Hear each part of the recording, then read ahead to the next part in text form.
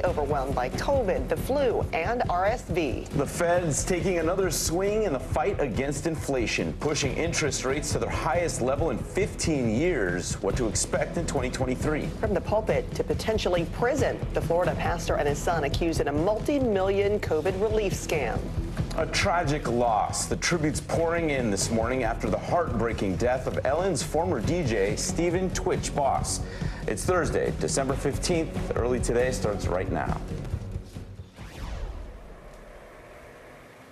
Good morning. I'm Philip Mena. Glad to be with you. I'm Francis Rivera. We begin this morning as the volatile weather system that has caused widespread destruction is on the move again. The upper Midwest bombarded with massive amounts of snow, and in the south, dozens of tornadoes leveling homes.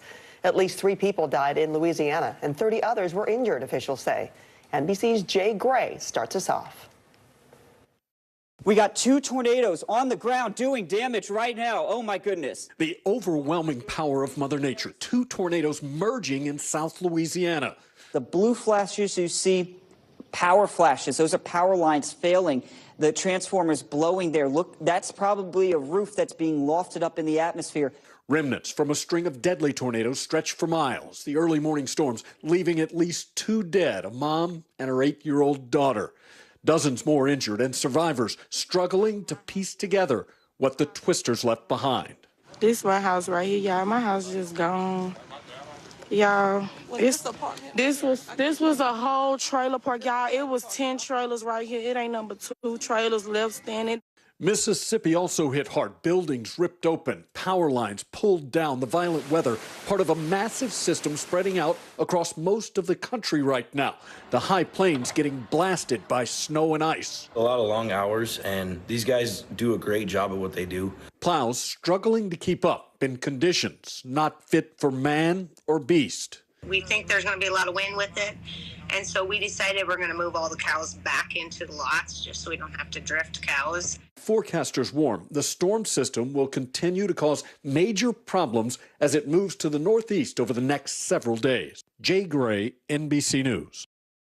And our thanks to Jay for that report. Let's turn now to NBC meteorologist Angie Lassman, who was tracking that storm's trajectory. Not over yet, Angie. Lots more to go. Yeah, a couple days to go, actually, guys. We're going to still see this be an issue here for the rest of today and as we head into tomorrow, too. You can see there's a multitude of impacts. We still have the heavy snow and the blustery winds for parts of the Midwest. We have the ice storm conditions that are going to start developing and only worsen here as we go through the rest of the morning and into the afternoon hours. And we also have a tornado watch that is in effect through late morning. So let's talk about exactly what's going on with that tornado watch. You can see it does include much of the southwestern portions of Georgia, parts of the panhandle of Florida, and stretching into northern parts of Florida, as well as parts of Alabama. So what does that mean? It means this area is primed for the potential to see some of these tornadoes developing.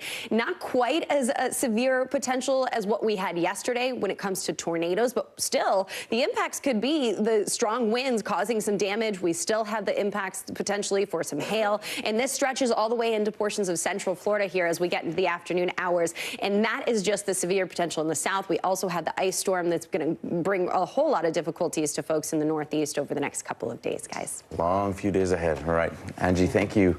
New this morning in Colorado, 2 children have died from a severe strep infection. State health officials are warning against a more severe strain known as Group A, where the infection can spread to other germ-free parts of the body. Children's hospitals in Arizona, Colorado, Texas, and Washington are seeing a rise in cases. Between last month and October, Texas Children's had about 60 cases. Just across the pond in the UK, more than a dozen kids have died from Group A strep.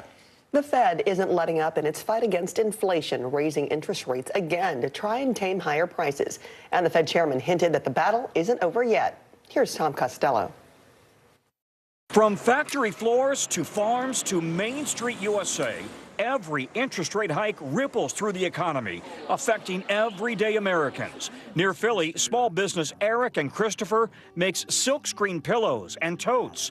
They'd like to expand, but higher rates are making a small business loan too expensive, just as inflation drives up costs, forcing them to cut employee hours. It's kind of a scary time. I can't pursue ideas and dreams, if you will, to grow the business to other levels, to other avenues, to other outlets at this time. The Fed's decision to hike interest rates by another half point could put those dreams even further out of reach. This 7th interest rate hike of the year comes as inflation appears to be slowing, running at 7.1% year over year. Better than the 9.1% last June, but still too high. We understand the hardship that high inflation is causing. Fed Chairman Jerome Powell saying the Fed will keep raising rates through the new year, making credit cards and new loans more expensive, affecting mortgages, and likely pushing up unemployment. I wish there were a completely painless way to restore price stability. There isn't, and this is the best we can do. While gas prices have dropped, food and rent prices are still too high. The Fed is going further, and even though there's been 2 better than expected inflation reports, the Fed still feels like it has a lot more work to do. The goal here is that the Fed wants to bring inflation down from 7% down to 2%. And hiking interest rates remains the best tool to get that done. Back to you. Okay, Tom, thank you. The man accused of assaulting Paul Pelosi will soon face trial. Canadian citizen David DePape assaulted House Speaker Nancy Pelosi's husband with a hammer in their San Francisco house in late October. Prosecutors say DePape shouted, "Where is Nancy?" Speaker Pelosi was on the East Coast at the time of the attack. The trial starts on December 28th. Paul Pelosi was badly injured in the home invasion. He underwent skull surgery after the attack, but he is expected to make a full recovery. Now to the shocking loss of Stephen Boss, known to millions as Twitch, the longtime DJ on The Ellen Show. His family confirming that he took his own life at the age of 40. Our Kate Snow has more on the stunned reaction from fans and loved ones. He was a regular on The Ellen Show for years. Over a decade ago, I met someone who changed my life. Stephen Twitch Boss. Twitch was the DJ, but more. Ellen's favorite dancer and partner, eventually executive producer. When the show was ending back in May, Twitch reflected on his time there on Today. It was so emotional. And what was crazy, though, it was like, you know, it was a lot of the little things that started to really get me, not even the big moments. As recently as Sunday, Twitch was dancing with his wife, Allison Hoker, in front of their Christmas tree. They'd just posted celebrating their 9th wedding anniversary. Friends and fans stunned by the news he took his own life Tuesday. He was the backbone of our family, the best husband and father, and an inspiration to his fans, Hoker said. To say he left a legacy would be an understatement. His death adding to a devastating trend, suicide rates up nationally over the last 2 decades, the highest spike in recent years among Black Americans. One of the things that we will hear oftentimes in the Black community is just this pride in not looking like what I'm going through, so that folks don't know when they're actually struggling. Back in May, Twitch was overcome talking about his time on The Ellen Show. You gave me a place where I can just be myself. When we say goodbye after the show, we both say, "Love you." He says, "Love you much," and I say, "Love you." And so he's never going to be out of my life. Ellen writing, "I'm heartbroken. Twitch was pure love and light." To many following along on social media, the 40-year-old father of 3 seemed so full of joy, a reminder that pain can remain hidden. His wife writing, "Stephen, we love you, we miss you, and I will always save the last dance for you." Kate Snow, NBC News. And if you or someone you know needs help, call the Suicide and Crisis Lifeline at 988. After a unanimous vote, the Senate is saying nay to TikTok. All 100 senators passed the bill barring federal employees from downloading the social media app on government devices, citing security breach concerns from China-based ByteDance. The legislation, which now heads to the House, is different from the anti-social CCP Act introduced earlier this week, which would ban TikTok in the U.S. entirely. TikTok has maintained it does not share data with the Chinese government. Okay, let's bring back Angie, excuse me, who's tracking the storm as it churns out east. Still lots more to come, you were saying, Angie. Yeah, and this system started out on the West Coast over the weekend and now has slowly but surely made it into impacting the East Coast over the next day or so. So here's what's going on. Here's the radar. You can see that we have plenty of snow falling and a mix of wintry precipitation up into the Midwest. And ice accumulations are going to happen with this system here as we go through the next day or so. The commute in places like Washington and stretching into parts of Virginia, West Virginia, as well as western Pennsylvania. Could be a little rough today. If you're in Pittsburgh, we have some rain falling in that area right now, but that'll transition over. And it's not just into the Northeast. We're still dealing with these winter alerts in much of the upper Midwest. That is problematic for travel as well. Many roads impassable completely. So this is something we'll have to watch throughout the day today, and that is a big weather. That is the look at your big weather story of the day. Here's a closer look at your day ahead. The severe weather potential is still out there for parts of the South. We will watch for that here for places like Florida and Alabama and Georgia. Up in the Northeast, the wintry mix will impact us, and then some cold air will start to work in over the next day or so. Lots going on weather-wise. The winter weather, guys. We also have the severe weather and the tornado watch still in effect in parts of the South. Okay, we'll see you in a few. Thank you. So it turns out you can go home again. That is especially the case with one pup in Texas. Gertie had been staying at a Pasadena animal shelter for a few months when a local pastor recognized her at an adoption event. Well, he called a family member he knew whose missing dog shared an uncanny resemblance, and as it turned out, Gertie was actually Cookie. Family rushed over for the sweet reunion and to bring Cookie back to her forever home. So cool. All right, coming up, a Florida pastor is arrested in an alleged COVID relief scam. And new charges against social media influencers about misleading their followers. Sometimes the news can be difficult and overwhelming for kids to understand, so we've created a newscast just for them. We hope your family will watch Nightly News Kids Edition. Mr. Secretary, when is this going to get better? You came into this job saying you were to fight crime. Have you been successful?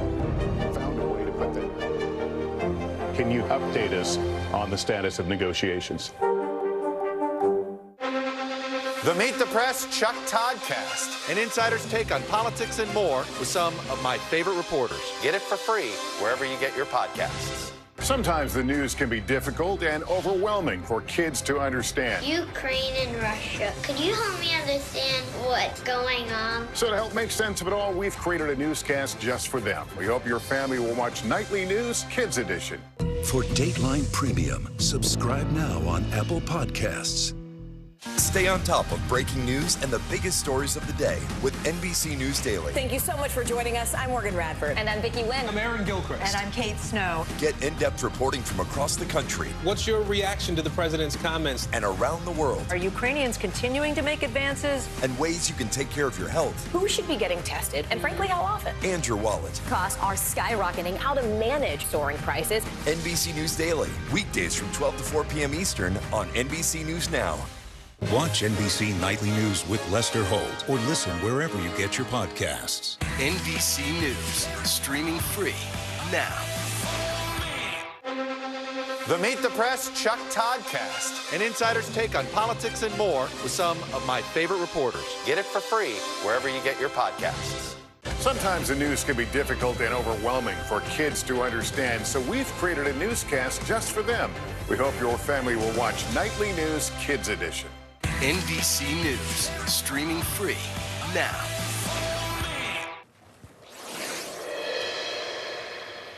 New this morning, an alleged $114 million fraud scheme involving self-proclaimed stock market influencers. The SEC and DOJ are charging 8 social media influencers in the so-called pump and dump plan.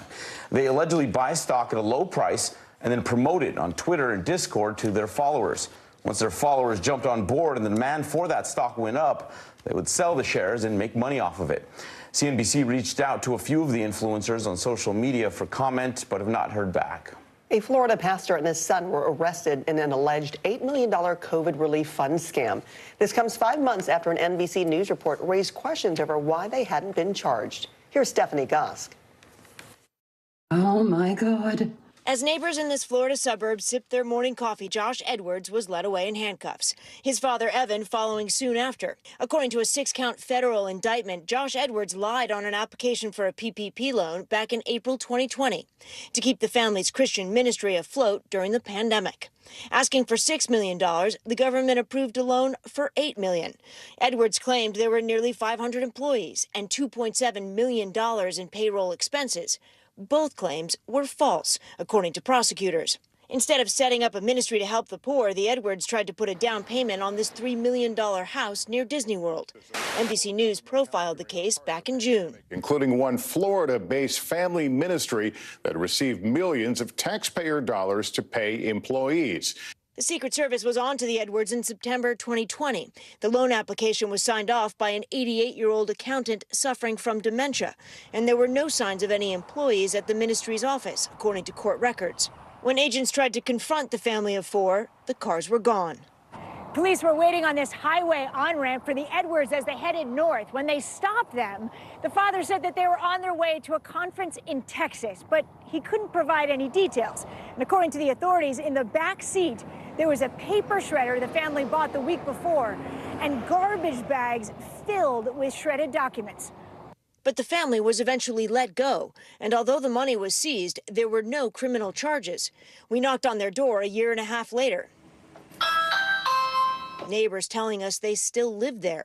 The U.S. Attorney's Office did not comment on why it took so long to indict the Edwards. An attorney for the father and son had no comment, while a judge ordered they get medical and psychiatric evaluations. A source familiar with the investigation tells NBC News that our previous reporting led authorities to prioritize this case, and it's one case among many. Of the $800 billion given out in PPP loans, experts estimate that $80 billion of it went to fraudsters. Back to you. Stephanie, thank you. There's much more ahead here on Early Today. We've got your World Cup highlights. Could France become back-to-back champions this weekend? And all she wanted for Christmas was to see Mariah Carey. How a fan's holiday wish came true. For Dateline Premium, subscribe now on Apple Podcasts. This is what it looks and feels. From the storm zone. The bigger piece of the puzzle comes. New numbers just out this morning. Good evening. We begin tonight with breaking news just coming in. We begin this hour with the latest developments. We're coming on the air with some shakeups big time on Capitol Hill. How much water ultimately will be forced inland? Whenever it happens, wherever you are, NBC News, streaming free now.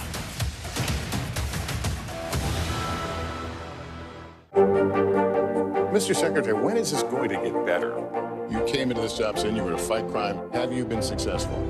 Found a way to put that. Can you update us on the status of negotiations?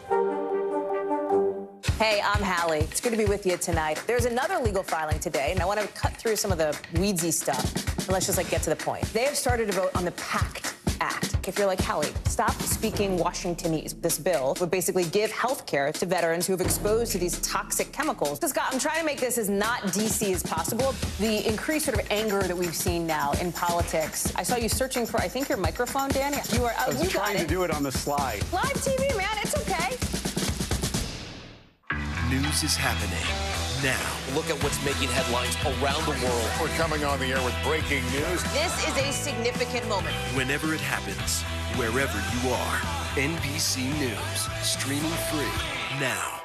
Celebrating 75 years of Meet the Press, the longest-running show on television. Hey, I'm Hallie. It's good to be with you tonight. There's another legal filing today, and I want to cut through some of the weedsy stuff. And let's just get to the point. They have started to vote on the PACT Act. If you're like, Hallie, stop speaking Washingtonese. This bill would basically give health care to veterans who have exposed to these toxic chemicals. So, Scott, I'm trying to make this as not DC as possible. The increased sort of anger that we've seen now in politics. I saw you searching for, I think, your microphone, Danny. You are. I was trying to do it on the slide. Live TV, man. It's okay.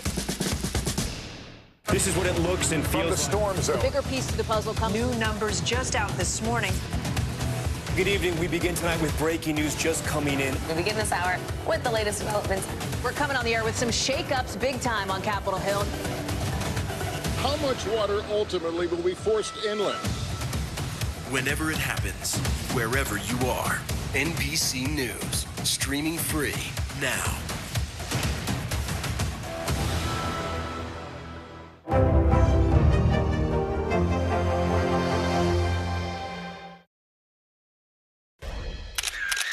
He's going to find you in there. Rebounded by Bowles. Oh, with the spin move and the step through and drops the hammer. Today's shot of the day coming from 7'2" Bol with authority. The Orlando center taking it coast to coast and finishing with a spin move and a two-handed slam. Bol had 21 points and a giant highlight of the night as the Magic beat the Hawks. That is impressive. His dad, Manute Bol, did not have handles like that. He was even taller than that. All right. Now to the World Cup and the last spot in the final up for grabs. France did not waste any time. They would strike quickly against the upstart Morocco defense. Theo Hernandez giving the defending champs the edge in the 5th minute with that outstanding goal. In the second half, they would add an insurance goal that would book the French a date with Argentina. France wins 2-0 and heads to its 2nd straight World Cup final. France looks to be the first back-to-back World Cup champion since Brazil did it back in 1958 and 1962. And Argentina looks to be the first team outside of Europe to win the tournament in 20 years. Morocco will play in the 3rd place match against Croatia. That's on Saturday. They've already secured the best finish for an African nation at the World Cup. Cannot wait for Sunday.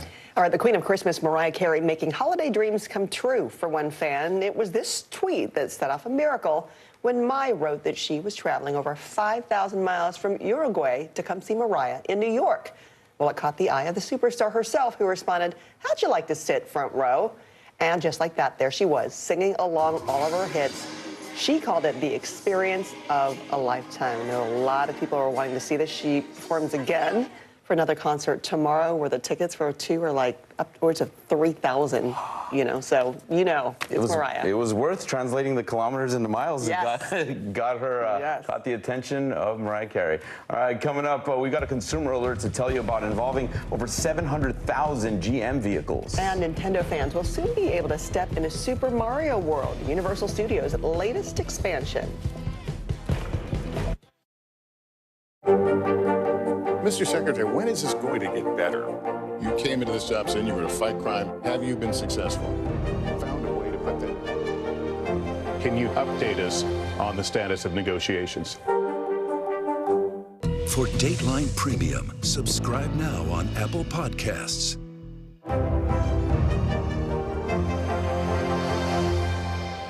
Sometimes the news can be difficult and overwhelming for kids to understand. Ukraine and Russia. Could you help me understand what's going on? So to help make sense of it all, we've created a newscast just for them. We hope your family will watch Nightly News Kids Edition.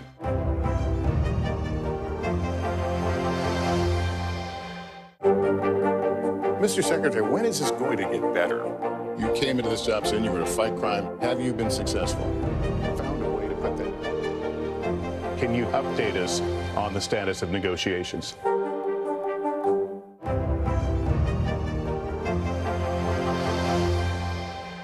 Celebrating 75 years of Meet the Press, the longest running show on television. The big variable, the storm surge. Why was it important for you to be here? What kind of training regimen? How you doing, Lester? Celebrating 75 years of Meet the Press, the longest running show on television. News is happening now. Look at what's making headlines around the world. We're coming on the air with breaking news. This is a significant moment. Whenever it happens, wherever you are, NBC News, streaming free now. Watch NBC Nightly News with Lester Holt or listen wherever you get your podcasts. Celebrating 75 years of Meet the Press, the longest running show on television. Sometimes the news can be difficult and overwhelming for kids to understand, so we've created a newscast just for them. We hope your family will watch Nightly News Kids Edition. For Dateline Premium, subscribe now on Apple Podcasts. Watch NBC Nightly News with Lester Holt or listen wherever you get your podcasts. Sometimes the news can be difficult and overwhelming for kids to understand. Ukraine and Russia. Could you help me understand what's going on? So to help make sense of it all, we've created a newscast just for them. We hope your family will watch Nightly News Kids Edition. Welcome back. That massive winter storm system continues to make its way to the east, now impacting parts of the upper Midwest, bringing some snow to places like Minnesota. You'll notice the accumulations there could be close to 2 feet here as we get through the day into tomorrow. Also, ice accumulations. This is going to make it really difficult for not just this morning's commute, but for the afternoon commute as well. You can see that stretches from places like Virginia all the way up into places like western Pennsylvania. That will be an issue, guys. Really a difficult situation for travel this morning and later today. We appreciate the heads up, Angie. Thanks. Still to come, Elon Musk threatens legal action against a college student. NBC News, streaming free now. Celebrating 75 years of Meet the Press, the longest running show on television. The big variable, the storm surge. How much water will ultimately be pushed inland? How many of you were up there? At least like 11. Why was it important for you to be here? But our top story tonight. You guys okay? Yeah. What kind of training regimen? How you doing, Lester? Hey, I'm Hallie. It's good to be with you tonight. There's another legal filing today, and I want to cut through some of the weedsy stuff. And let's just get to the point. They have started to vote on the PACT Act. If you're like Hallie, stop speaking Washingtonese. This bill would basically give health care to veterans who have exposed to these toxic chemicals. So, Scott, I'm trying to make this as not DC as possible. The increased sort of anger that we've seen now in politics. I saw you searching for, I think, your microphone, Dan. You are out. I was trying to do it on the slide. Live TV, man. It's okay. Sometimes the news can be difficult and overwhelming for kids to understand, so we've created a newscast just for them. We hope your family will watch Nightly News Kids Edition. NBC News, streaming free now. Celebrating 75 years of Meet the Press, the longest running show on television. Stay on top of breaking news and the biggest stories of the day with NBC News Daily. Thank you so much for joining us. I'm Morgan Radford. And I'm Vicki Lynn. I'm Aaron Gilchrist. And I'm Kate Snow. Get in-depth reporting from across the country What's your reaction to the president's comments? and around the world, Are Ukrainians continuing to make advances? and ways you can take care of your health Who should be getting tested? And frankly, how often? and your wallet. Costs are skyrocketing. How to manage soaring prices. NBC News Daily, weekdays from 12 to 4 p.m. Eastern on NBC News Now.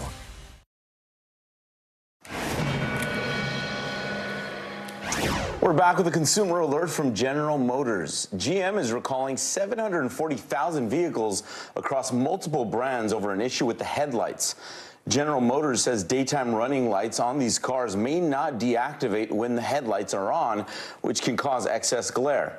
Various trucks and SUVs from Cadillac, Buick, Chevrolet, and GMC with models from 2020 through 2023 are affected. In today's top stories, Atlanta rapper Gunna pleads guilty to racketeering and conspiracy charges. The rapper, whose real name is Sergio Kitchens, is one of 28 defendants in an organized crime case involving the alleged street gang YSL. Prosecutors say the gang is interwoven into Young Thug's record label. Another rapper arrested in the bust. Gunna was released from jail after several months as part of a plea deal. Elon Musk has sold $3.6 billion worth of Tesla stock this week. That is according to an SEC filing just released. There's much speculation about Musk's financial exposure after he acquired Twitter for $44 billion in late October. Tesla shares have tumbled over 60% year to date. Musk has also suspended and threatened legal action against a college sophomore who ran a Twitter account tracking the airplane traffic movement of Musk and other billionaires. The tracking data was gleaned from publicly available information, so it's unclear what Musk could successfully sue over. For the first time, a Marvel movie is being inducted into the National Film Registry, and here is the superhero that was chosen. Let's face it, this is not the worst thing you've caught me doing.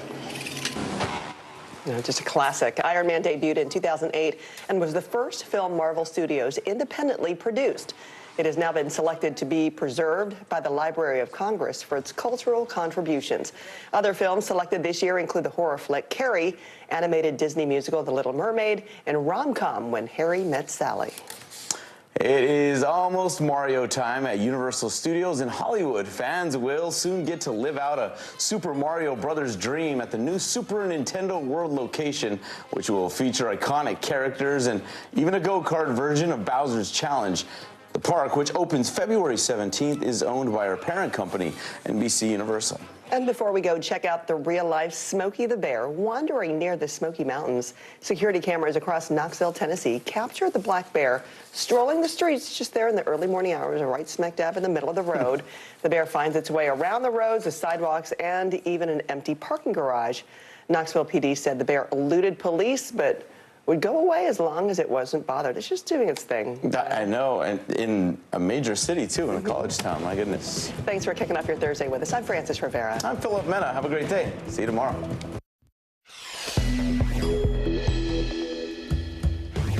A deadly December outbreak. A rash of tornadoes tear a trail of destruction across the South, while winter weather works its way towards the Northeast. New revelations in the attack on Nancy Pelosi's husband. Insight into the suspect's motive on the same day that the Speaker of the House was honored on Capitol Hill. Making sense of a senseless tragedy, the powerful message from one of the parents who lost their son in the shooting at the University of Virginia just weeks ago. An outpouring of support after a shocking suicide, remembering Ellen's former DJ, Stephen Twitch Boss, and the legacy he leaves behind. And going for the crown in Qatar, France aims to make history with back-to-back wins as they take on Argentina in the World Cup Finals. It's Thursday, December 15th. Early today starts right now. Good morning. I'm Francis Rivera. And I'm Philip Mena. The monster winter storm is on the move again after dumping crippling amounts of snow in the upper Midwest. And in the South, dozens of tornadoes wiping out homes and damaging businesses. At least 3 people have died in Louisiana, and officials say some 30 people are injured as a result of the dangerous weather. Overnight, tornado watches and warnings continued in the South as the East braces for impact. Our Morgan Chesky starts us off from Keithville, Louisiana. A huge tornado churning across New Orleans. There you can see a very large tornado. Now we've got the power flashes. Get to your safe place right now. The twister striking the lower 9th Ward and parts of St. Bernard Parish. Damage unknown at this hour. It's part of a deadly tornado outbreak, devastating parts of the state. Twisters tearing across roadways and ripping off roofs. In New Iberia, police confirming 2 tornadoes touched down. Authorities there helping people trapped inside debris. We do have several units from several agencies on scene. They are rescuing people who are trapped. More than 7,000 homes losing power. Others no longer standing. Authorities say at least 3 people are dead, including an 8-year-old boy. That whole trailer park gone. In Keithville, families are now left picking up the pieces. The governor telling NBC he's investigating whether mobile alerts went out to this rural neighborhood. I know we're in a rural area here. Do we know if these folks got any kind of warning ahead of this storm? Yeah, well, I'm trying to figure that out. Quite frankly, this is an area that is so rural, the cell phone coverage is inadequate to begin with. So far this week, at least 32 tornadoes have been reported across 4 states. Meteorologists say warmer temperatures in recent years are partially to blame for the growing number of winter twisters and could be pushing the infamous Tornado Alley farther east. This week's deadly southern storms, part of the major system pushing its way across the country and stretching all the way to Minnesota. Blizzard conditions are pummeling parts of the Dakotas. Storms there already dumping 2 feet of snow, with more continuing to fall. All part of a dangerous and now deadly storm system that's not slowing down. And our thanks to Morgan for that report. So if it's not slowing down, let's see where it's headed and bring in NBC meteorologist Angie Lassman, who's tracking the latest for us. Hi, Angie. Hi there, guys. Yeah, another day where we'll have to be dealing with this system. The one thing to note is the severe risk isn't quite as high today, but that doesn't mean that it's zero. So something you'll still have to monitor here, especially if you live in parts of the South. This massive storm continues to have multiple impacts. We'll also see ice storm conditions and snow falling in places closer to the Northeast as we look up into places like the Midwest. Midwest, that's where we still are dealing with blizzard conditions. Now, let's focus on the tornado watch because that is still in effect for a large area. We've seen it scoot just a little farther to the east, so Alabama no longer included in this as we go through 9 o'clock this morning. But Albany, Georgia, you can see Tallahassee included in this, so this is parts of Georgia and Florida, and this will likely shift a little farther to the south as far as the severe threat is concerned through the afternoon hours today. So if you live in the Tampa Bay area, or if you live in Orlando later this afternoon, there's 11 million people at risk, so you're going to want to stay connected as far as those impacts are concerned. Tornadoes, hail, damaging wind, all on the table for us today, guys. All right, we'll see you again in a few minutes. Thank you, Angie. David DePape will go to trial over the assault on Paul Pelosi. A California judge has decided after weighing the evidence. DePape stands accused of assaulting House Speaker Nancy Pelosi's husband with a hammer in late October, asking, "Where is Nancy?" Here's Steve Patterson.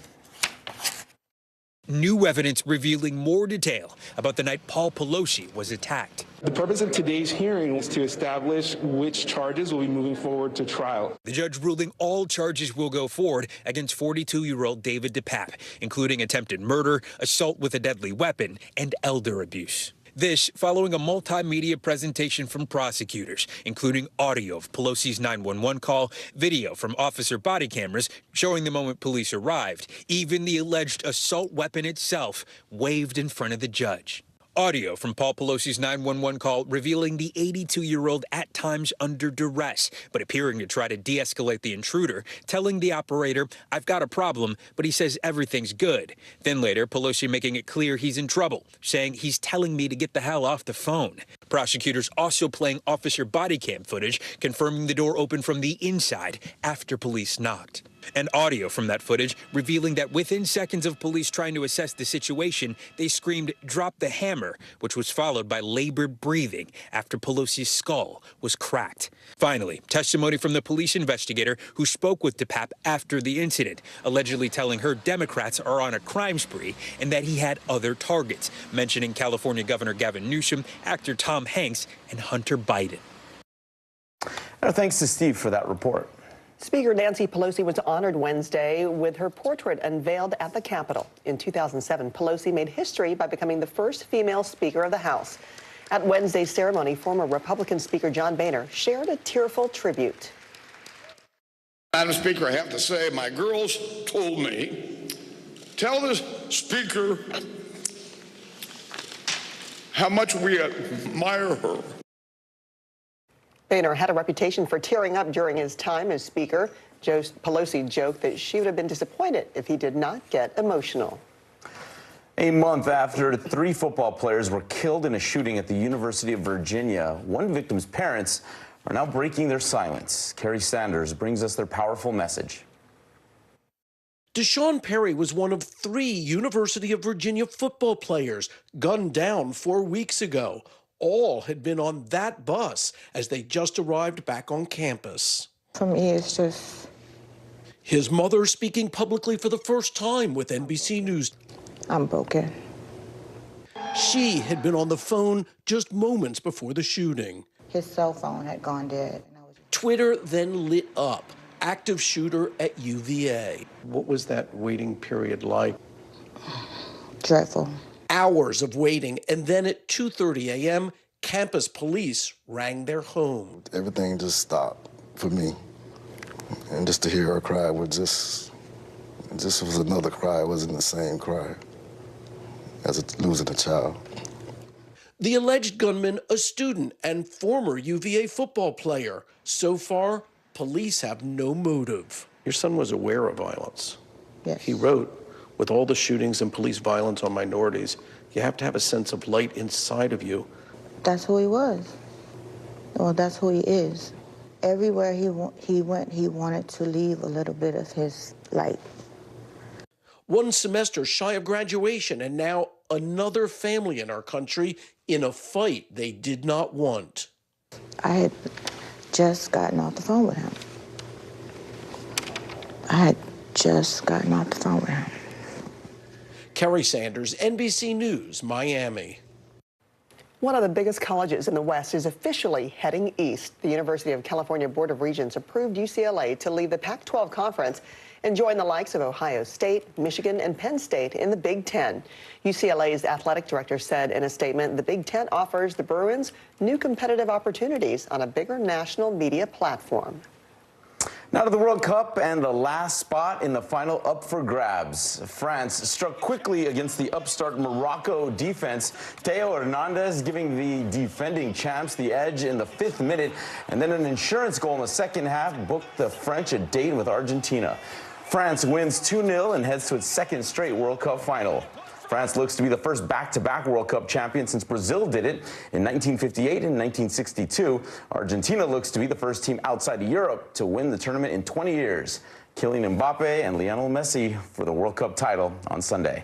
And Morocco will be competing for 3rd place against Croatia on Saturday. They've already secured the best finish for an African nation at the World Cup. All right, Angie is back with the latest on that winter storm whipping across the country. Angie, hi again. Hi again. Yeah, we continue to see the wintry weather for basically anywhere from Minnesota stretching all the way into places like Virginia. We have a mix of rain, we have some snow, we have some freezing rain, and there will be ice accumulations through the day today, making for a messy commute. Millions are in these winter weather alerts. You still see 15 million in parts of the northern plains and Midwest impacted by that, with blizzard warnings still in effect. But the Northeast, we've seen those numbers continue to rise as far as alerts going up through the day today. We'll likely see that happen.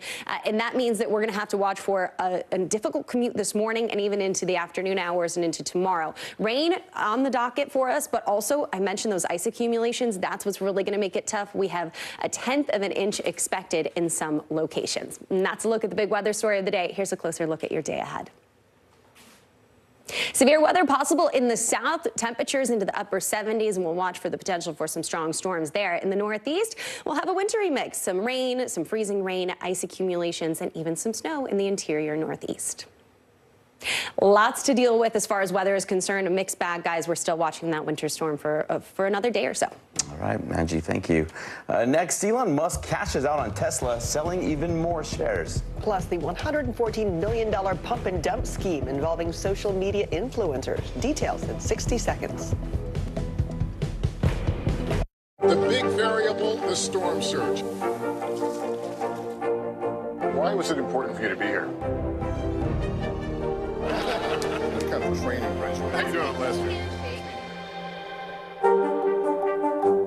News is happening now. Look at what's making headlines around the world. Whenever it happens, wherever you are, it's here now. For Dateline Premium, subscribe now on Apple Podcasts. Celebrating 75 years of Meet the Press, the longest-running show on television. For Dateline Premium, subscribe now on Apple Podcasts. News is happening now. Look at what's making headlines around the world. We're coming on the air with breaking news. This is a significant moment. Whenever it happens, wherever you are, NBC News, streaming free now. The big variable, the storm surge. How much water will ultimately be pushed inland? How many of you were up there? At least like 11. Why was it important for you to be here? What our top story tonight? You guys okay? Yeah. What kind of training regimen? How you doing, Lester?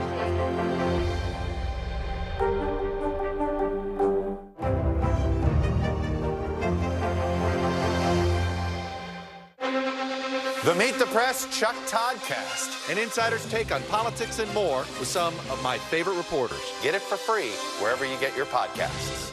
Sometimes the news can be difficult and overwhelming for kids to understand, so we've created a newscast just for them. We hope your family will watch Nightly News Kids Edition. NBC News, streaming free now. Celebrating 75 years of Meet the Press, the longest-running show on television. New this morning, Elon Musk has sold $3.6 billion worth of Tesla stock this week, according to an SEC filing just released. Back in April, Musk had pledged he would not sell more Tesla stock. There is much speculation about Musk's financial exposure after he acquired Twitter for $44 billion in late October. Tesla shares have tumbled over 60% year to date. Musk has also suspended and threatened legal action against a college sophomore who ran a Twitter account tracking the airplane traffic movement of Musk and other billionaires. The tracking data was gleaned from publicly available information, so it's unclear what Musk could successfully sue over. An alleged $114 million fraud scheme involving self-proclaimed stock market influencers. The SEC and DOJ are charging 8 social media influencers in the so-called pump and dump plan. So they would allegedly buy stock at a low price and then promote it on Twitter and Discord to their followers. Once their followers jumped on board and the demand for that stock went up, they would sell the shares and make money off it. CNBC reached out to a few of those influencers on social media for comment, but have not heard back. The Fed isn't letting up in its fight against inflation, raising interest rates 0.5 percentage point to try and tame higher prices. While the rate hike was slightly lower than the 4 previous ones, it still pushed interest rates to the highest level in 15 years. The Fed chief also indicated that its battle isn't over yet. The Dow dropping about 140 points on the news. The NASDAQ and S&P also ended the day in the red. Still to come before you get behind the wheel of your car, an important recall that's affecting 740,000 vehicles. Plus, the shocking death of a beloved celebrity as tributes roll in for the dancer known as Twitch. Hey, I'm Hallie. It's good to be with you tonight. There's another legal filing today, and I want to cut through some of the weedsy stuff. But let's just get to the point. They have started to vote on the PACT Act. If you're like Hallie, stop speaking Washingtonese. This bill would basically give health care to veterans who have exposed to these toxic chemicals. So, Scott, I'm trying to make this as not DC as possible. The increased sort of anger that we've seen now in politics. I saw you searching for, I think, your microphone, Dan. You are. I was trying to do it on the slide. Live TV, man. It's okay. NBC News, streaming free now. Mr. Secretary, when is this going to get better? You came into this job saying you were to fight crime. Have you been successful? Found a way to put that. Can you update us on the status of negotiations? Celebrating 75 years of Meet the Press, the longest-running show on television. News is happening now. Look at what's making headlines around the world. We're coming on the air with breaking news. This is a significant moment. Whenever it happens, wherever you are, NBC News, streaming free now. Stay on top of breaking news and the biggest stories of the day with NBC News Daily. Thank you so much for joining us. I'm Morgan Radford. And I'm Vicki Wynn. I'm Aaron Gilchrist. And I'm Kate Snow. Get in-depth reporting from across the country. What's your reaction to the president's comments? And around the world. Are Ukrainians continuing to make advances? And ways you can take care of your health. Who should be getting tested? And frankly, how often? And your wallet. Costs are skyrocketing. How to manage soaring prices. NBC News Daily. Weekdays from 12 to 4 p.m. Eastern on NBC News Now. The Meet the Press Chuck Toddcast, an insider's take on politics and more with some of my favorite reporters. Get it for free wherever you get your podcasts. This is what it looks and feels. From the storm zone. The bigger piece to the puzzle comes. New numbers just out this morning. Good evening. We begin tonight with breaking news just coming in. We begin this hour with the latest developments. We're coming on the air with some shakeups big time on Capitol Hill. How much water ultimately will be forced inland? Whenever it happens, wherever you are, NBC News, streaming free now. Sometimes the news can be difficult and overwhelming for kids to understand. Ukraine and Russia. Could you help me understand what's going on? So to help make sense of it all, we've created a newscast just for them. We hope your family will watch Nightly News Kids Edition. NBC News, streaming free now. Celebrating 75 years of Meet the Press, the longest-running show on television.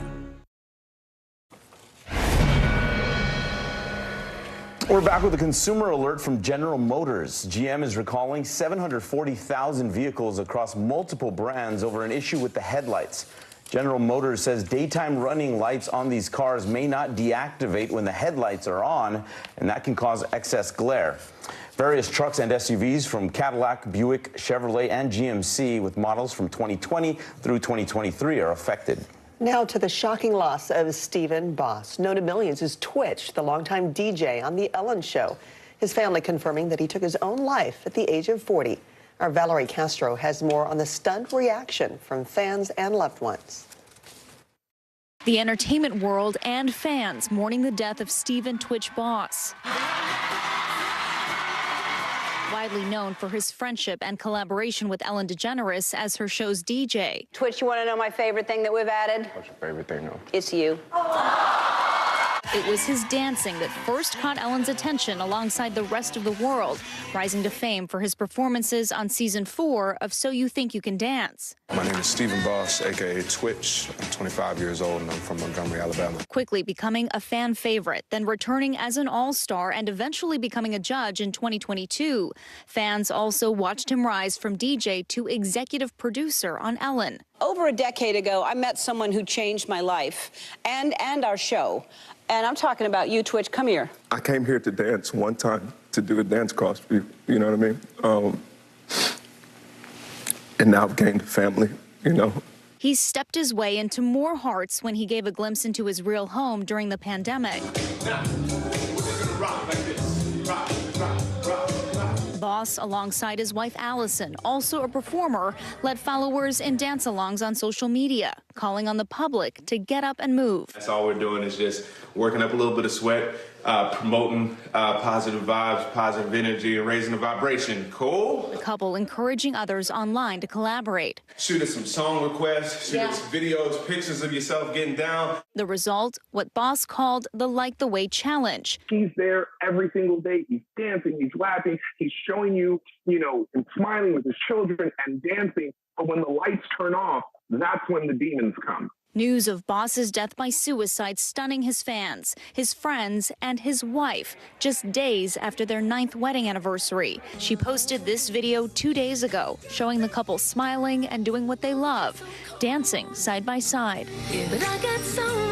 And writing, Stephen lit up every room he stepped into. He valued family, friends, and community above all else, and leading with love and light was everything to him, adding, I will always save the last dance for you. Other tributes pouring out for the late performer. Fellow So You Think You Can Dance judge Mary Murphy telling Top Story in a statement, Twitch was an inspiration to millions with his work ethic and determination. And Ellen, writing in an emotional post, I'm heartbroken. Twitch was pure love and light. He was my family, and I loved him with all my heart. I will miss him. If you or someone you know needs help, call the Suicide and Crisis Lifeline at 988. Angie has your Thursday forecast next. Plus, a movie that stands the test of time, Iron Man enters a different cinematic universe. The big variable, the storm surge. How much water will ultimately be pushed inland? How many of you were up there? At least like 11. Why was it important for you to be here? What our top story tonight? You guys okay? Yeah. What kind of training regimen? How you doing, Lester? Sometimes the news can be difficult and overwhelming for kids to understand, so we've created a newscast just for them. We hope your family will watch Nightly News Kids Edition. Mr. Secretary, when is this going to get better? You came into this job saying you were to fight crime. Have you been successful? Found a way to put that. Can you update us on the status of negotiations? For Dateline Premium, subscribe now on Apple Podcasts. Sometimes the news can be difficult and overwhelming for kids to understand, so we've created a newscast just for them. We hope your family will watch Nightly News Kids Edition. This is what it looks and feels. From the storm zone. The bigger piece of the puzzle comes. New numbers just out this morning. Good evening. We begin tonight with breaking news just coming in. We begin this hour with the latest developments. We're coming on the air with some shakeups big time on Capitol Hill. How much water ultimately will be forced inland? Whenever it happens, wherever you are, NBC News, streaming free now.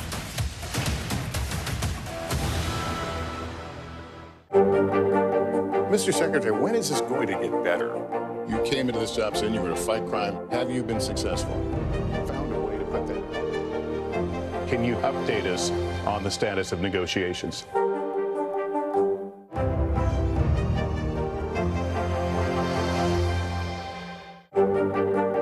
Mr. Secretary, when is this going to get better? You came into this job saying you were to fight crime. Have you been successful? Found a way to put that. Can you update us on the status of negotiations? Sometimes the news can be difficult and overwhelming for kids to understand. Ukraine and Russia. Could you help me understand what's going on? So to help make sense of it all, we've created a newscast just for them. We hope your family will watch Nightly News Kids Edition. Welcome back. That massive winter storm continues to trek east. We're still seeing on the northern side of it some places like Duluth that will receive heavy amounts of snow today, anywhere from 1 to 2 feet expected in that location. Plenty of rain draped across places like Indianapolis to Columbus and into Pittsburgh. But notice this wintry mix that we're already seeing. We're going to have some ice accumulations that will make for a difficult morning commute and a difficult afternoon commute here as we go through the day today. This stretches from Virginia into West Virginia, places like western Maryland, as well as western Pennsylvania. Watch for that. That could also cause some tree damage and maybe some power outages through the day today. Something to note. As we start to see a coastal low develop, we'll also have the potential for some interior areas of the Northeast getting some ample amounts of snow. 18 to 24 inches possible in the Adirondacks. That'll be something to watch. If you're wondering about the coast, that's where we'll have more of a rain kind of event. We'll have some showers, some thunderstorms for folks there, but it'll be mostly rain, staying away from the wintry weather. That's something to keep in mind as we head into the weekend. Thank you. Still to come, the Queen of Christmas makes a fan's wish come true. Mariah Carey's front row surprise. Hey, I'm Hallie. It's good to be with you tonight. There's another legal filing today, and I want to cut through some of the weedsy stuff. But let's just get to the point. They have started to vote on the PACT Act. If you're like Hallie, stop speaking Washingtonese. This bill would basically give health care to veterans who have exposed to these toxic chemicals. So, Scott, I'm trying to make this as not DC as possible. The increased sort of anger that we've seen now in politics. I saw you searching for, I think, your microphone, Danny. You are. I was trying to do it on the slide. Live TV, man, it's okay. Celebrating 75 years of Meet the Press, the longest running show on television. This is what it looks and feels From the storm zone. The bigger piece to the puzzle comes. New numbers just out this morning. Good evening. We begin tonight with breaking news just coming in. We begin this hour with the latest developments. We're coming on the air with some shakeups big time on Capitol Hill. How much water ultimately will be forced inland? Whenever it happens, wherever you are, NBC News, streaming free now.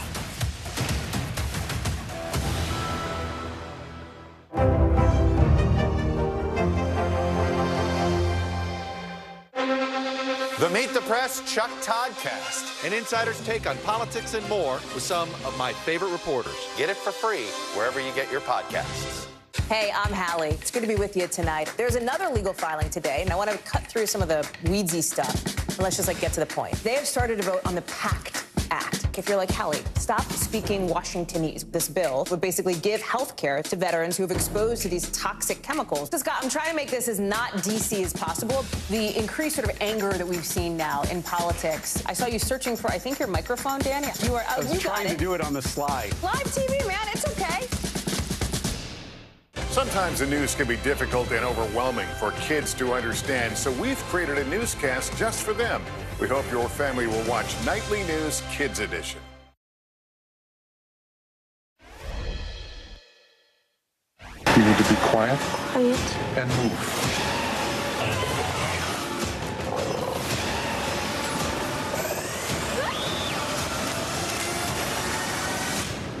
You and I are going to get home. Oh, finally. Ready? It is Dinos versus Driver. That was our first look at 65. Adam Driver stars in a futuristic new thriller that sends him 65 million years in the past. It crashes into theaters this March. For the very first time, a Marvel movie is being inducted into the National Film Registry. And here is the superhero that was chosen. Let's face it, this is not the worst thing you've caught me doing. Iron Man debuted in 2008 and was the first film Marvel Studios independently produced, and now it has been selected to be preserved by the Library of Congress for its cultural contributions. Other films selected this year include the horror flick Carrie, the animated Disney musical The Little Mermaid, and the rom-com When Harry Met Sally. Other movies and producers are going like, I'll have what they're having when it comes to those movies, too. They want that accolade. All right, Austin Butler is entering goblin mode for Saturday Night Live. Here's a first look at that.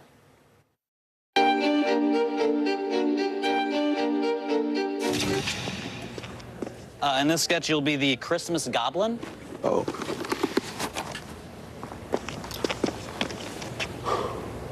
Let's do this. It is the Elvis star's first time hosting. He will be joined by musical guest Lizzo. You can catch it Saturday at 11:30 p.m. Eastern, right here on NBC. From the Christmas Goblin to the Queen of Christmas, Mariah Carey is making holiday dreams come true for one fan. And it was this tweet right here that set off the miracle. Maya wrote that she was traveling over 5,000 miles from Uruguay to come see Mariah in New York, and that caught the eye of the superstar herself, who responded, "How would you like to sit front row?" And then, just like that, there she was, singing along to all her hits. She called it the experience of a lifetime. Cannot imagine. And another concert tomorrow for Mariah fans, too, to watch. All right, now you can set your worries aside when you ride along with Rover. Tesla released a new feature to help keep four-legged passengers safe. It's called Dog Mode. So there's an interior camera. So when you're running errands, you can keep an eye on your dog and watch it on live feeds. Drivers will also be able to control the heat and AC remotely. Brilliant. Turns out you can go home again, and that case was especially true for one pup in Texas. Gertie had been staying at the Pasadena Animal Shelter for a few months when a local pastor recognized her at an adoption event. He called a family he knew whose missing dog Cookie shared an uncanny resemblance, and it turned out Gertie was actually Cookie. The family reunited. Have a great day. See you tomorrow.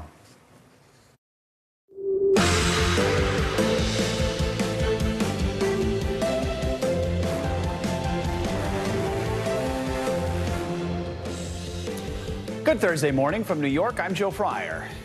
And from Los Angeles, I'm Savannah Sellers. Right now on Morning News Now, utter devastation this morning as that massive winter storm stretching from the Great Lakes to the Gulf Coast sets its sights on the eastern seaboard, leaving many communities in the south picking up the pieces.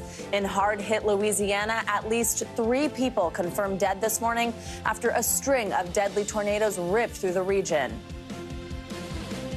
This is my house right here, y'all. My house is just gone. Y'all, this was a whole trailer park, y'all. Full coverage this morning, including meteorologist Angie Lassman with the system's latest track as it moves east this morning. Another one. We saw some rare good news on inflation this week, and the Federal Reserve is now taking notice, hiking interest rates this time around by only 0.5 point. But that still puts us at a 15-year high. We'll break down what it all means for your wallet coming up. Also this morning, preparing for the worst as COVID cases rise again with those falling temperatures. The Biden administration today is expected to unveil a new preparedness plan to try to stop a potential winter surge in its tracks. What we know this morning about this new effort to keep you safe and healthy this holiday season. And going the distance, an airport nightmare turned viral dream for 13 stranded strangers who arrived home as friends from the freeway. You might remember that is a story that we mentioned last week that we were a little bit obsessed with, and now we're actually going to hear from them. We're so happy to have you with us, and we begin this morning with that devastation across the South. Many in that region are waking up to the severe damage left behind by dozens of tornadoes that ripped through. It was part of that dangerous winter storm that's making its way across the country. Louisiana Governor John Bel Edwards declared a state of emergency yesterday after several twisters tore through the suburbs of New Orleans. At least 3 people were killed. State officials are now assessing the damage and racing to find survivors. We have full coverage this morning, beginning with NBC News correspondent Guad Venegas in Killian, Louisiana. It's been a wave of deadly destruction for the entire region, with almost 50 tornadoes reported in the last few days as this storm has made its way through the south. Now, this is one of the locations here in Kelowna, Louisiana, where you can see the damage of one of these tornadoes. Were a few homes that have been completely destroyed overnight. We spoke to one of the neighbors who says his house used to sit right there. The home, of course, has been destroyed. He also talked about his next door neighbor, who he was told last night, unfortunately, did not survive. The man that we spoke to said he went outside to run an errand, and fortunately, that saved his life. Now, as of now, authorities in the state of Louisiana have reported the death of 3 people. Overnight on Tuesday, another woman and her 8-year-old son died in a separate tornado. That happened in northwest Louisiana. And then, of course, we've seen the images of the destruction happening. Wednesday, there was also images of another area in New Iberia where a tornado hit that town. Authorities say that some of the structures were damaged and some people had to get rescued from those structures. There's also been power outages across different parts of the state. As of now, the toll, 3 people dead and at least 30 injured across Louisiana as this storm continues to make its way east. Back to you. Guad, thank you so much. Joining us now for more is Guy McGinnis. He is the president of St. Bernard's Parish. Thank you so much for joining us. First of all, just let us know, what's the situation like in St. Bernard's Parish this morning? Good morning, Joe and Savannah. We're a whole lot better off today than we were back in March with the EF3 tornado that ripped through St. Bernard Parish. And, this tornado came down the same path. And we have about 70 structures that were affected by this tornado. None major homes destroyed, but a lot of rooftops that blew off. Last time we had 70 totally demolished homes and 350 structures. So sadly, we know how this works. We've been working through the night. Our sheriff's deputies, our firefighters, and our road crews have been out all night. They'll be working until this debris gets cleaned up. We've been on the phone with the governor over the night. He's going to be coming out today to make sure that we have the resources to get a quick cleanup here during the holidays. Guy, yes, it's just heartbreaking. It's happening this time of year, but as you mentioned, it's something that this community is unfortunately used to. How is your community responding this time around? Do they have, at this point, the resources that they need? We do. A phone call last night with the governor and some of our own resources. We believe we have enough already to take care of this. So that's not the problem. We just want to make sure that our residents are secure, that they're able to get to their properties, that we get all of this debris cleaned up. People were helping people all night. And so our community is doing well. I know our firefighters and our sheriff's deputies have been working all night. That's a little bit of concern this morning. But we're going to have some people come from the state level to help us with this assessment. And we just want to make sure we move forward as quickly as possible. When you call the troops, they're supposed to show up. Guy, can you describe what it was like when the storm moved through? What did you see? What did you hear? The sheriff and I were staged in a truck on the highway because we can hear this real-time reporting, which is amazing. I think it saves lives. People are able to prepare. About 15 minutes out, we knew exactly where it was going to hit, the same place where it hit back in March. And it just kind of came over the community, and you can see the transformers blowing up and the lights. The sheriff's deputies were on the radio. They know exactly where this tornado was. They were able to get into the areas right after it passed through. So it was just one of those things where people were coming outside, checking on their neighbors, telling us that they were okay, and moving down the street and watching our firefighters. We rescued around 10 people last night in an apartment complex where the roof came off and they couldn't get outside because the door was blocked.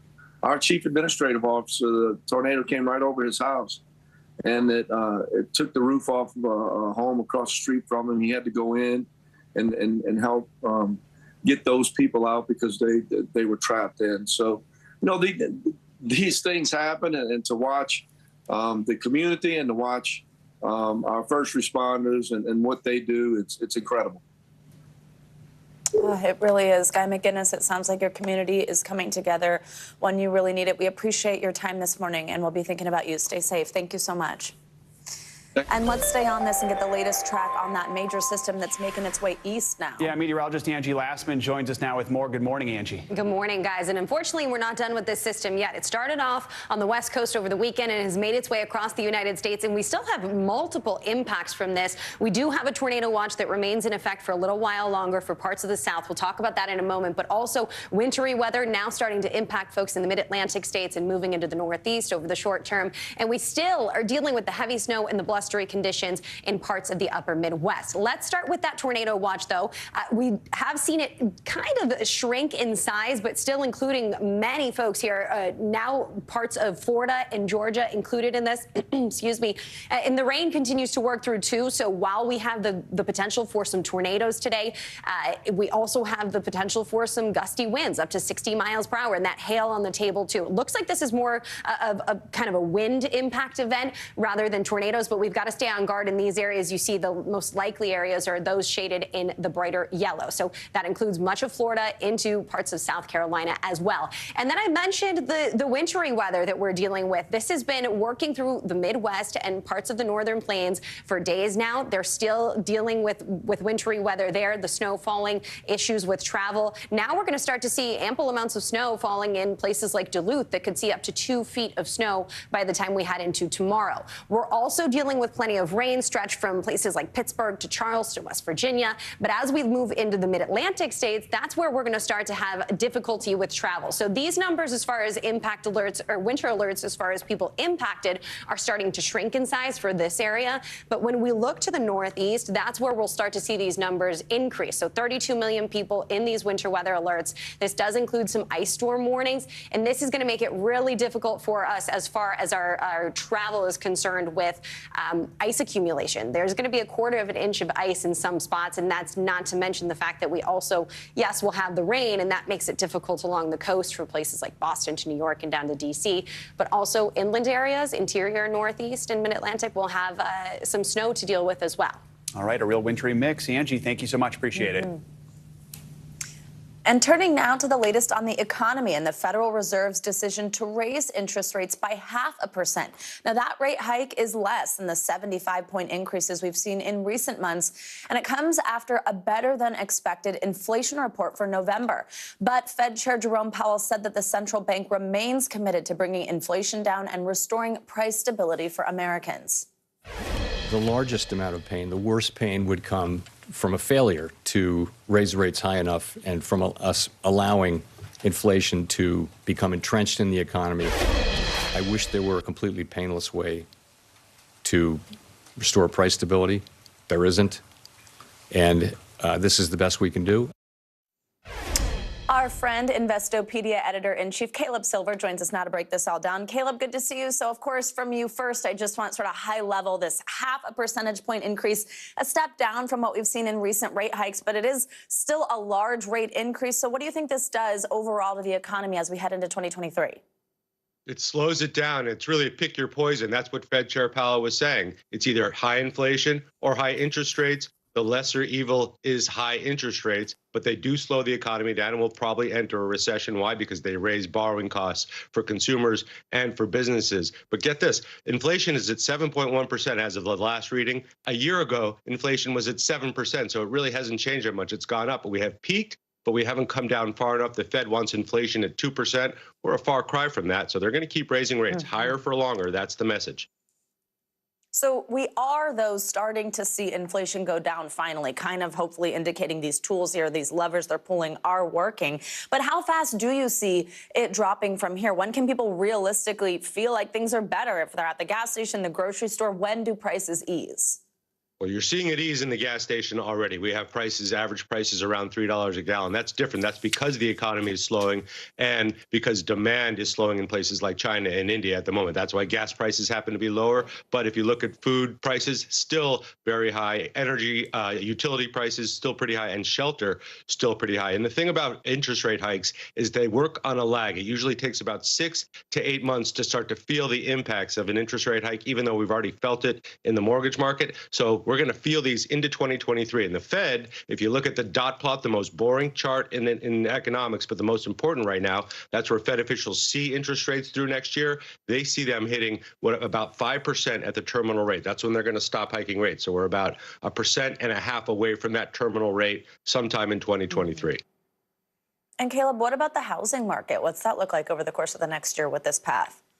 Yeah, the housing market has been in a slowdown all year long. Existing sales, building permits, every metric of the housing market, except for prices, which have finally started to crack. We have that 30-year fixed mortgage now north of 6%. That has really created demand destruction in the housing market. But you're starting to see that come down as demand wanes. People can't afford the down payment and to service that debt. So you're starting to see that mortgage rate come down a little bit. I would expect more of that in 2023, and hopefully prices getting a little bit easier around the major cities, because they've been sky high as inventory's been tight and mortgage rates rising. Bad recipe for the housing market. Should get a little bit better next year. Hey, Caleb, we saw stocks sell off on Powell's comments yesterday. What do you expect from the market, today, in the new year, if the Fed does keep these interest rates higher for longer? Yeah, stock market did not like the messaging yesterday, which is rates are going to be.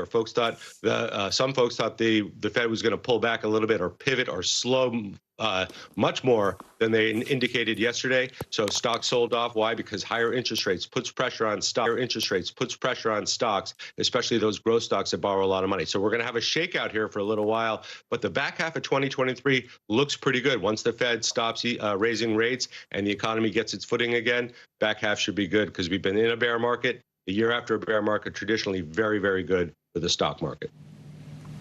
All right, Caleb Silver walking us through it as always. Thanks so much. Good to see you. New this morning, the White House is preparing to roll out a new plan in its fight against COVID. It comes as we start to see cases rise ahead of the holiday season. This morning, the Biden administration announced its winter COVID-19 preparedness plan, which includes the return of that free at-home test program. NBC News White House correspondent Carol Lee joins us now. Carol, good morning to you. So let's have you walk us through this new plan. What actions is the administration taking to prepare for a potential winter surge?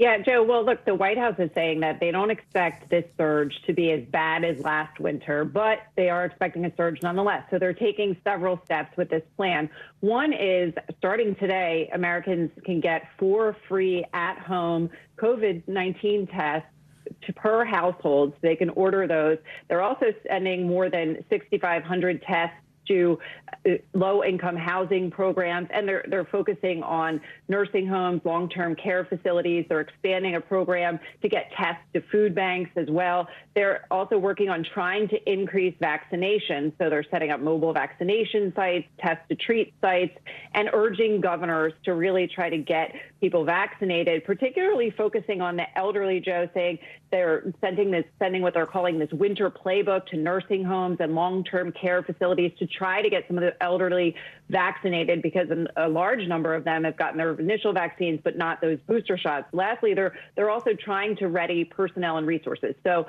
they're saying that they have a number of medical personnel who are on the ready, who can be deployed where they need to be, and urging states to use their own resources, such as the National Guard, if they need to. Let's talk more about those free at-home tests. I know we saw high demand for it in the past. My household certainly took advantage of that. So the White House is bringing it back, allowing people to request 4 additional tests. So how long is the program going to run for, and how do folks actually get these tests?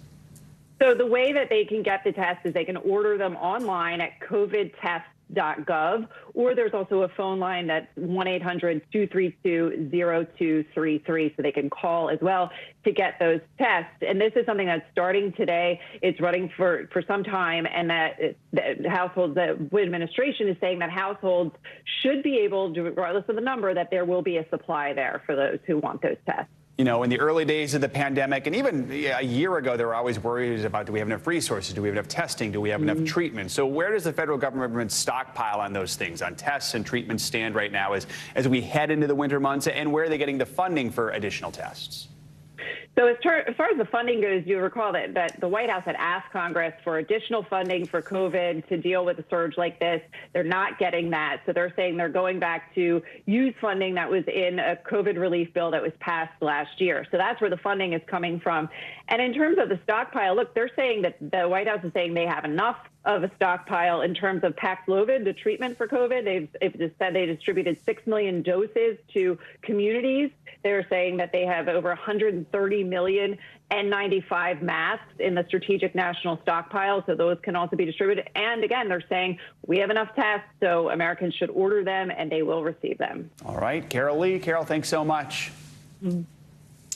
Now on Capitol Hill this morning, lawmakers are one step closer to approving a ban on TikTok on all government devices after the Senate passed a bill yesterday. This comes as more and more lawmakers raise concerns over the national security implications from the Chinese-owned app. NBC News White House correspondent Ali Rafa joins us now on that and more happening on the Hill today. Ali, good to have you with us. So this bill passed in the Senate actually by unanimous consent. I mean, that's not something you see a lot these days. And we should note this is a separate bill than the one that Senator Marco Rubio introduced that would ban TikTok outright in the U.S. But what do you think this all says about how serious the concerns that lawmakers hold with TikTok are?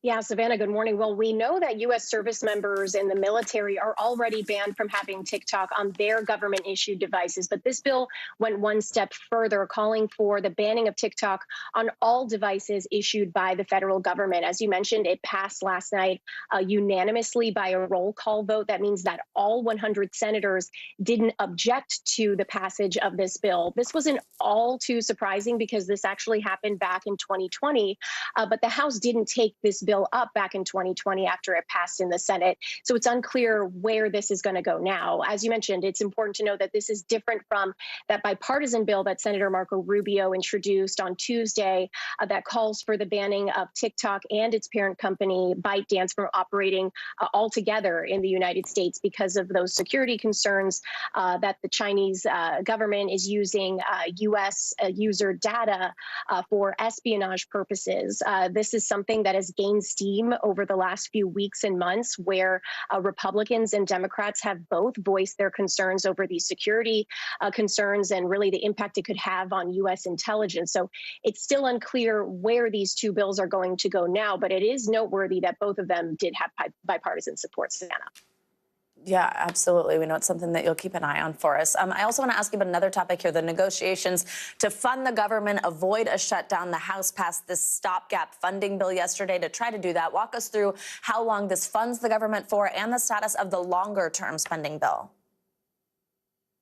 So remember, as of now, government funding runs out tomorrow at midnight. So lawmakers have been hard at work trying to hammer away the framework of this deal to be able to avoid a government shutdown. The House, as you mentioned, reached this deal on a stopgap measure that would fund the government only until next Friday, the 23rd, giving them a little bit more time to give these lead negotiators time to work out the details of this long-term omnibus spending bill.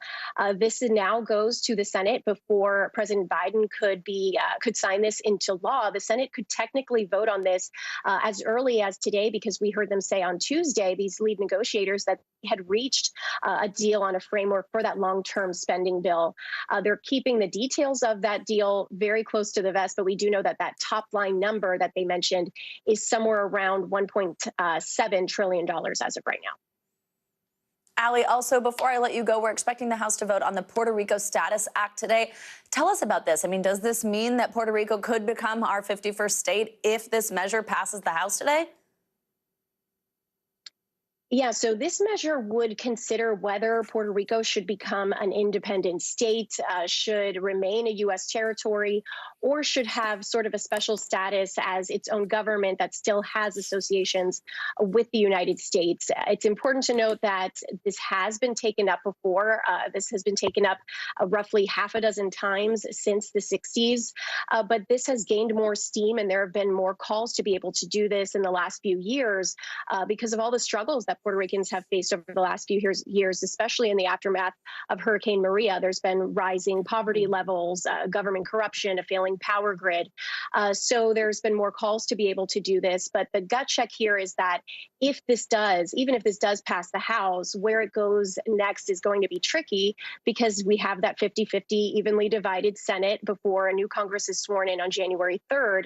And it's unclear whether lawmakers are going to add this to their long to-do list that they have to get done in this lame duck session.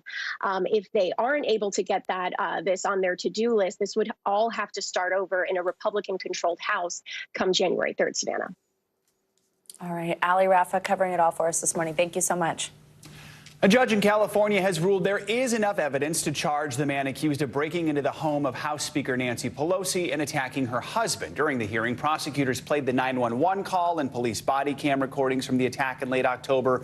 Authorities also showed the alleged weapon, a hammer, saying the suspect struck Paul Pelosi very hard. And a police officer testified that the suspect also had plans to target others. That includes California Governor Gavin Newsom, actor Tom Hanks, and Hunter Biden. NBC News legal analyst Danny Ceballos is here with more. Danny, good to have you with us. Let's start with the basics. What was yesterday's hearing about? What happened? A preliminary hearing is just a probable cause hearing. Is it more likely than not that a crime was committed and the defendant sitting over there committed the crime? If so, then the judge holds it over for trial. All that means is it moves from that courtroom and goes into the trial prep process. From there will be discovery. The prosecution will exchange documents, a lot of the documents and information that were referenced at this hearing. And it'll be body cam, 911 call. Not a very document-intensive case here because a lot of it we already know about.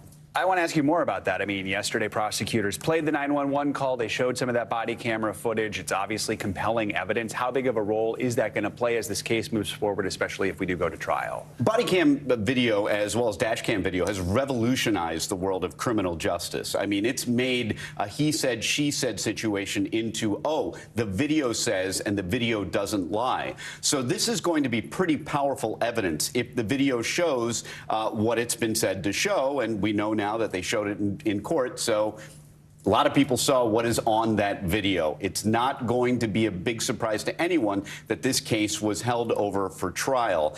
This is going to be a very challenging case for the defense because the evidence seems to be, at this stage, a slam dunk. The suspect is also facing federal charges. He has pleaded not guilty. Will there be much overlap between those two cases? Yeah, this is a very interesting discussion here of federal versus state authority. What you see in the state charges are classic. The state authorities are the ones that would normally charge this case if the Speaker of the House was not involved. It involves classic exclusive state cases. You've got burglary, or you've got home invasion, you've got assault, all of the things that normally are in state court. But there is a federal nexus because a federal official is involved and the attempted kidnapping. So you see a really interesting example of how federal and state jurisdiction overlap some, enough that you can charge someone for the same incident in both state and federal court, as long as the charges are separate enough. And here they are. All right, Danny Ceballos breaking it all down for us. Thank you so much. Appreciate it. Wednesday marked 10 years since the tragic shooting at Sandy Hook Elementary School. 26 children and school staff were killed that day. A memorial mass was held last night to remember the victims on this 10th anniversary. There were many children in Sandy Hook that day who survived the shooting, and one of them was Megan Tarpey, who was a third grader at the time and is now in college. She sat down with NBC's Kate Snow. I think people sometimes think back 10 years and they think of you all as kids. You're not a kid anymore. No, definitely not. Megan Tarpey is a freshman at Marist College now. 10 years ago, she was in her third grade classroom at Sandy Hook Elementary when the gunfire started. She doesn't want to talk about the details of that horrific day, but obviously it's had a profound effect on her. I think it impacts me on more of an everyday basis than anyone could ever imagine, honestly. I think it makes me very cautious person. I'm always looking around, very on edge all the time. Is it hard to trust things? Yes, it's very hard to trust people or feel safe, even being at home or anywhere, in a grocery store. It's very hard to feel safe, and because you really never know what's going to happen. So. Yeah, I mean, it strikes me that you and your classmates in the whole school were exposed to the worst of humanity in one day. I was so young at the time, and we were all really just starting to experience our childhood. We kind of got that taken away from us. Do you remember a time from before? No. I wouldn't say so. I feel like it's been my entire life. She stays in close touch with friends from Sandy Hook, but she's also making new connections at college. Part of the campus ministry, she enjoys doing community service. And because of what she lived through, she says she hopes to go to law school and become a prosecutor. I just think I want to see and be a part of people, the bad people in our society getting punished for what they did. Because I think enough times, it doesn't really happen nowadays sometimes. You want to be on the side of justice? Hopefully, yeah. A quarter-mile from the new elementary school, a memorial opened last month. I think every time I go back to that, the whole property, the school, it makes me feel a little like at peace in a way, because when I look at the school, I think it's beautiful, and I think kids will feel safe going there, and that's what any of us would want. The names of those lost are inscribed on the granite circle. It makes me very upset that they couldn't live the life that I'm living now, because I never want to take life for granted, and I know none of my friends and I do, because it made us realize how precious life is and how much we need to appreciate it. Our thanks to Kate Snow for that moving report. Now, Megan also said that as she's grown up, she's realized she's had to find a way to look for positives in life, and she said that that was hard to do, but it has ultimately helped her heal. Coming up on this hour of Morning News Now, we're going to tell you about a major shakeup at the United Nations involving Iran. That's right. The nation is no longer part of the UN's women's group. We'll give you the backstory and how the move could impact ongoing protests in Tehran. That's up next. Stay with us.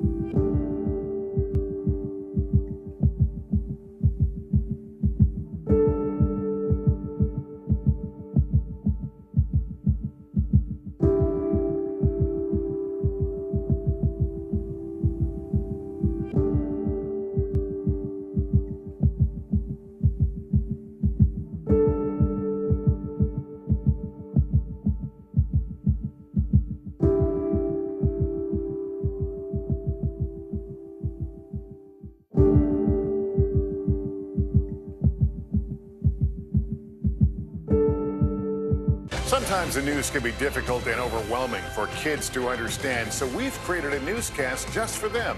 We hope your family will watch Nightly News Kids Edition. NBC News, streaming free now. The Meet the Press Chuck Toddcast, an insider's take on politics and more with some of my favorite reporters. Get it for free wherever you get your podcasts. NBC News, streaming free now.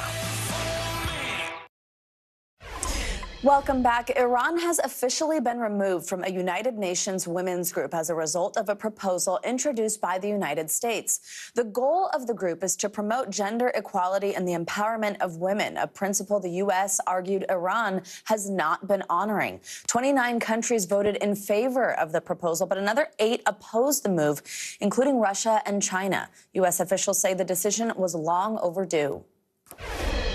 Iranian women and men across ethnicities and social classes stood up to protest. They have demanded their basic human rights. They have come together through a simple rallying call: women, life, freedom. The Iranian government responded with brutality. Let's do right by women and girls around the world. Let's vote to remove Iran from the Commission on the Status of Women. Let's bring in Hagar Shamali for more on this. She's the former spokesperson for the U.S. mission to the UN and the former NSC director for Syria and Lebanon, also the host of the web series Oh My World. Always great to have you with us. Good morning. So first, just tell us, what real impact will this decision have, both, of course, most importantly for the protesters in Iran, but then also for the regime there? Well, the main impact is for the protesters of Iran, like you said. This is about showing solidarity, making a strong statement, and showing that when you're facing a situation that is as egregious as this one, but unfortunately it took a situation that's as egregious as this one, that the international community will in some form act, but it won't have a significant impact on the regime. I also want to ask you about executions that are happening in the country. Right now, a professional Iranian soccer player faces possible execution after being charged with rioting against authorities last month. But Iran also executed a second detained prisoner earlier this week. What do we know about that soccer player? But then also, are there indications that Iran is escalating the number of executions being carried out? Well, Iran is pursuing these death sentences and executions as a way of quashing the protests because their other efforts to repress them, to detain and kill people and use indiscriminate violence in the street is not working. So they're using these. And in fact, these executions are causing mass anger, fury across the country, and they've only ended up sparking further widespread demonstrations, which is remarkable given what the regime is saying. Not only have you had these two who have been killed, but you have 11 more who have been sentenced to death and a whole host of others who are awaiting trial, sham trials, by the way, with similar charges. But it hasn't held the protesters back just yet. Yeah, you mentioned these other sentences, these other trials are awaiting. Iran has actually sentenced more than 400 people to prison in connection with these protests. Bigger picture here, Hagar, is Tehran any closer to essentially ending, meaning cracking down and doing away with these protests, with these arrests, or will protests and demonstrations continue? You sort of mentioned that some of that has almost strengthened this, but where do you ultimately think this goes? Where do demonstrators stand right now? Well, there's certainly no turning back for the Iranian people because their demands are way far beyond removing the mandatory hijab, for example, or getting rid of the morality police. Their demands are about their human rights and their dignity, which is why this regime has to go, because the main pillars of this regime is to enforce brutal repression and control over its people in order to survive. So there's no turning back. Even if these measures from the regime end up quelling the protests in the future, I don't think they're ever going to go away entirely. The citizens of Iran, and by the way, as you mentioned earlier, across socioeconomic backgrounds, across ethnic backgrounds, they're going to continue to find ways to resist the regime, to work with organizations outside the country, to find ways to undermine the regime and perhaps push defections, whatever they can do to continue the threading. And it's fraying. Already you have a lot of signs that the regime is fraying. At the same time, they have a lot of cards they haven't played yet. So I don't want to say that the regime is on the brink of collapse here. There are a lot of steps that need to happen next. The international community, for example, they took a loud step with voting Iran off the UN Commission on Status of Women. But only 29 voted in favor. 24 of them in total didn't vote in favor, which shows how broken the UN system is. That said, the international community could come out and say that they will not deal with the Iranian regime, that they won't do a nuclear negotiation. And that will even further galvanize the protesters. Hagar, you know, there were reports at one point fairly recently that Iran, for example, would maybe do away with the morality police. Of course, that's the custody that Mahsa Amini was in before she passed away. There was also reports that they would loosen rules surrounding the hijab, but we haven't really actually seen anything concrete. Is there anything specifically that you know of that protesters are close to actually sort of winning here? Any real change? No. So on the first part, I wouldn't believe anything that comes out of the regime's mouth. The morality police thing was a flub. And by the way, even if they meant it and pretended to get rid of the morality police, they would find another way to enforce these types of laws. And their talking points saying that they're reviewing the mandatory hijab and that they might loosen restrictions. First, I don't have any hope that the Ayatollah will accept that, because again, repressing and controlling women is a key pillar of this regime and how it works. However, even if he were to accept that, the protesters aren't going to accept that at this point. They need a lot more, and they want the downfall of this regime. Absolutely. Hagar Shamali, it's really just about women's rights, as you're saying. Thank you so much. We appreciate you continuing to cover this incredibly important topic, and we'll stay on it. To the latest now on the southern border, where next week a Trump-era border policy is set to be lifted. The federal government is announcing new steps to contain a new influx of migrants that already has shelters over capacity in El Paso. NBC News national correspondent Gabe Gutierrez has the latest. Under intense pressure to act, the Department of Homeland Security now says it's deploying more agents amid the new migrant influx. Overnight, we saw an even larger group lining up to get into El Paso. It's right before dawn, and the conditions here are miserable. With the wind chill, the temperature here feels like it's below freezing. The Border Patrol is letting 10 to 15 of these migrants in at a time, but the line stretches all the way down there. Some are then released onto the streets of El Paso to fend for themselves. This couple from Nicaragua made the decision to cross now because they expected more chaos at the border next week. That's when a federal court ordered the lifting of a pandemic-era border restriction known as Title 42, which authorities now say could lead to a record 10,000 illegal border crossings a day. We never seen so many people in the conditions that they are today. I mean, just waiting at the river with no shelter. Ruben Garcia has helped shelter migrants in El Paso for decades. Should the Biden administration have seen this particular influx coming? Absolutely, because of the paralysis in Congress, the Senate, and the House. And the worst part of that are the politicians who use it for political gain. Both city officials and migrant advocates here are telling us this is a humanitarian crisis, and they're pleading for the federal government to take more action quickly. Back to you. All right, Gabe, thank you so much. Let's get to other international headlines now. And Peru's government has declared a national emergency. NBC News foreign correspondent Molly Hunter joins us with that and other world headlines. Molly, good morning. Joe, Savannah, good morning to you. That's right. We are starting in Peru, where the government there has declared a national emergency to try to stop violent protests since President Pedro Castillo was ousted. Guys, he was arrested amid allegations of corruption. Now, it has effectively become a police state. Rights of personal security and freedom have been suspended for the next 30 days. At least 7 people have been killed in the past week in the unrest. Now, moving to Myanmar, a United Nations committee has again blocked Myanmar's military junta from taking the country's seat at the UN General Assembly. Now, the move was applauded by rights activists who say the coup leaders should not be allowed to gain international legitimacy, and that means Myanmar's ambassador, who was in the job back in February 2021, will remain in the position. And finally, last night's game was a heartbreaker. That is why I'm slightly hoarse this morning, cheering very loudly. France sent Morocco packing. Now, Morocco was the first African team semifinalist in history, you guys, but the Cinderella story came to an end.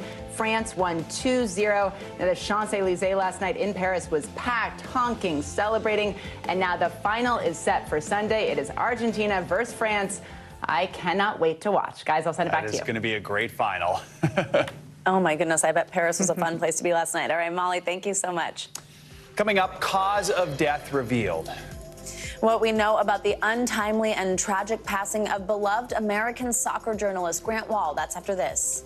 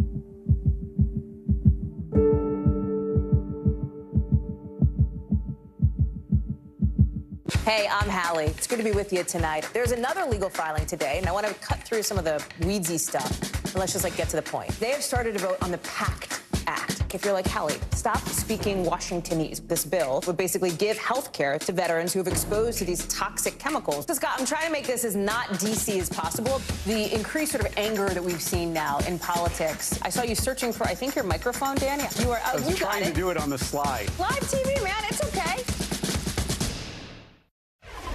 We're back now with more on the sudden passing of soccer journalist Grant Wahl, who died last Friday at the age of 49. In an interview on CBS, his wife, Dr. Celine Gounder, revealed that Wahl died of an aortic aneurysm while covering the World Cup in Qatar. For more on this, we get to bring in Dr. David Montgomery, who is a board-certified cardiologist and preventive physician. Dr. Montgomery, good morning to you. So first of all, let's start with the basics here. What exactly is an aortic aneurysm, and what do people need to know about this condition? Yeah, good morning, Joe. Good to be with you guys. I wish you were under better circumstances. I always tell people that the aorta is the largest vessel in the body. And the part of the aorta that Grant had aneurysmal was right connected to the heart itself, so it gets a lot of pressure. When the aorta gets dilated, it gets weakened, and the wall can rupture. Think about a water balloon that sort of gets filled and filled, it will burst. And for very many people, it's just a matter of time before that aneurysm will burst. There are sort of a number of reasons why this can happen, but in a 49-year-old, we start to scratch our heads around the actual cause for this. Dr. Wahl had opened up about not feeling well in the weeks prior to his death. Actually, he said he had been given antibiotics and was told that he probably had bronchitis. Are symptoms that would present as bronchitis and sort of that confusion, they're common with a situation like this? And what should people with any of these types of symptoms be on the lookout for? Yeah, Samantha, so great question around what are the symptoms. Believe it or not, there are not very many symptoms. Many people who have an aneurysm that ruptures, they don't have symptoms at all. Some people can have the part of the aorta start to tear, and as it sounds, right, it'll be painful. They can get back pain, chest pain, pain that radiates. The infection that he probably had, maybe viral, we don't really know, is unlikely related to the aneurysm itself. And very many people, you have a genetic abnormality. In a 49-year-old, we have to wonder, did he have a genetic abnormality that made the wall of the aorta weak and predisposed him to aneurysm and rupture? There are some traditional risk factors for everybody to understand, though. The traditional risk factors that we talk about with heart disease: smoking, hypertension, high cholesterol. These are really big risk factors for plaque formation and then dilation and aneurysmal formation of an aorta. What I want people to know is that it's preventable. And in situations like this, it really is a shame because you can get this evaluated by a cardiologist and get to it in time. Hey, doctor, you mentioned some things here. I mean, that's a big question people have. What can you do to lower the risk of potentially having an aneurysm? What are some of the changes you recommend people make to improve their health? Yeah, Joe. So, I know it's going to sound trite because we talk about this all the time, but these are the keys. Don't smoke anything. Smoking, if anything, increases your risk for this. High blood pressure, high cholesterol, high blood sugar. If you have those, then get them under control so that you can lower your risk for aneurysm and other forms of heart disease. And then I think the big point here is go get evaluated. At that age, I think anybody over 40 years old should just have a preventive heart screen because we can catch this with a simple ultrasound or a CAT scan, and it can save lives. All right. Dr. Montgomery, thanks so much for joining us. We appreciate your expertise. Great to be on. Thank you. Coming up, an alleged COVID relief scam years in the making that has now come crashing down. A Florida pastor and his son accused of defrauding the government of millions of dollars to keep their ministry afloat. That's up next. You're watching Morning News Now.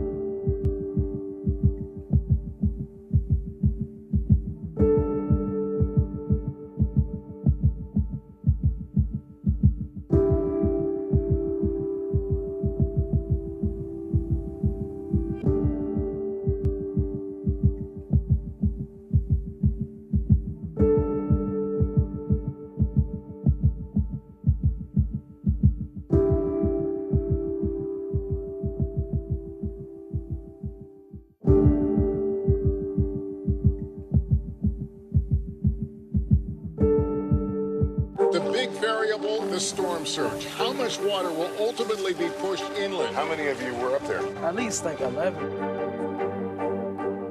Why was it important for you to be here? What our top story tonight? You guys okay? Yeah. What kind of training regimen? How you doing, Lester?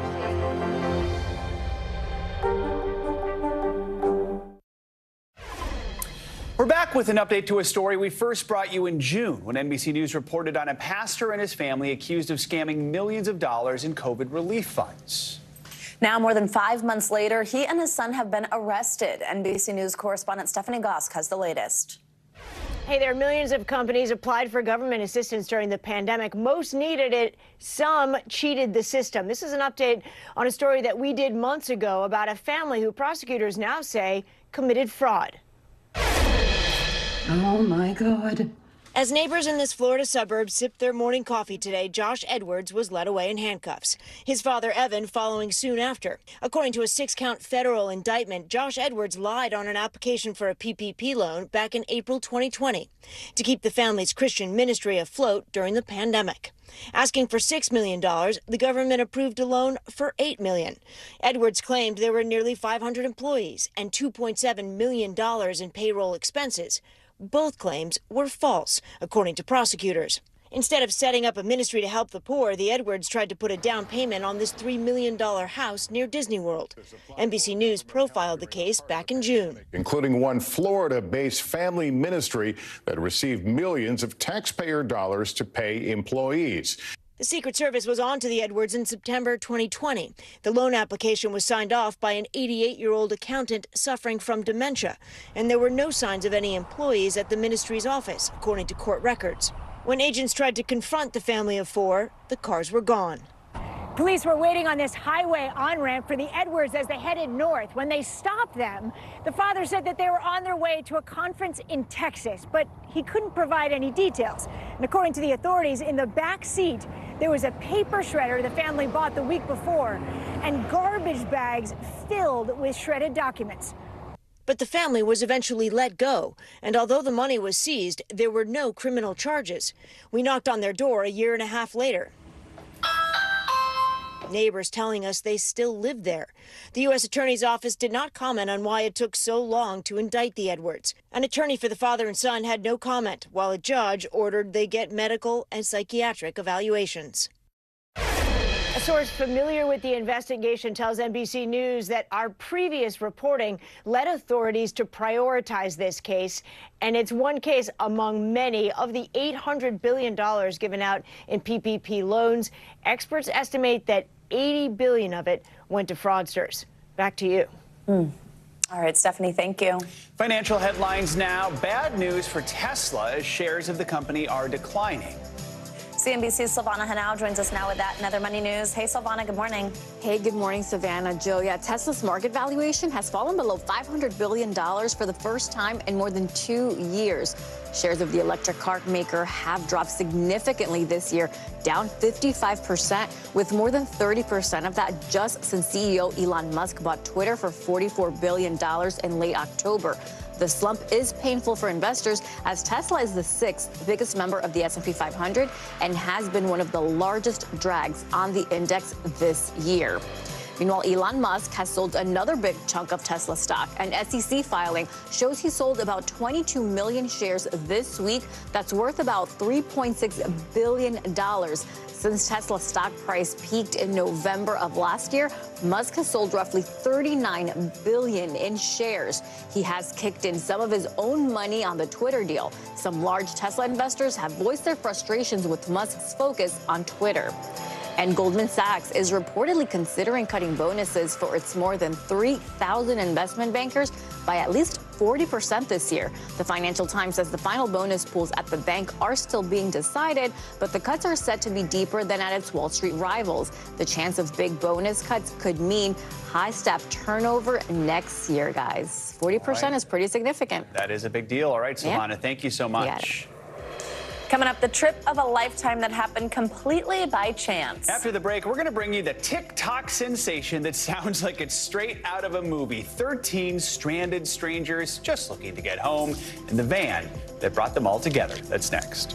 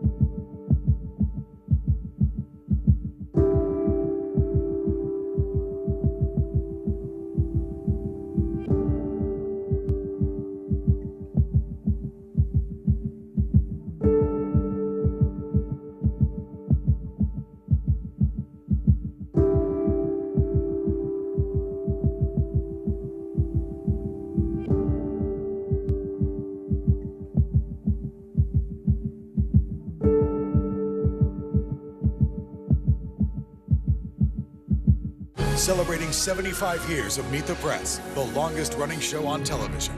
Sometimes the news can be difficult and overwhelming for kids to understand, so we've created a newscast just for them. We hope your family will watch Nightly News Kids Edition. The big variable, the storm surge. Why was it important for you to be here? What kind of training regimen? How you doing, Lester?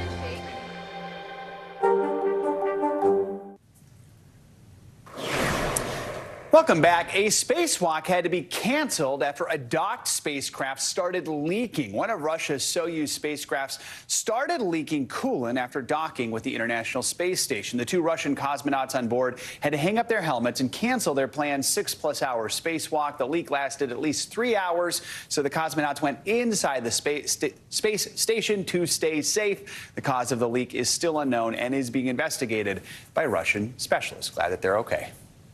Yeah, and space station to stay safe. Try that one three times fast. All right, thanks, Joe. Finally this hour, more details on a story we loved ever since we first heard it. The group of passengers who found themselves stuck at the airport and came together renting a van for the 10-hour journey and filming it all for TikTok. NBC News correspondent Kathy Park has the story. When a canceled flight stranded strangers in Orlando, 13 of them landed on one solution. We decided to rent a 15-passenger van. The storyline almost sounds like a movie. You'd give me a ride? Sure we will. Why not? Except this real-life road trip had everyone headed to Knoxville, Tennessee. And thanks to TikTok, the rest of the world was along for the ride, too. We were like witnessing it going viral in real time because like we posted it as it was happening. All right. Elena's story began documenting their journey, showing us the personalities. I'm Renee. I came for a good time. I don't argue. And pit stops along the way. I just like snacks. Their closely watched adventure racked up millions of views. Why did this click with so many people? Anyone could relate to any one of us on there. The unexpected detour almost derailed a college tour. We're trying to visit the University of Tennessee. And conference. And I'm the keynote speaker in Knoxville. But nearly 700 miles and 10 hours later. We're here and I might not even be late for work, so. What's the biggest takeaway from this trip? That there are good people still. Said it was more of a family vibe. And that friendships can be forged on the freeway. We could have easily went back home, sat there, cried about it, but you try to find the positivity behind it. A road trip to remember, all by going the distance. Kathy Park, NBC News, Knoxville, Tennessee. My only remaining question is, who does each of them want to play them in the movie, which is inevitable, right? Which must happen. Yeah, look, I'm just smiling just watching that story. It's too good. It's the best story, our holiday feel-good story this December. All right, that does it for this hour of Morning News Now. But the news continues right now. Stick with us.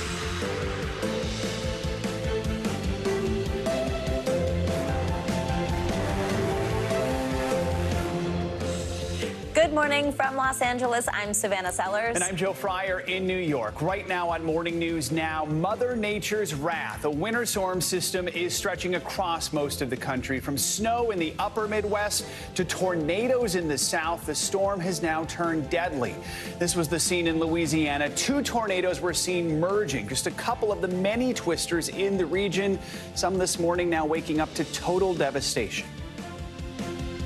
I just thought it was supposed to be some bad weather coming through. There was just a lot of rain and wind. Wasn't expecting no tornado. It's devastating. Like I said, it's all material stuff. I ain't worrying about this. This can be replaced. Yeah. A life can't be replaced. We have the latest on the mess left behind and where the storm system is heading next. Taking action. New this morning, the White House is rolling out a new plan hoping to prevent a winter COVID surge. From testing to vaccinations, we've got the new steps that officials hope will control the virus, plus what doctors are bracing for this winter season. Plus, Royal Rift. Prince Harry and Meghan dropped the final episodes of their documentary, revealing new information about the tense relationship between Harry and his brother, Prince William, including why Harry says William was screaming at him in front of the Queen. Also this morning, fight to the finish. The World Cup final is now set after France got past underdog Morocco. The French are now looking to win it all against another dominant team, Argentina. We're in Qatar with a look ahead to Sunday's final. I think we know how many people are going to be spending their Sunday. We're going to begin this hour with the severe winter storm that has been sweeping through the country.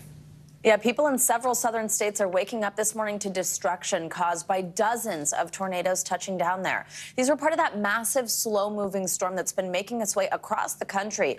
Louisiana was hit hard, and rescue efforts are underway this morning. Our coverage begins with NBC News correspondent Guad Vanegas in Killian, Louisiana. Guad, good morning. Savannah, good morning. You can see the destruction here in Kelowna. This is what was left of these homes in this neighborhood. We arrived overnight and met one of the neighbors here as he arrived to find his home completely destroyed. He told us he ran an errand an hour before the tornado hit, and that might have saved his life. He also talked about his next-door neighbor whose home was also destroyed. Last night, he also learned that she's one of the people that died in these tornadoes that have hit the entire region. We also know that Tuesday, overnight, another woman and her 8-year-old son died as this wave of destruction has made its way through the region. A violent tornado outbreak across the Gulf Coast. 3 straight nights of dangerous and deadly weather. Louisiana pummeled Wednesday. Tornadoes reported all across the state, leaving a trail of damage in the New Orleans metropolitan area overnight. Homes in complete ruin, and even this car flipped over in the middle of all the rubble. In Kelowna, just east of New Orleans, local authorities say the damage left 1 dead and at least 7 injured. The victim's daughter, speaking to her affiliate WDSU, remembering her kindness. She means the world to me, and if anybody knew her and knew my mama, they know that she would give anybody the clothes off her back. Lamar Marshall told us he lost almost everything. That's my house. That so your upside house, down. That upside down. Your house was here before? It was right here. And it is what, like 30 feet over in that direction now? My car was parked straight in this yard. In New Iberia, Louisiana, not 1 but 2 tornadoes merging together. The result, neighborhoods left devastated. This is my house right here, y'all. My house is just gone. And this hospital left decimated. Windows completely blown out and debris blocking the entrance. For those who've lost their homes, the consolation they've escaped unharmed. My neighbor lost her life, so like I said, this material stuff, it can all be replaced. You can't replace a life. Just an overwhelming number of tornadoes. As we reported on this yesterday, we looked at the map and the reports were all over the place. 26 tornado reports in the last 24 hours. Some of these coming overnight, which of course makes them more deadly because you cannot see them. And even during the day, some of the tornadoes that were reported came with rain, which also makes it very difficult to identify them as the storm continues making its way east, Joe. All right, Guad, thank you so much. Let's look at the northern part of this storm system. Millions of people are digging their way through mountains of snow after several states were hit with blizzard-like conditions. Parts of South Dakota saw at least 2 feet of snow. NBC News national correspondent Miguel Almaguer is in Duluth, Minnesota with the latest. The snowfall is just going to be epic in Duluth. Over the last 36 hours, we've had nearly 20 inches of snow. That's going to make this one of the largest snowstorms in Duluth history.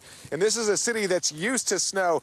The wind here has been blowing sideways upwards of 30 miles an hour. That's creating pretty bad whiteout conditions across this area. You can see over my shoulder here, some of the snowfall has been pushed. This is just from the last several days out here, and that mound will continue to grow. We're also seeing chunks of ice, big blocks like this that are blowing across the area. That's created some havoc across the road. It's not just in Minnesota, in the Dakotas and Wyoming. There's been spinouts and rollovers. Some truck drivers say they've been stuck on the side of the road for more than 30 hours, saying that's the longest time period they've ever been stranded.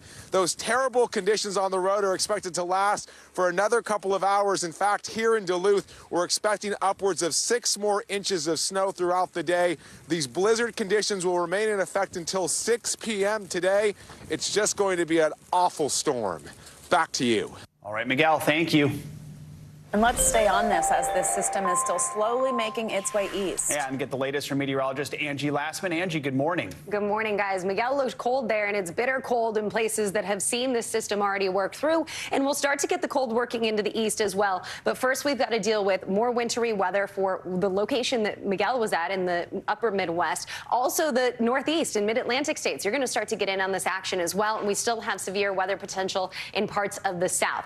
As far as the wintry weather is concerned, this is really causing problems for the early morning commute in many locations. We have a mix of freezing rain, some sleet, some rain working in there, and we'll eventually have some snow too here for parts of western New York and western Pennsylvania. That's where we're going to start to see some of that accumulating snow. Now, other locations, the icing is going to be an issue. We've already seen those watches and warnings up for days now, and the winter alerts are still in effect for 13 million in parts of those northern plains and parts of the Midwest. Hence, Miguel showing you just how much snow they've received there. And again, more than 18 inches as of 4 a.m. for Duluth. So no surprise if travel trouble is happening in that area. We'll also see the travel trouble that I mentioned in parts of the Mid-Atlantic and Northeast. That's where we have 32 million under winter alerts. What you're seeing in the bright purple there is the ice storm warning. And that's a concerning situation for folks there. Again, heading out onto the roads early this morning or even into late this afternoon as we head out for that afternoon commute.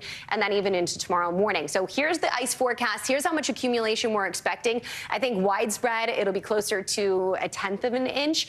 As we get closer to, places in western Pennsylvania, we could see 1/4 of an inch of ice. That means down tree limbs, power lines are going to be an issue. And by the way, hundreds of thousands of people are out of power in places in the Midwest. So that's setting us up for what we can possibly expect in parts of the Northeast and Mid-Atlantic. The snowfall, again, I think if you're along the coast and you're worried about the rest of the day today or even into tomorrow as far as snow is concerned, not quite as likely. You're going to see more of the rain falling in Boston, New York, and down through Washington, D.C., but that doesn't mean that you won't have a mix of that wintry mix here before we start to see it transition over into rain. So just be prepared for that. You might see a couple of flakes there and still some rough conditions out on those roads. As far as the snowfall totals are concerned, kind of impressive as we look inland, but that's more the interior area, so be ready for that. We also have that tornado watch that is still in effect for parts of Georgia and Florida along the Big Bend area. That's the bullseye for where we're going to watch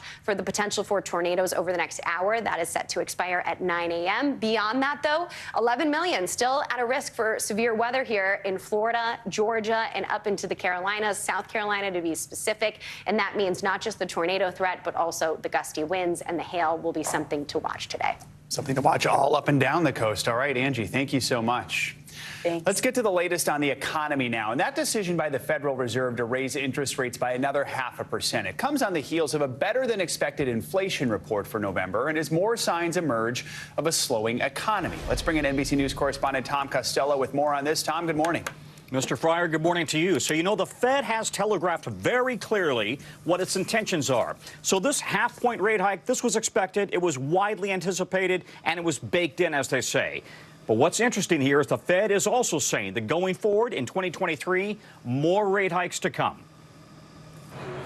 From factory floors to farms to Main Street USA, every interest rate hike ripples through the economy, affecting everyday Americans. Near Philly, small business Eric and Christopher makes silkscreen pillows and totes. They'd like to expand, but higher rates are making a small business loan too expensive, just as inflation drives up costs, forcing them to cut employee hours. It's kind of a scary time. I can't pursue ideas and dreams, if you will, to grow the business to other levels, to other avenues, to other outlets at this time. The Fed's decision today to hike interest rates by another half point could put those dreams even further out of reach. This 7th interest rate hike of the year comes as inflation appears to be slowing, running at 7.1% year over year. Better than the 9.1% last June, but still too high. We understand the hardship that high inflation is causing. Fed Chairman Jerome Powell today saying the Fed will keep raising rates through the new year, making credit cards and new loans more expensive, affecting mortgages and likely pushing up unemployment. I wish there were a completely painless way to restore price stability. There isn't, and this is the best we can do. While gas prices have dropped, food and rent prices are still too high. The Fed is going further, and even though there's been 2 better than expected inflation reports, the Fed still feels like it has a lot more work to do. All right, a lot more work to do. The Fed wants to bring inflation down from 7% right now down to 2%. So you can see it's got a lot of work to do. And, Joe, as we've talked about many times, it really only has one tool, hiking interest rates, the best way to bring inflation down. The problem is it likely will mean higher unemployment in the months ahead.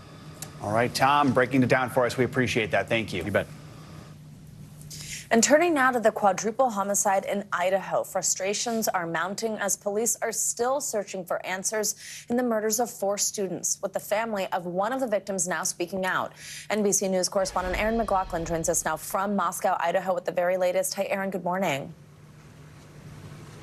Good morning, Savannah. That's right. Christy Gonzalez says she's speaking out of frustration with the way authorities are handling information about her daughter's murder, including the news that they're looking for a white Hyundai seen in this area at the time of the murder. She says she's terrified this case could go cold. It's sleepless nights. It's feeling sick to your stomach. It's just being left in the dark. Kaylee Gonzalez's mother recounting the chaos on the day she found out her daughter and Kaylee's best friend Maddie were killed, along with Xana Kernodle and Ethan Chapin. There's nothing you could do. Absolutely nothing. We were running around for hours just not knowing what was going on, what happened. Because we found out by people calling us. And the sheriff showed up about 3 hours later. When you saw the sheriff, did you know? Yes. And I had said that. I said, it's not real until the sheriff pulls up. Gonzalez says she and her family support the police and the work investigators are doing, but they're critical of authorities for what they called poor communication with victims' families. You found out about the white car from a press release? Yes. Yes. Did they send you the press release? No. This morning, new clues related to that white Hyundai. Fox News Digital reporting this new surveillance photo from a gas station showing what appears to be a white car driving at 3:45 a.m. on the night of the murders. Meantime, Gonzalez also told me the county coroner called and told her 17-year-old daughter graphic details from the autopsy over the phone. She asked, "Are you sure you want to know this?" And my daughter, thinking that she did for whatever reason, said yes, and she proceeded to tell her. And so, and you haven't spoken to the coroner? No. The family says they met with authorities Monday to express their grievances. A Moscow police spokesperson declined to comment on allegations relating to communications with the family. NBC News reached out separately to the coroner but received no comment. This morning, 8 days into the search for the white Hyundai Elantra, Gonsalves says it's becoming harder to remain optimistic. Are you confident the police are going to solve this crime? I have to be. The Gonsalves family says they're speaking out on behalf of Maddie as well. Maddie's family is too grief-stricken to speak. Maddie was their only child. Maddie and Kaylee, they say, were best friends. Back to you. All right, just heartbreaking. Still so many questions. Aaron, thank you so much. Now to the war in Ukraine and the incredible story of a former UPS driver who is inside the war zone, at times the only person willing to rush in and help carry out incredibly dangerous rescues. NBC News correspondent Ellison Barber is in Kyiv with the details. Ellison, good morning. Hey, Joe, our team has spent a lot of time with this guy, Brad Hendrickson. I think I speak for myself, producer Dan Gallo, and photographer David Gladstone when I say Brad will hate that people are calling him a hero after seeing this, but that is exactly what he is. Watch. The two primary jobs are delivering aid and then evacuating people out. He'll tell you he's just Brad from the States, a guy who's had a lot of jobs, some with emergency medical training. But most recently, he was a UPS truck driver in Maine. Now he's driving routes few would dare to take. Under bombardment at times. And alone. I'm sort of the last mile guy in a lot of different places. Roughly speaking, do you have a sense of how many evacuations you've done since you've been here? Dozens and dozens and dozens. Surely more than 100. I'm bad at counting. Hey, buddy. All of these videos are Brad's.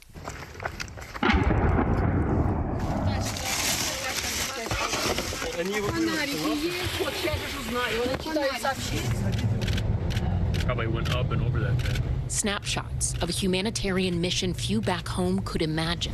I've just gotten a call about a wounded person next door to an evacuation that happened recently. This was Brad's Thanksgiving.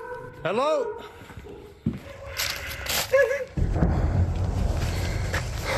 At nightfall, a call came from eastern Bakhmut.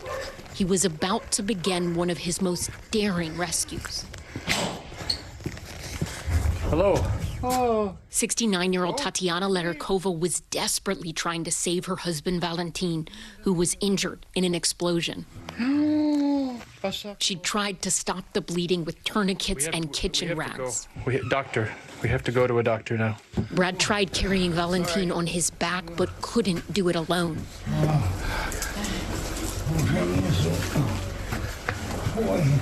So he pulled him down every step to the temporary safety of his Toyota Land Cruiser. Finally, after a harrowing drive, they made it to a hospital. There was little time to spare. Tatiana is in western Ukraine.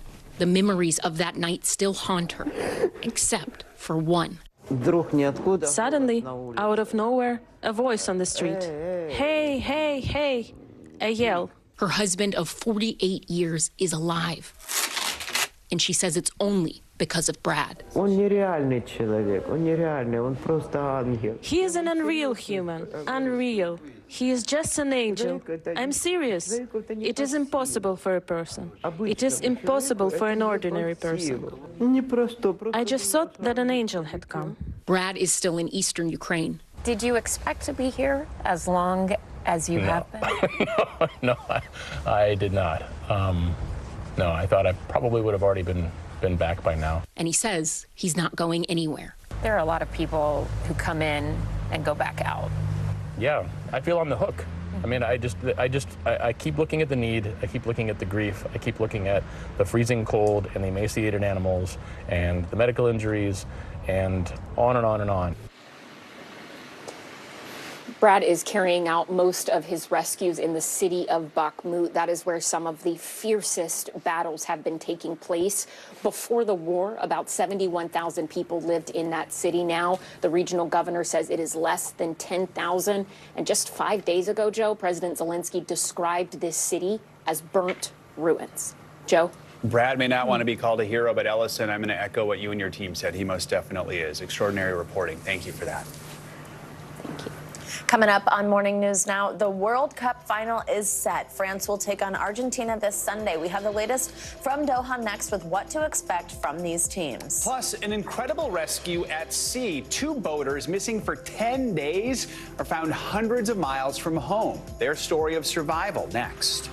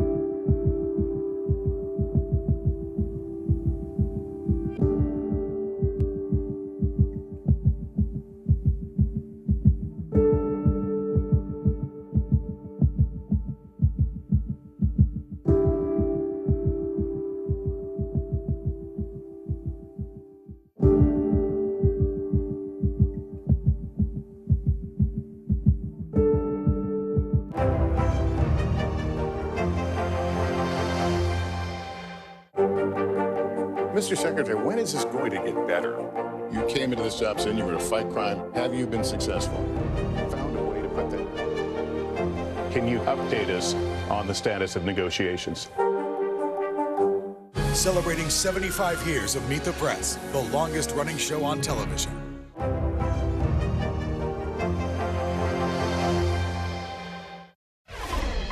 We're back now with the latest from the World Cup, starting with France's 2-0 victory over Morocco.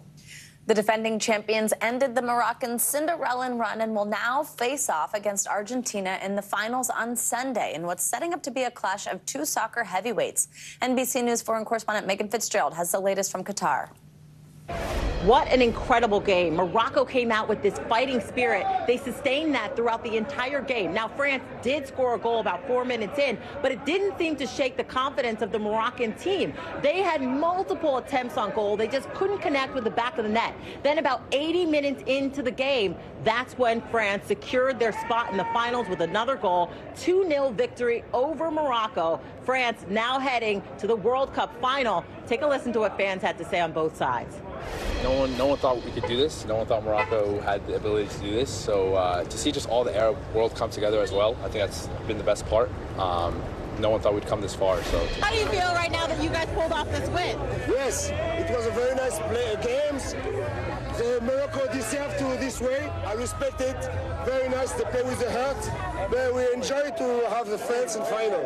And we think we kill the Argentina. Come on, come on! Now the finals kick off 10 a.m. Eastern on Sunday. France squaring off against Argentina. Back to you, Jim. All right, Megan, thank you so much. Let's bring in Sam Stejskal, a senior writer at The Athletic, to break down the latest from the World Cup. Sam, good morning. Good to have you with us. Obviously, a lot of excitement for France there, but they did end Morocco's run yesterday. Not before, though, they became the first country from Africa to get this far in a World Cup. Walk us through just how special that moment was.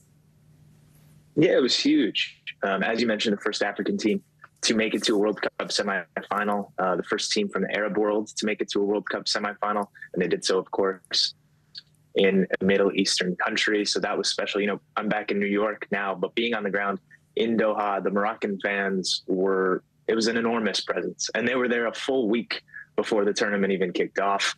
They were loud, they were noisy, they were passionate. It bled through into the stands, of course, and a really built around a wonderful defensive performance.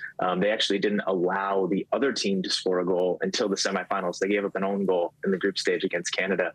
But other than that, it was all shutouts until the France game. So a really excellent run for Morocco, and something that country should be very proud of for generations, really. Oh, absolutely. And now, Sam, I mean, we have these two soccer heavyweights facing off against each other, France and Argentina. What are some storylines that you're going to be watching as that game approaches?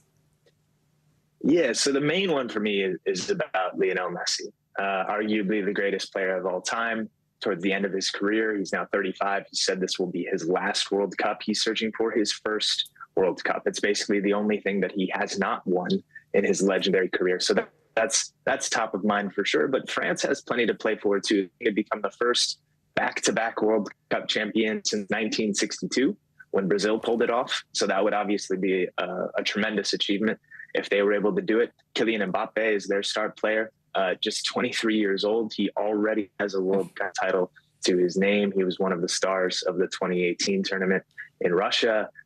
He's got 9 goals in his World Cup career already. The record is 16 all time, and he's just 23. So if he keeps on going at the pace he's at, he'll break that with ease. So two of the greatest stars of the modern game, of the current era. Messi maybe passing the torch to Mbappe to kind of carry it through for the next decade plus. That'll be a major thing to watch on Sunday as well. Wow. Just 23 years old. I think that makes a lot of us feel like we haven't accomplished very much in our years now, have we? Sam, you mentioned Messi, and obviously we already know how much of a superstar he is in the soccer world. But if he were to deliver a win here, I mean, just how much of an impact do you think that has on his legacy? Yeah, I mean, I think it just it cements everything. It makes it inarguable. It's the only knock that he has in his career is that he has not won a World Cup. Argentina made it to the final in 2014. They lost in extra time to Germany. Messi was named player of the tournament in that World Cup. But this tournament, he's been arguably at his best, and he's doing it at age 35. He's got 5 goals, 4 assists, top the Golden Boot rankings, given to the top scorer. He will win player of the tournament almost assuredly, no matter what happens on Sunday. And this would just remove all that, for me anyway, for him as the best player of all time. I think he's already there, but I think this scales in his favor with a lot of other folks around the world too. Lots to watch for here. Sam Stejskal, we know what most people will probably be doing on Sunday, and certainly you. Thanks for reporting on it all for us. Thanks so much. Now to an amazing rescue at sea. More than 200 miles off Delaware's coast, 2 men from New Jersey and their dog, stranded in a sailboat for more than a week, were saved by a Dutch tanker and its crew, all thanks to a chance encounter. NBC News correspondent Stephanie Goss joins us now with this. I think incredible is an understatement. Yeah, it certainly is, Joe. The name of the boat, the Atrevida 2. And Atrevida in English means daring, and that's exactly what these sailors needed for this particular adventure. You know, they were lost at sea for days. They had little food, little water. They had that dog on their hands until this Dutch tanker spotted them, saved the day, the men, and the poodle. This morning, 2 sailors are thankful to be alive after a miracle rescue that saved them and a pet poodle, all lost at sea for more than a week. It's a miracle, right? It's Christmas. 65-year-old Kevin Hyde, a lifelong sailor, invited his 76-year-old friend, Joe DiDamaso, and his poodle Minnie on a sailing trip from Cape May, New Jersey to the Florida Keys. After making a stop in the Outer Banks of North Carolina on December 3rd, without warning, the men say, clear blue skies turned into the worst storm of their lives. I never heard wind so bad in my whole life. They were just...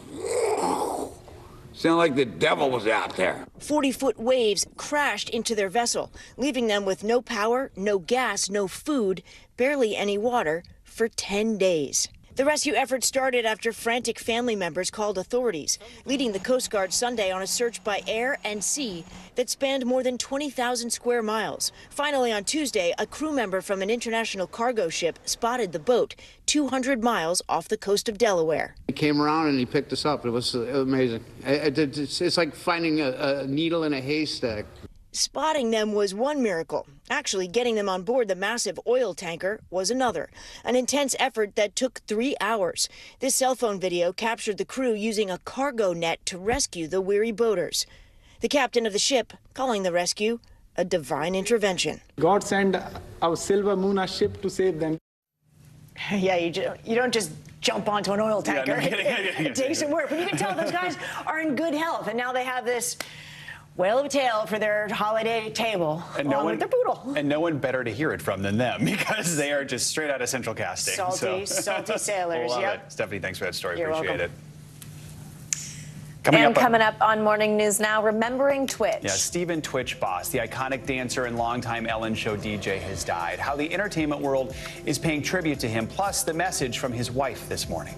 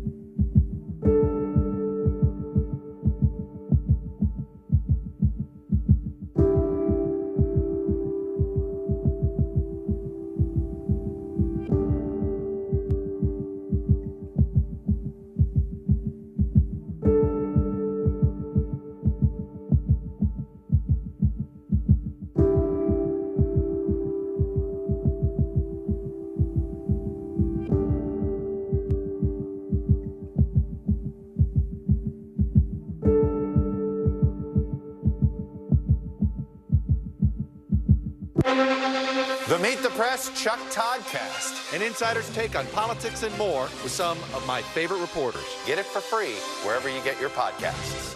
The big variable, the storm surge. Why was it important for you to be here? What kind of training, Rich? How you doing, Lester?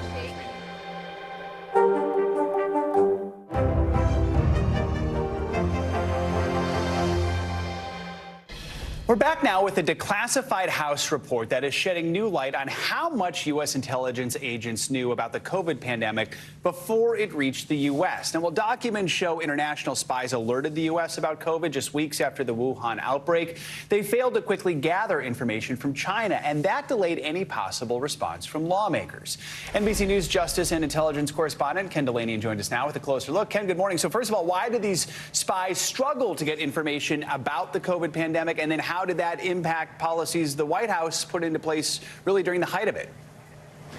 Good morning, Joe. Well, this report really has three main conclusions. One, it does say that the spy agencies did, using public sources, they did call it early on that this novel coronavirus emerging from China was going to become a global pandemic. And they warned the White House about that. And Donald Trump clearly misled the public about what he was hearing at the time. But then what the report says is the intelligence community failed to pivot and was unable to start spying on Chinese officials and ferreting out what White House officials needed to know in the early days about human-to-human transmission and about what the Chinese weren't saying. They weren't intercepting Chinese communications. They weren't coming up with the kind of information we expect the intelligence community to get, stealing secrets in order to help inform policymakers. And so that meant that the response in the United States was delayed. I mean, there are other reasons for the delays. Donald Trump clearly didn't want to come to grips with this pandemic, but they didn't put in the social distancing, the mask wearing as early as they might have had they been armed with that information. And the report also says that the intelligence community is still not ready for the next pandemic, Joe. I want to ask you more about the Trump response. I mean, these spy agencies warned the Trump White House of a looming COVID threat well before the World Health Organization even declared the virus a global pandemic. But as you mentioned, then President Trump really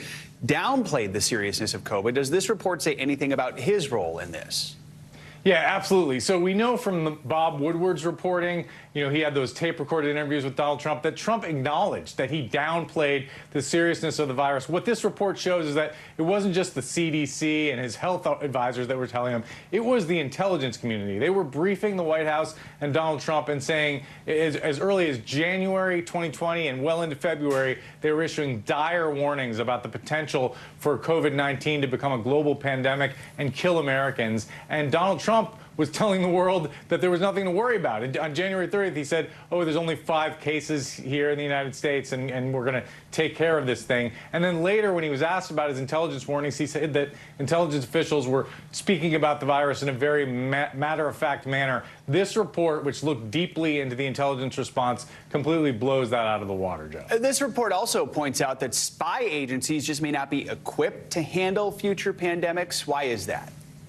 The report identifies a cultural problem within some of these agencies, that they just don't see bio threats as a top-tier national security threat, even though this pandemic killed 1 million Americans. And Adam Schiff, the chairman of the House Intelligence Committee, pointed out to me that if a terrorist attack killed 1 million Americans, you know, that would transform national culture. But these spy agencies still aren't geared up for the next pandemic to sort of train their esoteric spying capabilities, including communications intercepts and satellites, onto the kind of health information that policymakers need. It's an ongoing struggle. The Biden administration is trying to turn the aircraft carrier, but there is cultural resistance, Joe. All right, Ken Delaney and Ken, thank you. You bet. And out of the major health concerns over the so-called triple-demic, we're continuing to see a rise in cases of the flu, RSV, and COVID heading into the holiday season, and resources at hospitals are stretched thin. This morning, the White House is taking action, announcing the rollout of its winter COVID-19 preparedness plan, which includes the return of its free at-home test program. NBC News medical contributor Dr. Uche Blackstock joins us on this now. Dr. Blackstock, it is always great to have you with us. So first, just tell us some of the highlights of this plan and how they're going to help our COVID battle heading into the holiday season. Right. Good morning, Savannah. Thank you so much for having me. So one of the big points of this plan is that they are restarting, as you mentioned, the at-home COVID test. And these are the tests that people have been using to test themselves if they are symptomatic or may have been exposed. This is why we typically are seeing an undercount of the cases, but it's also so important as people are taking the personal responsibility and getting tested. We're also seeing an increase in free vaccination sites. So certainly in communities that need them most, we're seeing more people, even military, being recruited and clinical personnel being recruited to help at hospitals or clinical sites, because we're seeing those increase in hospitalizations. And so, you know, all of this is incredibly important to making sure that people have the resources and supplies. Another thing I saw on the response was that they're having increased access to N95 masks. So we know those masks are very important, those high quality masks, to preventing transmission of the virus as well. You know, Doctor, I think this comes at a time that a lot of us are feeling a sense of pandemic fatigue, or almost feeling sort of confused because the rules around them where they live kind of make it seem like, hey, maybe it's not that much of a threat right now, but we know we're also seeing a low uptake for the bivalent booster, and then all these COVID precautions and restrictions have been lifted. So what do you recommend people do to keep safe during these winter months, especially, of course, during the upcoming holiday season when there's so many family, friends getting together, lots of older, younger people all in the same room? What's your advice here? Right. And so I understand people feel like they're getting contradictory messaging, but the fact is, as you said, cases are going up, hospitalizations going up. So staying protected is incredibly important. So again, masking in indoor places is not only effective for COVID-19, but also for RSV and flu. Washing your hands is very effective for preventing the transmission of both flu and RSV. Testing yourself if you're sick or if you've been exposed, and also making sure to plan around the most vulnerable people in your family, the elderly or the immunocompromised, making sure to keep them safe. If you're going to be indoors, make sure there's an air purifier or open windows or it's a ventilated area. And then just be making sure that you are up to date with your vaccinations. There is that bivalent booster that is available, and it's not too late for people to get them. So I recommend everyone to go out and get it if you have not had your vaccination in the last 2 months.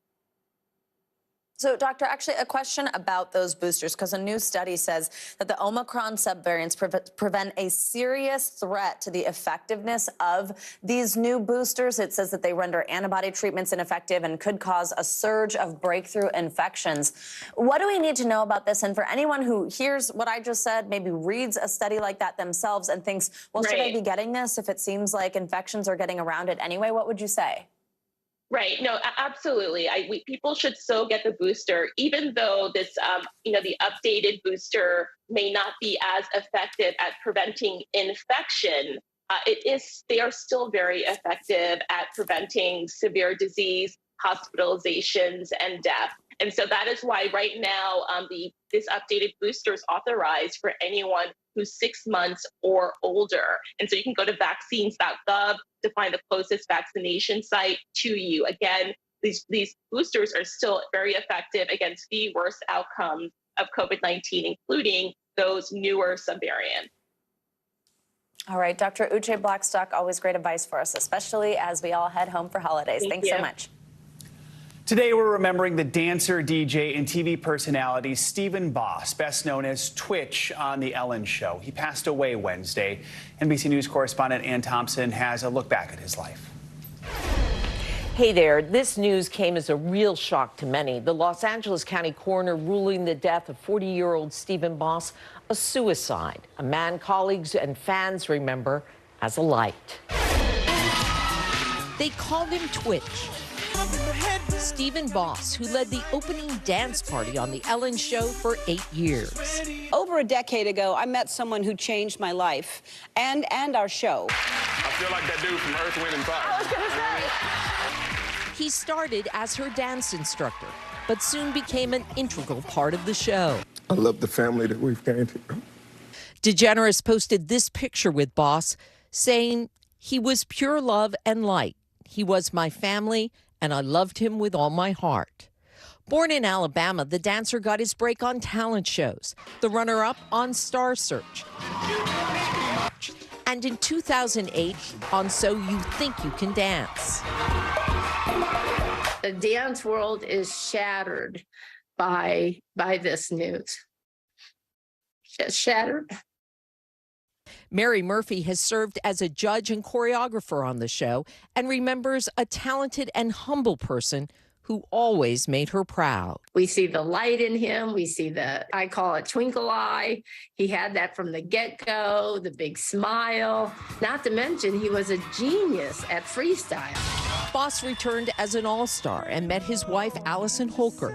Together, they raised 3 children. It was The Ellen Show that propelled him to another level of fame, becoming an executive producer of the show in 2020. You're a fake DJ, but you're a real good man. You're a real good man. He appeared in the movie Magic Mike XXL. Drop the beat, let's see this. hosted New Year's Eve shows with Carson. We call him Twitch. Boss even filled in for Jenna here on the 4th hour of Today with Hoda. My first time on stage doing a performance, I was like, yeah, this is it. I've kind of found my place. Something about dance in particular just really, it awoken a passion. Hoda reunited him with his theater coach. Twitch came to us breakdancing. Yeah, we're trying, huh? Yeah, absolutely. And at the same time, determined, focused, so kind, smiling, didn't say a lot. Really? But always watching, always involved and ready to help somebody. Stars shared their grief on social media, including actors Viola Davis and Kerry Washington, who wrote, "The world lost a bright light today." Sierra posting the two dancing at the Ellen Show. This video shows Boss and wife Allison getting in the holiday spirit. This morning, she remembers him as the backbone of our family, the best husband and father, and an inspiration to his fans. Promising to save the last dance for him.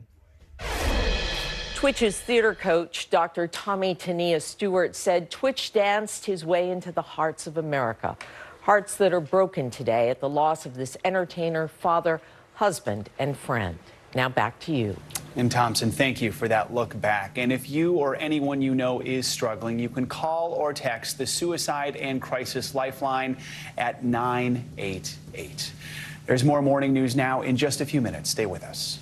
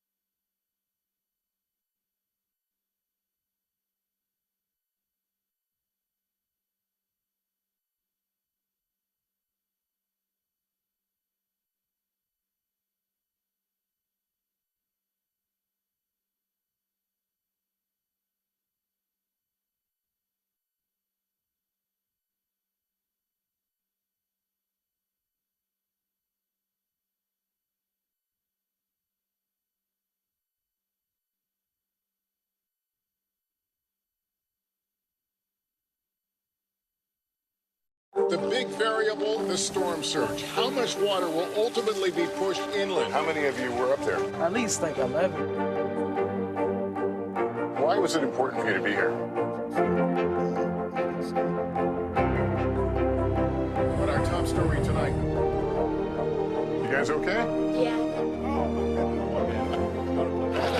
What kind of training is it? How you doing, Lester?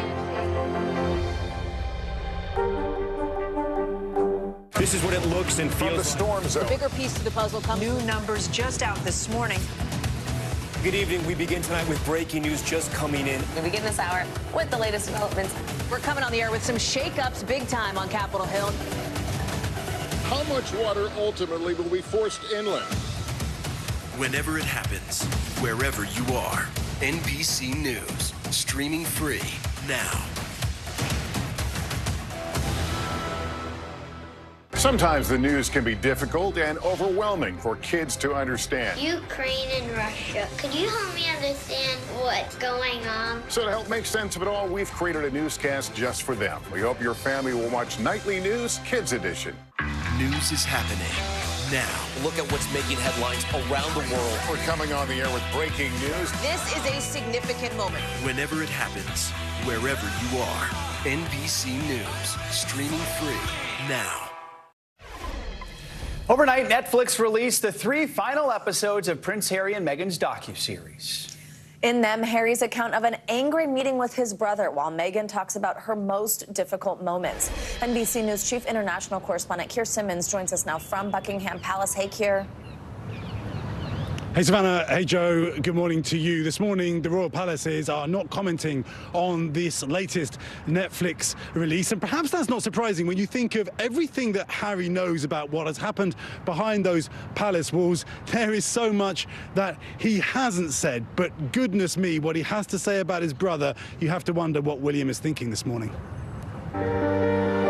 3 more episodes begin with the fairy tale wedding at Windsor Castle. Then detail a descent into increasingly negative headlines, palace tensions, and the Duke of Sussex describing in the strongest ever terms the breakdown with his brother. He says there was a furious row at a family summit. It was terrifying to have my brother scream and shout at me and my father say things that just simply weren't true, and my grandmother, quietly sit there and sort of take it all in. Prince Harry says he was blocked from seeing the Queen alone. The saddest part of it was this wedge created between myself and my brother so that he's now on the institution side. And he accuses his brother's press officials of briefing the media against him and his wife. The palace even publishing a statement on behalf of both brothers, he says, that he did not approve. They were happy to lie to protect my brother. And yet, for 3 years, they were never willing to tell the truth to protect us.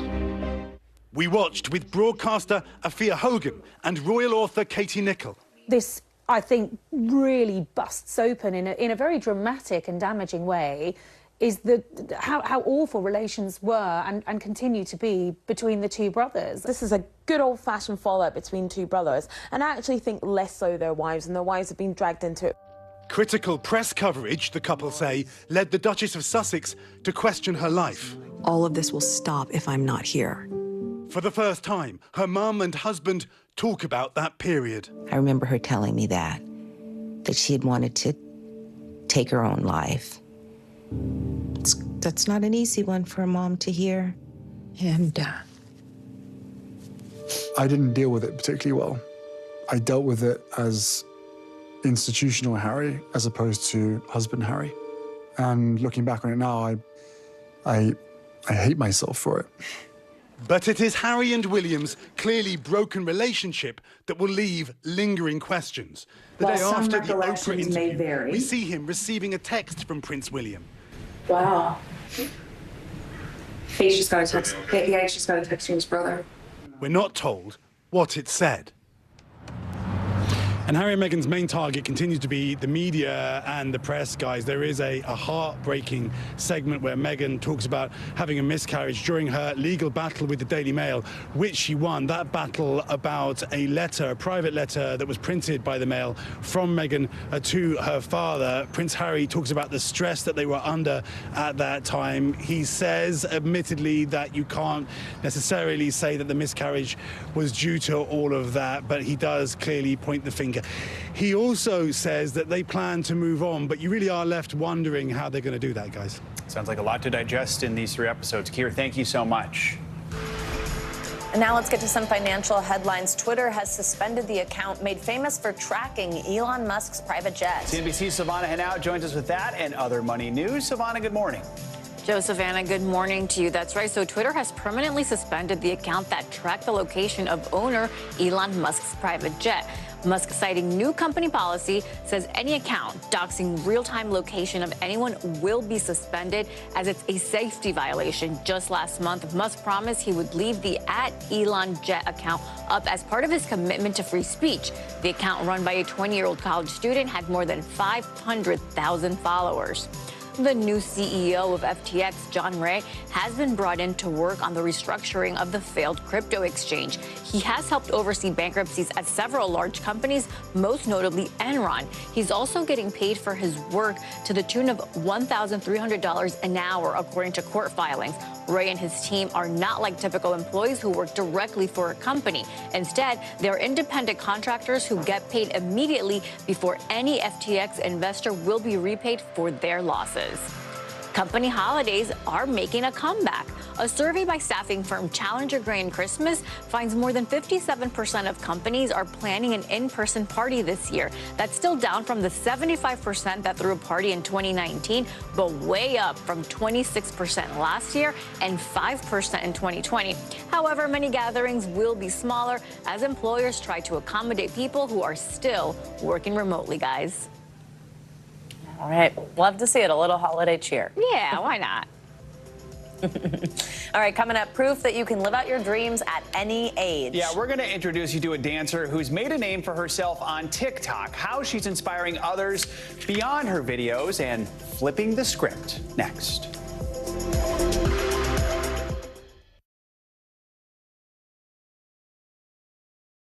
Today, and I want to cut through some of the weedsy stuff, and let's just get to the point. They have started to vote on the PACT Act. If you're like, Hallie, stop speaking Washingtonese. This bill would basically give health care to veterans who have exposed to these toxic chemicals. So, Scott, I'm trying to make this as not DC as possible. The increased sort of anger that we've seen now in politics. I saw you searching for, I think, your microphone, Danny. You are. I was trying to do it on the slide. Live TV, man. It's okay.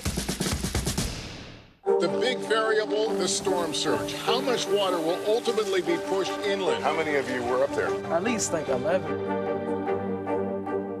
Why was it important for you to be here? What our top story tonight? You guys okay? Yeah. What kind of training is it? How you doing, Lester? This is what it looks and feels. From the storm zone. The bigger piece to the puzzle comes. New numbers just out this morning. Good evening. We begin tonight with breaking news just coming in. We begin this hour with the latest developments. We're coming on the air with some shakeups big time on Capitol Hill. How much water ultimately will be forced inland? Whenever it happens, wherever you are, NBC News, streaming free now.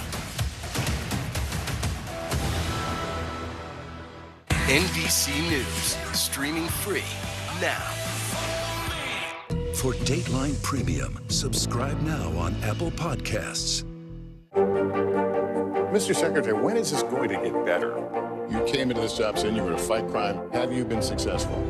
Found a way to put that. Can you update us on the status of negotiations?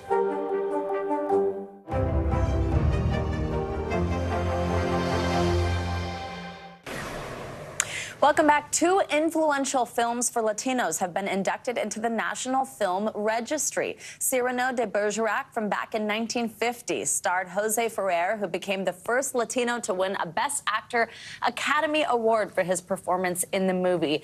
And 1982's The Ballad of Gregorio Cortez was based on actual events and adapts an early 1900s Mexican ballad. The National Film Preservation Board selects 25 films each year based on their cultural and historical contributions, and Latinos have traditionally been underrepresented in Hollywood. So, of course, recognizing films like these is helping to change that and making a real impact. Yeah, so important to recognize that history. Thanks, Savannah.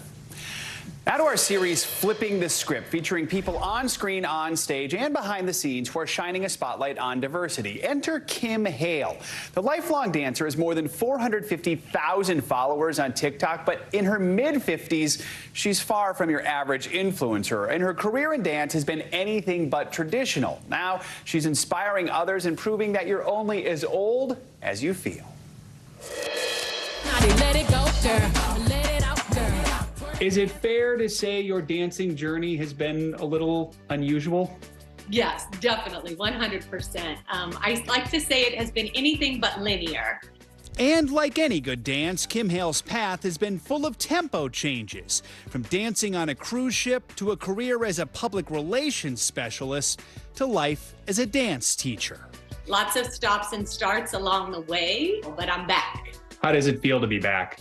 It feels good. It feels good to be living authentically and doing what I love. While Hale loves to dance, her career struggled to take off in her 20s. I lived in New York. I wanted to be on Broadway. That never happens. I got so close so many times. 2 people, 3 people, but just wasn't in my destiny yet. So Broadway, if you're out there, I'm here. She kept teaching dance, but stopped dancing herself. until 2020, when she found herself, like so many others, stuck inside. Every stage in life can be an adventure. You don't have to be defined. If you didn't make it in your 20s, you can make it in your 30s. And this voice inside me said, it's time to get back to dance. And I thought, wow, really, with my white hair? But it was truly about just finding something that you love. You post videos on social media. What's been the reaction? Well, for the first reaction was, get it, Granny. And I was like, really? Get it, Granny? I am nobody's grandmother. Let's give me hell, y'all. I'm TikTok queen. But it led me to kind of creating a platform that's about reimagining what's possible at every age. And that platform has led to millions of likes on TikTok, as well as appearances on talk shows like Ellen and The Late Late Show with James Corden. Her career also includes choreographer positions on Scandal and the Netflix holiday musical Christmas on the Square, starring Dolly Parton. I will say I get DMs every day. I get people that write comments on my post just saying that they're inspired to do something that they've always wanted to do. I get young people who say, I want to be you. And I say, why are you waiting? Do it now. Why wait? I denied myself what I love for so long because I thought I had to look a certain way, that I had to be a certain way, and that maybe I wasn't who I was in my 20s. Thank God.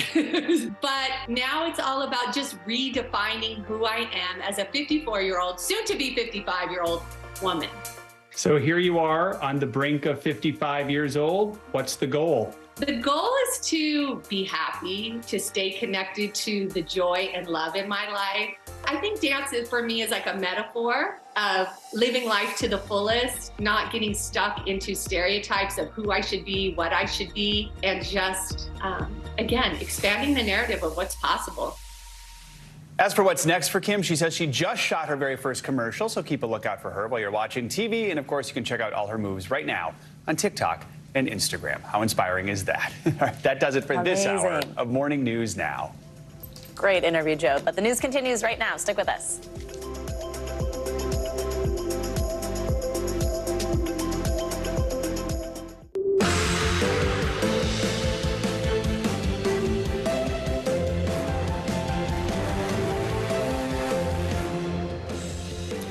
Good Thursday morning from New York. I'm Joe Fryer. And from Los Angeles, I'm Savannah Sellers. Right now on Morning News Now, utter devastation this morning as that massive winter storm stretching from the Great Lakes to the Gulf Coast sets its sights on the eastern seaboard, leaving many communities in the south picking up the pieces. In hard-hit Louisiana, at least 3 people confirmed dead this morning after a string of deadly tornadoes ripped through the region. This is my house right here, y'all. My house is just gone. Y'all, this was a whole trailer park, y'all. Full coverage this morning, including meteorologist Angie Lassman with the system's latest track as it moves east this morning. Another one. We saw some rare good news on inflation this week, and the Federal Reserve is now taking notice, hiking interest rates this time around by only half a point. But that still puts us at a 15-year high. We'll break down what it all means for your wallet coming up. Also this morning, preparing for the worst as COVID cases rise again with those falling temperatures. The Biden administration today is expected to unveil a new preparedness plan to try to stop a potential winter surge in its tracks. What we know this morning about this new effort to keep you safe and healthy this holiday season.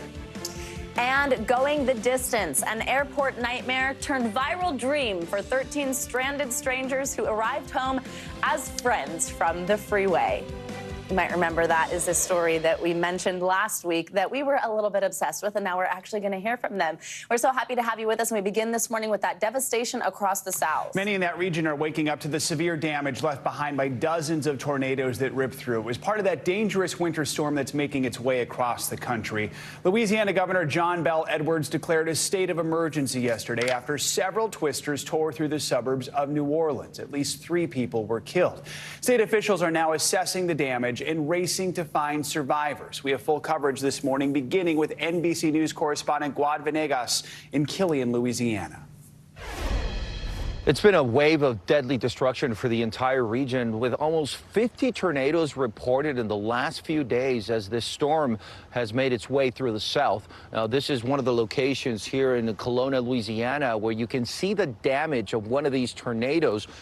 This were a few homes that have been completely destroyed overnight. We spoke to one of the neighbors who says his house used to sit right there. The home, of course, has been destroyed.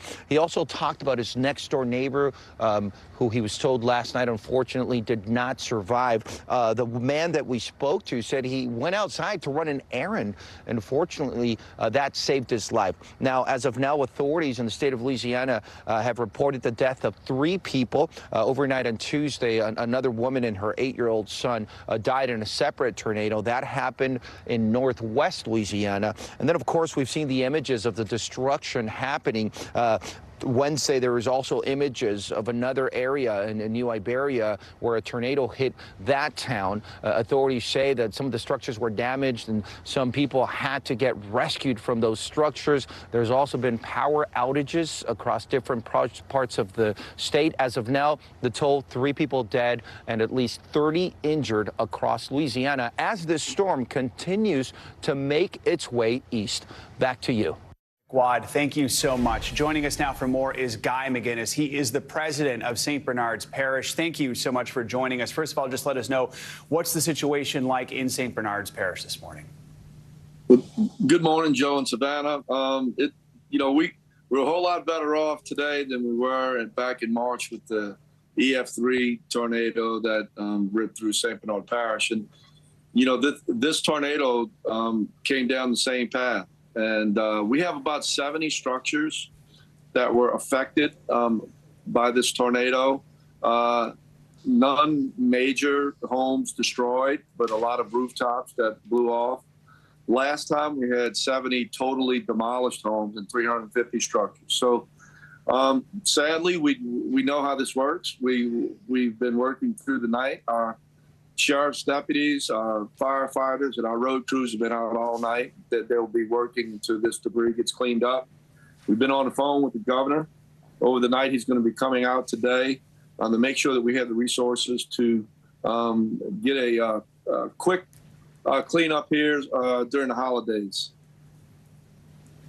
Guy, yes, it's just heartbreaking. It's happening this time of year, but as you mentioned, it's something that this community is unfortunately used to. How is your community responding this time around? Do they have, at this point, the resources that they need?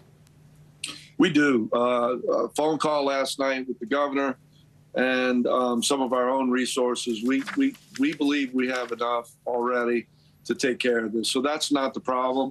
We just want to make sure that our residents are secure, that they're able to get to their properties, that we get all of this debris cleaned up.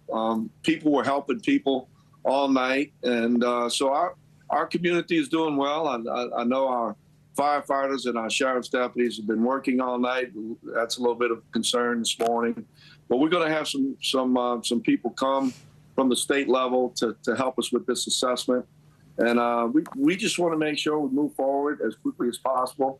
When you call the troops, they're supposed to show up. Guy, can you describe what it was like when the storm moved through? What did you see? What did you hear? The sheriff and I were staged in a truck on the highway because we can hear this real-time reporting, which is amazing. I think it saves lives.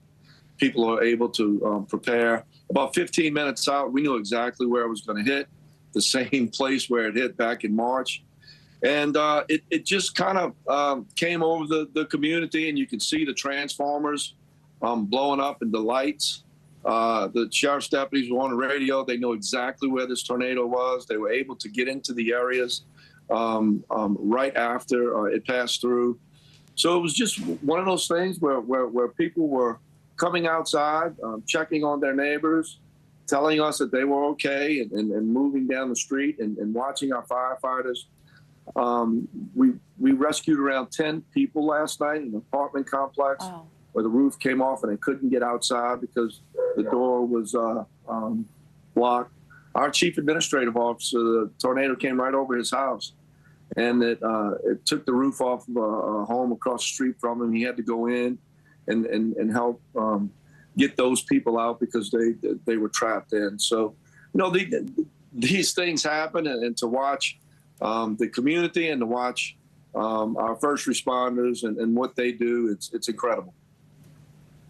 Oh, it really is. Guy McGinnis, it sounds like your community is coming together when you really need it. We appreciate your time this morning, and we'll be thinking about you. Stay safe. Thank you so much. And let's stay on this and get the latest track on that major system that's making its way east now. Yeah, meteorologist Angie Lastman joins us now with more. Good morning, Angie. Good morning, guys. And unfortunately, we're not done with this system yet. It started off on the West Coast over the weekend and has made its way across the United States. And we still have multiple impacts from this. We do have a tornado watch that remains in effect for a little while longer for parts of the South. We'll talk about that in a moment. But also wintry weather now starting to impact folks in the mid-Atlantic states and moving into the Northeast over the short term. And we still are dealing with the heavy snow and the blustery conditions in parts of the upper Midwest. Let's start with that tornado watch, though. We have seen it kind of shrink in size, but still including many folks here. Now parts of Florida and Georgia included in this. Excuse me.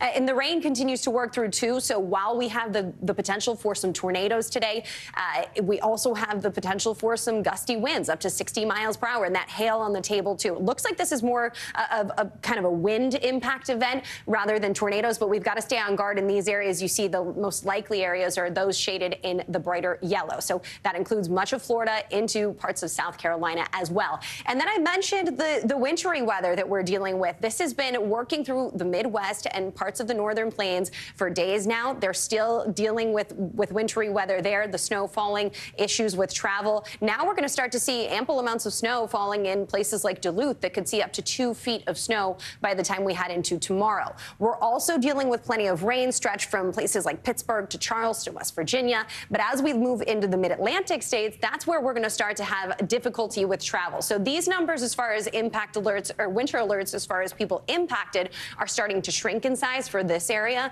But when we look to the Northeast, that's where we'll start to see these numbers increase. So 32 million people in these winter weather alerts. This does include some ice storm warnings, and this is going to make it really difficult for us as far as our travel is concerned with ice accumulation. There's going to be 1/4 of an inch of ice in some spots, and that's not to mention the fact that we also, yes, will have the rain, and that makes it difficult along the coast for places like Boston to New York and down to D.C., but also inland areas, interior, Northeast, and Mid-Atlantic will have some snow to deal with as well. All right, a real wintry mix. Angie, thank you so much. Appreciate it. And turning now to the latest on the economy and the Federal Reserve's decision to raise interest rates by 0.5%. Now, that rate hike is less than the 75-point increases we've seen in recent months, and it comes after a better-than-expected inflation report for November. But Fed Chair Jerome Powell said that the central bank remains committed to bringing inflation down and restoring price stability for Americans. The largest amount of pain, the worst pain, would come from a failure to raise rates high enough and from us allowing inflation to become entrenched in the economy. I wish there were a completely painless way to restore price stability. There isn't. And this is the best we can do. Our friend, Investopedia editor-in-chief Caleb Silver joins us now to break this all down. Caleb, good to see you. So, of course, from you first, I just want sort of high level, this 0.5 percentage point increase, a step down from what we've seen in recent rate hikes, but it is still a large rate increase. So what do you think this does overall to the economy as we head into 2023? It slows it down. It's really a pick your poison. That's what Fed Chair Powell was saying. It's either high inflation or high interest rates. The lesser evil is high interest rates, but they do slow the economy down and we'll probably enter a recession. Why? Because they raise borrowing costs for consumers and for businesses. But get this, inflation is at 7.1% as of the last reading. A year ago, inflation was at 7%, so it really hasn't changed that much. It's gone up, but we have peaked, but we haven't come down far enough. The Fed wants inflation at 2%. We're a far cry from that, so they're going to keep raising rates higher for longer. That's the message. So we are, though, starting to see inflation go down finally, kind of hopefully indicating these tools here, these levers they're pulling are working. But how fast do you see it dropping from here? When can people realistically feel like things are better? If they're at the gas station, the grocery store, when do prices ease?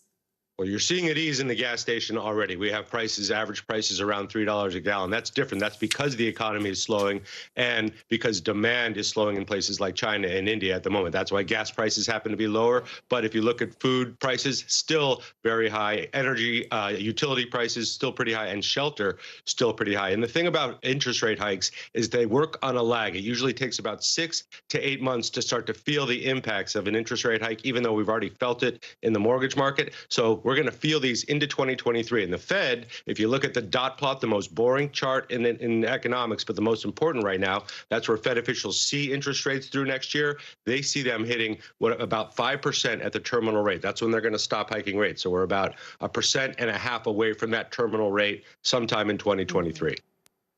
And Caleb, what about the housing market? What's that look like over the course of the next year with this path? Yeah, the housing market has been in a slowdown all year long. Existing sales, building permits, every metric of the housing market, except for prices, which have finally started to crack. We have that 30-year fixed mortgage now north of 6%. That has really created demand destruction in the housing market. But you're starting to see that come down as demand wanes. People can't afford the down payment and to service that debt. So you're starting to see that mortgage rate come down a little bit. I would expect more of that in 2023, and hopefully prices getting a little bit easier around the major cities, because they've been sky high as inventory's been tight and mortgage rates rising. Bad recipe for the housing market. Should get a little bit better next year. Hey, Caleb, we saw stocks sell off on Powell's comments yesterday. What do you expect from the market, today in the new year if the Fed does keep these interest rates higher for longer? Yeah, stock market did not like the messaging yesterday, which is rates are going to be higher for longer. Folks thought some folks thought the Fed was going to pull back a little bit or pivot or slow much more than they indicated yesterday. So stocks sold off. Why? Because higher interest rates puts pressure on stocks, especially those growth stocks that borrow a lot of money. So we're going to have a shakeout here for a little while, but the back half of 2023 looks pretty good. Once the Fed stops raising rates and the economy gets its footing again, back half should be good because we've been in a bear market. The year after a bear market, traditionally very, very good for the stock market. All right, Caleb Silver walking us through it. As always, thanks so much. Good to see you. New this morning, the White House is preparing to roll out a new plan in its fight against COVID. It comes as we start to see cases rise ahead of the holiday season. This morning, the Biden administration announced its winter COVID-19 preparedness plan, which includes the return of that free at-home test program. NBC News White House correspondent Carol Lee joins us now. Carol, good morning to you. So let's have you walk us through this new plan. What actions is the administration taking to prepare for a potential winter surge? Yeah, Joe, well, look, the White House is saying that they don't expect this surge to be as bad as last winter, but they are expecting a surge nonetheless. So they're taking several steps with this plan. One is, starting today, Americans can get 4 free at-home COVID-19 tests per household, so they can order those. They're also sending more than 6,500 tests to low-income housing programs, and they're focusing on nursing homes, long-term care facilities. They're expanding a program to get tests to food banks as well. They're also working on trying to increase vaccination, so they're setting up mobile vaccination sites, test-to-treat sites, and urging governors to really try to get people vaccinated, particularly focusing on the elderly, Joe, saying they're sending what they're calling this winter playbook to nursing homes and long-term care facilities to try to get some of the elderly vaccinated, because a large number of them have gotten their initial vaccines, but not those booster shots. Lastly, they're also trying to ready personnel and resources. So they're saying that they have a number of medical personnel who are on the ready, who can be deployed where they need to be, and urging states to use their own resources, such as the National Guard, if they need to. Let's talk more about those free at-home tests. I know we saw high demand for it in the past. My household certainly took advantage of that. So the White House is bringing it back, allowing people to request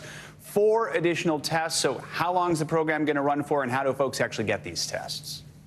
So the way that they can get the tests is they can order them online at covidtest.gov, or there's also a phone line that's 1-800-232-0233, so they can call as well to get those tests. And this is something that's starting today. It's running for some time, and that the administration is saying that households should be able to, regardless of the number, that there will be a supply there for those who want those tests. You know, in the early days of the pandemic, and even a year ago, there were always worries about, do we have enough resources? Do we have enough testing? Do we have enough treatment? So where does the federal government stockpile on those things, on tests and treatments stand right now as we head into the winter months? And where are they getting the funding for additional tests?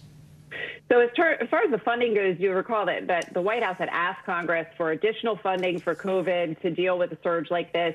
They're not getting that. So they're saying they're going back to use funding that was in a COVID relief bill that was passed last year. So that's where the funding is coming from. And in terms of the stockpile, look, they're saying that the White House is saying they have enough of a stockpile in terms of Paxlovid, the treatment for COVID. They've just said they distributed 6 million doses to communities. They're saying that they have over 130 million N95 masks in the strategic national stockpile, so those can also be distributed. And again, they're saying we have enough tests, so Americans should order them and they will receive them. All right, Carol Lee. Carol, thanks so much. Now on Capitol Hill this morning, lawmakers are one step closer to approving a ban on TikTok on all government devices after the Senate passed a bill yesterday. This comes as more and more lawmakers raise concerns over the national security implications from the Chinese-owned app. NBC News White House correspondent Ali Rafa joins us now on that and more happening on the Hill today. Ali, good to have you with us. So this bill passed in the Senate actually by unanimous consent. I mean, that's not something you see a lot these days. And we should note this is a separate bill than the one that Senator Marco Rubio introduced that would ban TikTok outright in the U.S. But what do you think this all says about how serious the concerns that lawmakers hold with TikTok are? Yeah, Savannah, good morning. Well, we know that U.S. service members in the military are already banned from having TikTok on their government-issued devices. But this bill went one step further, calling for the banning of TikTok on all devices issued by the federal government. As you mentioned, it passed last night unanimously by a roll call vote. That means that all 100 senators didn't object to the passage of this bill. This wasn't all too surprising because this actually happened back in 2020, but the House didn't take this bill up back in 2020 after it passed in the Senate. So it's unclear where this is going to go now. As you mentioned, it's important to know that this is different from that bipartisan bill that Senator Marco Rubio introduced on Tuesday that calls for the banning of TikTok and its parent company ByteDance from operating altogether in the United States because of those security concerns that the Chinese government is using U.S. user data for espionage purposes. This is something that has gained steam over the last few weeks and months where Republicans and Democrats have both voiced their concerns over these security concerns and really the impact it could have on U.S. intelligence. So it's still unclear where these two bills are going to go now, but it is noteworthy that both of them did have bipartisan support, Savannah. Yeah, absolutely. We know it's something that you'll keep an eye on for us. I also want to ask you about another topic here, the negotiations to fund the government, avoid a shutdown. The House passed this stopgap funding bill yesterday to try to do that. Walk us through how long this funds the government for and the status of the longer-term spending bill. So remember, as of now, government funding runs out tomorrow at midnight. So lawmakers have been hard at work trying to hammer away the framework of this deal to be able to avoid a government shutdown. The House, as you mentioned, reached this deal on a stopgap measure that would fund the government only until next Friday, the 23rd, giving them a little bit more time to give these lead negotiators time to work out the details of this long-term omnibus spending bill. This now goes to the Senate before President Biden could sign this into law. The Senate could technically vote on this as early as today because we heard them say on Tuesday, these lead negotiators, that had reached a deal on a framework for that long-term spending bill. They're keeping the details of that deal very close to the vest, but we do know that that top line number that they mentioned is somewhere around $1.7 trillion as of right now. Ali, also, before I let you go, we're expecting the House to vote on the Puerto Rico Status Act today. Tell us about this. I mean, does this mean that Puerto Rico could become our 51st state if this measure passes the House today? Yeah, so this measure would consider whether Puerto Rico should become an independent state, should remain a U.S. territory, or should have sort of a special status as its own government that still has associations with the United States. It's important to note that this has been taken up before. This has been taken up roughly half a dozen times since the 60s, but this has gained more steam, and there have been more calls to be able to do this in the last few years because of all the struggles that Puerto Ricans have faced over the last few years, especially in the aftermath of Hurricane Maria. There's been rising poverty levels, government corruption, a failing power grid. So there's been more calls to be able to do this. But the gut check here is that if this does, even if this does pass the House, where it goes next is going to be tricky because we have that 50-50 evenly divided Senate before a new Congress is sworn in on January 3rd. And it's unclear whether lawmakers are going to add this to their long to-do list that they have to get done in this lame duck session. If they aren't able to get that this on their to-do list, this would all have to start over in a Republican-controlled House come January 3rd, Savannah. All right, Ali Rafa covering it all for us this morning. Thank you so much. A judge in California has ruled there is enough evidence to charge the man accused of breaking into the home of House Speaker Nancy Pelosi and attacking her husband. During the hearing, prosecutors played the 911 call and police body cam recordings from the attack in late October. Authorities also showed the alleged weapon, a hammer, saying the suspect struck Paul Pelosi very hard. And a police officer testified that the suspect also had plans to target others. That includes California Governor Gavin Newsom, actor Tom Hanks, and Hunter Biden. NBC News legal analyst Danny Ceballos is here with more. Danny, good to have you with us. Let's start with the basics. What was yesterday's hearing about? What happened? A preliminary hearing is just a probable cause hearing. Is it more likely than not that a crime was committed and the defendant sitting over there committed the crime? If so, then the judge holds it over for trial. All that means is it moves from that courtroom and goes into the trial prep process. From there, there will be discovery. The prosecution will exchange documents, a lot of the documents and information that were referenced at this hearing. And it'll be body cam, 911 call. Not a very document-intensive case here because a lot of it we already know about.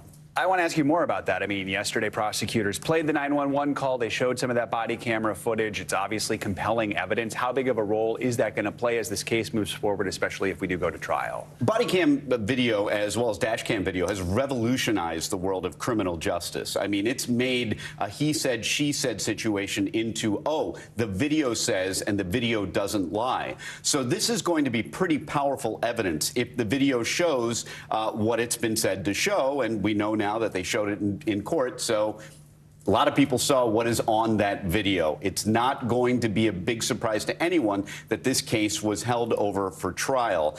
This is going to be a very challenging case for the defense because the evidence seems to be, at this stage, a slam dunk. The suspect is also facing federal charges. He has pleaded not guilty. Will there be much overlap between those two cases? Yeah, this is a very interesting discussion here of federal versus state authority. What you see in the state charges are classic. The state authorities are the ones that would normally charge this case if the Speaker of the House was not involved. It involves classic exclusive state cases. You've got burglary, or excuse me, you've got home invasion, you've got assault, all of the things that normally are in state court. But there is a federal nexus because a federal official is involved and the attempted kidnapping. So you see a really interesting example of how federal and state jurisdiction overlap some, enough that you can charge someone for the same incident in both state and federal court, as long as the charges are separate enough. And here they are. All right, Danny Ceballos breaking it all down for us. Thank you so much. Appreciate it.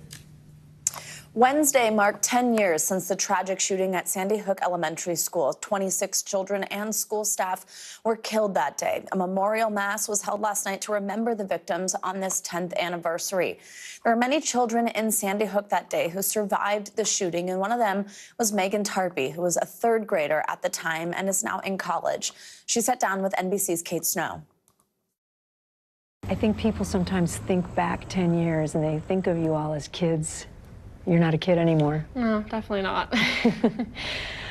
Megan Tarpey is a freshman at Marist College now. 10 years ago, she was in her third grade classroom at Sandy Hook Elementary when the gunfire started. She doesn't want to talk about the details of that horrific day, but obviously it's had a profound effect on her.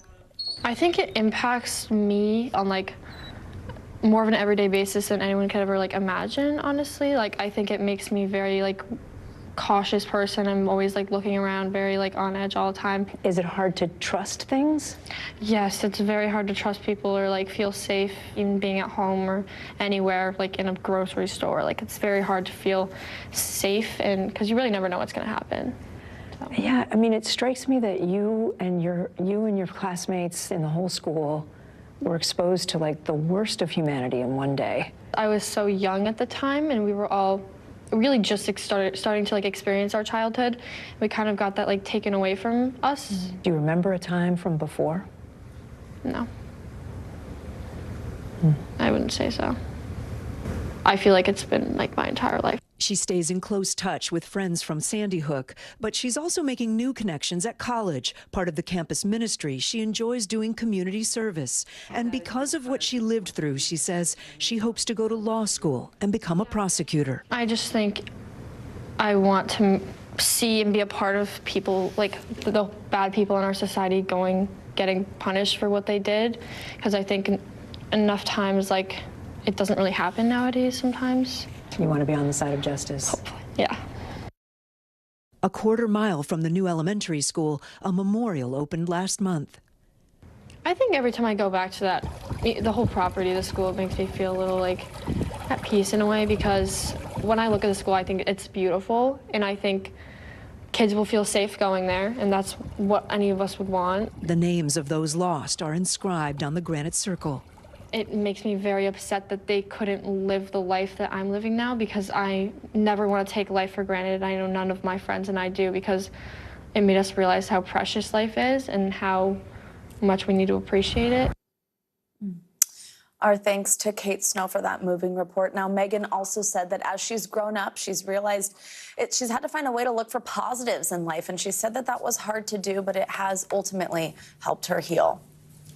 Coming up on this hour of Morning News Now, we're going to tell you about a major shakeup at the United Nations involving Iran.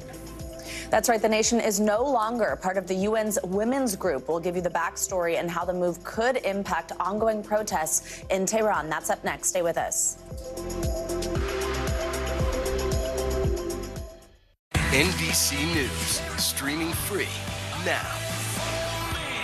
For Dateline Premium, subscribe now on Apple Podcasts. The big variable, the storm surge. Why was it important for you to be here? What kind of training regimen? How you doing, Lester? For Dateline Premium, subscribe now on Apple Podcasts. Sometimes the news can be difficult and overwhelming for kids to understand, so we've created a newscast just for them. We hope your family will watch Nightly News Kids Edition. Stay on top of breaking news and the biggest stories of the day with NBC News Daily. Thank you so much for joining us. I'm Morgan Radford. And I'm Vicki Wynn. I'm Aaron Gilchrist. And I'm Kate Snow. Get in-depth reporting from across the country. What's your reaction to the president's comments? And around the world. Are Ukrainians continuing to make advances? And ways you can take care of your health. Who should be getting tested? And frankly, how often? And your wallet. Costs are skyrocketing. How to manage soaring prices. NBC News Daily. Weekdays from 12 to 4 p.m. Eastern on NBC News Now. News is happening now. Look at what's making headlines around the world.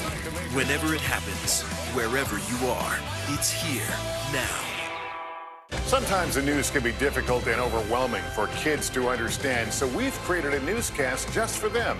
We hope your family will watch Nightly News Kids Edition. News is happening now. Look at what's making headlines around the world. Whenever it happens, wherever you are, it's here now. The big variable, the storm surge. Why was it important for you to be here? What kind of training regimen? How you doing, Lester? This is what it looks and feels. From the storm zone. The bigger piece to the puzzle comes. New numbers just out this morning. Good evening. We begin tonight with breaking news just coming in. We begin this hour with the latest developments. We're coming on the air with some shakeups big time on Capitol Hill. How much water ultimately will be forced inland? Whenever it happens, wherever you are, NBC News, streaming free now. Celebrating 75 years of Meet the Press, the longest running show on television.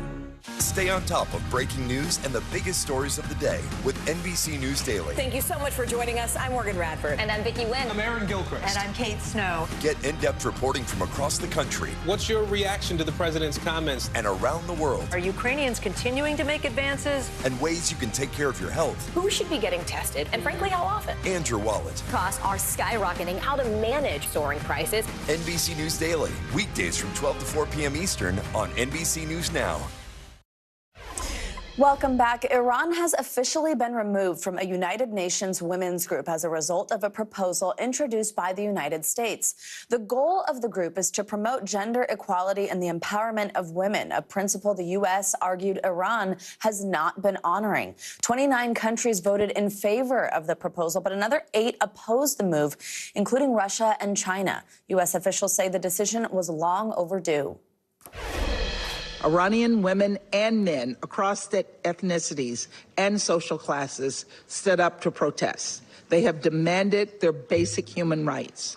They have come together through a simple rallying call: women, life, freedom. The Iranian government responded with brutality. Let's do right by women and girls around the world. Let's vote to remove Iran from the Commission on the Status of Women. Let's bring in Hagar Shamali for more on this. She's the former spokesperson for the U.S. mission to the UN and the former NSC director for Syria and Lebanon, also the host of the web series Oh My World. Always great to have you with us. Good morning. So first, just tell us, what real impact will this decision have, both, of course, most importantly for the protesters in Iran, but then also for the regime there? Well, the main impact is for the protesters of Iran, like you said. This is about showing solidarity, making a strong statement, and showing that when you're facing a situation that is as egregious as this one, but unfortunately it took a situation that's as egregious as this one, that the international community will in some form act, but it won't have a significant impact on the regime. I also want to ask you about executions that are happening in the country. Right now, a professional Iranian soccer player faces possible execution after being charged with rioting against authorities last month. But Iran also executed a second detained prisoner earlier this week.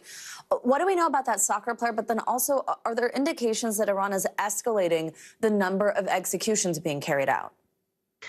Well, Iran is pursuing these death sentences and executions as a way of quashing the protests because there are other efforts to repress them, to detain and kill people and use indiscriminate violence in the street is not working. So they're using these. And in fact, these executions are causing mass anger, fury across the country, and they've only ended up sparking further widespread demonstrations, which is remarkable given what the regime is saying. Not only have you had these 2 who have been killed, but you have 11 more who have been sentenced to death and a whole host of others who are awaiting trial, sham trials, by the way, with similar charges. But it hasn't held the protesters back just yet.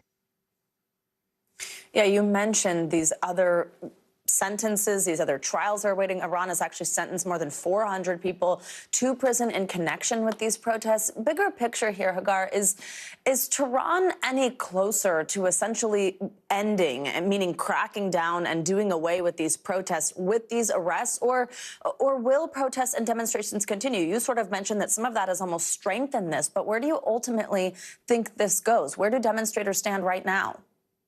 Well, there's certainly no turning back for the Iranian people because their demands are way far beyond removing the mandatory hijab, for example, or getting rid of the morality police. Their demands are about their human rights and their dignity, and which is why this regime has to go, because the main pillars of this regime is to enforce brutal repression and control over its people in order to survive. So there's no turning back. Even if these measures from the regime end up quelling the protests in the future, I don't think they're ever going to go away entirely.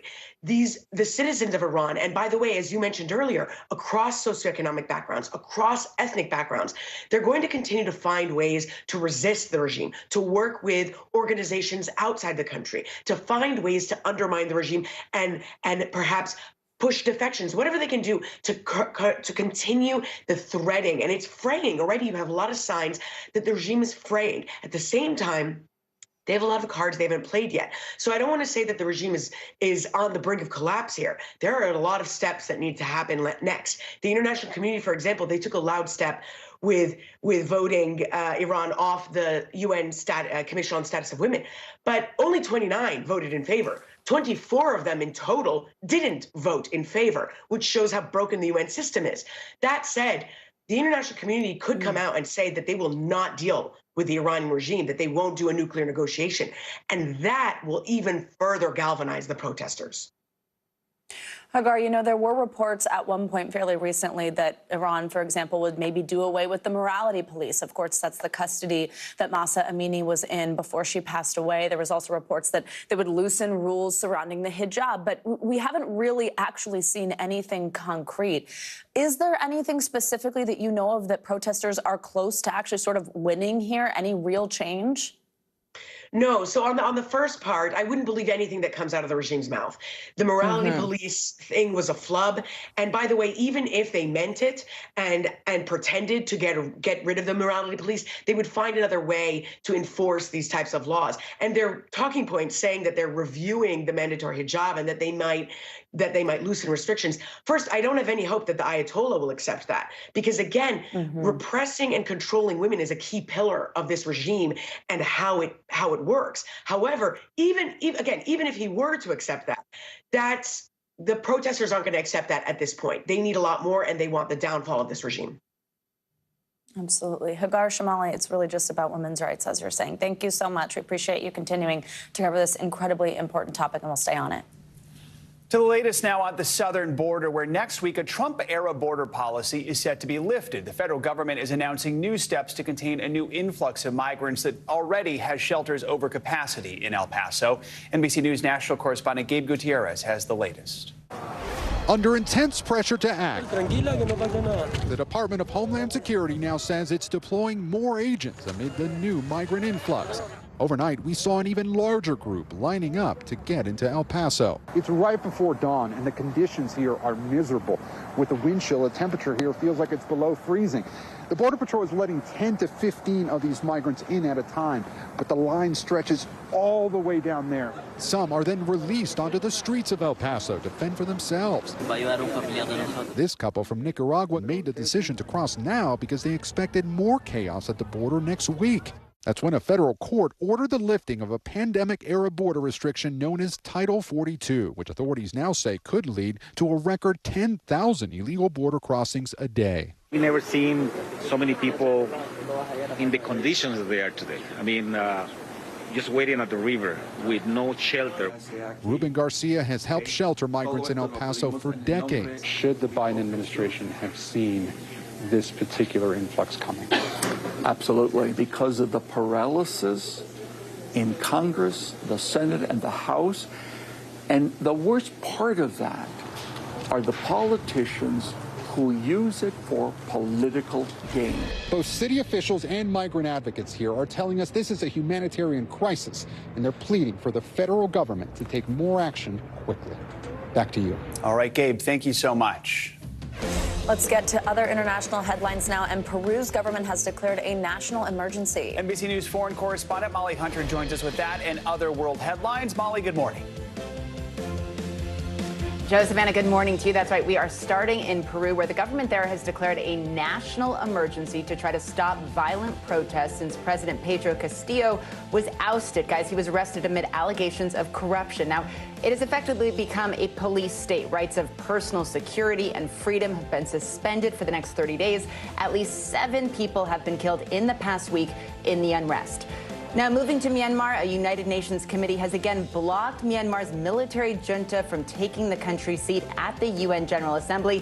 Now, the move was applauded by rights activists who say the coup leaders should not be allowed to gain international legitimacy, and that means Myanmar's ambassador, who was in the job back in February 2021, will remain in the position. And finally, last night's game was a heartbreaker. That is why I'm slightly hoarse this morning, cheering very loudly. France sent Morocco packing. Now, Morocco was the first African team semifinalist in history, you guys, but the Cinderella story came to an end. France won 2-0. Now, the Champs-Élysées last night in Paris was packed, honking, celebrating, and now the final is set for Sunday. It is Argentina versus France. I cannot wait to watch. Guys, I'll send it back to you. It's going to be a great final. Oh, my goodness. I bet Paris was a fun place to be last night. All right, Molly, thank you so much. Coming up, cause of death revealed. What we know about the untimely and tragic passing of beloved American soccer journalist Grant Wahl. That's after this.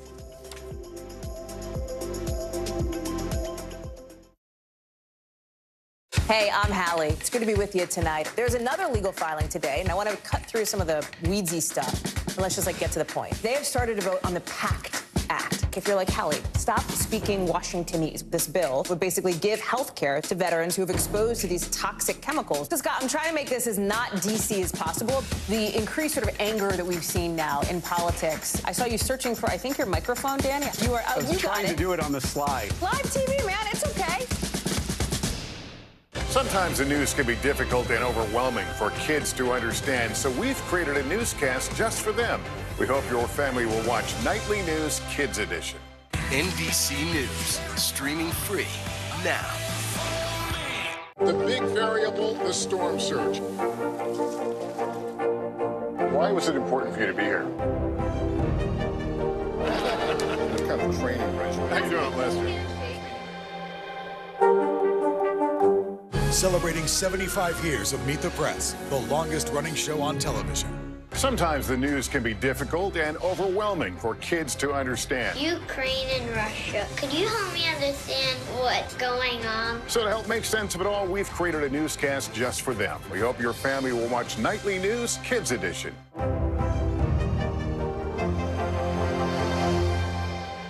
The big variable, the storm surge. How much water will ultimately be pushed inland? How many of you were up there? At least like 11. Why was it important for you to be here? What our top story tonight? You guys okay? Yeah. What kind of training regimen? How you doing, Lester? For Dateline Premium, subscribe now on Apple Podcasts. We're back now with more on the sudden passing of soccer journalist Grant Wahl, who died last Friday at the age of 49. In an interview on CBS, his wife, Dr. Celine Gounder, revealed that Wahl died of an aortic aneurysm while covering the World Cup in Qatar.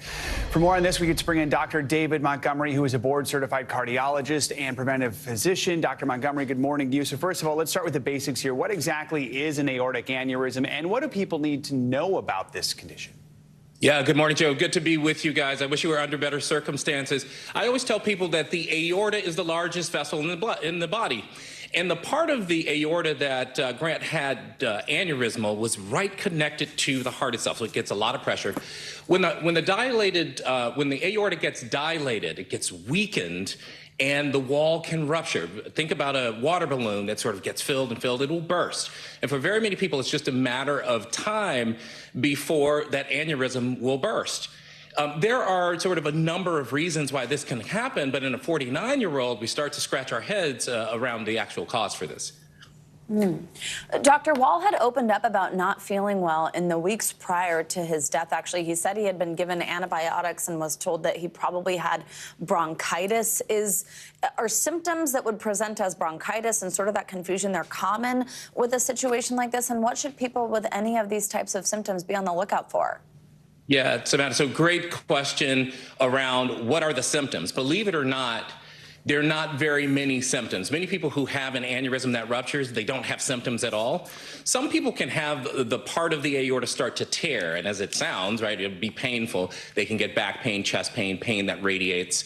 The infection that he probably had, maybe viral, we don't really know, is unlikely related to the aneurysm itself. And very many people, you have a genetic abnormality. In a 49-year-old, we have to wonder, did he have a genetic abnormality that made the wall of the aorta weak and predisposed him to aneurysm and rupture?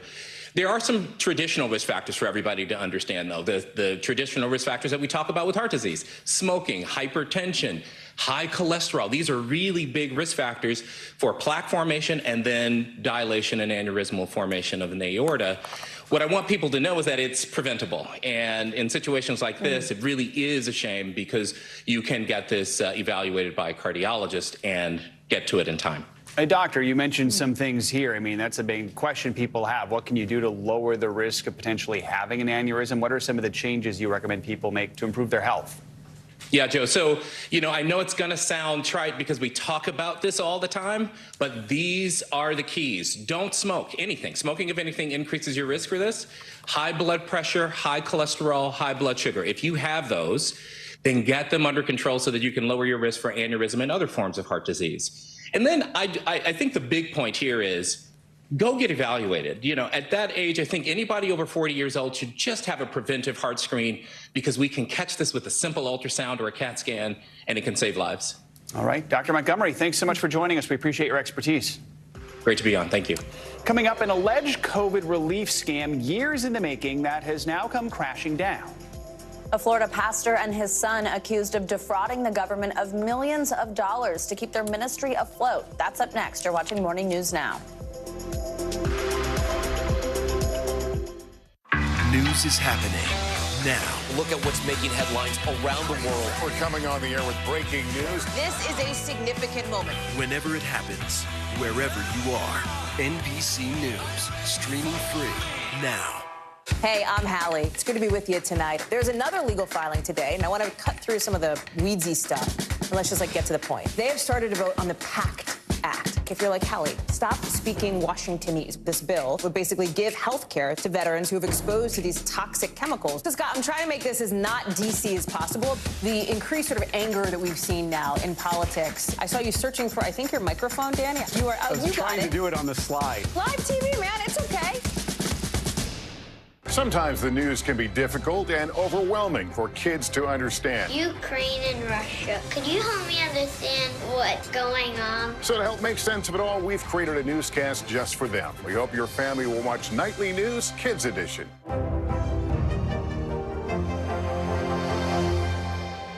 Watch NBC Nightly News with Lester Holt or listen wherever you get your podcasts. NBC News, streaming free now.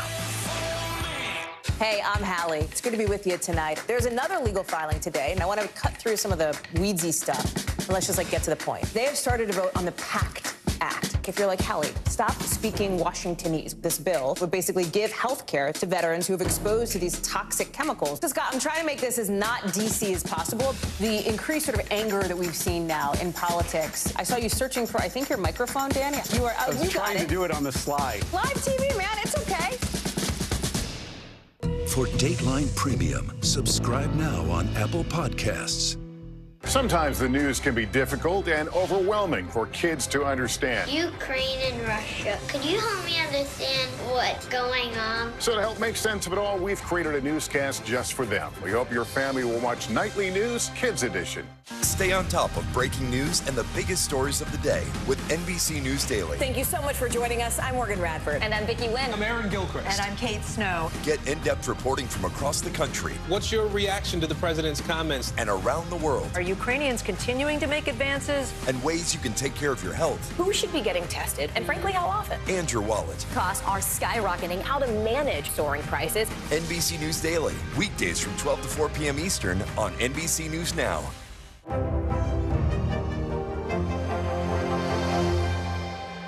NBC News, streaming free now.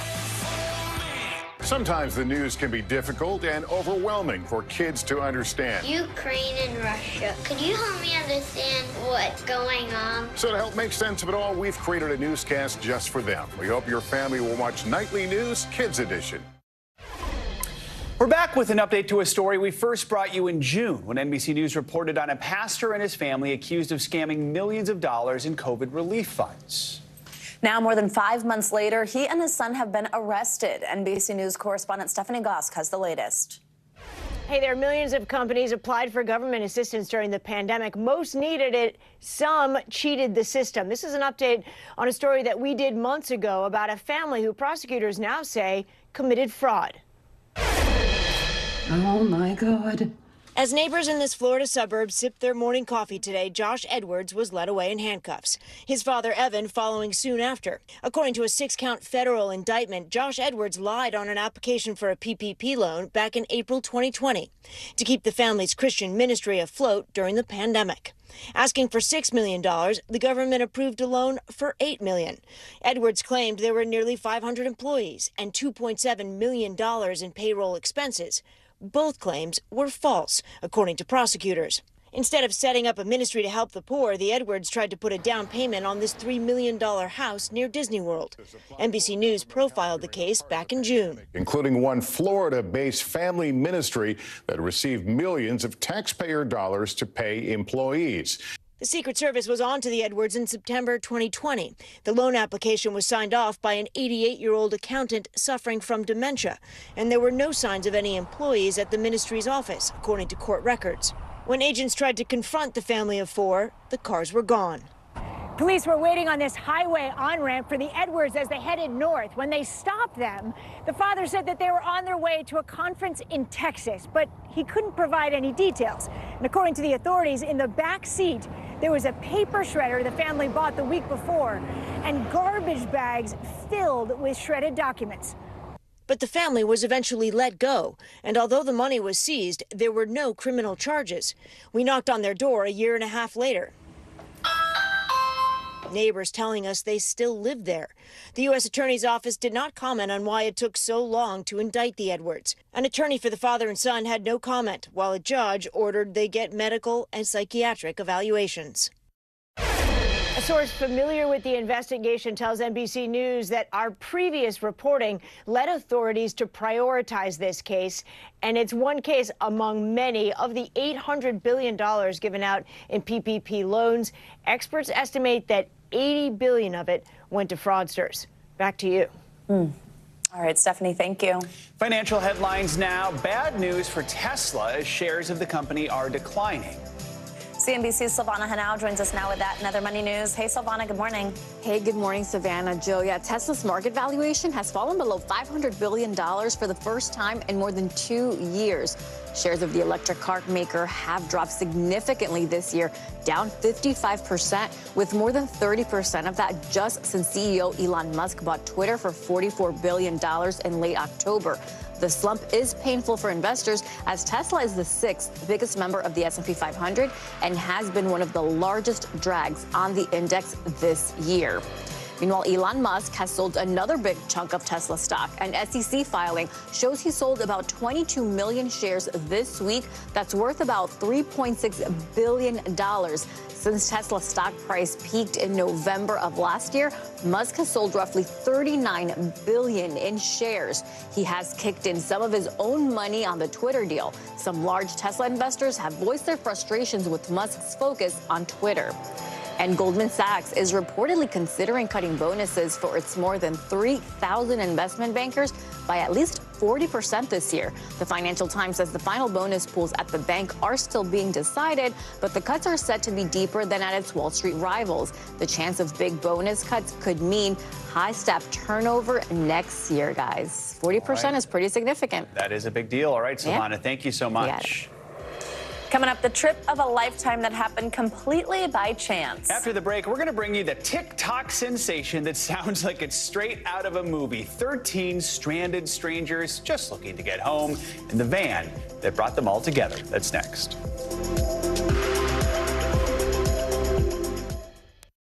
News is happening now. Look at what's making headlines around the world. We're coming on the air with breaking news. This is a significant moment. Whenever it happens, wherever you are, NBC News, streaming free now. Sometimes the news can be difficult and overwhelming for kids to understand. Ukraine and Russia. Could you help me understand what's going on? So to help make sense of it all, we've created a newscast just for them. We hope your family will watch Nightly News Kids Edition. Mr. Secretary, when is this going to get better? You came into this job saying you were to fight crime. Have you been successful? Found a way to put that. Can you update us on the status of negotiations? Sometimes the news can be difficult and overwhelming for kids to understand, so we've created a newscast just for them. We hope your family will watch Nightly News Kids Edition. For Dateline Premium, subscribe now on Apple Podcasts. News is happening now. Look at what's making headlines around the world. Whenever it happens, wherever you are, it's here now. Celebrating 75 years of Meet the Press, the longest running show on television. Mr. Secretary, when is this going to get better? You came into this job saying you were to fight crime. Have you been successful? Found a way to put that. Can you update us on the status of negotiations?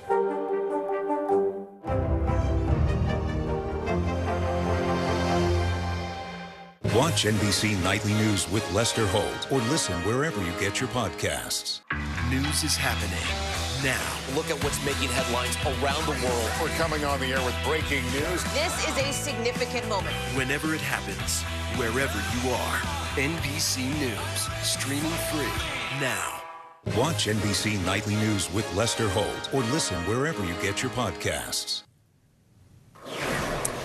Welcome back. A spacewalk had to be canceled after a docked spacecraft started leaking. One of Russia's Soyuz spacecrafts started leaking coolant after docking with the International Space Station. The two Russian cosmonauts on board had to hang up their helmets and cancel their planned 6+ hour spacewalk. The leak lasted at least 3 hours, so the cosmonauts went inside the space station to stay safe. The cause of the leak is still unknown and is being investigated by Russian specialists. Glad that they're okay.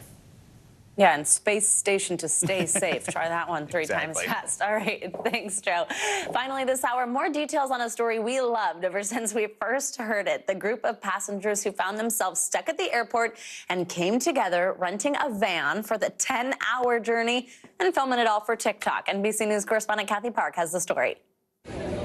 When a canceled flight stranded strangers in Orlando, 13 of them landed on one solution. We decided to rent a 15-passenger van. The storyline almost sounds like a movie. You'd give me a ride? Sure we will. Why not? Except this real-life road trip had everyone headed to Knoxville, Tennessee. And thanks to TikTok, the rest of the world was along for the ride, too. We were like witnessing it going viral in real time because like we posted it as it was happening. All right. Elena's story began documenting their journey, showing us the personalities. I'm Renee. I came for a good time. I don't argue. And pit stops along the way. I just like snacks. Their closely watched adventure racked up millions of views. Why did this click with so many people? Anyone can relate to any one of us on there. The unexpected detour almost derailed a college tour. We're trying to visit the University of Tennessee. And conference. And I'm the keynote speaker in Knoxville. But nearly 700 miles and 10 hours later. We're here and I might not even be late for work, so.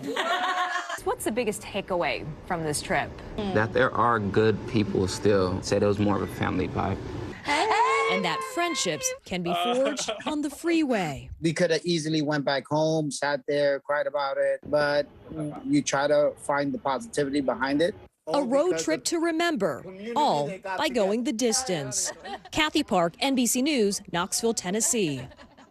My only remaining question is, who does each of them want to play them in the movie, which is inevitable, right? Which must happen. Yeah, look, I'm just smiling just watching that story. It's too good. It's the best story, our holiday feel-good story this December. All right, that does it for this hour of Morning News Now. But the news continues right now. Stick with us.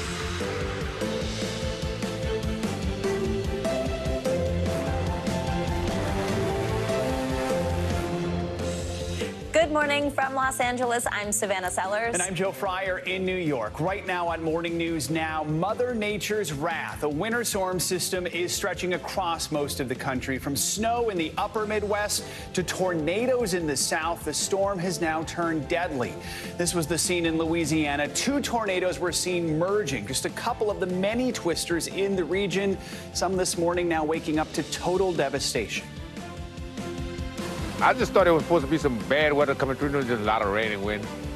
Wasn't expecting no tornado. It's devastating. Like I said, it's all material stuff. I ain't worrying about this. This can be replaced. Yeah. A life can't be replaced. We have the latest on the mess left behind and where the storm system is heading next. Taking action. New this morning, the White House is rolling out a new plan hoping to prevent a winter COVID surge. From testing to vaccinations, we've got the new steps that officials hope will control the virus, plus what doctors are bracing for this winter season. Plus, Royal Rift. Prince Harry and Meghan dropped the final episodes of their documentary, revealing new information about the tense relationship between Harry and his brother, Prince William, including why Harry says William was screaming at him in front of the Queen. Also this morning, fight to the finish. The World Cup final is now set after France got past underdog Morocco. The French are now looking to win it all against another dominant team, Argentina. We're in Qatar with a look ahead to Sunday's final. I think we know how many people are going to be spending their Sunday. We're going to begin this hour with the severe winter storm that has been sweeping through the country. Yeah, people in several southern states are waking up this morning to destruction caused by dozens of tornadoes touching down there. These were part of that massive, slow-moving storm that's been making its way across the country. Louisiana was hit hard, and rescue efforts are underway this morning. Our coverage begins with NBC News correspondent Guad Venegas in Killian, Louisiana. Guad, good morning. Savannah, good morning. You can see the destruction here in Kelowna. This is what was left of these homes in this neighborhood. We arrived overnight and met one of the neighbors here as he arrived to find his home completely destroyed. He told us he ran an errand an hour before the tornado hit, and that might have saved his life. He also talked about his next-door neighbor whose home was also destroyed. Last night, he also learned that she's one of the people that died in these tornadoes that have hit the entire region. We also know that Tuesday, overnight, another woman and her 8-year-old son died as this wave of destruction has made its way through the region. A violent tornado outbreak across the Gulf Coast. 3 straight nights of dangerous and deadly weather. Louisiana pummeled Wednesday. Tornadoes reported all across the state, leaving a trail of damage in the New Orleans metropolitan area overnight, homes in complete ruin, and even this car flipped over in the middle of all the rubble. In Kelowna, just east of New Orleans, local authorities say the damage left 1 dead and at least 7 injured. The victim's daughter, speaking to her affiliate WDSU, remembering her kindness. She means the world to me, and if anybody knew her and knew my mama, they know that she would give anybody the clothes off her back. Lamar Marshall told us he lost almost everything. That's my house. That upside down. That upside down. Your house was here before? It was right here.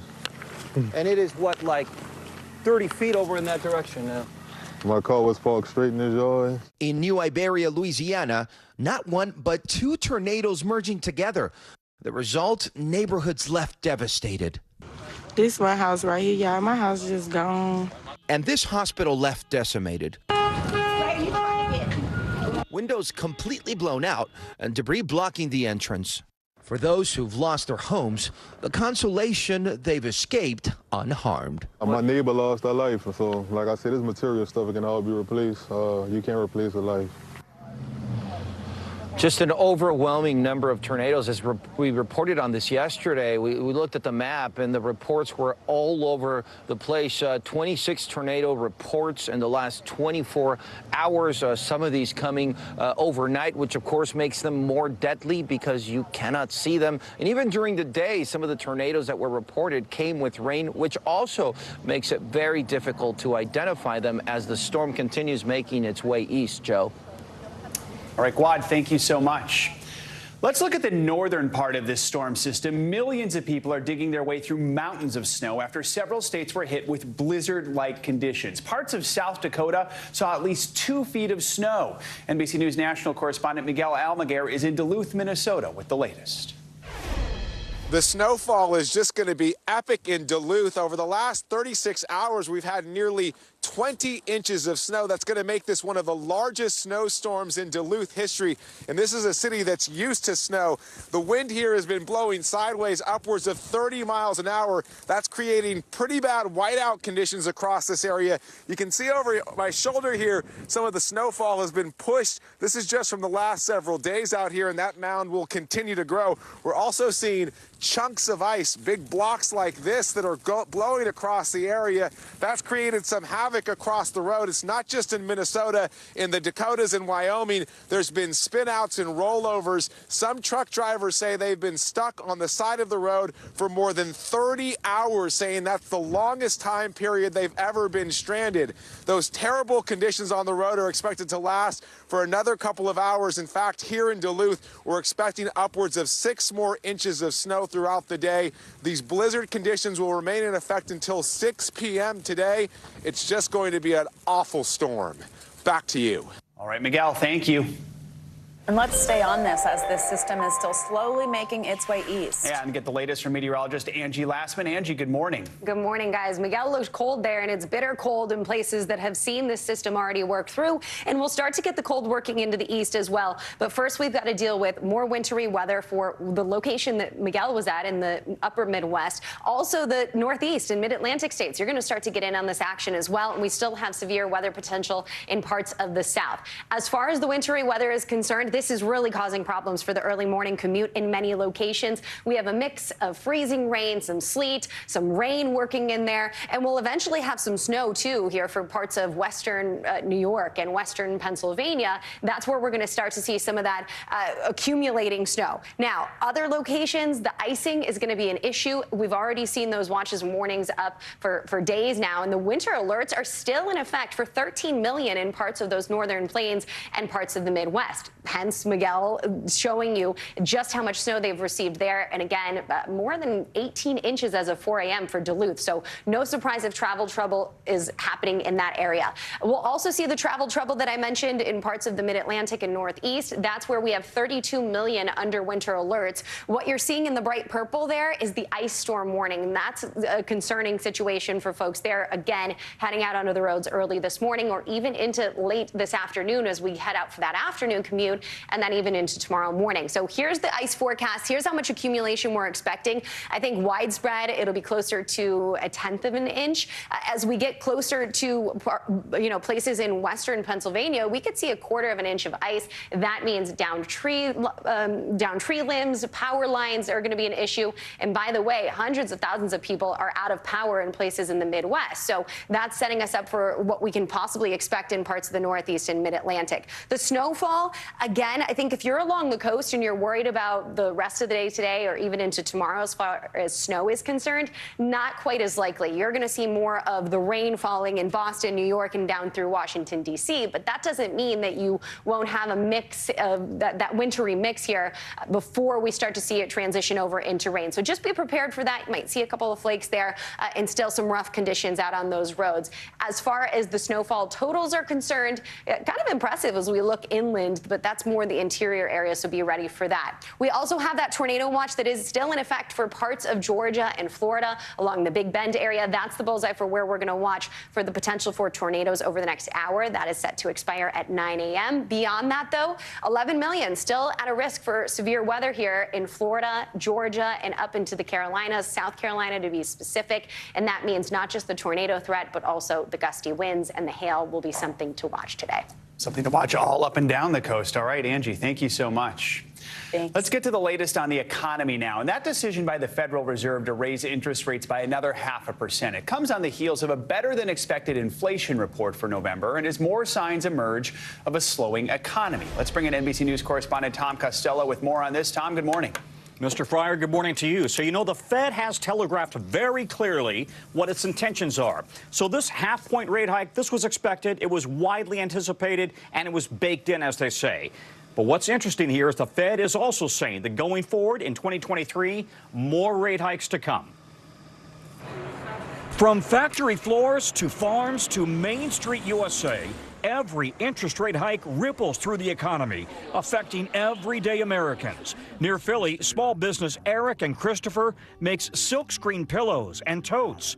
They'd like to expand, but higher rates are making a small business loan too expensive, just as inflation drives up costs, forcing them to cut employee hours. It's kind of a scary time. I can't pursue ideas and dreams, if you will, to grow the business to other levels, to other avenues, to other outlets at this time. The Fed's decision today to hike interest rates by another half point could put those dreams even further out of reach. This 7th interest rate hike of the year comes as inflation appears to be slowing, running at 7.1% year over year.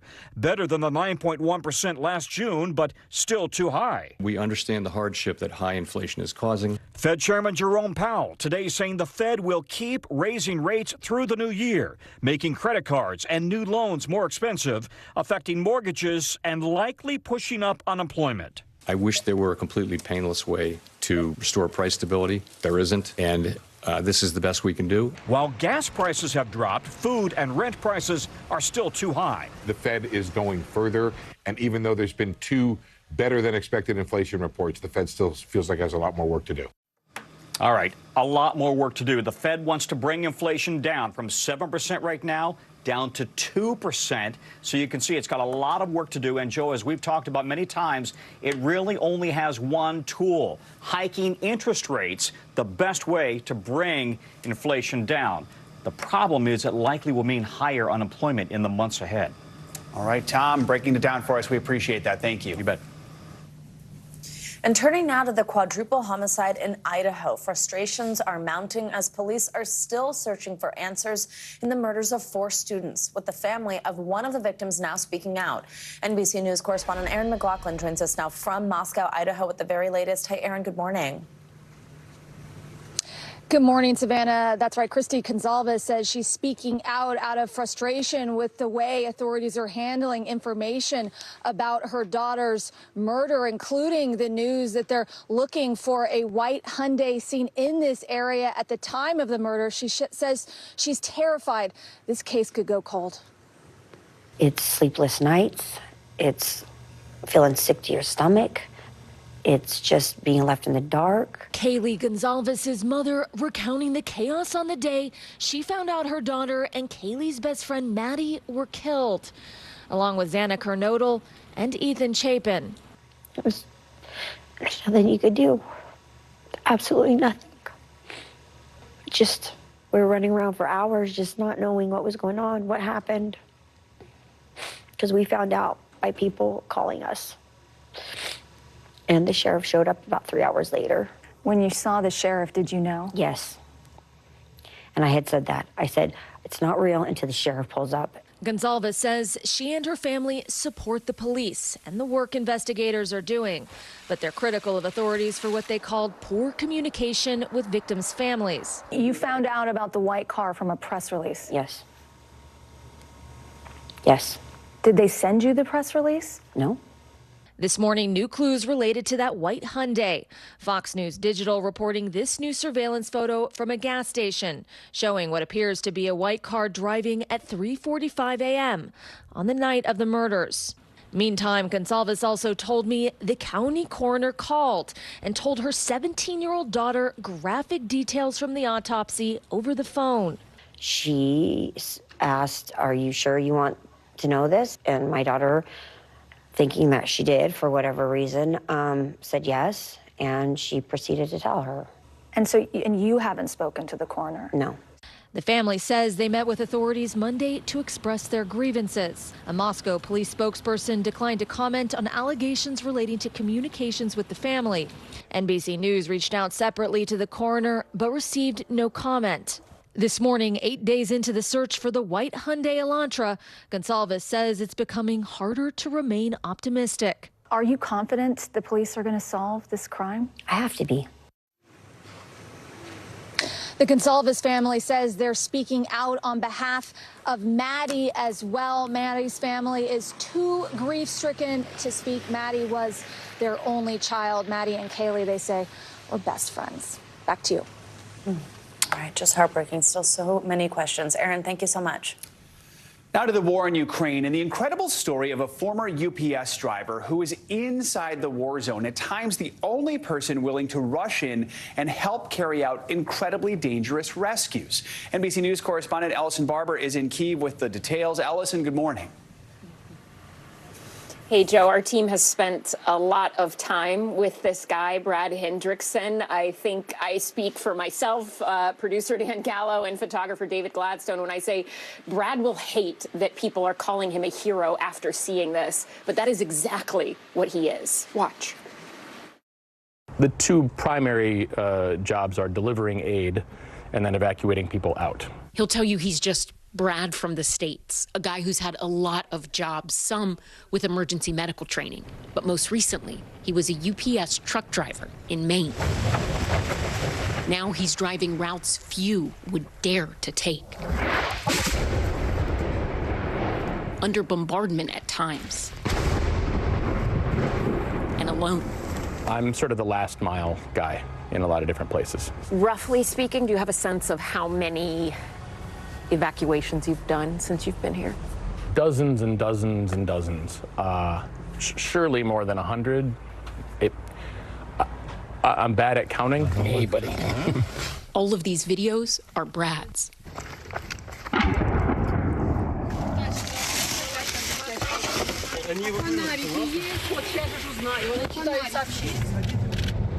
Probably went up and over that thing. Snapshots of a humanitarian mission few back home could imagine.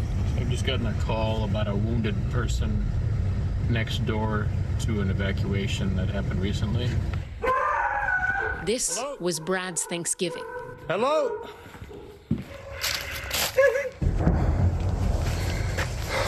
At nightfall, a call came from eastern Bakhmut.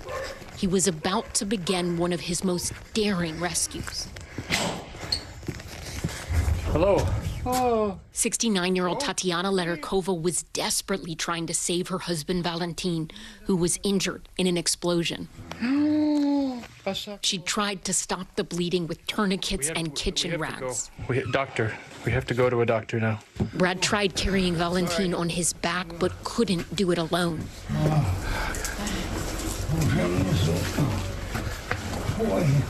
So he pulled him down every step to the temporary safety of his Toyota Land Cruiser. Finally, after a harrowing drive, they made it to a hospital. There was little time to spare.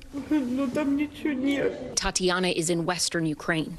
The memories of that night still haunt her, except for one.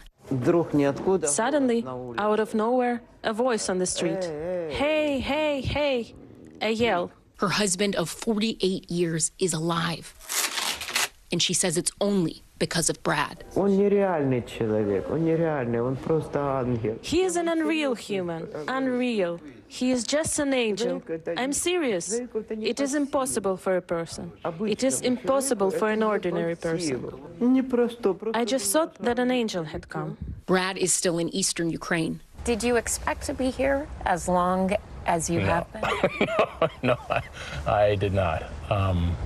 No, I thought I probably would have already been back by now. And he says he's not going anywhere. There are a lot of people who come in and go back out.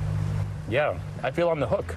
I mean, I keep looking at the need, I keep looking at the grief, I keep looking at the freezing cold and the emaciated animals and the medical injuries and on and on and on.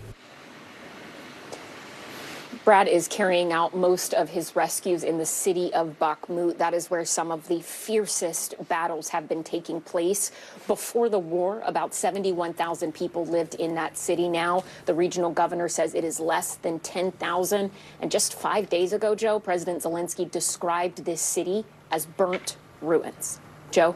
Brad may not want to be called a hero, but Ellison, I'm going to echo what you and your team said. He most definitely is. Extraordinary reporting. Thank you for that. Coming up on Morning News Now, the World Cup final is set. France will take on Argentina this Sunday. We have the latest from Doha next with what to expect from these teams. Plus, an incredible rescue at sea. 2 boaters missing for 10 days are found hundreds of miles from home. Their story of survival next.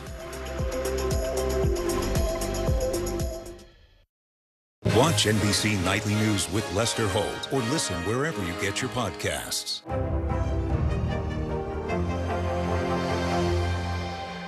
Watch NBC Nightly News with Lester Holt or listen wherever you get your podcasts.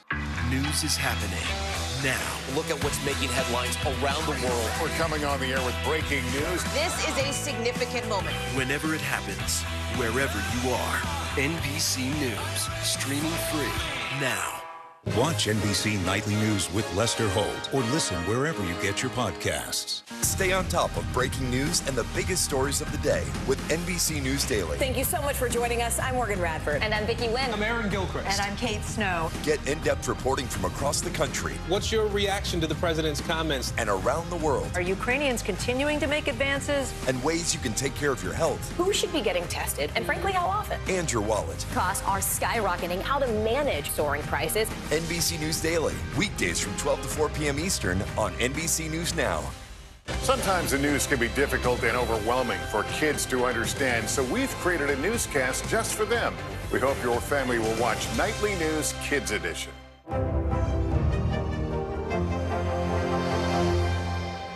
Sometimes the news can be difficult and overwhelming for kids to understand. Ukraine and Russia. Could you help me understand what's going on? So to help make sense of it all, we've created a newscast just for them. We hope your family will watch Nightly News Kids Edition.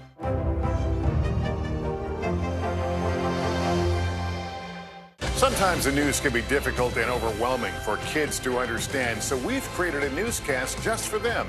We hope your family will watch Nightly News Kids Edition. Watch NBC Nightly News with Lester Holt or listen wherever you get your podcasts. Sometimes the news can be difficult and overwhelming for kids to understand, so we've created a newscast just for them. We hope your family will watch Nightly News Kids Edition. Watch NBC Nightly News with Lester Holt or listen wherever you get your podcasts. Celebrating 75 years of Meet the Press, the longest running show on television.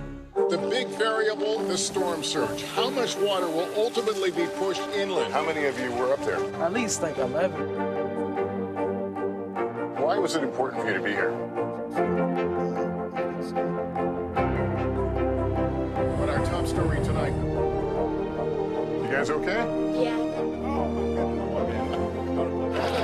What kind of training resume? How you doing, Lester? NBC News, streaming free now. For Dateline Premium, subscribe now on Apple Podcasts.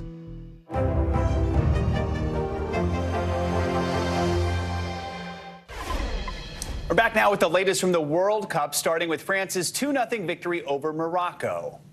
The defending champions ended the Moroccan Cinderella run and will now face off against Argentina in the finals on Sunday in what's setting up to be a clash of two soccer heavyweights. NBC News foreign correspondent Megan Fitzgerald has the latest from Qatar. What an incredible game. Morocco came out with this fighting spirit. They sustained that throughout the entire game. Now, France did score a goal about 4 minutes in, but it didn't seem to shake the confidence of the Moroccan team. They had multiple attempts on goal. They just couldn't connect with the back of the net. Then about 80 minutes into the game, that's when France secured their spot in the finals with another goal. 2-0 victory over Morocco. France now heading to the World Cup final. Take a listen to what fans had to say on both sides. No one thought we could do this. No one thought Morocco had the ability to do this. So to see just all the Arab world come together as well, I think that's been the best part. No one thought we'd come this far. So how do you feel right now that you guys pulled off this win? Yes, it was a very nice games. The Morocco deserved to this way. I respect it. Very nice. They play with the heart. But we enjoy to have the fans in final. And we think we kill the Argentina. Come on, come on. Now the finals kick off 10 a.m. Eastern on Sunday. France squaring off against Argentina. Back to you. All right, Megan, thank you so much. Let's bring in Sam Stejskal, a senior writer at The Athletic, to break down the latest from the World Cup. Sam, good morning. Good to have you with us. Obviously, a lot of excitement for France there, but they did end Morocco's run yesterday. Not before, though, they became the first country from Africa to get this far in a World Cup. Walk us through just how special that moment was. Yeah, it was huge. As you mentioned, the first African team to make it to a World Cup semifinal, the first team from the Arab world to make it to a World Cup semifinal. And they did so, of course, in a Middle Eastern country. So that was special. You know, I'm back in New York now, but being on the ground in Doha, the Moroccan fans were It was an enormous presence. And they were there a full week before the tournament even kicked off. They were loud, they were noisy, they were passionate. It bled through into the stands, of course, and a really built around a wonderful defensive performance. They actually didn't allow the other team to score a goal until the semifinals. They gave up an own goal in the group stage against Canada. But other than that, it was all shutouts until the France game. So a really excellent run for Morocco, and something that country should be very proud of for generations, really. Oh, absolutely. And now, Sam, I mean, we have these two soccer heavyweights facing off against each other, France and Argentina. What are some storylines that you're going to be watching as that game approaches?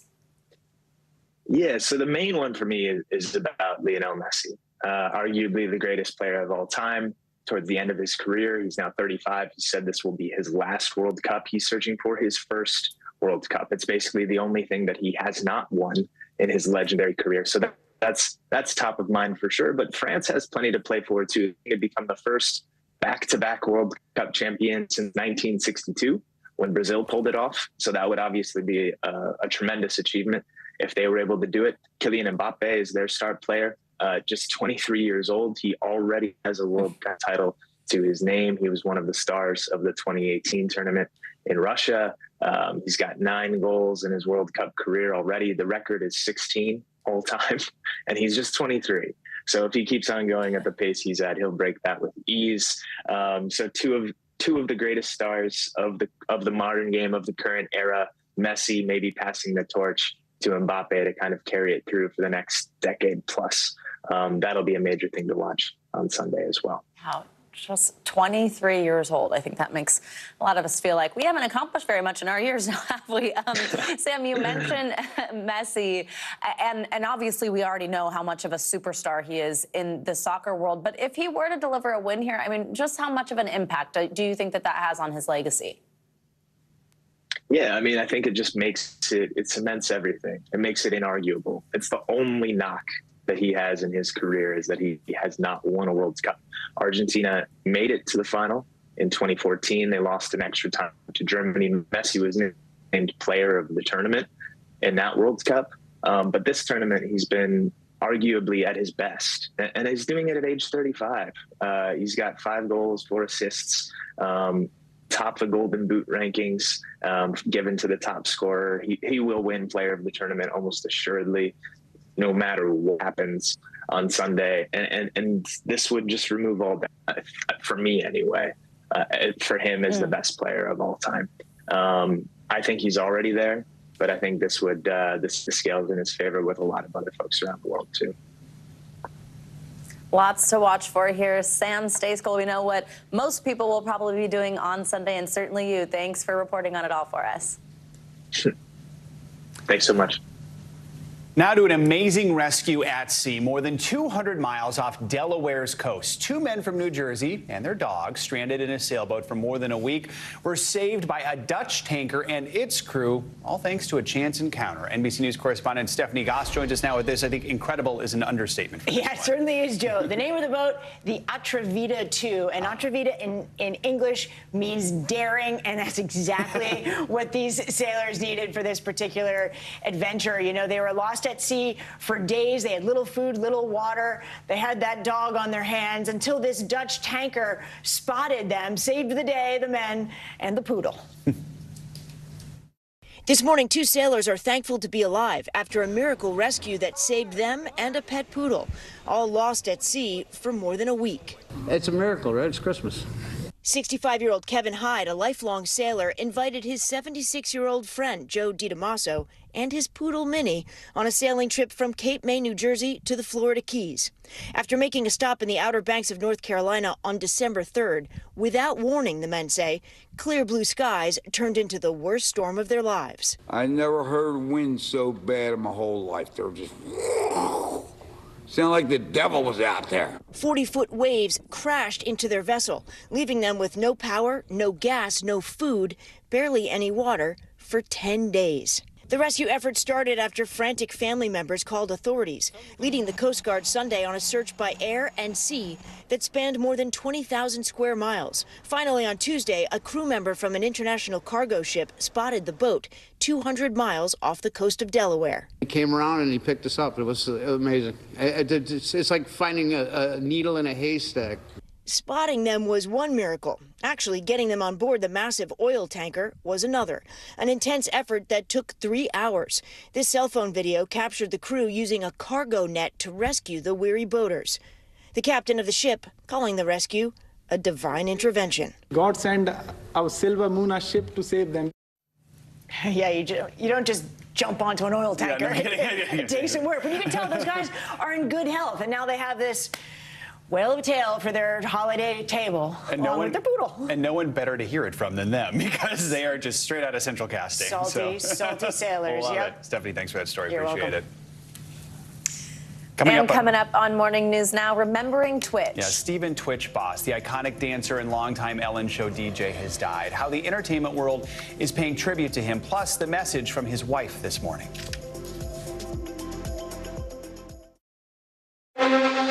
The Meet the Press Chuck Toddcast, an insider's take on politics and more with some of my favorite reporters. Get it for free wherever you get your podcasts.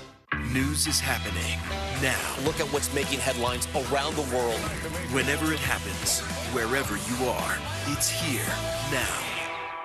Stay on top of breaking news and the biggest stories of the day with NBC News Daily. Thank you so much for joining us. I'm Morgan Radford. And I'm Vicki Wynn. I'm Aaron Gilchrist. And I'm Kate Snow. Get in-depth reporting from across the country. What's your reaction to the president's comments? And around the world. Are Ukrainians continuing to make advances? And ways you can take care of your health. Who should be getting tested, and frankly, how often? And your wallet. Costs are skyrocketing. How to manage soaring prices. NBC News Daily. Weekdays from 12 to 4 p.m. Eastern on NBC News Now. Sometimes the news can be difficult and overwhelming for kids to understand, so we've created a newscast just for them. We hope your family will watch Nightly News Kids Edition. The Meet the Press Chuck Toddcast, an insider's take on politics and more with some of my favorite reporters. Get it for free wherever you get your podcasts. The big variable, the storm surge. Why was it important for you to be here? What kind of training regimen? How you doing, Lester? Sometimes the news can be difficult and overwhelming for kids to understand. Ukraine and Russia. Could you help me understand what's going on? So to help make sense of it all, we've created a newscast just for them. We hope your family will watch Nightly News Kids Edition. News is happening now. Look at what's making headlines around the world. We're coming on the air with breaking news. This is a significant moment. Whenever it happens, wherever you are, NBC News, streaming free now. For Dateline Premium, subscribe now on Apple Podcasts. We're back now with a declassified House report that is shedding new light on how much U.S. intelligence agents knew about the COVID pandemic before it reached the U.S. Now, while documents show international spies alerted the U.S. about COVID just weeks after the Wuhan outbreak, they failed to quickly gather information from China, and that delayed any possible response from lawmakers. NBC News Justice and Intelligence correspondent Ken Delaney joined us now with a closer look. Ken, good morning. So first of all, why did these spies struggle to get information about the COVID pandemic, and then how did that impact policies the White House put into place really during the height of it? Good morning, Joe. Well, this report really has three main conclusions. One, it does say that the spy agencies did, using public sources, they did call it early on that this novel coronavirus emerging from China was going to become a global pandemic. And they warned the White House about that. And Donald Trump clearly misled the public about what he was hearing at the time. But then what the report says is the intelligence community failed to pivot and was unable to start spying on Chinese officials and ferreting out what White House officials needed to know in the early days about human-to-human transmission and about what the Chinese weren't saying. They weren't intercepting Chinese communications. They weren't coming up with the kind of information we expect the intelligence community to get, stealing secrets in order to help inform policymakers. And so that meant that the response in the United States was delayed. I mean, there are other reasons for the delays. Donald Trump clearly didn't want to come to grips with this pandemic, but they didn't put in the social distancing, the mask wearing as early as they might have had they been armed with that information. And the report also says that the intelligence community is still not ready for the next pandemic, Joe. I want to ask you more about the Trump response. I mean, these spy agencies warned the Trump White House of a looming COVID threat well before the World Health Organization even declared the virus a global pandemic. But as you mentioned, then President Trump really downplayed the seriousness of COVID. Does this report say anything about his role in this? Yeah, absolutely. So we know from Bob Woodward's reporting, he had those tape-recorded interviews with Donald Trump, that Trump acknowledged that he downplayed the seriousness of the virus. What this report shows is that it wasn't just the CDC and his health advisors that were telling him, it was the intelligence community. They were briefing the White House and Donald Trump and saying as early as January 2020 and well into February, they were issuing dire warnings about the potential for COVID-19 to become a global pandemic and kill Americans. And Donald Trump was telling the world that there was nothing to worry about. And on January 30th, he said, oh, there's only 5 cases here in the United States, and we're going to take care of this thing. And then later, when he was asked about his intelligence warnings, he said that intelligence officials were speaking about the virus in a very matter-of-fact manner. This report, which looked deeply into the intelligence response, completely blows that out of the water, Joe. This report also points out that spy agencies just may not be equipped to handle future pandemics. Why is that? The report identifies a cultural problem within some of these agencies, that they just don't see bio threats as a top-tier national security threat, even though this pandemic killed 1 million Americans. And Adam Schiff, the chairman of the House Intelligence Committee, pointed out to me that if a terrorist attack killed 1 million Americans, that would transform national culture. But these spy agencies still aren't geared up for the next pandemic to sort of train their esoteric spying capabilities, including communications intercepts and satellites, onto the kind of health information that policymakers need. It's an ongoing struggle. The Biden administration is trying to turn the aircraft carrier, but there is cultural resistance, Joe. All right, Ken Delaney and Ken, thank you. You bet. And out of the major health concerns over the so-called triple-demic, we're continuing to see a rise in cases of the flu, RSV, and COVID heading into the holiday season, and resources at hospitals are stretched thin. This morning, the White House is taking action, announcing the rollout of its winter COVID-19 preparedness plan, which includes the return of its free at-home test program. NBC News medical contributor Dr. Uche Blackstock joins us on this now. Dr. Blackstock, it is always great to have you with us. So first, just tell us some of the highlights of this plan and how they're going to help our COVID battle heading into the holiday season. Right. Good morning, Savannah. Thank you so much for having me. So one of the big points of this plan is that they are restarting, as you mentioned, the at-home COVID test. And these are the tests that people have been using to test themselves if they are symptomatic or may have been exposed. This is why we typically are seeing an undercount of the cases, but it's also so important as people are taking the personal responsibility and getting tested. We're also seeing an increase in free vaccination sites. So certainly in communities that need them most, we're seeing more people, even military, being recruited and clinical personnel being recruited to help at hospitals or clinical sites, because we're seeing those increase in hospitalizations. And so, all of this is incredibly important to making sure that people have the resources and supplies. Another thing I saw on the response was that they're having increased access to N95 masks. So we know those masks are very important, those high quality masks, to preventing transmission of the virus as well. Doctor, I think this comes at a time that a lot of us are feeling a sense of pandemic fatigue, or almost feeling sort of confused because the rules around them where they live kind of make it seem like, hey, maybe it's not that much of a threat right now. But we know we're also seeing a low uptake for the bivalent booster, and then all these COVID precautions and restrictions have been lifted. So what do you recommend people do to keep safe during these winter months, especially, of course, during the upcoming holiday season when there's so many family, friends getting together, lots of older, younger people all in the same room? What's your advice here? Right. And so I understand people feel like they're getting contradictory messaging, but the fact is, as you said, cases are going up, hospitalizations going up. So staying protected is incredibly important. So again, masking in indoor places is not only effective for COVID-19, but also for RSV and flu. Washing your hands is very effective for preventing the transmission of both flu and RSV. Testing yourself if you're sick or if you've been exposed, and also making sure to plan around the most vulnerable people in your family, the elderly or the immunocompromised, making sure to keep them safe If you're going to be indoors, make sure there's an air purifier or open windows or it's a ventilated area. And then just be making sure that you are up to date with your vaccinations. There is that bivalent booster that is available, and it's not too late for people to get them. So I recommend everyone to go out and get it if you have not had your vaccination in the last 2 months. So, Doctor, actually, a question about those boosters, because a new study says that the Omicron subvariants present a serious threat to the effectiveness of these new boosters. It says that they render antibody treatments ineffective and could cause a surge of breakthrough infections. What do we need to know about this? And for anyone who hears what I just said, maybe reads a study like that themselves and thinks, well, should I be getting this if it seems like infections are getting around it anyway? What would you say? Right. No, absolutely. People should still get the booster, even though this, the updated booster may not be as effective at preventing infection.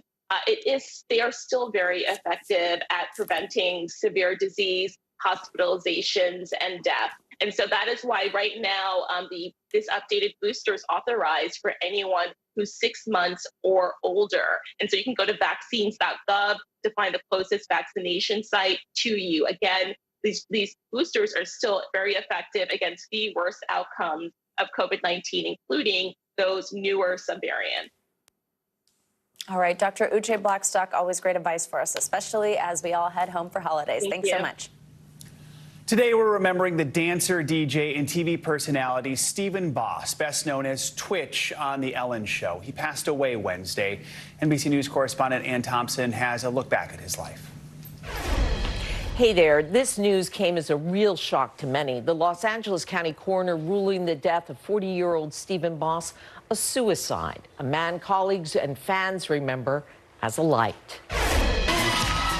They called him Twitch. Stephen Boss, who led the opening dance party on The Ellen Show for 8 years. Over a decade ago, I met someone who changed my life and our show. I feel like that dude from Earth, Wind, and Fire. I was gonna say. He started as her dance instructor, but soon became an integral part of the show. I love the family that we've gained here. DeGeneres posted this picture with Boss, saying, "He was pure love and light. He was my family, and I loved him with all my heart." Born in Alabama, the dancer got his break on talent shows, the runner-up on Star Search, and in 2008 on So You Think You Can Dance. The dance world is shattered by this news. Just shattered. Mary Murphy has served as a judge and choreographer on the show and remembers a talented and humble person who always made her proud. We see the light in him. We see I call it twinkle eye.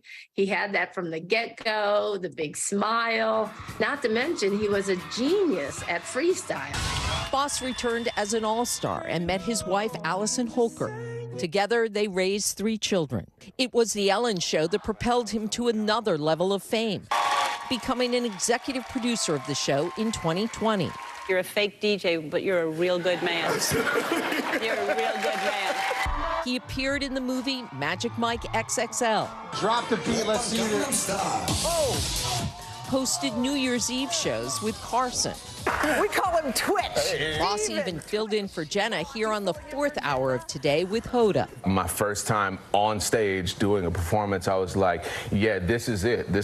I've kind of found my place. Something about dance in particular just really, it awoke a passion. Hoda reunited him with his theater coach. Twitch came to us breakdancing. Yeah, we're trying, huh? Yeah, absolutely. And at the same time, determined. Absolutely. Determined, focused, so kind, smiling, didn't say a lot.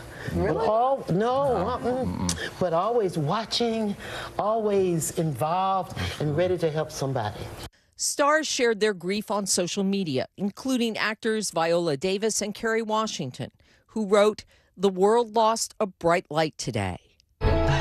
Sierra posting the 2 dancing at The Ellen Show. This video shows Boss and wife Allison getting in the holiday spirit. This morning, she remembers him as the backbone of our family, the best husband and father, and an inspiration to his fans. Promising to save the last dance for him. Twitch's theater coach, Dr. Tommy Tania Stewart, said Twitch danced his way into the hearts of America. Hearts that are broken today at the loss of this entertainer, father, husband, and friend. Now back to you. And Thompson, thank you for that look back. And if you or anyone you know is struggling, you can call or text the Suicide and Crisis Lifeline at 988. There's more morning news now in just a few minutes. Stay with us. Celebrating 75 years of Meet the Press, the longest running show on television. Hey, I'm Hallie. It's good to be with you tonight. There's another legal filing today, and I want to cut through some of the weedsy stuff. And let's just get to the point. They have started to vote on the PACT Act. If you're like Hallie, stop speaking Washingtonese. This bill would basically give health care to veterans who have exposed to these toxic chemicals. So, Scott, I'm trying to make this as not DC as possible. The increased sort of anger that we've seen now in politics. I saw you searching for, I think, your microphone, Danny. You are out. I was trying to do it on the slide. Live TV, man. It's okay. Stay on top of breaking news and the biggest stories of the day with NBC News Daily. Thank you so much for joining us. I'm Morgan Radford. And I'm Vicki Wynn. I'm Aaron Gilchrist. And I'm Kate Snow. Get in-depth reporting from across the country. What's your reaction to the president's comments? And around the world. Are Ukrainians continuing to make advances? And ways you can take care of your health. Who should be getting tested? And frankly, how often? And your wallet. Costs are skyrocketing. How to manage soaring prices. NBC News Daily. Weekdays from 12 to 4 p.m. Eastern on NBC News Now. Mr. Secretary, when is this going to get better? You came into this job saying you were to fight crime. Have you been successful? Found a way to put that. Can you update us on the status of negotiations? Sometimes the news can be difficult and overwhelming for kids to understand. Ukraine and Russia. Could you help me understand what's going on? So to help make sense of it all, we've created a newscast just for them. We hope your family will watch Nightly News Kids Edition. NBC News, streaming free now.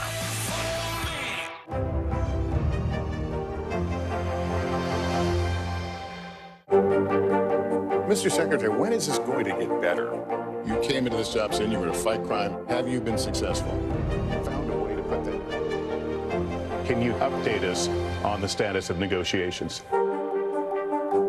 Hey, I'm Hallie. It's good to be with you tonight. There's another legal filing today, and I want to cut through some of the weedsy stuff. And let's just get to the point. They have started to vote on the PACT Act. If you're like Hallie, stop speaking Washingtonese. This bill would basically give health care to veterans who have exposed to these toxic chemicals. So, Scott, I'm trying to make this as not DC as possible. The increased sort of anger that we've seen now in politics. I saw you searching for, I think, your microphone, Danny. You are out. I was trying to do it on the slide. Live TV, man. It's okay. The big variable, the storm surge. Why was it important for you to be here? What kind of training regimen? How you doing, Lester? News is happening now. Look at what's making headlines around the world. We're coming on the air with breaking news. This is a significant moment. Whenever it happens, wherever you are, NBC News, streaming free now. Overnight, Netflix released the 3 final episodes of Prince Harry and Meghan's docuseries. In them, Harry's account of an angry meeting with his brother, while Meghan talks about her most difficult moments. NBC News Chief International Correspondent Keir Simmons joins us now from Buckingham Palace. Hey, Keir. Hey, Savannah. Hey, Joe. Good morning to you. This morning, the Royal Palaces are not commenting on this latest Netflix release. And perhaps that's not surprising when you think of everything that Harry knows about what has happened behind those palace walls. There is so much that he hasn't said. But goodness me, what he has to say about his brother, you have to wonder what William is thinking this morning. 3 more episodes begin with the fairy tale wedding at Windsor Castle. Then detail a descent into increasingly negative headlines, palace tensions, and the Duke of Sussex describing in the strongest ever terms the breakdown with his brother. He says there was a furious row at a family summit. It was terrifying to have my brother scream and shout at me, and my father say things that just simply weren't true, and my grandmother, quietly sit there and sort of take it all in. Prince Harry says he was blocked from seeing the Queen alone. The saddest part of it was this wedge created between myself and my brother so that he's now on the institution side. And he accuses his brother's press officials of briefing the media against him and his wife. The palace even publishing a statement on behalf of both brothers, he says, that he did not approve. They were happy to lie to protect my brother. And yet, for 3 years, they were never willing to tell the truth to protect us. We watched with broadcaster Afia Hogan and royal author Katie Nicholl. This, I think, really busts open in a very dramatic and damaging way is how awful relations were and continue to be between the two brothers. This is a good old-fashioned fallout between two brothers, and I actually think less so their wives, and their wives have been dragged into it. Critical press coverage, the couple say, led the Duchess of Sussex to question her life. All of this will stop if I'm not here. For the first time, her mum and husband talk about that period. I remember her telling me that she had wanted to take her own life. That's not an easy one for a mom to hear. And I didn't deal with it particularly well. I dealt with it as institutional Harry as opposed to husband Harry. And looking back on it now, I hate myself for it. But it is Harry and William's clearly broken relationship that will leave lingering questions. The day after the Oprah interview, we see him receiving a text from Prince William. Wow. He's just got a text. Yeah, he's just got a text from his brother. We're not told what it said. And Harry and Meghan's main target continues to be the media and the press, guys. There is a heartbreaking segment where Meghan talks about having a miscarriage during her legal battle with the Daily Mail, which she won. That battle about a letter, a private letter that was printed by the Mail from Meghan to her father. Prince Harry talks about the stress that they were under at that time. He says, admittedly, that you can't necessarily say that the miscarriage was due to all of that, but he does clearly point the finger. He also says that they plan to move on, but you really are left wondering how they're going to do that, guys. Sounds like a lot to digest in these 3 episodes. Keir, thank you so much. And now let's get to some financial headlines. Twitter has suspended the account made famous for tracking Elon Musk's private jet. CNBC's Savannah Hanout joins us with that and other money news. Savannah, good morning. Joe, Savannah, good morning to you. That's right. So Twitter has permanently suspended the account that tracked the location of owner Elon Musk's private jet. Musk, citing new company policy, says any account doxing real-time location of anyone will be suspended as it's a safety violation. Just last month, Musk promised he would leave the @ElonJet account up as part of his commitment to free speech. The account, run by a 20-year-old college student, had more than 500,000 followers. The new CEO of FTX, John Ray, has been brought in to work on the restructuring of the failed crypto exchange. He has helped oversee bankruptcies at several large companies, most notably Enron. He's also getting paid for his work to the tune of $1,300 an hour, according to court filings. Ray and his team are not like typical employees who work directly for a company. Instead, they're independent contractors who get paid immediately before any FTX investor will be repaid for their losses. Company holidays are making a comeback. A survey by staffing firm Challenger Gray & Christmas finds more than 57% of companies are planning an in-person party this year. That's still down from the 75% that threw a party in 2019, but way up from 26% last year and 5% in 2020. However, many gatherings will be smaller as employers try to accommodate people who are still working remotely, guys. All right. Love to see it. A little holiday cheer. Yeah, why not? All right, coming up, proof that you can live out your dreams at any age. Yeah, we're going to introduce you to a dancer who's made a name for herself on TikTok, how she's inspiring others beyond her videos, and flipping the script next. News is happening now. Look at what's making headlines around the world. We're coming on the air with breaking news. This is a significant moment. Whenever it happens, wherever you are, NBC News, streaming free now. Mr. Secretary, when is this going to get better? You came into this job saying you were to fight crime. Have you been successful? Found a way to put that. Can you update us on the status of negotiations? Hey, I'm Hallie. It's good to be with you tonight. There's another legal filing today, and I want to cut through some of the weedsy stuff.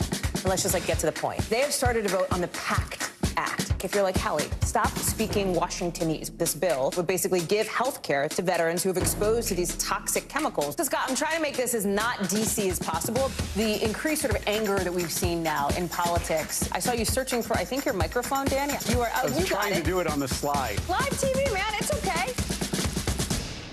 The big variable, the storm surge. How much water will ultimately be pushed inland? How many of you were up there? At least 11. Why was it important for you to be here? But our top story tonight. You guys okay? Yeah. What kind of training regimen? How you doing, Lester? Stay on top of breaking news and the biggest stories of the day with NBC News Daily. Thank you so much for joining us. I'm Morgan Radford. And I'm Vicki Wynn. I'm Aaron Gilchrist. And I'm Kate Snow. Get in-depth reporting from across the country What's your reaction to the president's comments? and around the world, Are Ukrainians continuing to make advances? and ways you can take care of your health Who should be getting tested? And frankly, how often? and your wallet. Costs are skyrocketing. How to manage soaring prices. NBC News Daily, weekdays from 12 to 4 p.m. Eastern on NBC News Now. Welcome back. 2 influential films for Latinos have been inducted into the National Film Registry. Cyrano de Bergerac from back in 1950 starred Jose Ferrer, who became the first Latino to win a Best Actor Academy Award for his performance in the movie. And 1982's The Ballad of Gregorio Cortez was based on actual events and adapts an early 1900s Mexican ballad. The National Film Preservation Board selects 25 films each year based on their cultural and historical contributions, and Latinos have traditionally been underrepresented in Hollywood. So, of course, recognizing films like these is helping to change that and making a real impact. Yeah, so important to recognize that history. Thanks, Savannah. Now to our series, Flipping the Script, featuring people on screen, on stage, and behind the scenes who are shining a spotlight on diversity. Enter Kim Hale. The lifelong dancer has more than 450,000 followers on TikTok, but in her mid-50s, she's far from your average influencer, and her career in dance has been anything but traditional. Now she's inspiring others and proving that you're only as old as you feel. Let it go, girl. Let it out, girl. Is it fair to say your dancing journey has been a little unusual? Yes, definitely, 100%. I like to say it has been anything but linear. And like any good dance, Kim Hale's path has been full of tempo changes, from dancing on a cruise ship to a career as a public relations specialist to life as a dance teacher. Lots of stops and starts along the way, but I'm back. How does it feel to be back? It feels good. It feels good to be living authentically and doing what I love. While Hale loves to dance, her career struggled to take off in her 20s. I lived in New York. I wanted to be on Broadway. That never happens. I got so close so many times. 2 people, 3 people, but just wasn't in my destiny yet. So Broadway, if you're out there, I'm here. She kept teaching dance, but stopped dancing herself until 2020, when she found herself, like so many others, stuck inside. Every stage in life can be an adventure. You don't have to be defined. If you didn't make it in your 20s, you can make it in your 30s. And this voice inside me said, it's time to get back to dance. And I thought, wow, really, with my white hair? But it was truly about just finding something that you love. You post videos on social media. What's been the reaction? Well, for the first reaction was, get it, Granny. And I was like, really? Get it, Granny? I am nobody's grandmother. That's Kim Hale, y'all. New TikTok queen. But it led me to kind of creating a platform that's about reimagining what's possible at every age. And that platform has led to millions of likes on TikTok, as well as appearances on talk shows like Ellen and The Late Late Show with James Corden.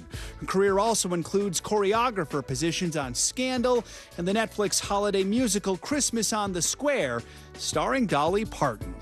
I will say I get DMs every day. I get people that write comments on my posts just saying that they're inspired to do something that they've always wanted to do. I get young people who say, I want to be you. And I say, why are you waiting? Do it now. Why wait? I denied myself what I love for so long because I thought I had to look a certain way, that I had to be a certain way, and that maybe I wasn't who I was in my 20s. Thank God. But now it's all about just redefining who I am as a 54-year-old, soon to be 55-year-old woman. So here you are on the brink of 55 years old. What's the goal? The goal is to be happy, to stay connected to the joy and love in my life. I think dance for me is like a metaphor of living life to the fullest, not getting stuck into stereotypes of who I should be, what I should be, and just, again, expanding the narrative of what's possible.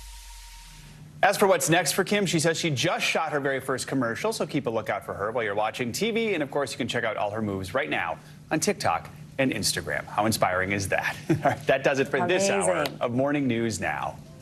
Great interview, Joe. But the news continues right now. Stick with us.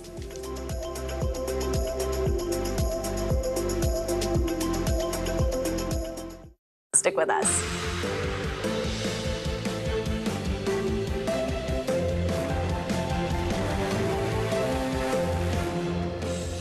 Good morning from Los Angeles. I'm Savannah Sellers. And I'm Joe Fryer in New York. Right now on Morning News Now, Mother Nature's wrath. A winter storm system is stretching across most of the country. From snow in the upper Midwest to tornadoes in the south, the storm has now turned deadly. This was the scene in Louisiana. 2 tornadoes were seen merging. Just a couple of the many twisters in the region. Some this morning now waking up to total devastation. I just thought it was supposed to be some bad weather coming through. There was just a lot of rain and wind. Wasn't expecting no tornado. It's devastating. Like I said, it's all material stuff. I ain't worrying about this. This can be replaced. Yeah. A life can't be replaced. We have the latest on the mess left behind and where the storm system is heading next. Taking action. New this morning, the White House is rolling out a new plan hoping to prevent a winter COVID surge. From testing to vaccinations, we've got the new steps that officials hope will control the virus, plus what doctors are bracing for this winter season.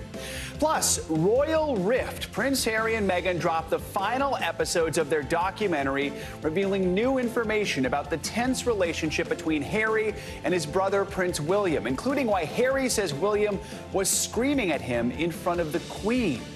Also this morning, fight to the finish. The World Cup final is now set after France got past underdog Morocco.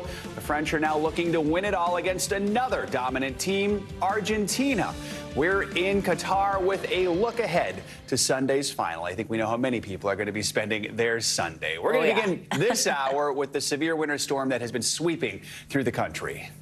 Yeah, people in several southern states are waking up this morning to destruction caused by dozens of tornadoes touching down there.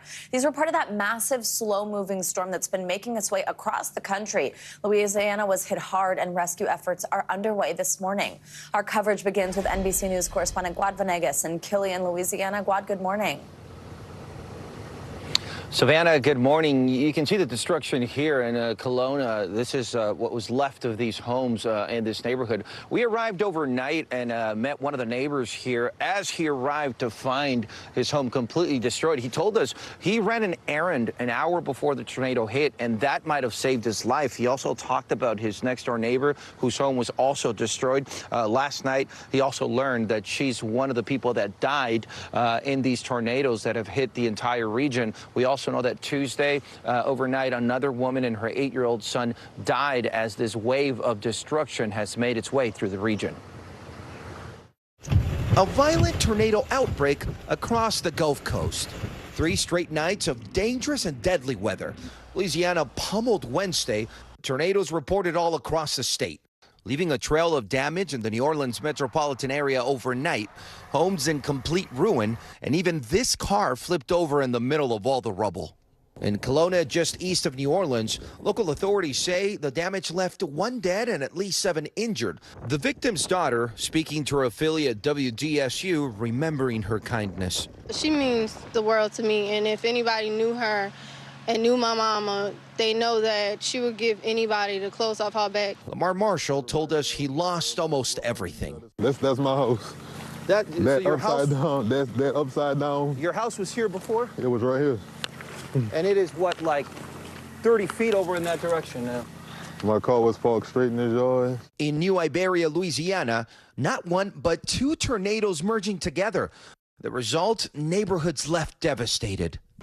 This is my house right here, y'all. My house is just gone. And this hospital left decimated. Windows completely blown out and debris blocking the entrance. For those who've lost their homes, the consolation they've escaped unharmed. My neighbor lost her life, so like I said, this material stuff, it can all be replaced. You can't replace a life. Just an overwhelming number of tornadoes. As we reported on this yesterday, we looked at the map and the reports were all over the place. 26 tornado reports in the last 24 hours. Some of these coming overnight, which of course makes them more deadly because you cannot see them. And even during the day, some of the tornadoes that were reported came with rain, which also makes it very difficult to identify them as the storm continues making its way east, Joe. All right, Guad, thank you so much. Let's look at the northern part of this storm system. Millions of people are digging their way through mountains of snow after several states were hit with blizzard-like conditions. Parts of South Dakota saw at least 2 feet of snow. NBC News national correspondent Miguel Almaguer is in Duluth, Minnesota with the latest. The snowfall is just going to be epic in Duluth. Over the last 36 hours, we've had nearly 20 inches of snow. That's going to make this one of the largest snowstorms in Duluth history. And this is a city that's used to snow.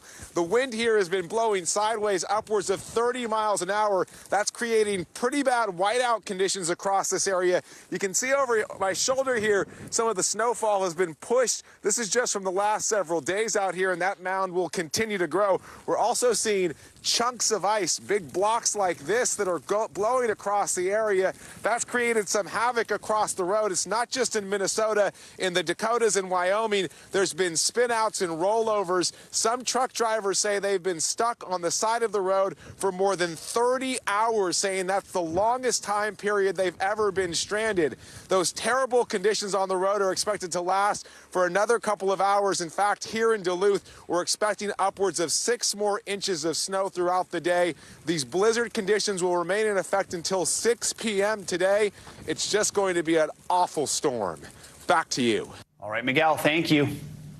And let's stay on this as this system is still slowly making its way east. And get the latest from meteorologist Angie Lassman. Angie, good morning. Good morning, guys. Miguel looks cold there, and it's bitter cold in places that have seen this system already work through. And we'll start to get the cold working into the east as well. But first, we've got to deal with more wintry weather for the location that Miguel was at in the upper Midwest. Also, the Northeast and Mid-Atlantic states. You're going to start to get in on this action as well. And we still have severe weather potential in parts of the South. As far as the wintry weather is concerned, this is really causing problems for the early morning commute in many locations. We have a mix of freezing rain, some sleet, some rain working in there, and we'll eventually have some snow too here for parts of western New York and western Pennsylvania. That's where we're going to start to see some of that accumulating snow. Now, other locations, the icing is going to be an issue. We've already seen those watches and warnings up for days now, and the winter alerts are still in effect for 13 million in parts of those northern plains and parts of the Midwest. Hence, Miguel showing you just how much snow they've received there. And again, more than 18 inches as of 4 a.m. for Duluth. So no surprise if travel trouble is happening in that area. We'll also see the travel trouble that I mentioned in parts of the Mid-Atlantic and Northeast. That's where we have 32 million under winter alerts. What you're seeing in the bright purple there is the ice storm warning. And that's a concerning situation for folks there. Again, heading out onto the roads early this morning or even into late this afternoon as we head out for that afternoon commute and then even into tomorrow morning. So here's the ice forecast. Here's how much accumulation we're expecting. I think widespread, it'll be closer to 1/10 of an inch. As we get closer to, places in western Pennsylvania, we could see 1/4 of an inch of ice. That means down tree limbs, power lines are going to be an issue. And by the way, hundreds of thousands of people are out of power in places in the Midwest. So that's setting us up for what we can possibly expect in parts of the Northeast and Mid-Atlantic. The snowfall, again, again, I think if you're along the coast and you're worried about the rest of the day today or even into tomorrow as far as snow is concerned, not quite as likely. You're going to see more of the rain falling in Boston, New York, and down through Washington, D.C., but that doesn't mean that you won't have a mix of that wintry mix here before we start to see it transition over into rain. So just be prepared for that. You might see a couple of flakes there and still some rough conditions out on those roads. As far as the snowfall totals are concerned, kind of impressive as we look inland, but that's more the interior area, so be ready for that. We also have that tornado watch that is still in effect for parts of Georgia and Florida along the Big Bend area. That's the bullseye for where we're going to watch for the potential for tornadoes over the next hour. That is set to expire at 9 a.m. Beyond that, though, 11 million still at a risk for severe weather here in Florida, Georgia, and up into the Carolinas, South Carolina to be specific. And that means not just the tornado threat, but also the gusty winds and the hail will be something to watch today. Something to watch all up and down the coast. All right, Angie, thank you so much. Thanks. Let's get to the latest on the economy now. And that decision by the Federal Reserve to raise interest rates by another 0.5%. It comes on the heels of a better than expected inflation report for November and as more signs emerge of a slowing economy. Let's bring in NBC News correspondent Tom Costello with more on this. Tom, good morning. Mr. Fryer, good morning to you. So, you know, the Fed has telegraphed very clearly what its intentions are. So this half-point rate hike, this was expected, it was widely anticipated, and it was baked in, as they say. But what's interesting here is the Fed is also saying that going forward in 2023, more rate hikes to come. From factory floors to farms to Main Street USA, every interest rate hike ripples through the economy, affecting everyday Americans. Near Philly, small business Eric and Christopher makes silkscreen pillows and totes.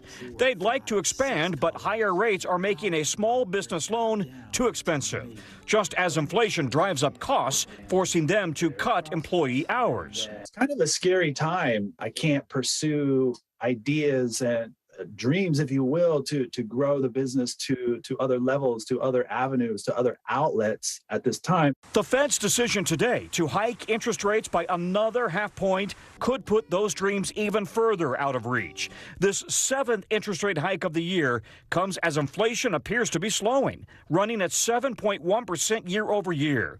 Better than the 9.1% last June, but still too high. We understand the hardship that high inflation is causing. Fed Chairman Jerome Powell today saying the Fed will keep raising rates through the new year, making credit cards and new loans more expensive, affecting mortgages and likely pushing up unemployment. I wish there were a completely painless way to restore price stability. There isn't, and this is the best we can do. While gas prices have dropped, food and rent prices are still too high. The Fed is going further, and even though there's been 2 better than expected inflation reports, the Fed still feels like it has a lot more work to do. All right, a lot more work to do. The Fed wants to bring inflation down from 7% right now down to 2%. So you can see it's got a lot of work to do. And, Joe, as we've talked about many times, it really only has one tool, hiking interest rates, the best way to bring inflation down. The problem is it likely will mean higher unemployment in the months ahead. All right, Tom, breaking it down for us. We appreciate that. Thank you. You bet. And turning now to the quadruple homicide in Idaho, frustrations are mounting as police are still searching for answers in the murders of 4 students, with the family of one of the victims now speaking out. NBC News correspondent Aaron McLaughlin joins us now from Moscow, Idaho, with the very latest. Hi, Aaron, good morning. Good morning, Savannah. That's right. Christy Gonzalez says she's speaking out of frustration with the way authorities are handling information about her daughter's murder, including the news that they're looking for a white Hyundai seen in this area at the time of the murder. She says she's terrified this case could go cold. It's sleepless nights. It's feeling sick to your stomach. It's just being left in the dark. Kaylee Gonzalez's mother recounting the chaos on the day she found out her daughter and Kaylee's best friend Maddie were killed, along with Xana Kernodle and Ethan Chapin. There's nothing you could do. Absolutely nothing. We were running around for hours just not knowing what was going on, what happened.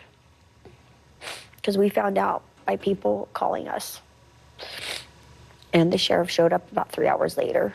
When you saw the sheriff, did you know? Yes. And I had said that. I said, it's not real until the sheriff pulls up. Gonzalez says she and her family support the police and the work investigators are doing, but they're critical of authorities for what they called poor communication with victims' families. You found out about the white car from a press release? Yes. Yes. Did they send you the press release? No. This morning, new clues related to that white Hyundai. Fox News Digital reporting this new surveillance photo from a gas station showing what appears to be a white car driving at 3:45 a.m. on the night of the murders. Meantime, Gonzalez also told me the county coroner called and told her 17-year-old daughter graphic details from the autopsy over the phone. She asked, "Are you sure you want to know this?" And my daughter, thinking that she did for whatever reason, said yes, and she proceeded to tell her. And you haven't spoken to the coroner? No. The family says they met with authorities Monday to express their grievances. A Moscow police spokesperson declined to comment on allegations relating to communications with the family. NBC News reached out separately to the coroner but received no comment. This morning, 8 days into the search for the white Hyundai Elantra, Gonzalez says it's becoming harder to remain optimistic. Are you confident the police are going to solve this crime? I have to be. The Gonzalez family says they're speaking out on behalf of Maddie as well. Maddie's family is too grief-stricken to speak. Maddie was their only child. Maddie and Kaylee, they say, were best friends. Back to you. All right, just heartbreaking. Still so many questions. Aaron, thank you so much. Now to the war in Ukraine and the incredible story of a former UPS driver who is inside the war zone, at times the only person willing to rush in and help carry out incredibly dangerous rescues. NBC News correspondent Allison Barber is in Kyiv with the details. Allison, good morning. Hey, Joe, our team has spent a lot of time with this guy, Brad Hendrickson. I think I speak for myself, producer Dan Gallo, and photographer David Gladstone when I say Brad will hate that people are calling him a hero after seeing this, but that is exactly what he is. Watch. The two primary jobs are delivering aid and then evacuating people out. He'll tell you he's just Brad from the States, a guy who's had a lot of jobs, some with emergency medical training. But most recently, he was a UPS truck driver in Maine. Now he's driving routes few would dare to take.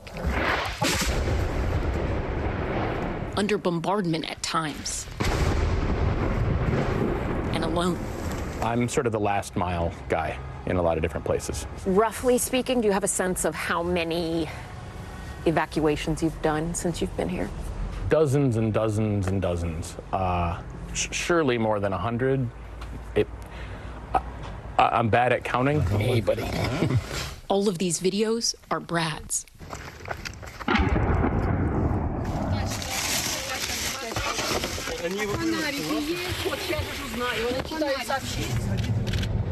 Probably went up and over that thing. Snapshots of a humanitarian mission few back home could imagine. I've just gotten a call about a wounded person next door to an evacuation that happened recently. This was Brad's Thanksgiving. Hello?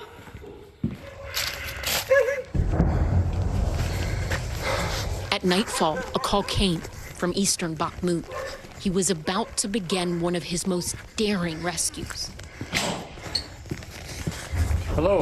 Oh. 69-year-old Tatiana Lerikova was desperately trying to save her husband Valentin, who was injured in an explosion. She tried to stop the bleeding with tourniquets and kitchen rags. Doctor, we have to go to a doctor now. Brad tried carrying Valentin on his back, but couldn't do it alone.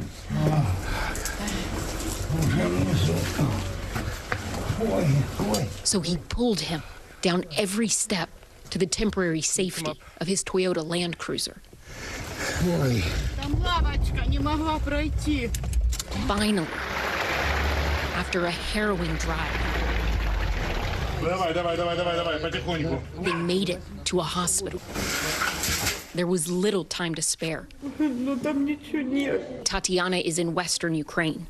The memories of that night still haunt her, except for one. Suddenly, out of nowhere, a voice on the street. Hey, hey, hey, a yell. Her husband of 48 years is alive. And she says it's only because of Brad. He is an unreal human. Unreal. He is just an angel. I'm serious. It is impossible for a person. It is impossible for an ordinary person. I just thought that an angel had come. Brad is still in eastern Ukraine. Did you expect to be here as long as you have been? No, I did not. No, I thought I probably would have already been back by now. And he says he's not going anywhere. There are a lot of people who come in and go back out. Yeah, I feel on the hook. I mean, I keep looking at the need, I keep looking at the grief, I keep looking at the freezing cold and the emaciated animals and the medical injuries and on and on and on. Brad is carrying out most of his rescues in the city of Bakhmut. That is where some of the fiercest battles have been taking place. Before the war, about 71,000 people lived in that city. Now, the regional governor says it is less than 10,000. And just 5 days ago, Joe, President Zelensky described this city as burnt ruins. Joe? Brad may not want to be called a hero, but Ellison, I'm going to echo what you and your team said. He most definitely is. Extraordinary reporting. Thank you for that. Coming up on Morning News Now, the World Cup final is set. France will take on Argentina this Sunday. We have the latest from Doha next with what to expect from these teams. Plus, an incredible rescue at sea. 2 boaters missing for 10 days are found hundreds of miles from home. Their story of survival next.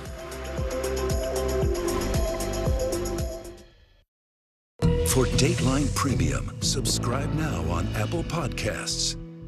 Celebrating 75 years of Meet the Press, the longest-running show on television. The big variable, the storm surge. Why was it important for you to be here? It's kind of training, right? How you doing, Lester? NBC News, streaming free now. Watch NBC Nightly News with Lester Holt or listen wherever you get your podcasts. For Dateline Premium, subscribe now on Apple Podcasts. News is happening now. Look at what's making headlines around the world. We're coming on the air with breaking news. This is a significant moment. Whenever it happens, wherever you are, NBC News, streaming free now. Watch NBC Nightly News with Lester Holt or listen wherever you get your podcasts. News is happening now. Look at what's making headlines around the world. Whenever it happens, wherever you are, it's here now. Watch NBC Nightly News with Lester Holt or listen wherever you get your podcasts. Sometimes the news can be difficult and overwhelming for kids to understand, so we've created a newscast just for them. We hope your family will watch Nightly News Kids Edition. For Dateline Premium, subscribe now on Apple Podcasts. We're back now with the latest from the World Cup, starting with France's 2-0 victory over Morocco. The defending champions ended the Moroccan Cinderella run and will now face off against Argentina in the finals on Sunday in what's setting up to be a clash of 2 soccer heavyweights. NBC News foreign correspondent Megan Fitzgerald has the latest from Qatar. What an incredible game. Morocco came out with this fighting spirit. They sustained that throughout the entire game. Now, France did score a goal about 4 minutes in, but it didn't seem to shake the confidence of the Moroccan team. They had multiple attempts on goal. They just couldn't connect with the back of the net. Then about 80 minutes into the game, that's when France secured their spot in the finals with another goal. 2-0 victory over Morocco. France now heading to the World Cup final. Take a listen to what fans had to say on both sides. No one thought we could do this. No one thought Morocco had the ability to do this. So to see just all the Arab world come together as well, I think that's been the best part. No one thought we'd come this far. So how do you feel right now that you guys pulled off this win? Yes, it was a very nice games. The Morocco deserved to this way. I respect it. Very nice. They play with the heart. But we enjoy to have the fans in final. And we think we kill the Argentina. Come on, come on! Now, the finals kick off 10 a.m. Eastern on Sunday. France squaring off against Argentina. Back to you, Jim. All right, Megan, thank you so much. Let's bring in Sam Stejskal, a senior writer at The Athletic, to break down the latest from the World Cup. Sam, good morning. Good to have you with us. Obviously, a lot of excitement for France there, but they did end Morocco's run yesterday. Not before, though, they became the first country from Africa to get this far in a World Cup. Walk us through just how special that moment was.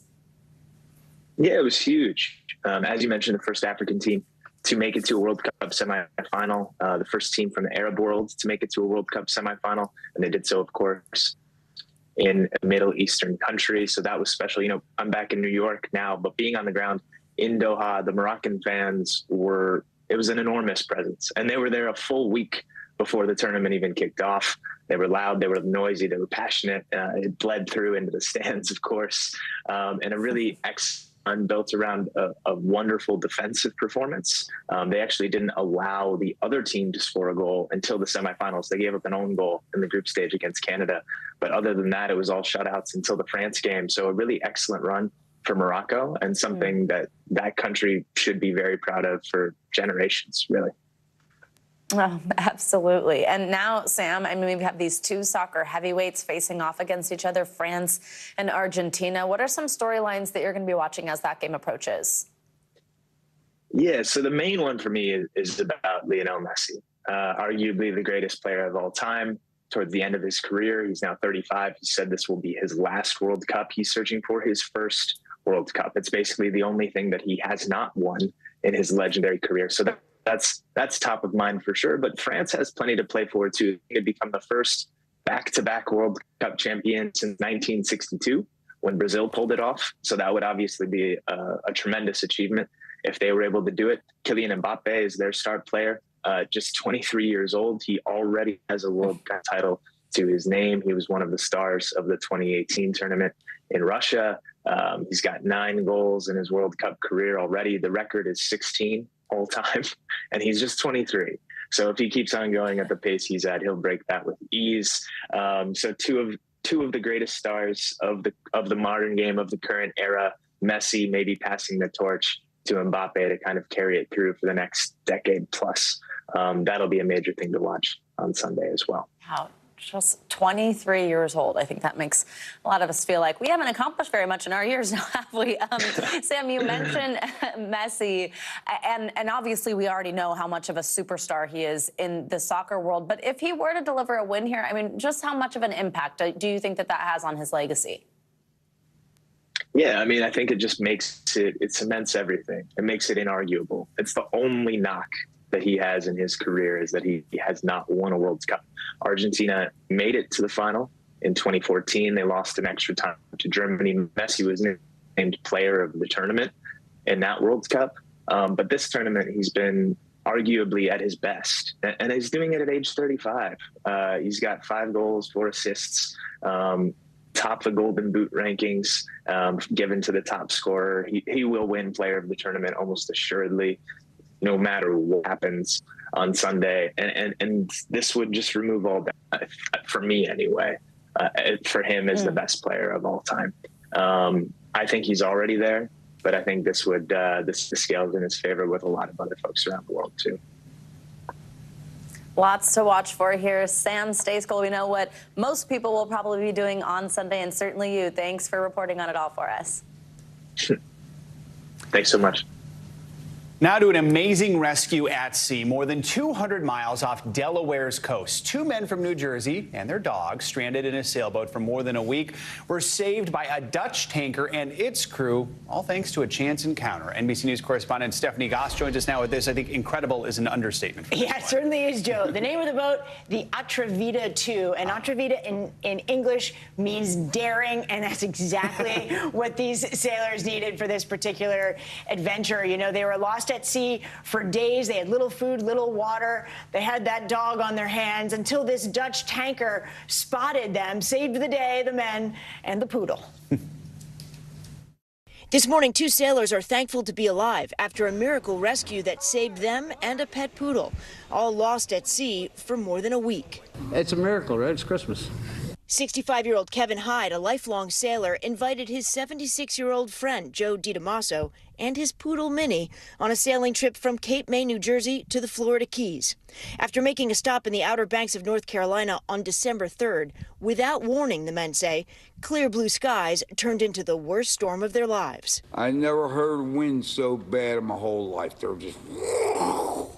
sounded like the devil was out there. 40-foot waves crashed into their vessel, leaving them with no power, no gas, no food, barely any water for 10 days. The rescue effort started after frantic family members called authorities, leading the Coast Guard Sunday on a search by air and sea that spanned more than 20,000 square miles. Finally, on Tuesday, a crew member from an international cargo ship spotted the boat 200 miles off the coast of Delaware. He came around and he picked us up. It was amazing. It's like finding a needle in a haystack. Spotting them was one miracle. Actually, getting them on board the massive oil tanker was another. An intense effort that took 3 hours. This cell phone video captured the crew using a cargo net to rescue the weary boaters. The captain of the ship calling the rescue a divine intervention. God sent our Silver Moon ship to save them. Yeah, you don't just jump onto an oil tanker. It takes some work. But you can tell those guys are in good health, and now they have this whale of a tale for their holiday table, and along with their poodle. And no one better to hear it from than them, because they are just straight out of Central Casting. Salty sailors. Love Yep. it. Stephanie, thanks for that story. You're Appreciate welcome. it. Coming up on Morning News Now, remembering Twitch. Yeah, Stephen Twitch Boss, the iconic dancer and longtime Ellen Show DJ, has died. How the entertainment world is paying tribute to him, plus the message from his wife this morning. Watch NBC Nightly News with Lester Holt or listen wherever you get your podcasts. Sometimes the news can be difficult and overwhelming for kids to understand, so we've created a newscast just for them. We hope your family will watch Nightly News Kids Edition. NBC News, streaming free now. The big variable, the storm surge. Why was it important for you to be here? What kind of training regimen? How you doing, Lester? Sometimes the news can be difficult and overwhelming for kids to understand. Ukraine and Russia. Could you help me understand what's going on? So to help make sense of it all, we've created a newscast just for them. We hope your family will watch Nightly News Kids Edition. News is happening now. Look at what's making headlines around the world. Whenever it happens, wherever you are, it's here now. Mr. Secretary, when is this going to get better? You came into this job saying you were going to fight crime. Have you been successful? Found a way to put that. Can you update us on the status of negotiations?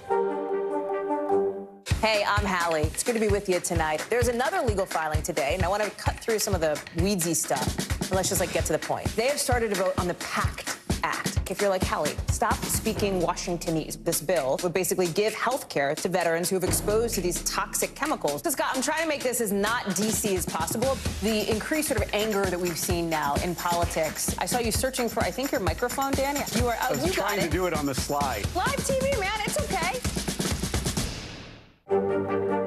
Mr. Secretary, when is this going to get better? You came into this job saying you were going to fight crime. Have you been successful? Found a way to put that. Can you update us on the status of negotiations? We're back now with a declassified House report that is shedding new light on how much U.S. intelligence agents knew about the COVID pandemic before it reached the U.S. Now, while documents show international spies alerted the U.S. about COVID just weeks after the Wuhan outbreak, they failed to quickly gather information from China, and that delayed any possible response from lawmakers. NBC News Justice and Intelligence correspondent Ken Delaney joined us now with a closer look. Ken, good morning. So first of all, why did these spies struggle to get information about the COVID pandemic, and then how did that impact policies the White House put into place really during the height of it? Good morning, Joe. Well, this report really has three main conclusions. One, it does say that the spy agencies did, using public sources, they did call it early on that this novel coronavirus emerging from China was going to become a global pandemic. And they warned the White House about that. And Donald Trump clearly misled the public about what he was hearing at the time. But then what the report says is the intelligence community failed to pivot and was unable to start spying on Chinese officials and ferreting out what White House officials needed to know in the early days about human-to-human transmission and about what the Chinese weren't saying. They weren't intercepting Chinese communications. They weren't coming up with the kind of information we expect the intelligence community to get, stealing secrets in order to help inform policymakers. And so that meant that the response in the United States was delayed. I mean, there are other reasons for the delays. Donald Trump clearly didn't want to come to grips with this pandemic, but they didn't put in the social distancing, the mask wearing as early as they might have had they been armed with that information. And the report also says that the intelligence community is still not ready for the next pandemic, Joe. I want to ask you more about the Trump response. I mean, these spy agencies warned the Trump White House of a looming COVID threat well before the World Health Organization even declared the virus a global pandemic. But as you mentioned, then President Trump really downplayed the seriousness of COVID. Does this report say anything about his role in this?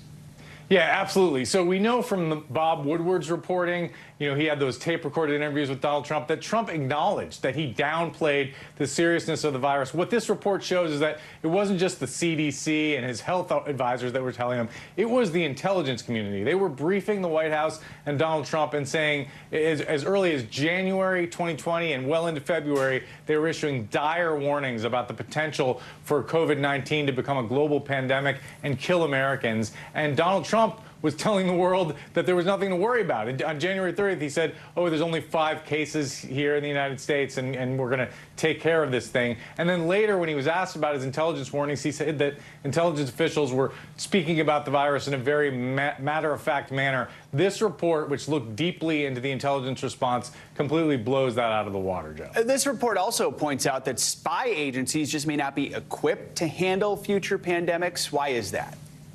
The report identifies a cultural problem within some of these agencies, that they just don't see bio threats as a top-tier national security threat, even though this pandemic killed 1 million Americans. And Adam Schiff, the chairman of the House Intelligence Committee, pointed out to me that if a terrorist attack killed 1 million Americans, you know, that would transform national culture. But these spy agencies still aren't geared up for the next pandemic to sort of train their esoteric spying capabilities, including communications intercepts and satellites, onto the kind of health information that policymakers need. It's an ongoing struggle. The Biden administration is trying to turn the aircraft carrier, but there is cultural resistance, Joe. All right, Ken Delaney. And Ken, thank you. You bet. And now to the major health concerns over the so-called triple-demic. We're continuing to see a rise in cases of the flu, RSV, and COVID heading into the holiday season, and resources at hospitals are stretched thin. This morning, the White House is taking action, announcing the rollout of its winter COVID-19 preparedness plan, which includes the return of its free at-home test program. NBC News medical contributor Dr. Uche Blackstock joins us on this now. Dr. Blackstock, it is always great to have you with us. So first, just tell us some of the highlights of this plan and how they're going to help our COVID battle heading into the holiday season.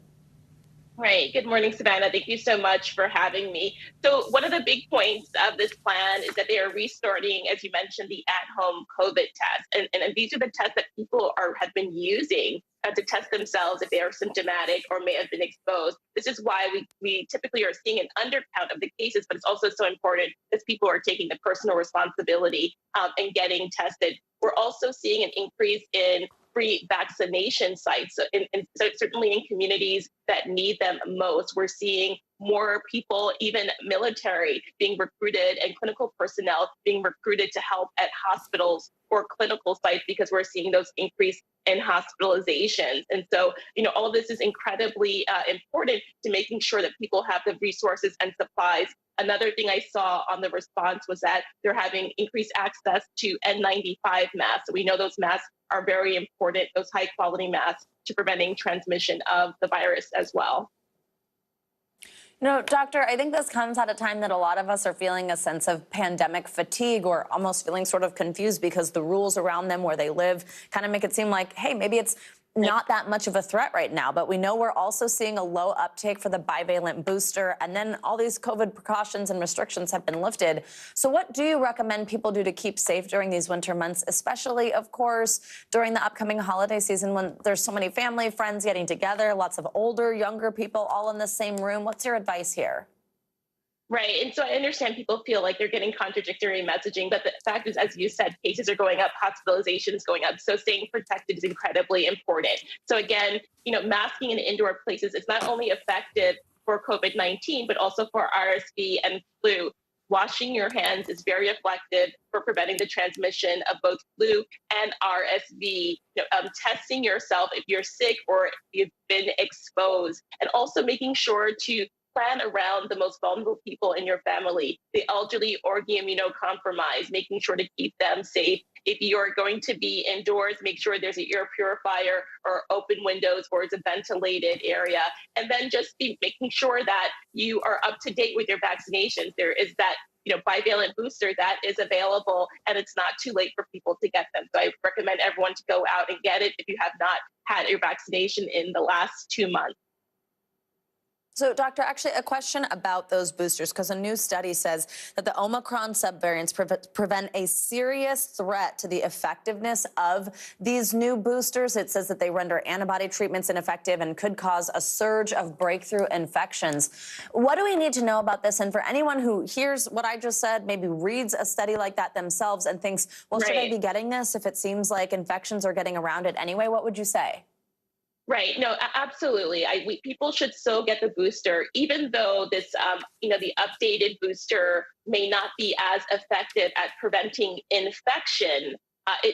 They are still very effective at preventing severe disease, hospitalizations, and death. And so that is why right now this updated booster is authorized for anyone who's 6 months or older. And so you can go to vaccines.gov to find the closest vaccination site to you. Again, these boosters are still very effective against the worst outcomes of COVID-19, including those newer subvariants. All right, Dr. Uche Blackstock, always great advice for us, especially as we all head home for holidays. Thanks so much. Today, we're remembering the dancer, DJ, and TV personality Stephen Boss, best known as Twitch on The Ellen Show. He passed away Wednesday. NBC News correspondent Ann Thompson has a look back at his life. Hey there, this news came as a real shock to many. The Los Angeles County coroner ruling the death of 40-year-old Stephen Boss a suicide, a man colleagues and fans remember as a light. They called him Twitch. Stephen Boss, who led the opening dance party on The Ellen Show for 8 years. Over a decade ago, I met someone who changed my life and our show. I feel like that dude from Earth, Wind & Fire. I was gonna say. He started as her dance instructor, but soon became an integral part of the show. I love the family that we've gained here. DeGeneres posted this picture with Boss, saying, "He was pure love and light. He was my family, and I loved him with all my heart." Born in Alabama, the dancer got his break on talent shows, the runner-up on Star Search, and in 2008 on So You Think You Can Dance. The dance world is shattered by this news. Just shattered. Mary Murphy has served as a judge and choreographer on the show and remembers a talented and humble person who always made her proud. We see the light in him. We see I call it twinkle eye. He had that from the get-go, the big smile. Not to mention, he was a genius at freestyle. Boss returned as an all-star and met his wife, Allison Holker. Together, they raised 3 children. It was The Ellen Show that propelled him to another level of fame, becoming an executive producer of the show in 2020. You're a fake DJ, but you're a real good man. You're a real good man. He appeared in the movie Magic Mike XXL. Drop the beat, let's see this. Hosted New Year's Eve shows with Carson. We call him Twitch. Boss even filled in for Jenna here on the 4th hour of Today with Hoda. My first time on stage doing a performance, I was like, yeah, this is it. I've kind of found my place. Something about dance in particular just really, it awoke a passion. Hoda reunited him with his theater coach. Twitch came to us breakdancing. Yeah, we're trying, huh? Yeah, absolutely. And at the same time, determined. Absolutely. Determined, focused, so kind, smiling, didn't say a lot. Really? But always watching, always involved and ready to help somebody. Stars shared their grief on social media, including actors Viola Davis and Kerry Washington, who wrote, the world lost a bright light today. Sierra posting the two dancing at the Ellen Show. This video shows boss and wife Allison getting in the holiday spirit. This morning, she remembers him as the backbone of our family, the best husband and father, and an inspiration to his fans.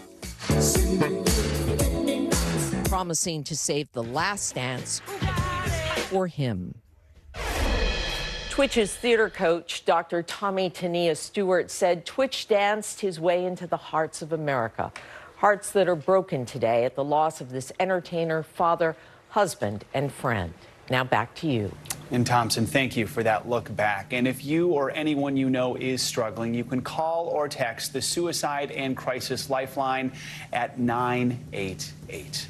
There's more Morning News Now in just a few minutes. Stay with us. News is happening now. Look at what's making headlines around the world. Whenever it happens, wherever you are, it's here now. The big variable, the storm surge. How much water will ultimately be pushed inland? How many of you were up there? At least like 11. Why was it important for you to be here? But our top story tonight. You guys okay? Yeah. What kind of training regimen? How you doing, Lester? Sometimes the news can be difficult and overwhelming for kids to understand, so we've created a newscast just for them. We hope your family will watch Nightly News Kids Edition. Watch NBC Nightly News with Lester Holt or listen wherever you get your podcasts. This is what it looks and feels. From the storm zone. The bigger piece of the puzzle comes. New numbers just out this morning. Good evening. We begin tonight with breaking news just coming in. We begin this hour with the latest developments. We're coming on the air with some shakeups big time on Capitol Hill. How much water ultimately will be forced inland? Whenever it happens, wherever you are, NBC News, streaming free now. The big variable, the storm surge. Why was it important for you to be here? What kind of training regimen? How you doing, Lester? This is what it looks and feels. From the storm zone. The bigger piece of the puzzle comes. New numbers just out this morning. Good evening. We begin tonight with breaking news just coming in. We begin this hour with the latest developments. We're coming on the air with some shakeups big time on Capitol Hill. How much water ultimately will be forced inland? Whenever it happens, wherever you are, NBC News, streaming free now. Celebrating 75 years of Meet the Press, the longest running show on television. The big variable, the storm surge. Why was it important for you to be here? What kind of training regimen? How you doing, Lester? NBC News, streaming free now. For Dateline Premium, subscribe now on Apple Podcasts. Celebrating 75 years of Meet the Press, the longest running show on television. Mr. Secretary, when is this going to get better? You came into this job saying you were going to fight crime. Have you been successful? Found a way to put that. Can you update us on the status of negotiations? Overnight, Netflix released the 3 final episodes of Prince Harry and Meghan's docuseries. In them, Harry's account of an angry meeting with his brother, while Meghan talks about her most difficult moments. NBC News Chief International Correspondent Keir Simmons joins us now from Buckingham Palace. Hey, Keir. Hey, Savannah. Hey, Joe. Good morning to you. This morning, the Royal Palaces are not commenting on this latest Netflix release. And perhaps that's not surprising when you think of everything that Harry knows about what has happened behind those palace walls. There is so much that he hasn't said. But goodness me, what he has to say about his brother, you have to wonder what William is thinking this morning. 3 more episodes begin with the fairy tale wedding at Windsor Castle. then detail a descent into increasingly negative headlines, palace tensions, and the Duke of Sussex describing in the strongest ever terms the breakdown with his brother. He says there was a furious row at a family summit. It was terrifying to have my brother scream and shout at me, and my father say things that just simply weren't true, and my grandmother, quietly sit there and sort of take it all in. Prince Harry says he was blocked from seeing the Queen alone. The saddest part of it was this wedge created between myself and my brother, so that he's now on the institution side. And he accuses his brother's press officials of briefing the media against him and his wife. The palace even publishing a statement on behalf of both brothers, he says, that he did not approve. They were happy to lie to protect my brother. And yet, for 3 years, they were never willing to tell the truth to protect us. We watched with broadcaster Afia Hogan and royal author Katie Nicholl.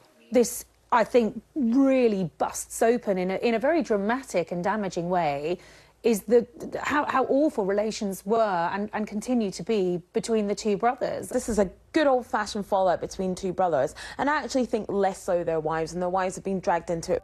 Critical press coverage, the couple say, led the Duchess of Sussex to question her life. All of this will stop if I'm not here. For the first time, her mum and husband talk about that period. I remember her telling me that she had wanted to take her own life. That's not an easy one for a mom to hear. And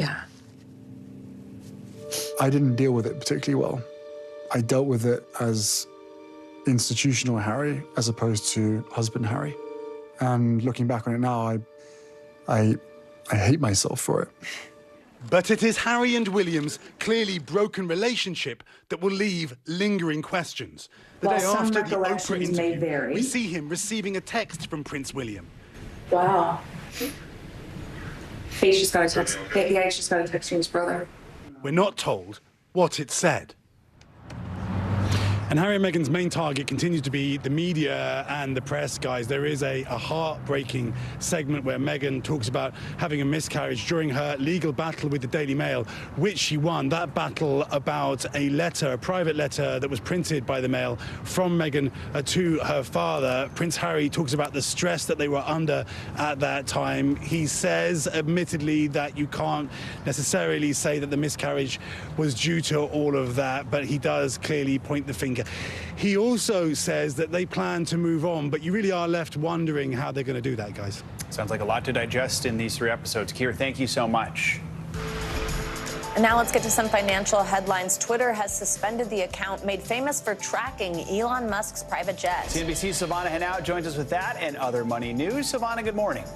Joe, Savannah, good morning to you. That's right. So Twitter has permanently suspended the account that tracked the location of owner Elon Musk's private jet. Musk, citing new company policy, says any account doxing real-time location of anyone will be suspended as it's a safety violation. Just last month, Musk promised he would leave the @ElonJet account up as part of his commitment to free speech. The account, run by a 20-year-old college student, had more than 500,000 followers. The new CEO of FTX, John Ray, has been brought in to work on the restructuring of the failed crypto exchange. He has helped oversee bankruptcies at several large companies, most notably Enron. He's also getting paid for his work to the tune of $1,300 an hour, according to court filings. Ray and his team are not like typical employees who work directly for a company. Instead, they're independent contractors who get paid immediately before any FTX investor will be repaid for their losses. Company holidays are making a comeback. A survey by staffing firm Challenger Gray & Christmas finds more than 57% of companies are planning an in-person party this year. That's still down from the 75% that threw a party in 2019, but way up from 26% last year and 5% in 2020. However, many gatherings will be smaller as employers try to accommodate people who are still working remotely, guys. All right. Love to see it. A little holiday cheer. Yeah, why not? All right, coming up, proof that you can live out your dreams at any age. Yeah, we're going to introduce you to a dancer who's made a name for herself on TikTok, how she's inspiring others beyond her videos, and flipping the script next. News is happening. now. Look at what's making headlines around the world. Whenever it happens, wherever you are, it's here now. Watch NBC Nightly News with Lester Holt or listen wherever you get your podcasts. Sometimes the news can be difficult and overwhelming for kids to understand. Ukraine and Russia. Could you help me understand what's going on? So to help make sense of it all, we've created a newscast just for them. We hope your family will watch Nightly News Kids Edition. Watch NBC Nightly News with Lester Holt or listen wherever you get your podcasts.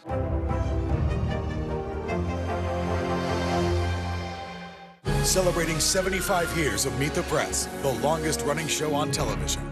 Watch NBC Nightly News with Lester Holt or listen wherever you get your podcasts. Stay on top of breaking news and the biggest stories of the day with NBC News Daily. Thank you so much for joining us. I'm Morgan Radford. And I'm Vicki Wynn. I'm Aaron Gilchrist. And I'm Kate Snow. Get in-depth reporting from across the country. What's your reaction to the president's comments? And around the world. Are Ukrainians continuing to make advances? And ways you can take care of your health. Who should be getting tested? And frankly, how often? And your wallet. Costs are skyrocketing. How to manage soaring prices. NBC News Daily. Weekdays from 12 to 4 p.m. Eastern on NBC News Now. Celebrating 75 years of Meet the Press, the longest running show on television. The big variable, the storm surge. Why was it important for you to be here? What kind of training regimen? How you doing, Lester? News is happening now. Look at what's making headlines around the world. We're coming on the air with breaking news. This is a significant moment. Whenever it happens, wherever you are, NBC News, streaming free now. Watch NBC Nightly News with Lester Holt or listen wherever you get your podcasts. Welcome back. 2 influential films for Latinos have been inducted into the National Film Registry. Cyrano de Bergerac from back in 1950 starred Jose Ferrer, who became the first Latino to win a Best Actor Academy Award for his performance in the movie.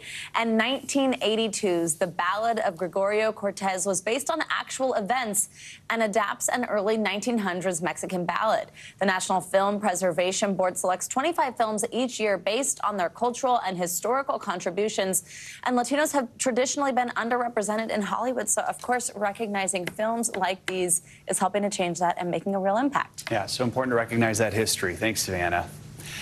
Now to our series, Flipping the Script, featuring people on screen, on stage, and behind the scenes who are shining a spotlight on diversity. Enter Kim Hale. The lifelong dancer has more than 450,000 followers on TikTok, but in her mid-50s, she's far from your average influencer, and her career in dance has been anything but traditional. Now she's inspiring others and proving that you're only as old as you feel. Let it go, girl. Let it out, girl. Is it fair to say your dancing journey has been a little unusual? Yes, definitely, 100%. I like to say it has been anything but linear. And like any good dance, Kim Hale's path has been full of tempo changes. From dancing on a cruise ship to a career as a public relations specialist to life as a dance teacher. Lots of stops and starts along the way, but I'm back. How does it feel to be back? It feels good. It feels good to be living authentically and doing what I love. While Hale loves to dance, her career struggled to take off in her 20s. I lived in New York. I wanted to be on Broadway. That never happens. I got so close so many times. 2 people, 3 people, but just wasn't in my destiny yet. So Broadway, if you're out there, I'm here. She kept teaching dance, but stopped dancing herself until 2020, when she found herself, like so many others, stuck inside. Every stage in life can be an adventure. You don't have to be defined. If you didn't make it in your 20s, you can make it in your 30s. And this voice inside me said, it's time to get back to dance. And I thought, wow, really, with my white hair? But it was truly about just finding something that you love. You post videos on social media. What's been the reaction? Well, for the first reaction was, get it, Granny. And I was like, really? Get it, Granny? I am nobody's grandmother. That's Kim Hale, y'all. TikTok queen. But it led me to kind of creating a platform that's about reimagining what's possible at every age. And that platform has led to millions of likes on TikTok, as well as appearances on talk shows like Ellen and The Late Late Show with James Corden. Her career also includes choreographer positions on Scandal and the Netflix holiday musical Christmas on the Square, starring Dolly Parton. I will say I get DMs every day. I get people that write comments on my posts just saying that they're inspired to do something that they've always wanted to do. I get young people who say, I want to be you. And I say, why are you waiting? Do it now. Why wait? I denied myself what I love for so long because I thought I had to look a certain way, that I had to be a certain way, and that maybe I wasn't who I was in my 20s. Thank God. But now it's all about just redefining who I am as a 54-year-old, soon to be 55-year-old woman. So here you are on the brink of 55 years old. What's the goal? The goal is to be happy, to stay connected to the joy and love in my life. I think dance for me is like a metaphor of living life to the fullest, not getting stuck into stereotypes of who I should be, what I should be, and just, again, expanding the narrative of what's possible. As for what's next for Kim, she says she just shot her very first commercial, so keep a lookout for her while you're watching TV. And of course, you can check out all her moves right now on TikTok and Instagram. How inspiring is that? All right, that does it for this hour of Morning News Now. Great interview, Joe. But the news continues right now. Stick with us.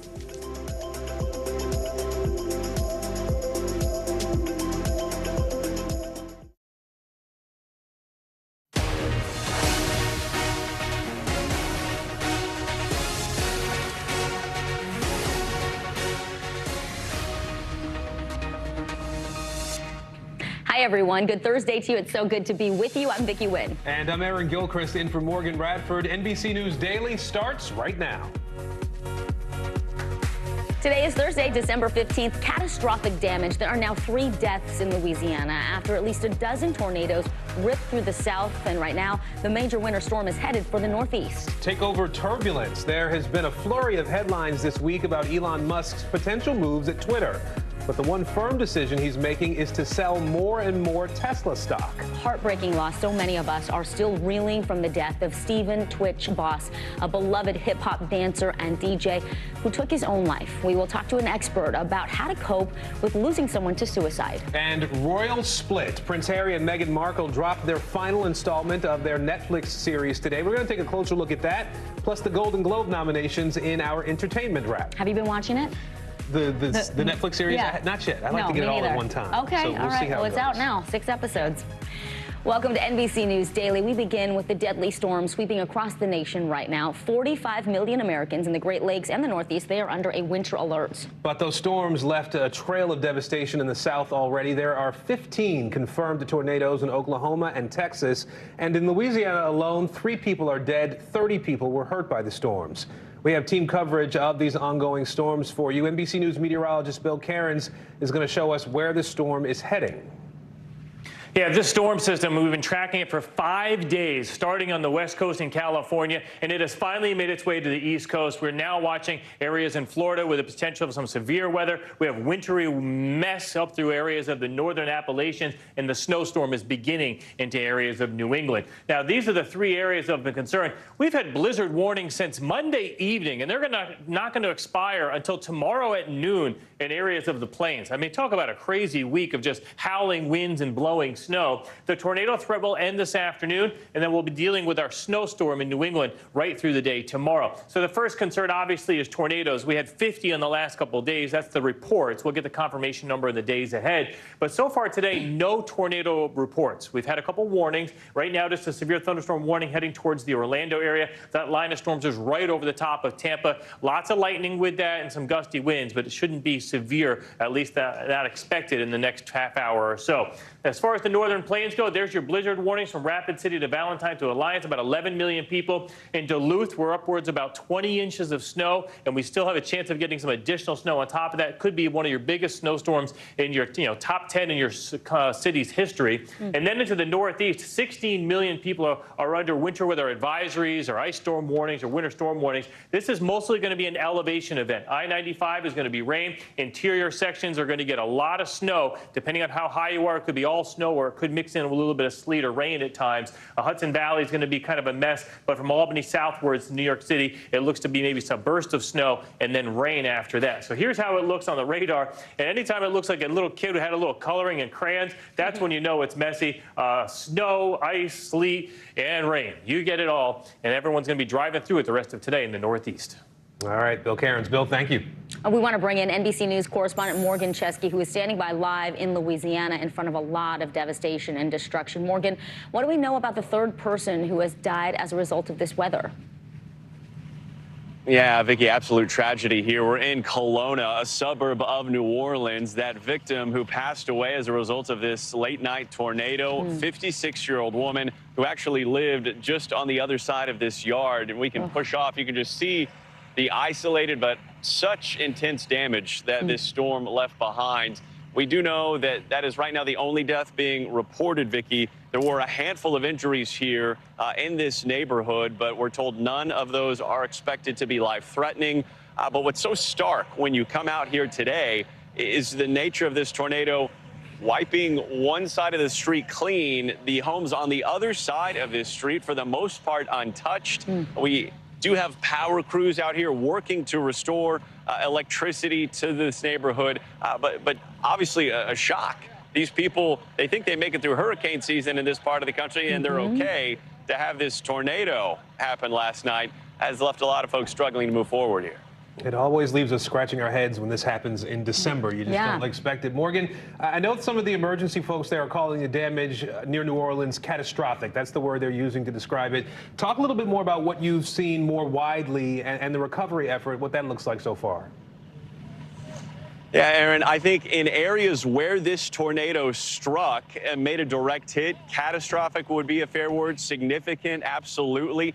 But important to note here that this was not one of those tornadoes, you know, that half-mile wide that churned for miles straight across this landscape. When it came down, you can just see behind me, it wreaked absolute havoc here. In fact, just right there, that is a home that was flipped on top of another home right there. And you'll find similar damage running all the way down this block. But as I mentioned, if we walk over just one street here, guys, everyone has lives that, for the most part, are normal today, aside from not having electricity. We do know that there were some other strikes from a tornado outside of New Orleans in the lower 9th Ward as well. But for the most part, authorities tell us this is the most intense stretch of damage as a result of last night's tornado. Of course, remember that Grapevine, Texas hit 2 days ago. Yesterday, we saw the damage in northwestern Louisiana near the community of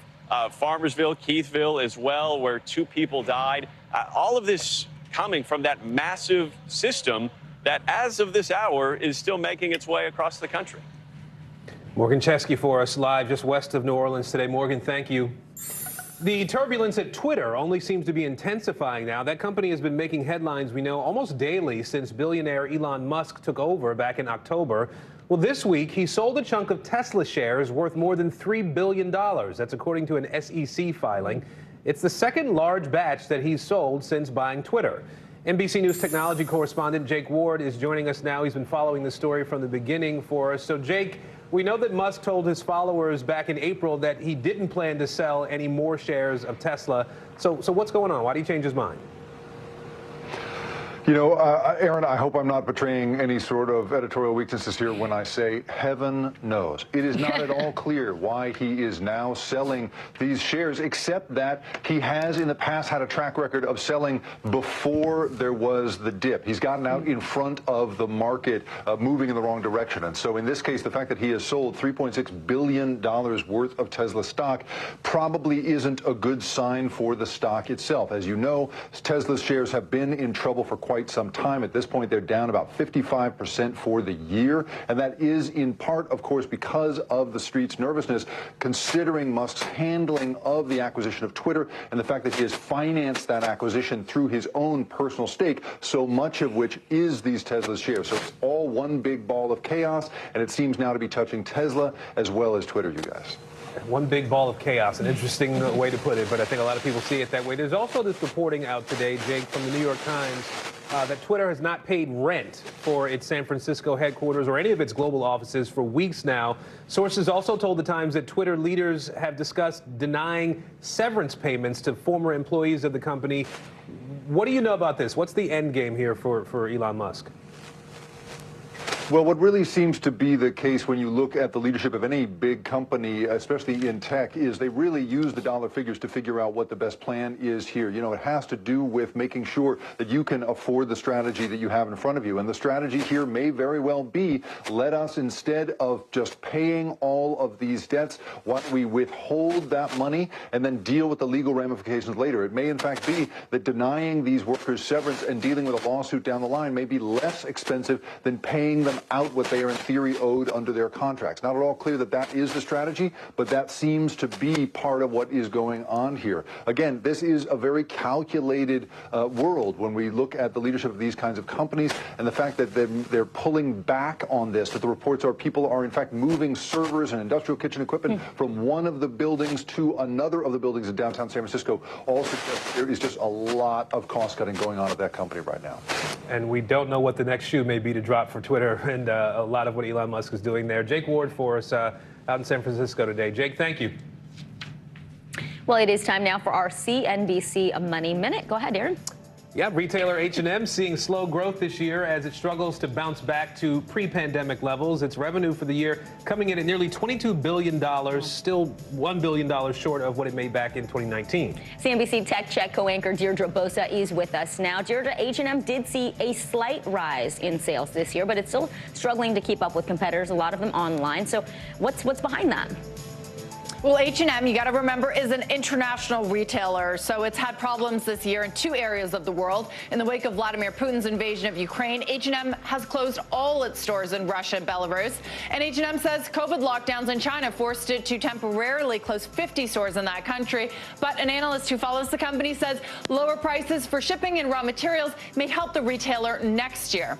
Also, right now, there are no factories in the United States that make silicon wafers for solar panels. China has 97% of that market. A startup company backed by Bill Gates wants to change that. Cubic PV says it expects to have a new U.S. wafer factory up and running by 2025 with help from government tax credits for green energy projects. And finally, guys, with nearly 2/3 of Americans living paycheck to paycheck, CNBC.com has some tips for getting your finances in check. Do your own audit to pin down your assets and liabilities. Make a plan to save by setting aside some money each month, even just a small amount. And reevaluate your budget regularly. Make changes if necessary. Some good tips, especially if you're in New Year's resolution mode already. Yeah. Absolutely. Time End to of the be year. thinking about it. Yep. Deirdre Bosa from CNBC. Thank you. He danced his way into the hearts of America. After the break, the life and legacy of DJ, dancer, and TV host Twitch after his shocking death. You are watching NBC News Daily.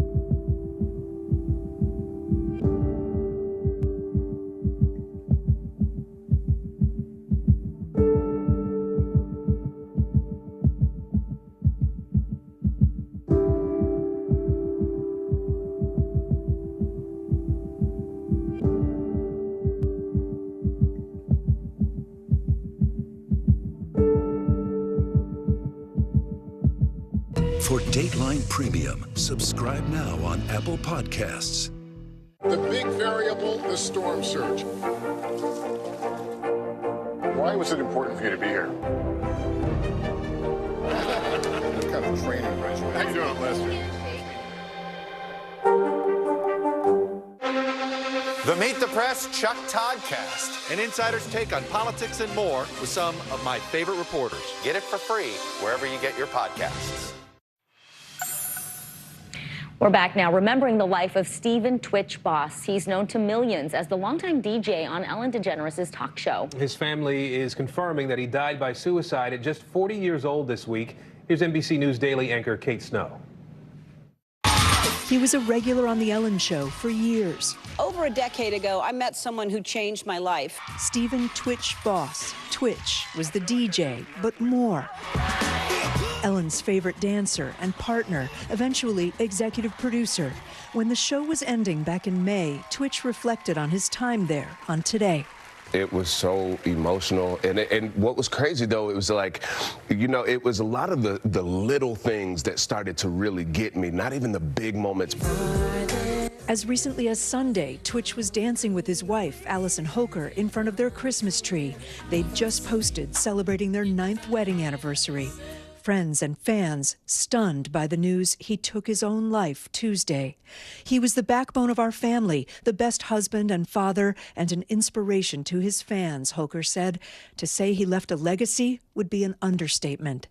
His death adding to a devastating trend, suicide rates up nationally over the last 2 decades, the highest spike in recent years among Black Americans. One of the things that we will hear oftentimes in the Black community is just this pride in not looking like what I'm going through, so that folks don't know when they're actually struggling. Back in May, Twitch was overcome talking about his time on The Ellen Show. You gave me a place where I can just be myself. When we say goodbye after the show, we both say, love you. He says, love you much, and I say, love you. And so he's never going to be out of my life. Ellen writing, I'm heartbroken. Twitch was pure love and light. To many following along on social media, the 40-year-old father of 3 seemed so full of joy, a reminder that pain can remain hidden. His wife writing, Stephen, we love you, we miss you, and I will always save the last dance for you. Kate Snow, NBC News.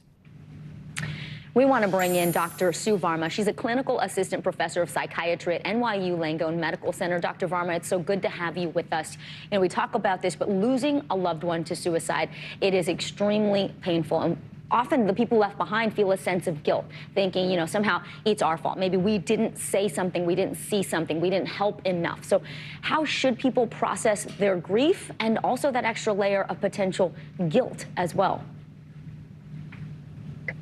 The first thing is that we have to talk about what we went through. I think there is so much shame associated with suicide that I could have done something else. I should have known better. Why didn't I ask the right question?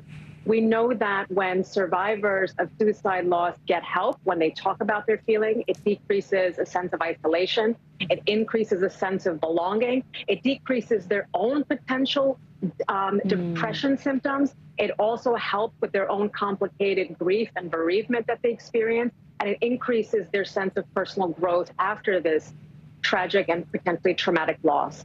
You point out the value of talking about it, right? We're having more conversations about suicide these days, which is a good thing, but it's still a difficult thing to talk about. There's still this stigma that's out there around suicide, around mental illness, mental health issues. What are some of the best ways to try to connect with people who are grieving a loss by suicide? Absolutely. You know, to say to yourself that you can't go back and change the past, but how are you going to use this person's legacy to promote education and awareness to prevent this from happening in the future? And the key is that we need to feel confident and comfortable and well-versed in the conversation and being able to know what are some of the warning signs, being able to detect when we see somebody really struggling, to ask them open questions, direct questions. Do you feel like harming yourself? Has this ever happened to you? Have you ever thought about it? Have you ever done it? Do you have access? Do you have means? who do you have as your social support? I think one of the hardest things is that we have a lot of people with what we call high-functioning depression. It's not a clinical term, but it basically implies that you're doing everything in your capacity to show up day by day to meet your social obligations, but inside it's at such a cost and you're suffering. When we think about the hallmark of depression, we've always needed this term of impairment, but a lot of people don't show that impairment, and so it's hard to know. Yeah, I mean, we talk about Twitch here, how he was such a light, and outwardly you would never see any signs that something was wrong. Dr. Verma, just quickly, a lot of times people are scared to bring up suicide or to talk about it. We think that somehow that might cause someone to harm themselves. You say no, that's not actually what the research shows. No, asking someone is actually saving their life and giving them potential to get connected to important, valuable resources. Look, the prevention hotline is amazing. I think for a lot of people in that moment, all they need is a call or to talk to someone to make them feel better. So ask direct questions in a quiet place and validate their feelings. Gosh, it takes practice. It is so counterintuitive. Yeah. Psychiatry professor Dr. Sue Varma, thank you so much. And we want you to know, if you or someone you know is in crisis, call 988 or text 988. That's how you can get to the Suicide and Crisis Lifeline. You can also text HOME to 741-741. There is more news ahead now. More than a month after the brutal murders of 4 Idaho college students, police still have not named a suspect. Ahead, the family's frustration about the lack of answers in the investigation. You're watching NBC News Daily.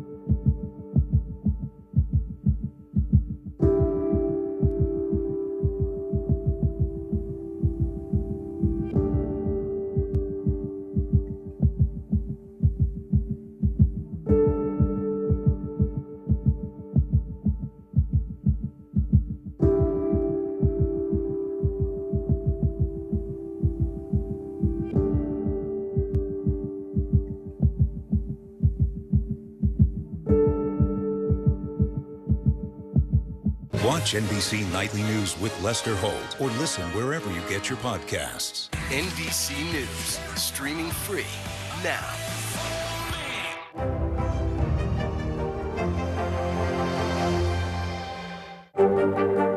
Mr. Secretary, when is this going to get better?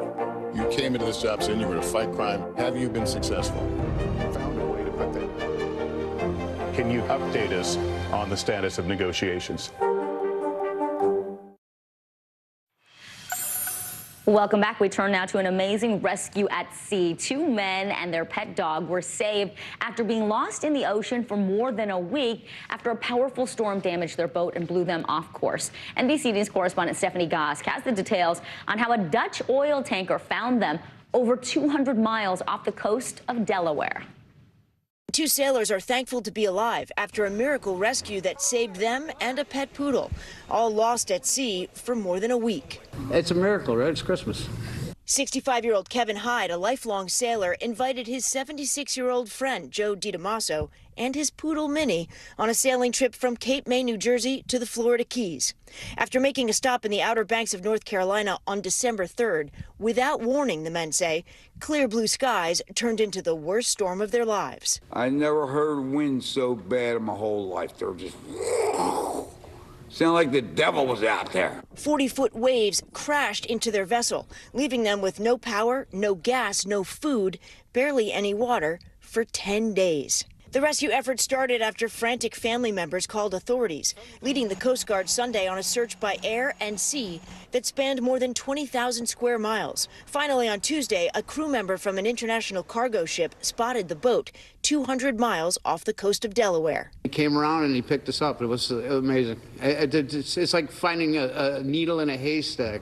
Spotting them was one miracle. Actually, getting them on board the massive oil tanker was another. An intense effort that took 3 hours. This cell phone video captured the crew using a cargo net to rescue the weary boaters. The captain of the ship calling the rescue a divine intervention. God sent our Silver Moon ship to save them. Stephanie Gosk, NBC News. In North Dakota, winter storms are forcing ranchers to feed their cattle with their limited winter hay supply earlier than planned. Jody Kurzman from our Bismarck, North Dakota affiliate has a look at what's putting that dent in hay production in the Midwest. Jackie Chrisman documents just about everything that happens on her ranch near Hettinger. She started the JC Farms Facebook page a few years ago as a way to educate people about the daily work on a farm and ranch. We are preparing for another snowstorm. These days, her Facebook posts and videos are focused on cattle and storm preps. It could be quite the doozy of a storm, so we are going to get all the cows, move them into some better shelter. We think there's going to be a lot of wind with it, and so we decided we're going to move all the cows back into the lots just so we don't have to drift cows. The Chrisman's cattle had been grazing on corn and sunflower stalks. They had hoped to hold off on supplementing with hay for a few more weeks. We have enough grazing because we have a lot of corn stalks, sunflower stalks. We weren't really planning on haying them until after the first of the year, and so it kind of dampens our spirit a little bit. The good news? April's blizzards led to a good hay crop. July 7th, we were finishing our first cutting, and then the rain just stopped, and it got hot, really, really hot. So we had a second cutting on some alfalfa. Still, she says they'll have enough hay to get through this storm. There's some hay. And hopefully for whatever else Mother Nature has up her sleeve. Jody Kurzman from our Bismarck NBC affiliate reporting there. Well, more free at-home COVID tests are now available. This is all part of the Biden administration's plan to help curb the rising number of COVID cases as millions of Americans plan to get together once again for the holidays. If you don't remember how to get them, you just go to the website. It's covidtests.gov. You can get your 4 free at-home tests there. The White House says they'll ship starting next Monday. Well, an unexplained leak forces a planned spacewalk to be scrapped today. One of the Russian spacecraft docked at the International Space Station started leaking coolant. Yeah, the 2 Russian cosmonauts that were on board, they had to hang up their helmets and cancel their planned 6-hour spacewalk. The cause of that leak is still unknown. You see it there in the video. It is now being investigated by Russian specialists. Well, he is fresh out of high school, and he is now America's youngest black mayor. He joins us to talk about his historic win and what he plans to do next. You're watching NBC News Daily. By the way, you can also watch us for free 24/7 on our streaming network. It's called NBC News Now. You can do this wherever you stream, including YouTube, Hulu, Roku, and Peacock. Your news continues right after this.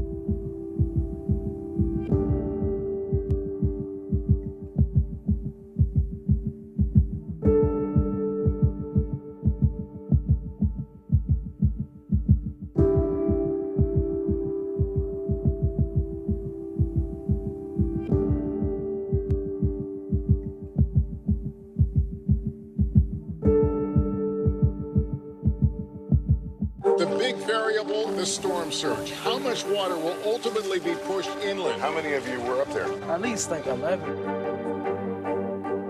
Why was it important for you to be here? What our top story tonight? You guys okay? Yeah. What kind of training regimen? How you doing, Lester?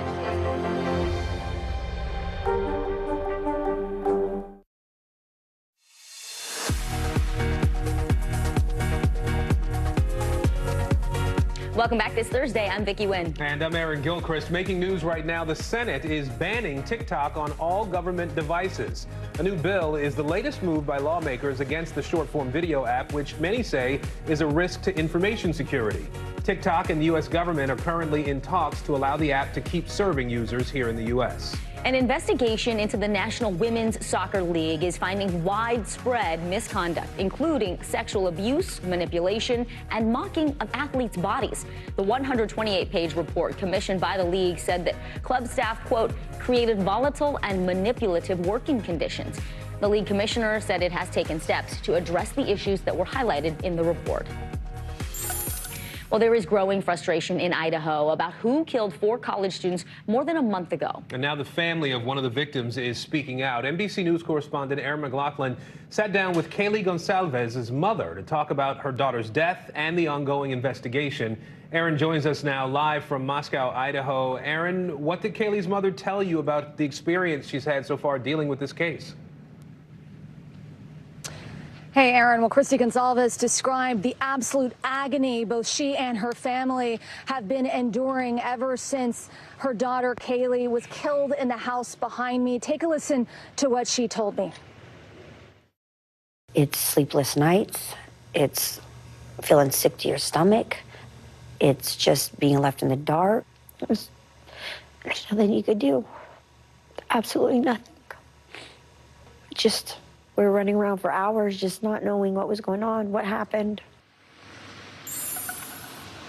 Gonsalves says that she is absolutely terrified that this case could go cold. It has been now over a month since her daughter was brutally murdered, Aaron.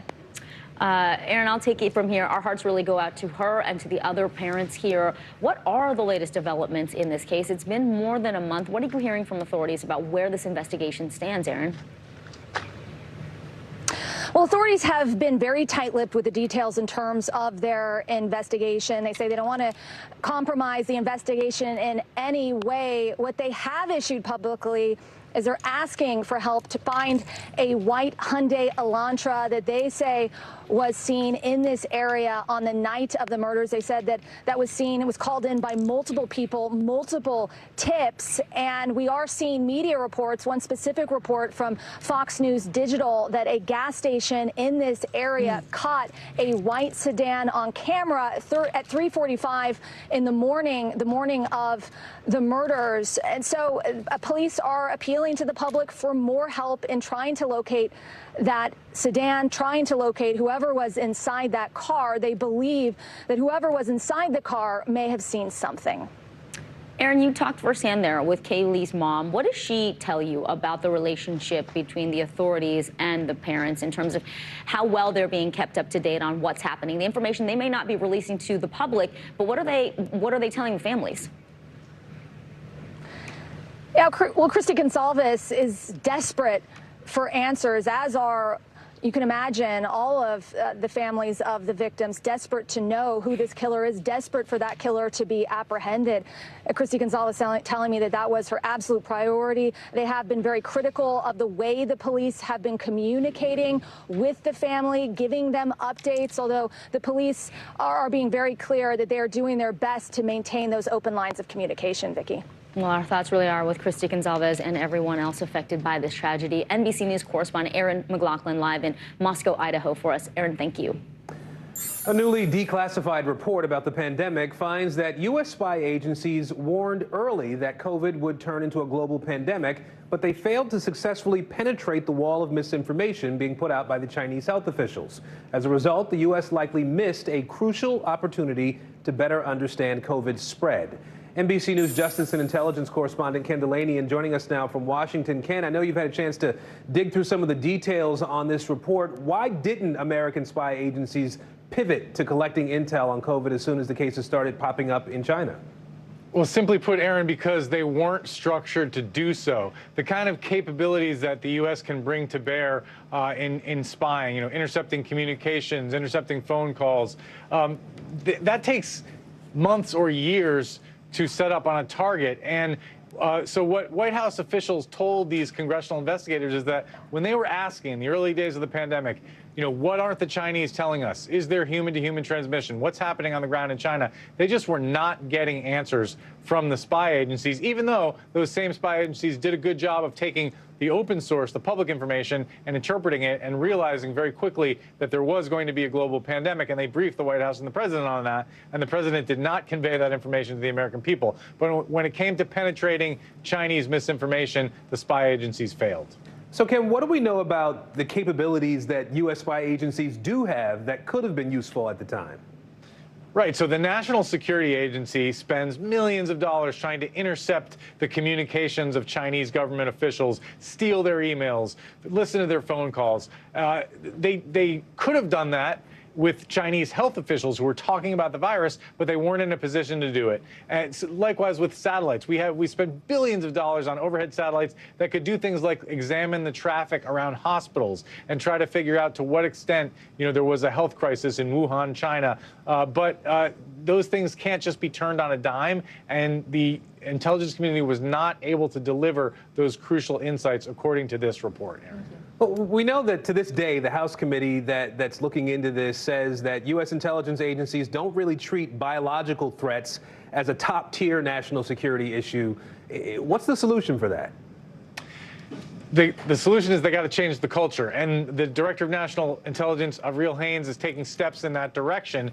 But this is why this report says that the intelligence agencies are not prepared for the next pandemic, because they still haven't elevated the issue of biothreats to make it equivalent to terrorism and some other kinds of threats, even though, Aaron, as we all know, more than 1 million Americans died in this pandemic, more than any foreign adversary has ever inflicted in terms of casualties. So Adam Schiff, the chairman of the House Intelligence Committee, is really hammering on that point, that these intelligence agencies need to change their culture and prioritize these so-called soft threats, Aaron. Ken Delaney in for us in Washington today. Ken, thank you. You bet. All right, well, he graduated from high school in May, and now 18-year-old Jalen Smith is set to become the youngest black mayor in U.S. history. Smith was elected in a runoff last week by people of Earl, Arkansas, population 1,800 or so there. He's going to be sworn in next month. Mayor-elect Jalen Smith is joining us now. Mr. Mayor-elect, first off, congratulations to you. Thank you for having me, and thank you so much. We appreciate you being here. At your age, a lot of folks are heading off to college, as I know you're doing, and they're starting first jobs maybe. You're about to start running a city, right? So what inspired you to take on such a big role on top of all your other priorities and responsibilities as a student? Well, it all started in high school with the Student Government Association. Within that organization, we made a difference in the school district. Not only made a difference in the school district, but we made a difference within the community. And that organization drove me where I am here, mayor-elect of Earl, Arkansas. Jalen, Mr. Mayor, I should say, but I think this is so interesting. A lot of us were in student government, maybe in high school, in college, but the issues that you ran on, you talked about improving the police force, creating jobs for young people, ridding your little town, Earl, Arkansas, the abandoned homes that are there. What are you going to tackle first? How will you do that on top of, being a student as well? Well, I would do public safety first, because that's our main important thing we're facing. We don't have a 24/7 police department, so I want to get with our police chief to see what ways you can make sure that our citizens are safe. And then with college, I'll be doing my college classes online at Arkansas State University Mid-South.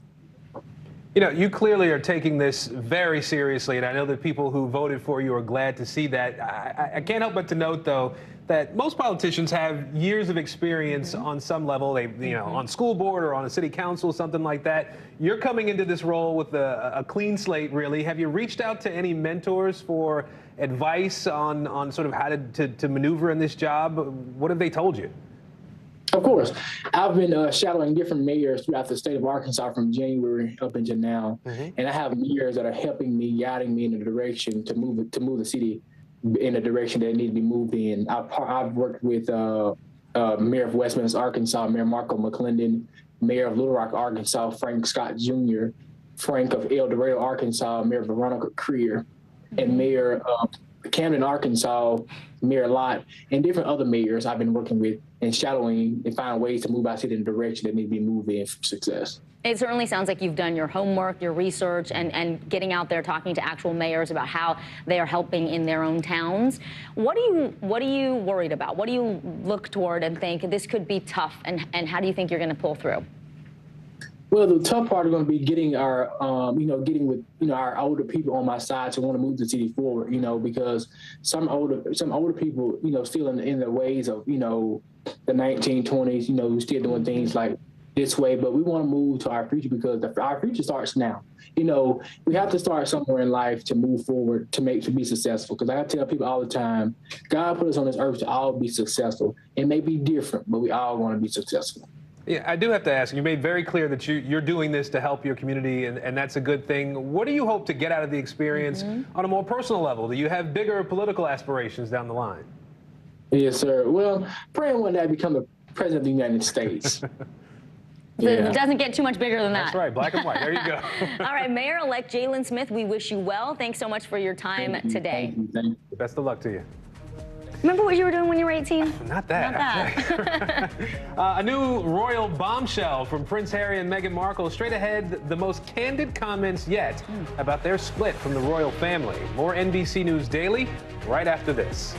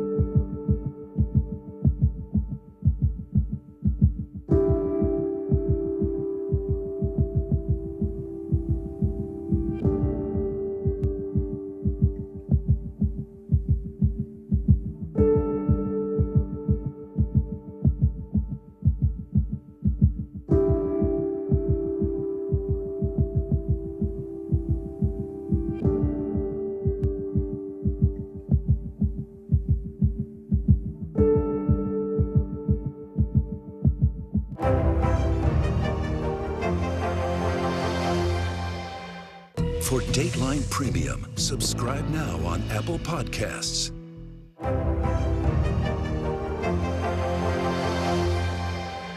Watch NBC Nightly News with Lester Holt or listen wherever you get your podcasts. For Dateline Premium, subscribe now on Apple Podcasts. Watch NBC Nightly News with Lester Holt or listen wherever you get your podcasts. This is what it looks and feels. From the storm zone. The bigger piece to the puzzle comes. New numbers just out this morning. Good evening. We begin tonight with breaking news just coming in. We begin this hour with the latest developments. We're coming on the air with some shakeups big time on Capitol Hill. How much water ultimately will be forced inland? Whenever it happens, wherever you are, NBC News, streaming free now.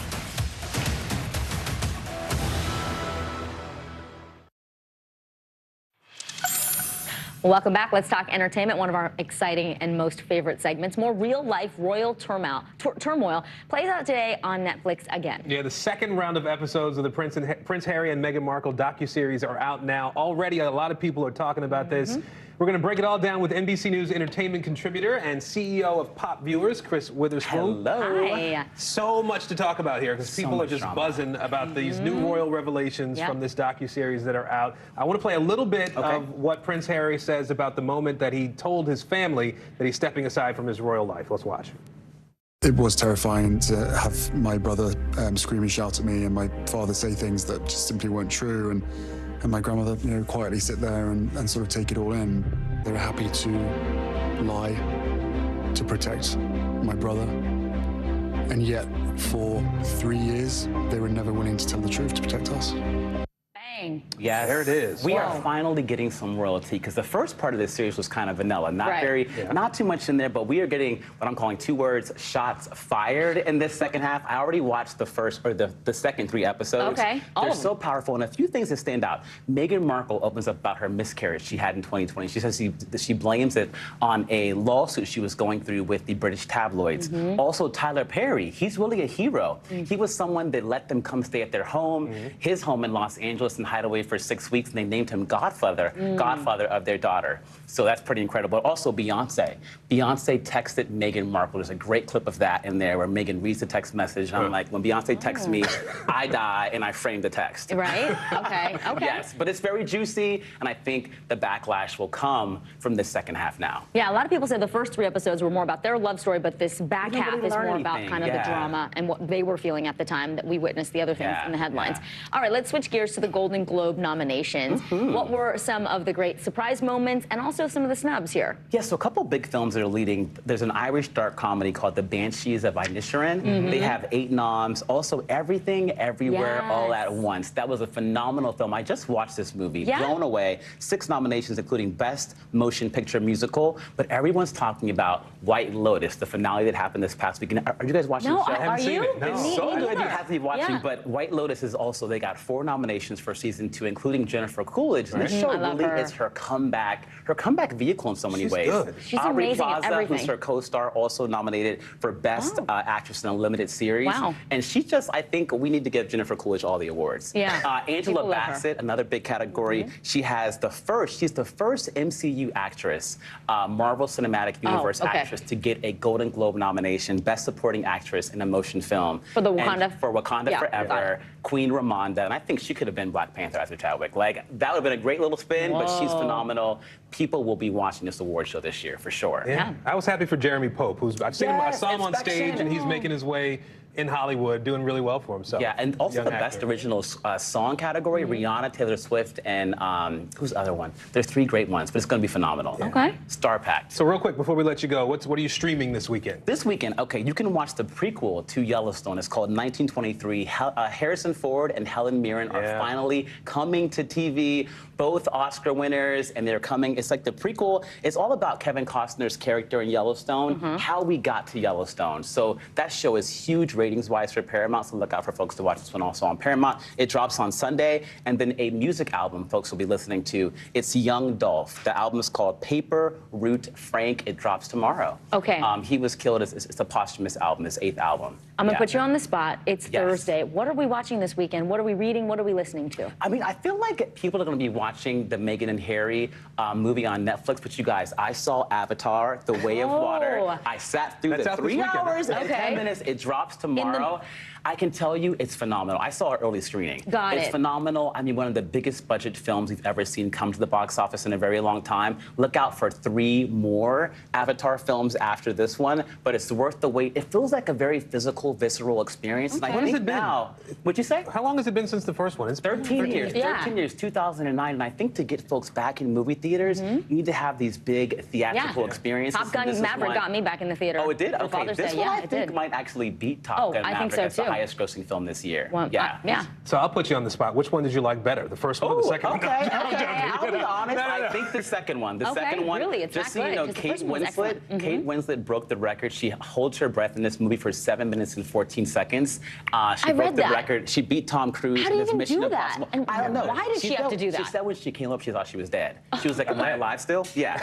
Yeah. I think that this is a cinematic feat. When you watch it, you'll be so blown away. And also go online and look at how they made this. They're really swimming in the water when they make all these scenes. So it's phenomenal. Kind of remarkable. I'd love to see the behind the scenes, the director's cut too, after you see the actual film. But you saw it in the theater for a I saw it in the theater, and it was so worth it. I saw it in 3D. Cool. So definitely, if you get a chance, spend those extra ducats and go see it in 3D because it's very much so worth it. Get the extra big popcorn, Aaron. Yes. All right, and go to the NBC bathroom. News Entertainment. 3 hours and 10 minutes. Contributor Chris Witherspoon, thank you. Right, you're watching NBC News Daily.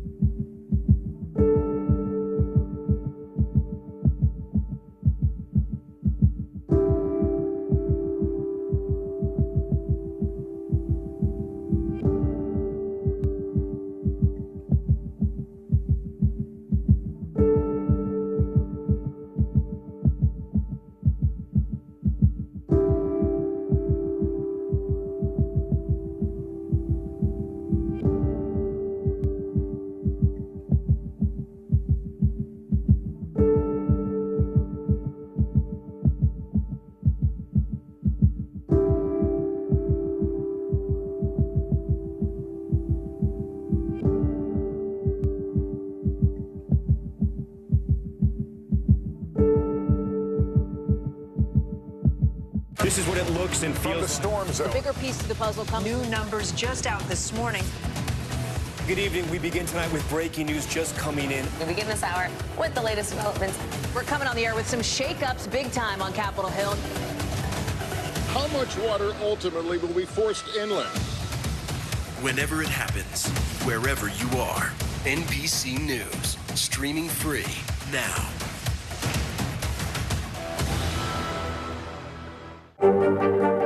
Mr. Secretary, when is this going to get better? You came into this job saying you were going to fight crime. Have you been successful? Found a way to put that. Can you update us on the status of negotiations? It has been a big year for Rebel Wilson. She is now a mom, and she stars in her first major dramatic role. But Wilson is still making time to help other people, too. NBC News special anchor Maria Shriver spoke with Wilson about her new effort to spread awareness about concussions and the importance of seeking treatment. I thought I was going to be the next Dame Judi Dench. I didn't think of myself as being funny at all. Like, no one would have looked at me and gone, oh, yeah, she's hilarious. That might surprise Rebel Wilson's fans who have come to know her in films like Bridesmaids. We'd like to invite you to no longer live with us anymore. And Pitch Perfect. I can sing, but I'm also good at modern dance, olden dance, and mermaid dancing. One of my first roles, I actually thought I was playing a serious role. And I get on stage and the audience just started laughing. I'm like, hang on, I think I should go with this.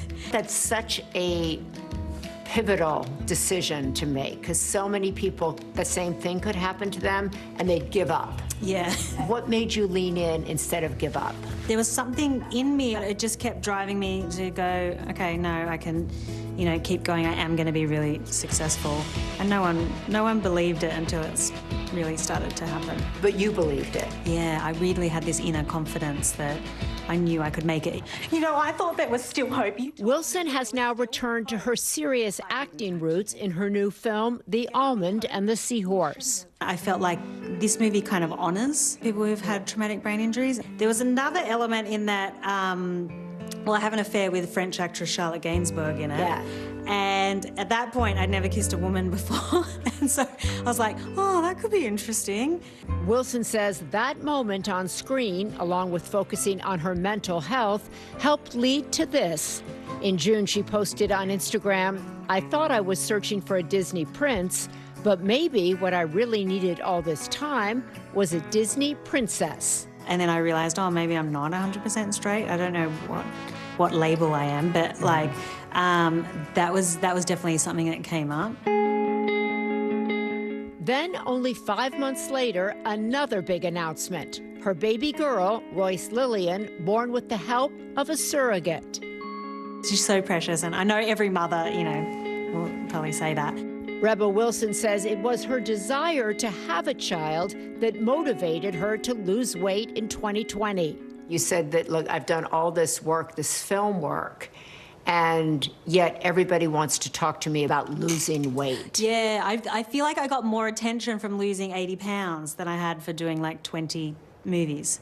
People are obsessed with like losing weight, especially here. The 42-year-old says the emotional work was most important in her health journey. The weight was kind of a sign of me holding all these things, and I think that work made me a better actress because I'm not carrying all that stuff around me to protect myself. Really dangerous Hollywood stunt stuff. With several new projects in the works, including a new PSA about head injuries.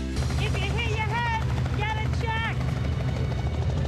And her new film, Rebel Wilson says she's feeling ambitious and more like herself than ever before. Even though I'm now in my 40s, that I'm like only still now coming into like the work that I was supposed to do. That was NBC News special anchor Maria Shriver reporting. All right, trending right now, there will be a new Man of Steel. DC Studios says another Superman movie is in the works, but Henry Cavill won't be returning. He confirms the news on Instagram, despite announcing back in October that he was going to suit up again as Superman. No word yet on who will take over the iconic role. He was pretty good. Yeah. It's going to be interesting to see who replaces him there. We are also getting our first look at the next Scream movie without star Neve Campbell. The new trailer shows the notorious Ghostface killer terrorizing New York City, of all places.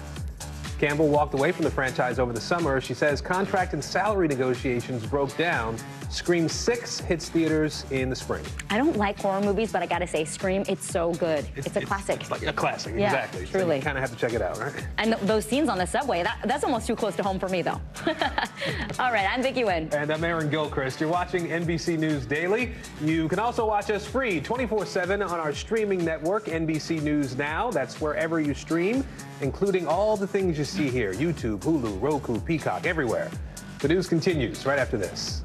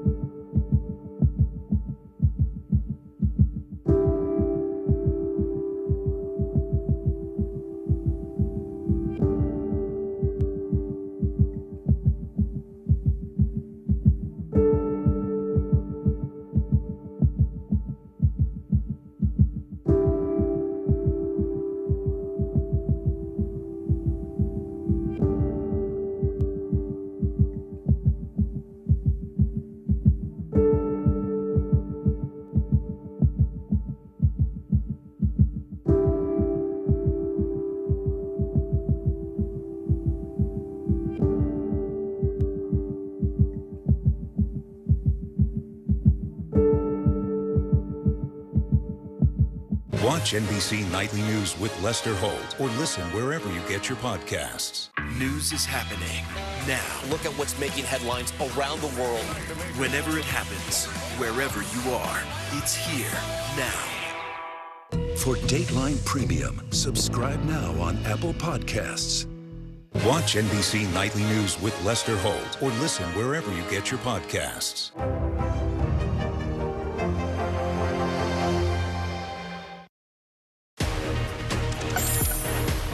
Hi, everyone. Good Thursday to you. So glad to be with you. I'm Vicki Wynn. And I'm Aaron Gilchrist in for Morgan Radford. NBC News Daily starts right now.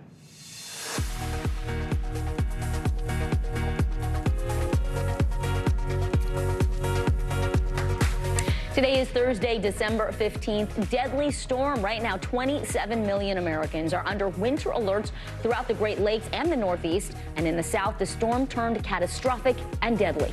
Raise the roof. The Federal Reserve is increasing interest rates to the highest level in 15 years, which could have an impact on your wallet. Helpless, hopeless, as the brutal murders of 4 Idaho University students remains unsolved. The mother of one of the victims is speaking out about her frustration. And race to the top. Morocco's World Cup journey came to an end on Wednesday. Now Argentina and France squaring off for the global champion title on Sunday. That is going to be an exciting one to watch. I think they expect 1 billion people to be watching around the world. I'm not surprised. It's kind of fun to be a part of something global like that. Huge, right? Yeah, just as a viewer.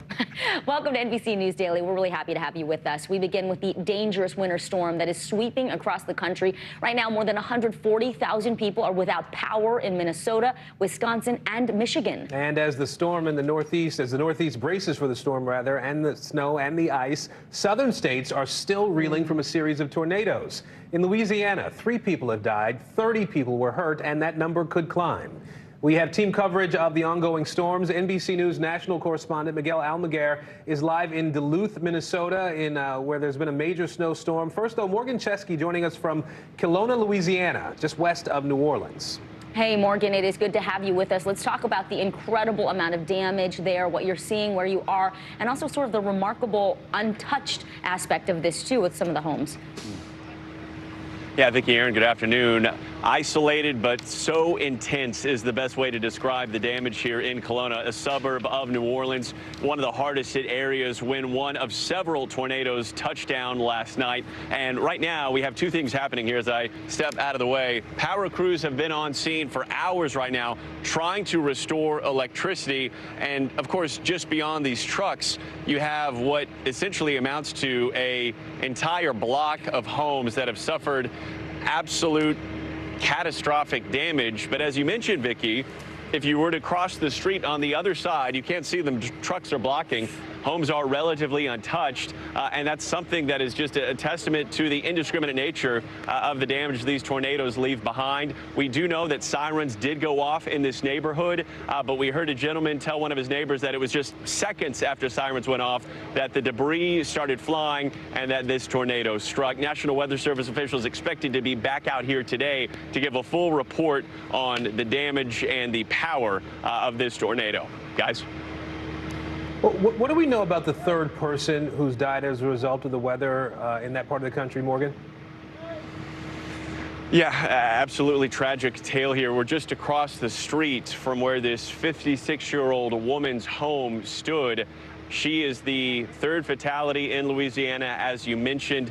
We do know that on this block where this tornado struck, there were several other people that were also injured, but we learned this morning that none of those injuries are expected to be life-threatening. We do believe some friends and family members are on the other side of the street going through what's left of that woman's home. This is, of course, a very tight-knit community here. We had the parish president come and speaking to the members, the homeowners here, working his way down this block. And he just said that there's little left behind. When he offered help, or when he asked what these folks needed right now, they said everything. Morgan, states like Texas and Louisiana, they are used to dealing with tornadoes, but typically during the summer, not in December. Were people properly prepared and warned about this storm? From the folks I spoke to, Vicki, they tell me they knew that there was a potential of severe weather, but that, of course, none of them anticipated that they would have a tornado land on their front doorstep just 2 weeks before Christmas. They did have sirens go off. We do know that those mobile alerts can also be used, but of course nobody could expect the destruction of this magnitude. Vicki. Morgan Chesky for us today in Louisiana. Morgan, thank you. We want to bring in NBC News national correspondent Miguel Almaguer now, who joins us from Duluth, Minnesota. We see a wall of white behind you, Miguel. We know Duluth historically a snowy city, but this storm, they're saying it could become one of the top 5 biggest snowstorms to ever hit that area. Talk to us about how people are faring right now. Well, Vicki, we're lucky the snow just stopped here a couple of hours ago, and it had been coming down for about 24 hours. In the span of 36 hours, they got more than 20 inches of steady snow. It was blizzard-like conditions earlier today. The snow was coming in sideways. The wind speeds were upwards of 30 miles an hour. The visibility was incredibly low. Folks in this area are used to winter storms, as you mentioned, so they are hunkering down and they're prepared for weathering like this. This is something that's not necessarily new to them, but this storm is historic, as you mentioned, certainly probably going to land in the top 5, perhaps the top 4 biggest storms in terms of snowfall so quickly that they've had here. We know snow plows have been operating across this area. We drove in here from a few miles across the city and saw that work crews were out on the streets already trying to clear streets and get debris. But you can see those cars behind me. They are buried under snow. It's the way this entire side streets look like all throughout this community. It's going to take them days to dig out of this monster snowfall, guys. Yeah, I wanted to ask you about that part of this, right? The recovery from all this. I understand there are more than 50,000 customers without power across Minnesota, parts of the state already seeing 13 inches of snow in some cases. How difficult, how complex is the recovery effort going to be in the coming days there, despite the fact that they're used to getting a lot of snow? Well, Aaron, one of the top things is obviously restoring power because people need to, the heat to keep their homes warm, and that's the top priority for officials.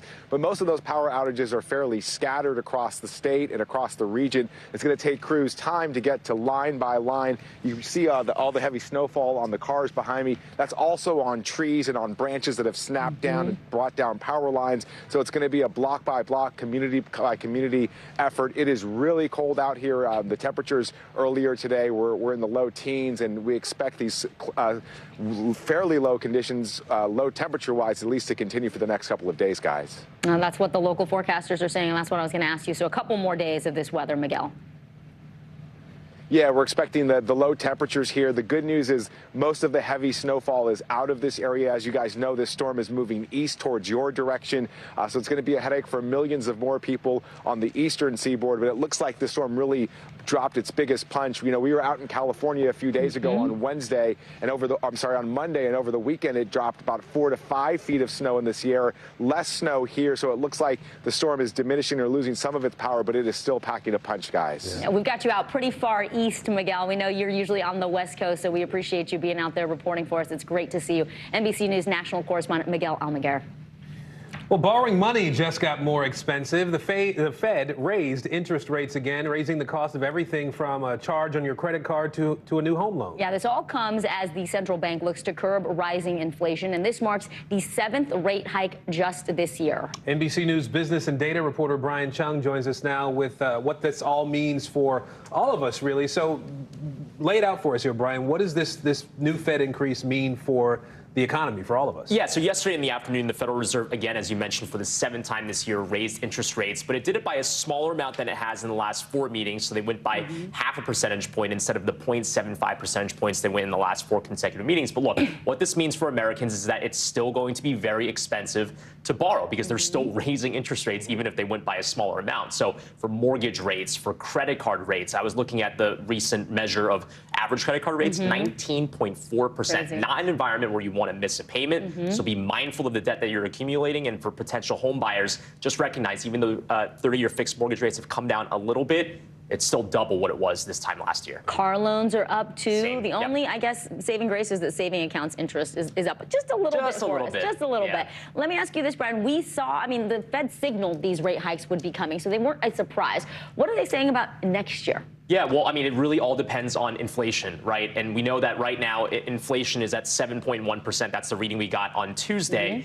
But that is still well above where the Fed needs to see it, which is somewhere around 2%. So that's why these interest rate hikes are likely to continue into the beginning of next year. But for what's worth, the stock market is having a really, really bad Thursday. I'm taking a look at the Dow Jones down almost 3%, the NASDAQ down over 3%. It seems like there's a lot of concern on Wall Street that the Federal Reserve might not have this inflation situation wrangled just yet, despite the optimism that we saw after that inflation report on Tuesday. Real quick, I know we got a look at holiday shopping today. Also, sales declined in November. What's going on there? Yeah, well, November is supposed to be a really hot time for retail spending, right? But we got Commerce Department numbers this morning that showed retail sales actually declined by 0.7% in the month of November, 0.6% rather, in the month of November. Now, that could be for a few reasons. It's not necessarily that people aren't going out and shopping. I've heard anecdotally, I was out on Black Friday, there were just a lot of discounts happening because all of these retailers were flush with inventory after the backlog of supply chain issues earlier in the year. But again, you take a look at those numbers and you do wonder, even on a dollar amount, whether or not people are starting to tighten their budgets, starting to pare back on their spending ahead of what could be a rough 2023 if the economic environment doesn't get better. All right, NBC News business and data reporter, friend of the show, Brian Chung. Brian, thank you. We want to turn now to our CNBC Money Minute. A potential recession has most industries trying to cut costs, but some tech executives do expect to spend more in the new year. Nearly 3/4 of execs who responded to a CNBC survey say their companies are set to put more money toward new technology in the next 12 months. CNBC reporter Frank Holland joins us now. So, Frank, we have seen massive layoffs, thousands of jobs throughout the tech sector recently, but now they are investing. So talk to us about where and why. Yeah, absolutely. Those layoffs are also on the mind of these tech leaders that we spoke to. Our survey of CNBC Technology Executive Council members found that 85% of the respondents think that cloud computing will be critically important to their business over the next 12 months. So tech companies will keep investing in that area. In fact, the big tech consulting firm estimates cloud computing revenues will rise up to a bit more over $100 billion next year. That's up from $90 billion last year. Also today, Citigroup says it will shut down its consumer banking business in China. That's part of a larger shift by Citi's new CEO away from retail banking in Asia, with more resources going to wealth management and services for corporate customers. And almost half of all Americans between the ages of 18 and 29, they are currently, today, right now, living with their parents. The highest level the country's seen since the 1940s. Morgan Stanley analysts say that's helping luxury retailers, since not paying rent leaves more money for discretionary spending. So we might have to change the whole stereotype. You're not sitting in your parents' basement in your underwear. You're doing it in Lululemon. Oh, gosh. You know what you should be doing if you're at home, which I'm not against, right? It's okay, but you should be saving to get ahead. I'm channeling my inner Sharon Epperson here. Don't be buying that Louis Vuitton. Be smart. Put that into a savings account. Yeah. Listen, that's a best case scenario, obviously. But sometimes, you know, that money in your pocket is just burning a hole. Burn a hole, right. CNBC's Frank Holland. Frank, we appreciate it. Thanks. Thanks, guys. Well, 1 month after the killings of 4 college students in Idaho, a frustrated mother is speaking out. The emotional interview straight ahead. You're watching NBC News Daily.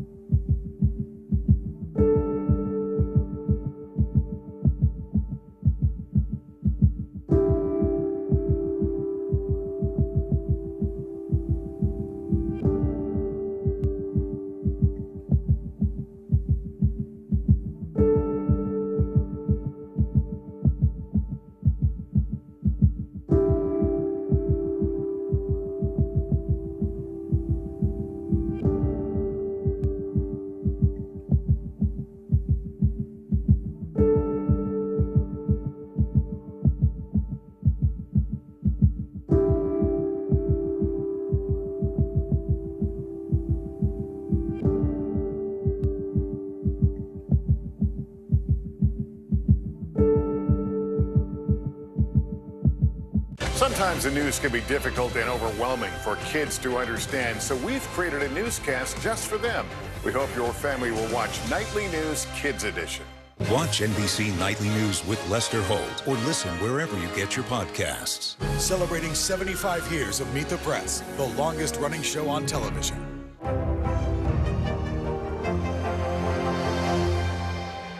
Watch NBC Nightly News with Lester Holt or listen wherever you get your podcasts. It has been more than a month now since the brutal murders of 4 University of Idaho students, and authorities still have yet to make major progress in catching a suspect. Now a frustrated parent of one of the victims is speaking out. NBC News correspondent Aaron McLaughlin joins us now from Moscow, Idaho, with the latest on this. Aaron, I know you spoke with one of the victims' moms there. What stood out to you in that conversation? That's right, Aaron. I spoke to Christy Gonsalves, the mother of Kaylee. Kaylee died in the house behind me. She was one of 4 brutally murdered more than a month ago. Gonsalves described what her family is going through. She described absolute agony. Take a listen. It's sleepless nights. It's feeling sick to your stomach. It's just being left in the dark. There's nothing you could do. Absolutely nothing. We were running around for hours just not knowing what was going on, what happened.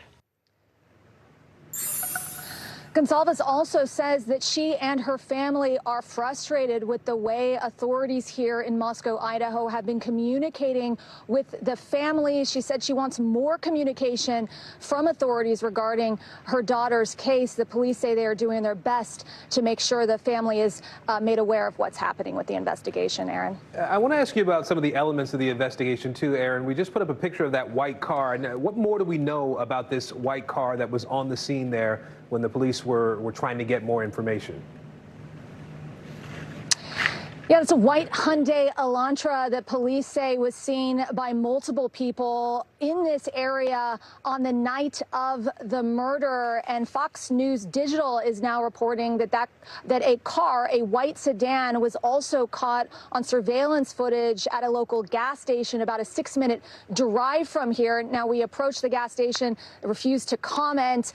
We also canvassed the area, other business in the area, reporting to us that police have collected footage, their surveillance footage as well. Police tell me that surveillance footage could also be key to solving this crime. They have hundreds of hours of footage collected from various points across this town. They are going through that footage frame by frame, looking for clues, and they are adamant that this case is not going cold, Aaron.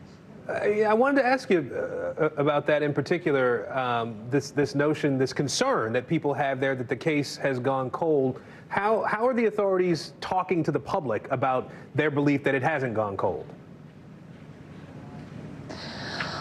Well, as I said, the police are adamant that they are getting new tips called in from the public by the day, viable tips that they say they are acting on. Aaron.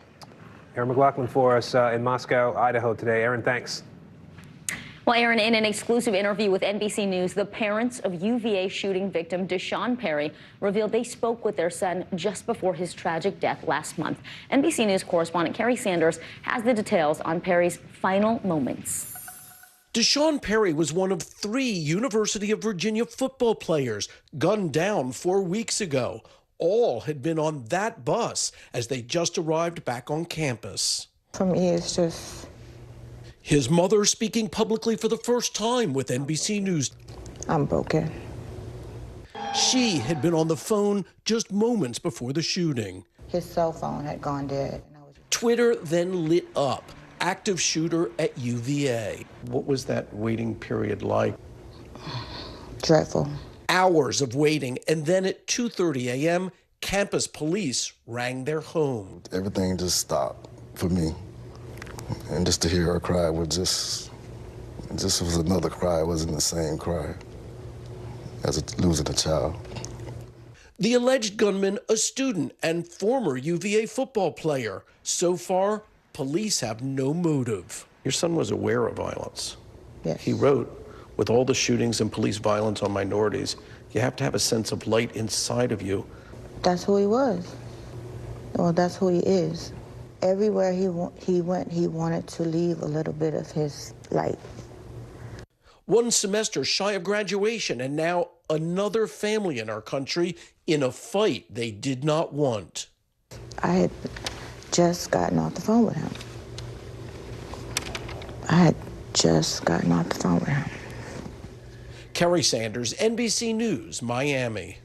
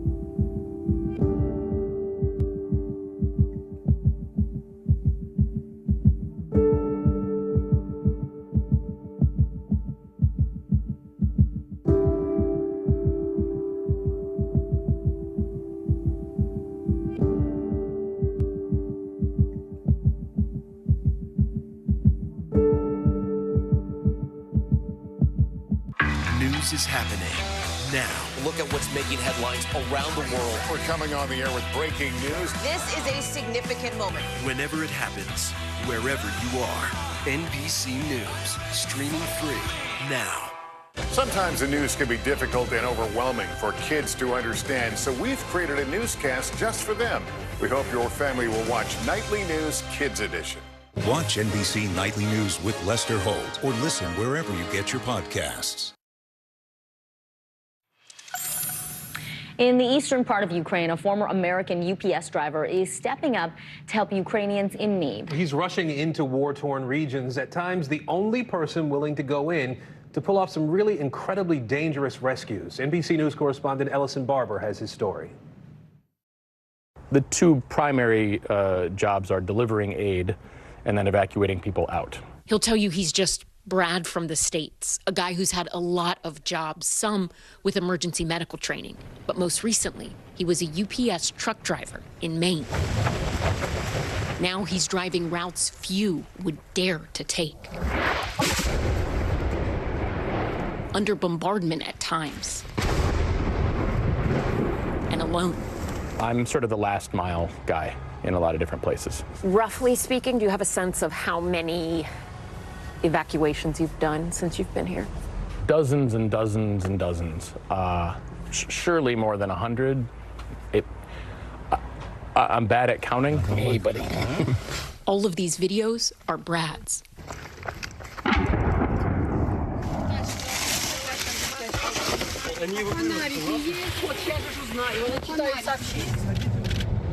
Probably went up and over that thing. Snapshots of a humanitarian mission few back home could imagine.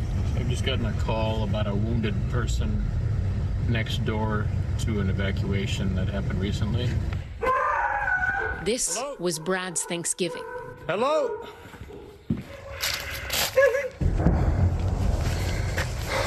At nightfall, a call came from eastern Bakhmut. He was about to begin one of his most daring rescues. Hello. Oh. 69-year-old Tatiana Lerikova was desperately trying to save her husband Valentin, who was injured in an explosion. She tried to stop the bleeding with tourniquets and kitchen rags. Doctor, we have to go to a doctor now. Brad tried carrying Valentin on his back, but couldn't do it alone.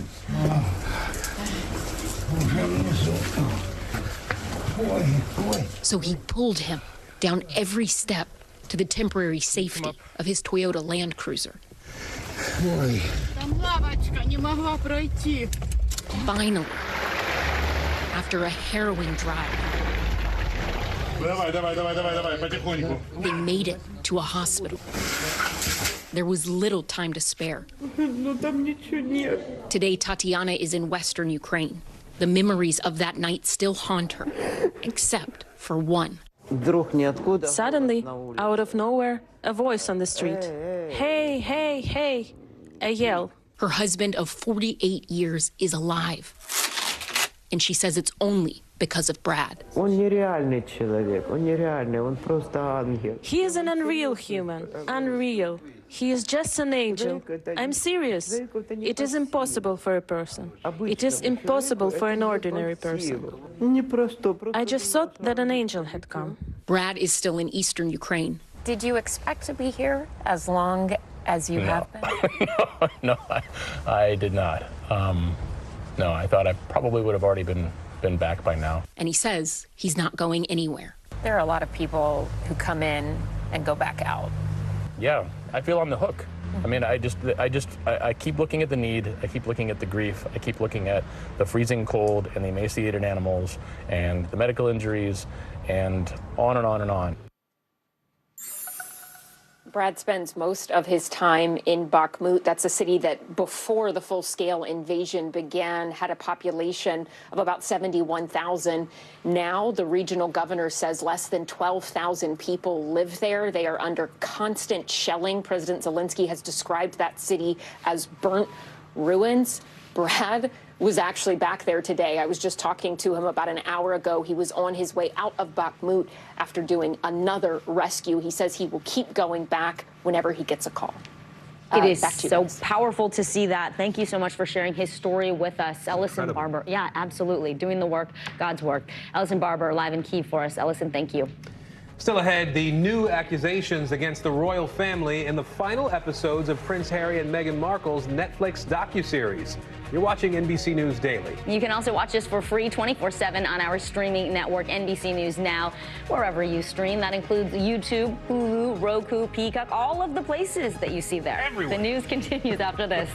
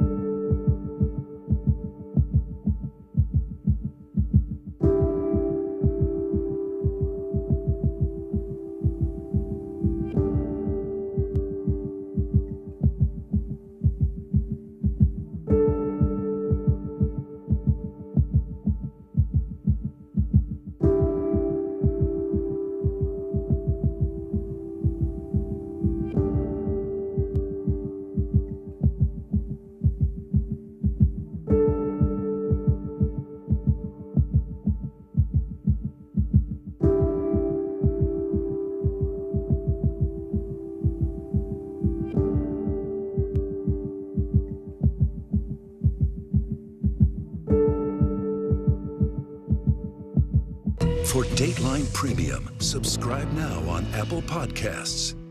Sometimes the news can be difficult and overwhelming for kids to understand. Ukraine and Russia. Could you help me understand what's going on? So to help make sense of it all, we've created a newscast just for them. We hope your family will watch Nightly News Kids Edition.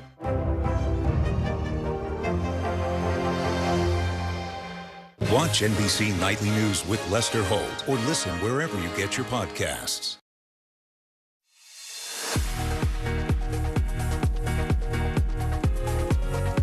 Welcome back this Thursday. So glad you could be with us. I'm Vicki Wynn. And I'm Aaron Gilchrist. Making news right now. Free at-home COVID tests are back. This is all part of the Biden administration's plan to curb the rising number of COVID cases as millions of us gather for the holidays. You can go to covidtests.gov to get your 4 free at-home tests. The White House says they'll start shipping next Monday. It's really easy to do. And the NCAA is getting a new president. The organization announced today Massachusetts Governor Charlie Baker will assume the role, which is one of the highest paid positions in college sports.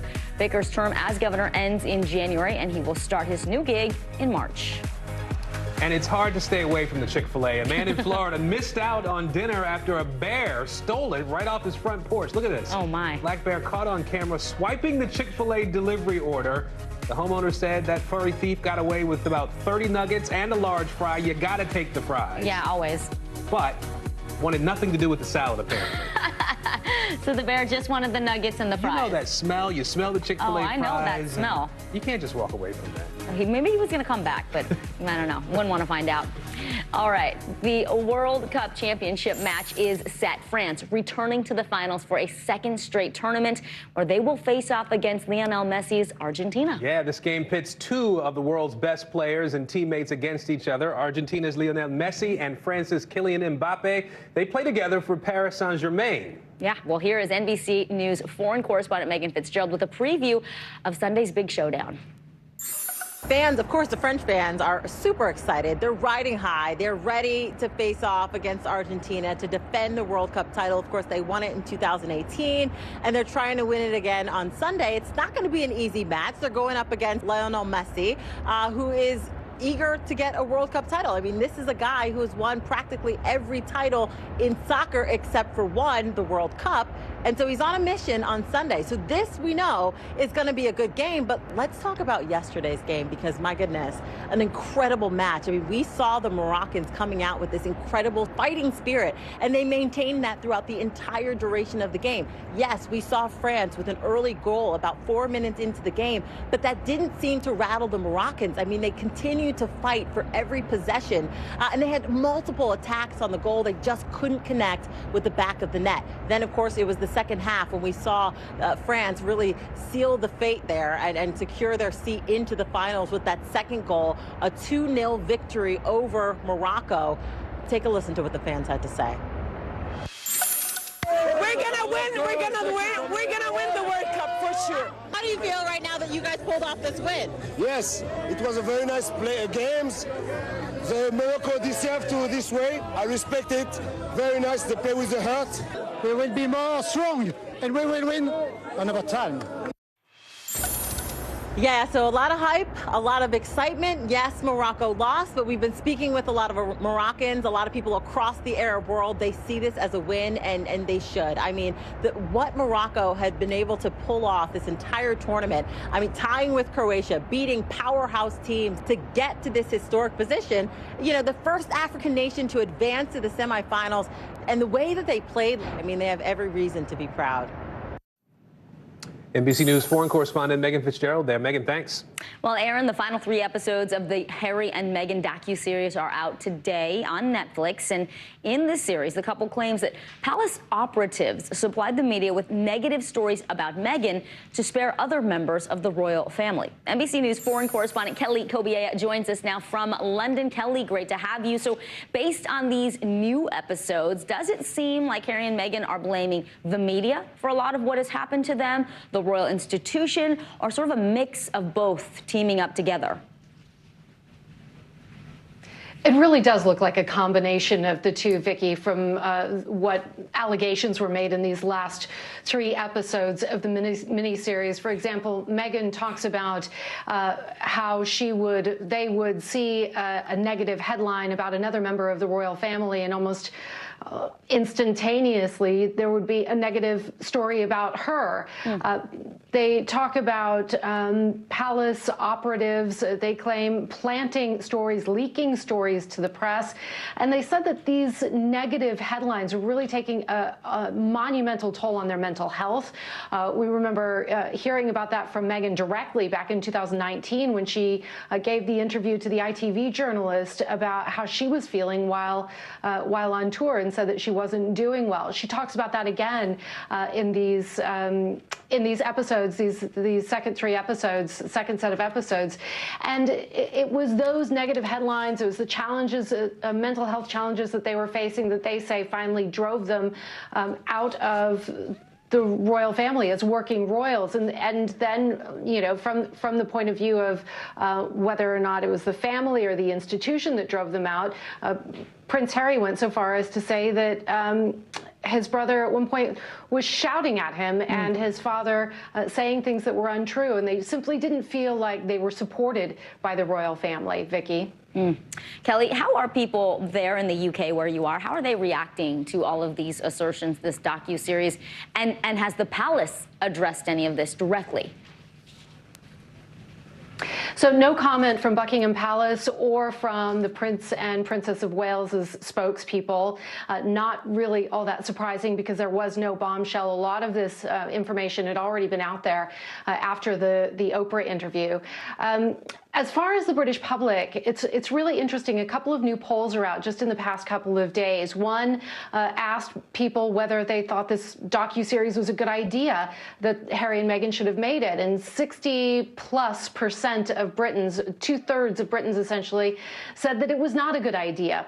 Another poll out recently, since the first set of episodes dropped, asked about the likability of Harry and Meghan, and they came almost last in terms of royals who are liked, ahead only of Prince Andrew. About 33% of Britons say they actually like Prince Harry. 2/3 say they dislike Meghan.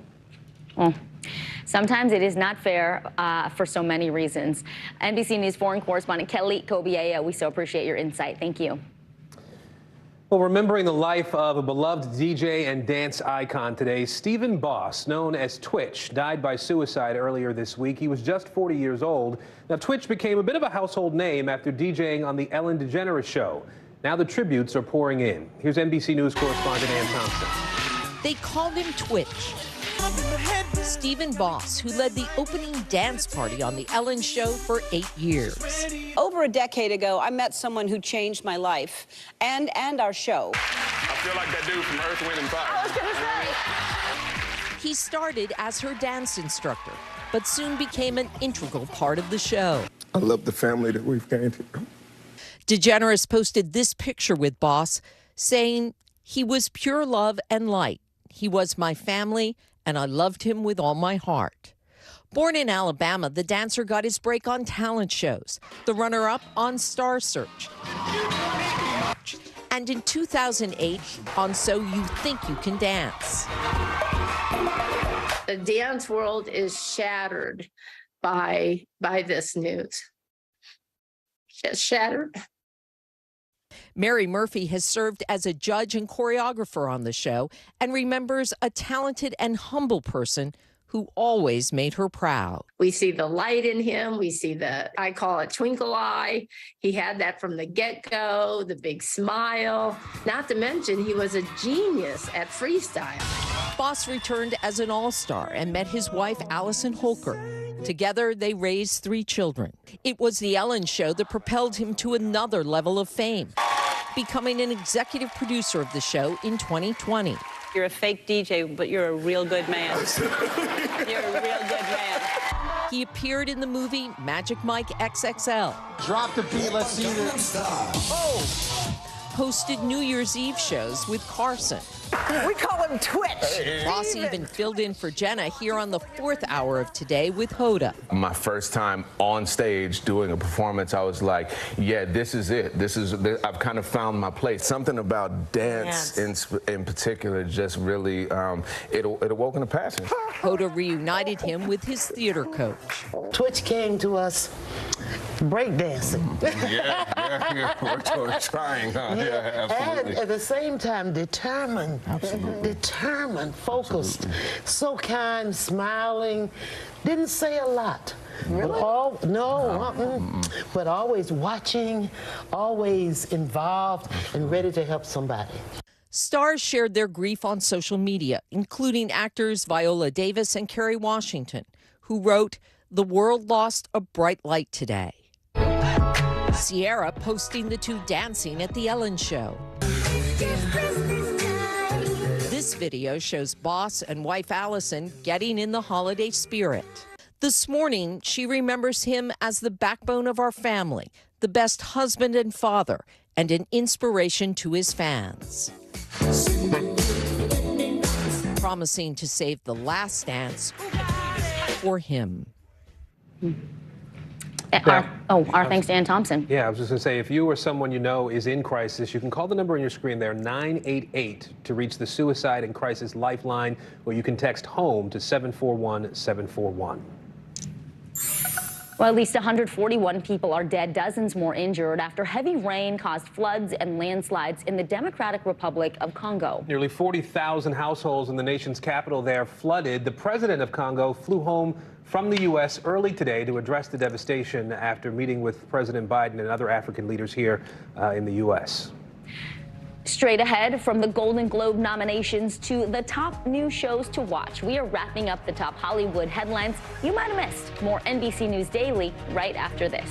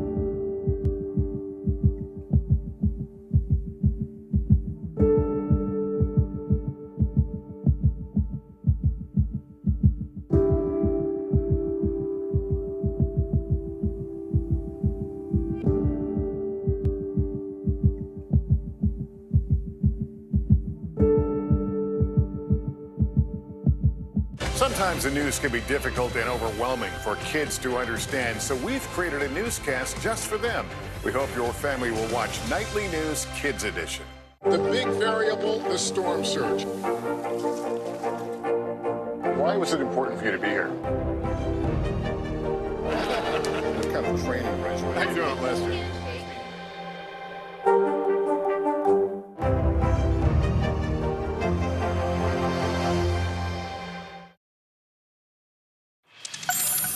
Well, welcome back. Let's talk entertainment, one of our exciting and most favorite segments. More real-life royal turmoil plays out today on Netflix again. Yeah, the second round of episodes of the Prince Harry and Meghan Markle docuseries are out now. Already, a lot of people are talking about this.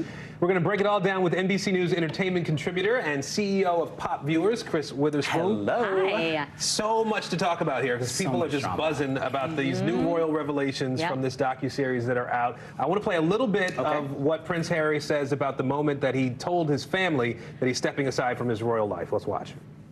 It was terrifying to have my brother scream and shout at me and my father say things that just simply weren't true, and my grandmother, you know, quietly sit there and sort of take it all in. They were happy to lie to protect my brother, and yet for 3 years they were never willing to tell the truth to protect us.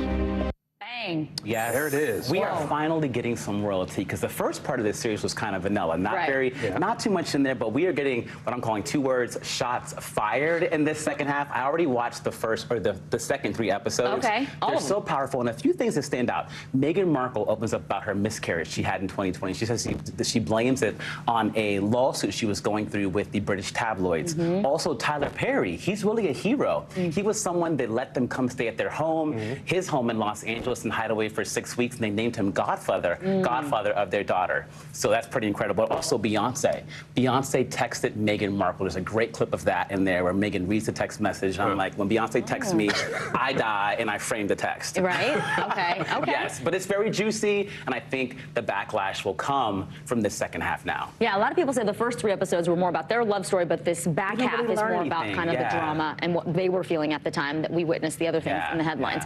All right, let's switch gears to the Golden Globe nominations. What were some of the great surprise moments and also some of the snubs here? Yeah, so a couple big films that are leading. There's an Irish dark comedy called The Banshees of Inisherin. They have 8 noms. Also, Everything, Everywhere, All at Once. That was a phenomenal film. I just watched this movie. Blown away. 6 nominations, including Best Motion Picture Musical. But everyone's talking about White Lotus, the finale that happened this past weekend. Are you guys watching the show? Are you? It's so good. You have to be watching. But White Lotus is also, they got 4 nominations for season 2, including Jennifer Coolidge. This show really is her comeback vehicle in so many ways. Good. She's amazing Plaza, at everything. who's her co-star, also nominated for Best Actress in a Limited Series. Wow. And she just, I think we need to give Jennifer Coolidge all the awards. Yeah. Angela Bassett, another big category. She has she's the first MCU actress, Marvel Cinematic Universe actress, to get a Golden Globe nomination, Best Supporting Actress in a Motion Film. For the Wakanda? For Wakanda Forever, Queen Ramonda, and I think she could have been Black Panther after Chadwick. Like, that would have been a great little spin, but she's phenomenal. People will be watching this award show this year, for sure. Yeah. I was happy for Jeremy Pope, who's, I saw him on stage, and he's making his way in Hollywood, doing really well for himself. Yeah, and also the Best Original Song category, Rihanna, Taylor Swift, and who's the other one? There's 3 great ones, but it's going to be phenomenal. Okay. Star-packed. So real quick, before we let you go, what are you streaming this weekend? This weekend, you can watch the prequel to Yellowstone. It's called 1923. Harrison Ford and Helen Mirren are finally coming to TV, both Oscar winners, and they're coming. It's like the prequel. It's all about Kevin Costner's character in Yellowstone, how we got to Yellowstone. So that show is huge ratings-wise for Paramount, so look out for folks to watch this one also on Paramount. It drops on Sunday, and then a music album folks will be listening to. It's Young Dolph. The album is called Paper Route Frank. It drops tomorrow. Okay. He was killed. It's a posthumous album, his 8th album. I'm going to put you on the spot. It's Thursday. What are we watching this weekend? What are we reading? What are we listening to? I mean, I feel like people are going to be watching the Meghan and Harry movie on Netflix, but you guys, I saw Avatar, The Way of Water. I sat through the 3 hours and 10 minutes. It drops tomorrow. I can tell you it's phenomenal. I saw an early screening. It's phenomenal. I mean, one of the biggest budget films we've ever seen come to the box office in a very long time. Look out for 3 more Avatar films after this one, but it's worth the wait. It feels like a very physical, visceral experience. Okay. What has it been? Now, what'd you say? How long has it been since the first one? It's 13 years. 13 years, 2009. And I think to get folks back in movie theaters, you need to have these big theatrical experiences. Top Gun Maverick got me back in the theater. Oh, it did? For Okay, Father's this Day. one I it think did. might actually beat Top Gun I think Maverick so as the too. highest grossing film this year. Yeah. So I'll put you on the spot. Which one did you like better? The first one or the second one? I'll be honest. I think the second one. The second one. Really? It's just not so you know, good, 'cause the Kate first one was excellent. Kate Winslet broke the record. She holds her breath in this movie for 7 minutes and 14 seconds. She broke the record. She beat Tom Cruise How do in you this even Mission do that? Impossible. And I don't know. Why did she have to do that? She said when she came up, she thought she was dead. She was like, am I alive still? Yeah. Yeah. I think that this is a cinematic feat. When you watch it, you'll be so blown away. And also go online and look at how they made this. They're really swimming in the water when they make all these scenes, so it's phenomenal. Kind of remarkable. I'd love to see the behind the scenes, the director's cut too, after you see the actual film. But you saw it in the theater for a pre-screening? I saw it in the theater, and it was so worth it. I saw it in 3D. Cool. So definitely, if you get a chance, in those 3D. extra ducats, and go see it in 3D, because it's very much so worth it. Get the extra big popcorn, Aaron. Yes. All right, and go to the NBC bathroom. News Entertainment. 3 hours and 10 minutes. Contributor Chris Witherspoon, thank you.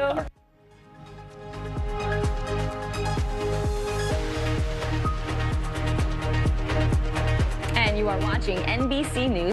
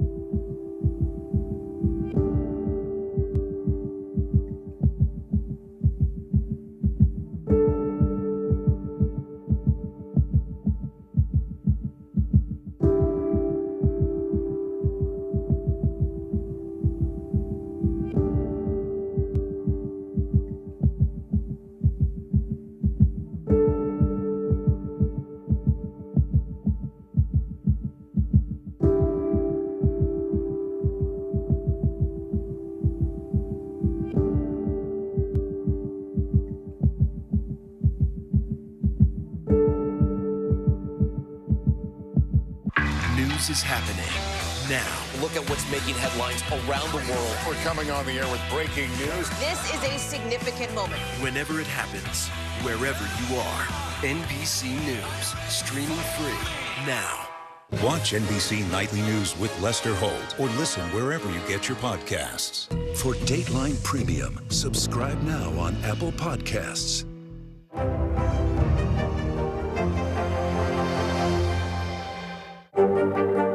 Mr. Secretary, when is this going to get better?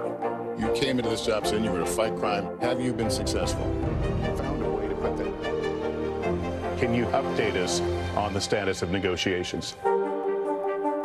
The Meet the Press Chuck Toddcast, an insider's take on politics and more with some of my favorite reporters. Get it for free wherever you get your podcasts. Well, while this time of year usually is spent with loved ones, a lot of folks who serve in the armed forces won't make it home for the holidays. Yeah, their families serve as well, truly. Yeah. NBC News foreign correspondent Molly Hunter went aboard the USS George H.W. Bush to spend some time with the roughly 5,000 sailors who will be at sea this holiday season. We are aboard USS George H.W. Bush. I'm going to show you the coolest thing right now. Coming into land right now.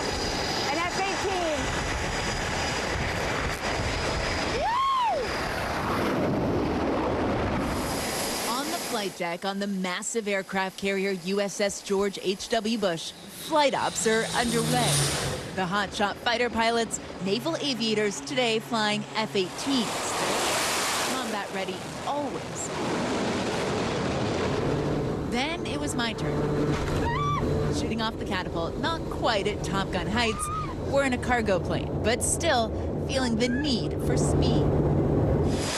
As part of the core mission of deterrence, the Sidewinders of Strike Fighter Squadron 86 participated in NATO exercise Neptune Strike back in October. But below deck, everyone's getting in the holiday spirit. What happens here? So I see a Christmas tree. I hear lots of food happens. We have the whole month dedicated to Christmas movies. October is spooky season. Now we have Christmas season. Okay, what are the Christmas movies on top? Like The Holiday, Love Actually. Die Hard. Oh, okay. Cool. Obviously. Oh, okay. Top Gun, great Christmas movie. Yeah. Command Master Chief Stephanie Canteen from the Bronx, mother of 4, has been in the Navy 27 years, spending many holidays on board. It's going to be hard, but while we're here, make the best of this time right here, because we're family as well. Yeah. What happens here on Christmas? I love it here on Christmas because this time they put on a big feast, a big meal. Everybody comes together. In the mess hall, Danielle Conklin and her friends are all on their first deployment. How does your family feel about you being out here? They're all so excited for me because I have a really big family and we didn't come from much, so I'm like out here, you know? Doing it. Yeah, seeing the world. I joined a FIFA. Captain Dave Pollard, fighter pilot and father of 3, is spending his first Christmas away in 26.5 years. And leading the young people on board, he turns to its namesake as a guide. Some of our mottos that we have on board the ship come right from President Bush, and he lived a life of service. And so we're very focused on that. So we select a few sailors every year. Setting the tone from the very top, Rear Admiral Dennis Velez, Puerto Rican native, father of 3. He has served 31 years. And with a war going on in Europe, he says, it feels different out here. One of the things that is really interesting about this deployment for me is that you see the Russians operating in the Mediterranean on their own. For us, it's just a signal of how unified NATO is. And how strong it is right now. It is the best that I've ever seen. The commitment, the dedication, 7 to 8 months away from family, is steadfast. And Master Chief Canteen says everyone here believes in their mission. Sea to shining sea. Guys, that was absolutely unbelievable. We are still up on the flight deck of USS George H.W. Bush. Still can't hear anything. That was a really special couple of days talking to the crew, not only about their mission here on the Mediterranean, but also about the sacrifice as we head in to a holiday season. And many of the servicemen and women here on their first deployments, spending their first Christmases and New Years away from their families. I'll send it back to you. Pretty cool assignment, Molly Hunter. All right, here is what's trending now. They might both be dads, but this is no joke. Get it? Dad joke? Okay, you got it with me? All right, comedy icons Kenan Thompson and Kevin Hart, they are standing up together for a special called Back That Year Up. It will present 2022's funniest moments. Get ready to laugh out loud when it hits Peacock December 23rd. I mean, those two, yeah, I'm going to laugh out loud. I love them. The two of them together, right? It's going to be awesome. Well, there will be a new Man of Steel. DC Studios saying another Superman movie is in the works, but Henry Cavill will not be returning. What? He actually confirmed the news on his Instagram, despite announcing back in October that he's going to be suiting up again as Superman. No word yet on who will take over that iconic role. You sound shook, Aaron. He wasn't happy about it. Neither am I. I thought he was good. Okay. I'm Aaron Gilchrist. I'm Vicki Wynn. You're watching NBC News Daily.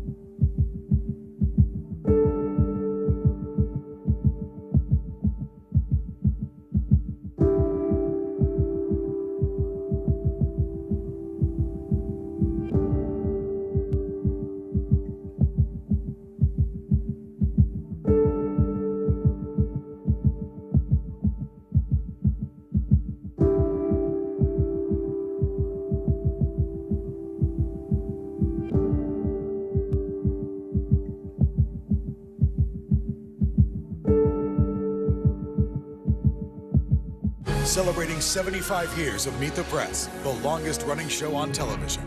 Sometimes the news can be difficult and overwhelming for kids to understand, so we've created a newscast just for them. We hope your family will watch Nightly News Kids Edition. News is happening now. Look at what's making headlines around the world. We're coming on the air with breaking news. This is a significant moment. Whenever it happens, wherever you are, NBC News, streaming free now. Hi, everybody. I'm Aaron Gilchrist. And I'm Kate Snow. NBC News Daily starts right now.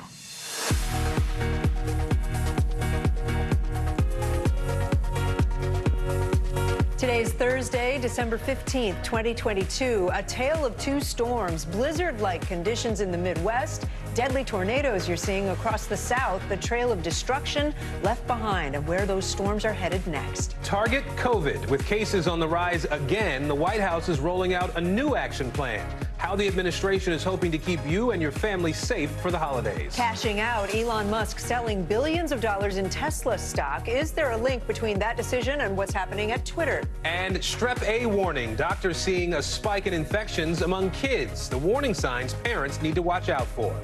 It is 11 a.m. in Palm Springs, 1 p.m. in Little Rock, and 2 o'clock here in New York City. We begin with the dangerous and deadly storm system pushing east now. It's poised to hit all four corners of the continental U.S. with severe weather. It's been snowing from the northern plains to the Great Lakes region. Tens of thousands remain without power. Duluth, Minnesota is used to whiteout conditions, right? But this snowstorm is on track to be historic even for them. And in the South, rain and severe thunderstorms, a major concern right now. The worst of the tornado outbreak appears to be over, but the damage is extensive. Look at this. 18 twisters now have been confirmed since Tuesday. At least 3 people have died. NBC News meteorologist Bill Cairns is tracking the forecast for us, but we're going to begin with a look at those conditions in the north and the south. NBC News national correspondent Miguel Almaguer is up in Minnesota, and correspondent Guad Venegas is in Louisiana. Let's go south first. Guad, we've had 3 days of tornadoes around the Gulf Coast. I see the damage behind you. It's hard to overstate how bad it is. Kate, that's right. 3 days. We've been reporting on this, and it was overwhelming to see the number of tornadoes that were just being reported yesterday. You can see the damage. This is in Kelowna in Louisiana. This is one of the worst tornadoes that touched ground. Authorities here say 1 person lost their life and 7 were injured. These homes completely destroyed. We arrived overnight last night, right after this happened. As we arrived to that property, the owner of that home also showed up to see it for the first time. He wasn't here when the tornado passed, and this is part of the conversation that we had with him. Everything total loss. But like I said, it's material. It can be replaced. A life, your health can't be replaced. That's the least of my worry, this material stuff. I can get all this back. Can't get a life back, so I'm more saddened about the people, or my neighbor that lost their life and the people that got injured. And of course, that is the damage here, but we've seen scenes like this all across the state where these tornadoes touch ground. You can see that the workers are doing what they can to restore the power. Authorities assessing the damage here in just one of the places where Louisiana was hit with one of these tornadoes. Well, let's turn to Miguel here. Miguel, you're in Duluth, Minnesota. We noted earlier that this area obviously is not a stranger to this type of weather, a lot of snow there. What are the challenges that people and crews have been facing? We can see some people behind you digging out. Yeah, that's going to be the big challenge. Imagine digging your car out of this, and this happened over a span of about 35, 36 hours. And folks here on the side roads, Aaron, it looks even worse than this. I mean, there are homes that are under piles and piles of snow, walkways. Some of the main streets are being plowed now. That seems to be the focus right now, is getting the streets clear for the folks that live here. But we had blizzard-like conditions here, and actually a blizzard warning remains in effect at this hour for a few more hours, though the snow has finally stopped. There are several inches of powder on the ground, though, and they're going to be digging out for days here. It's also very frigid. That's going to add and complex some problems. Some folks in this larger region have lost power, so there's a lot of focus on restoring power to these communities. Of course, folks are at home, they're cold, they need their heat, so that's going to be a big focus here, guys. All right, Miguel Almaguer, Guad Venegas, thank you to you both. Let's bring in NBC News meteorologist Bill Cairns now. Bill, so walk us through the timing. The system is not done just yet. We're in the final hours of worrying about tornadoes. This started Monday. We've had about 50 tornado reports since then, and our tornado watch for Central Florida will expire at 4 p.m. We have not had any reported tornadoes in Florida throughout the day today. We had a couple tornado warnings, but right now the worst of those storms is through Tampa, through Orlando, but right over the top of Sarasota. Gusty winds and a lot of lightning. Again, isolated chance of a tornado, but things are looking pretty good. Now, look at the blizzard. They've actually expanded the blizzard warnings all through the Dakotas, all the way up to the Canadian border. 11 million people impacted. Minneapolis is still under a winter storm warning. And then heading to the northeast, we've had an ice event during the morning hours throughout the Shenandoah Valley through the northern Appalachians. And now the snowstorm is beginning. This is mostly going to be in the higher elevations and interior sections of central New York and also central Pennsylvania. The blue on the map and the white shows you where all the snow is approaching areas like Syracuse. We're not going to see a lot more ice, just a little bit here scattered. I don't think we're going to have any power outages or anything like that. But by the time we wake up tomorrow morning, it's going to be a winter wonderland at higher elevations in the northeast. 1 to 2 feet of snow by Saturday. All right, Bill Cairns for us today. Bill, thanks. More than a month into the investigation of the Idaho college student murders, one of the parents of the victims now says authorities have yet to interview her. Christy Gonzalez, mother of 21-year-old Kaylee, sat down with NBC's Erin McLaughlin. She says she supports the police in their work, but she's critical of what she calls their poor communication with the families. NBC News correspondent Dana Griffin is joining us now on this. Dana, what more did Kaylee's mother say about the investigation and the last time she spoke with her daughter? Well, her name is Christy Gonzalez, as you mentioned. She is really frustrated with how police have been handling this investigation. You know, that white Hyundai Elantra that police have been searching for days? She says that she didn't find out about that critical new tip until she read a press release, just like the rest of the world. She's also critical about the coroner's office, who called and spoke to her 17-year-old daughter and told her graphic details about how Kaylee was murdered. She said that her daughter initially agreed to hear that information, but she said that that's something that her 17-year-old should not have been privy to, especially since her mother has yet to speak with the coroner. She spoke with her daughter 2 days before she was murdered, and here is how she is reflecting on that last conversation. You never think that that's going to be the last time that your daughter ever texts you a picture, considering she sends you 30 a day, you know? And you never think that's, you know, she literally just said, I'll be home on Tuesday. You know, and she, and Sunday changed her world. There's nothing you could do. Absolutely nothing. Helpless, hopeless, confused, scared. Just, we were running around for hours just not knowing what was going on, what happened. Gonzalez says that while it's hard for her to remain optimistic, she says that she is confident that police will solve this case. Kate? So tough to hear that. Dana Griffin, thank you. The White House is unveiling its plan to fight a winter surge of COVID-19, and it includes more of those free at-home tests. Cases of the virus are ticking up again. The CDC says over the last week, there have been nearly 460,000 new cases. Nearly 3,000 people have died, and more than 5,000 are being admitted to hospitals every day. NBC News White House correspondent Mike Memoli is joining us now. Mike, this a free home test program we know was suspended back in September. What's the change here? Why is the administration bringing it back now? Well, Aaron, you know that the White House has struggled to secure additional funding from Congress for the range of needs related to continuing to combat this COVID pandemic. And so they paused this program for the fall months because they were anticipating exactly what we're starting to see now, which is a spike in COVID cases nationwide, just as we've seen in the previous 2 months heading into the winter. And so starting today, you can log on to covidtests.gov. Each household can request 4 of those tests, and they'll begin shipping out next week. Without additional funding, though, this may be the last time they offer this. So, Mike, this is obviously a bigger, illness season that we're looking at. COVID's still out there. We've got RSV and flu and all these other things going on. So what are some of the other parts of the White House strategy to deal with this winter of COVID, plus? Yeah, so the White House is really trying to make it clear that they have a lot of federal resources available to the states, but HHS Secretary Javier Becerra today sending a letter to governors making it clear what is available should they request it, and making it clear things like pop-up vaccination clinics, additional resources are available. They're also pre-positioning important resources like gloves, masks, and gowns so that they can be distributed in case of a surge. And we're also seeing that the White House is making sure that nursing home facilities, others where there are those most endangered populations, the seniors, have all the resources they need as well. Mike Memoli for us in Washington today. Mike, thank you. Elon Musk is selling billions of dollars worth of Tesla stock. It raises questions about how the ongoing turmoil at Twitter might be impacting his overall financial situation. According to some filings, Musk cashed out 22 million Tesla shares worth more than $3.5 billion.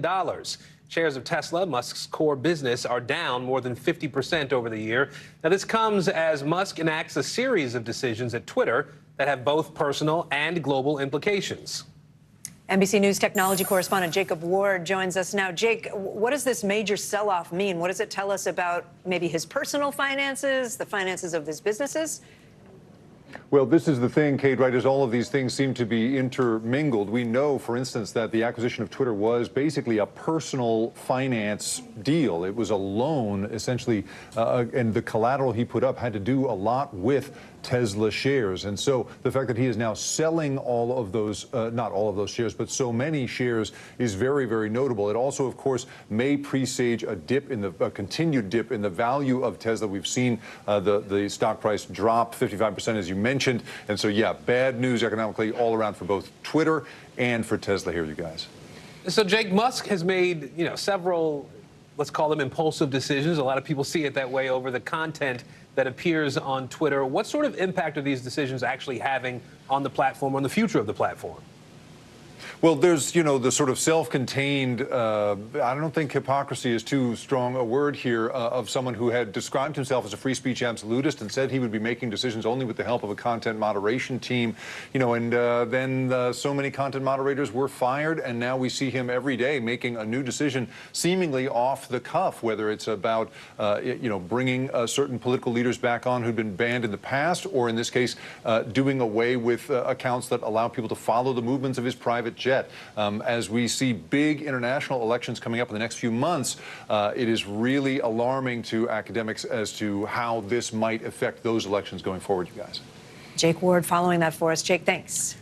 The retail industry feeling the pressure from inflation, and it's getting harder for young people to leave home. Steve Kovac joins us now with today's CNBC Money Minute. Hi, Steve.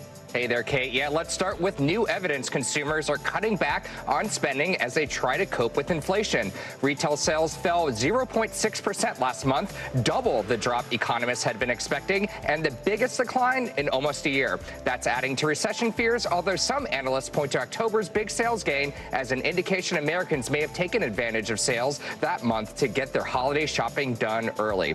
Also, the Washington Post publisher told employees the newspaper plans to cut jobs early next year, targeting positions that are, quote, no longer serving readers. But he says it will hire in other areas, so the total headcount will not be reduced. The union that represents some newsroom workers is angry the paper won't provide specifics.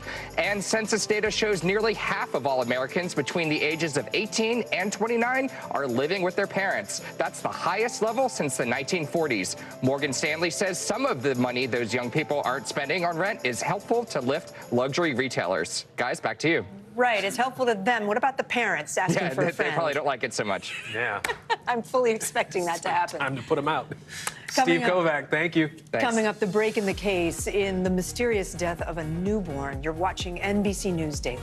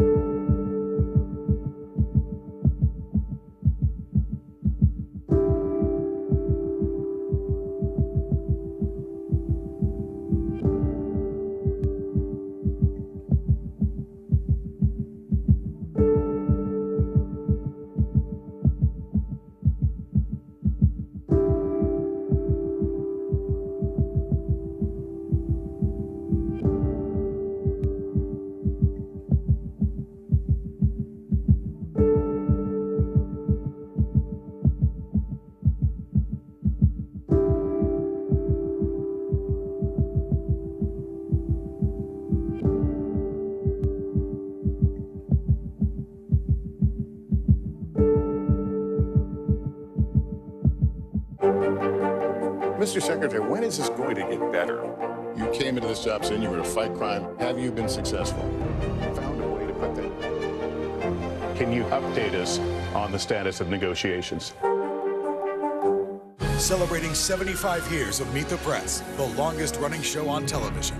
Watch NBC Nightly News with Lester Holt or listen wherever you get your podcasts. For Dateline Premium, subscribe now on Apple Podcasts. Some breaking news out of South Florida now. More than 4 years after the body of a newborn baby was found floating in an inlet, an arrest has been made in this case.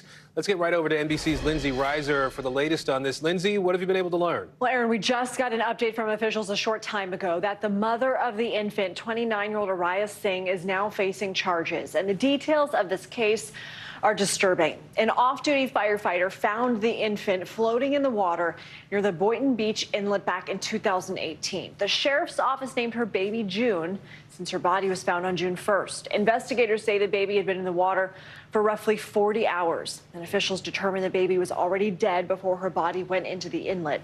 The Palm Beach County Sheriff had this strong message about the case a short time ago.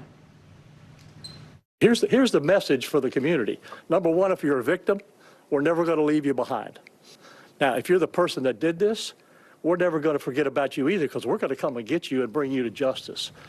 The sheriff's office said Singh was at the inlet on May 30th, the same day of the baby's birth, and they also found a Google search history of the area, as well as local news articles prior to and after the incident, Aaron. So the prior to part of this, Lindsay, how were officials able to link Araya Singh to this baby 4 years later? That's because of advanced DNA technology. Officials say they use the same technology that actually was used to catch the Golden State Killer. So first they found a close relative of the newborn, rebuilt the family tree, found the father, and then they were able to track down the mother. They say they got a DNA sample from Singh off a piece of garbage. She's now facing a first-degree murder charge, Aaron. Lindsay Reiser for us today. Lindsay, thank you. Appreciate it. 2 New Jersey sailors and their pet dog are safe today after they were lost at sea for more than a week. Their boat was stranded more than 200 miles off the coast of Delaware without power or fuel. NBC's Stephen Romo joins us now. Stephen, it's an incredible story, incredible rescue. It really sounds like something you'd see in the movies. How did they find them? Yeah, most definitely, Kate. A movie with a happy ending, we should say. 65-year-old Kevin Hyde, 76-year-old Joe DiTomaso, and a dog named Minnie were all found by the crew of an oil tanker. And this was a massive rescue effort that involved 3 Coast Guard districts, several Coast Guard units, and even a Navy vessel. Hyde, who is a lifelong sailor, invited his friend and his friend's dog on a sailing trip from Cape May, New Jersey to Marathon, Florida. A long trip for him. Well, they made a stop in the Outer Banks, and that is when they say the clear blue skies turned into the worst storm of their lives. Their 50-foot mast came crashing down, and without it, their radios did not work. They had no power, no gas, no food, and barely any drinking water. A huge storm blew up and just blew us off course, and I lost part of my mast. So I didn't have the power to make the turn. So by that time, we were just being pushed out to sea farther and farther. We didn't have no more water left, nothing. We were sucking water out of the water lines, cutting them just to get water. We didn't have water for 2 days. Incredible stuff. And they got some help from their families back on dry land. They got worried and called the Coast Guard, and that's when this search started from northern Florida all the way to New Jersey. And on Tuesday, a cargo ship spotted the boat off the coast of Delaware. Just incredible stuff in this rescue case. Yeah, so lucky they were looking in that large of an area. That's really like a needle in a haystack. Once they were found, though, I know there was a challenge because it's a cargo ship, right? It's hard to get on board a cargo ship. Yeah, another twist in this whole thing, Kate, that part of the operation, it took some innovative thinking. It also took about 3 hours to get them on board. Some cell phone video shows the crew use a cargo net to rescue the 3 off that boat. The captain of that ship called the rescue nothing short of a miracle. God sent me to save them. I was thanking my God. Thank God, they are saved. And Mr. Joe, I think he has cried 10 times on ship. Both men and Winnie were evaluated, and they are physically okay. A great ending there, Kate. Yeah, so glad. Stephen Romo, thank you. Still ahead, an exclusive conversation with the parents of one of the UVA shooting victims. You're watching NBC News Daily.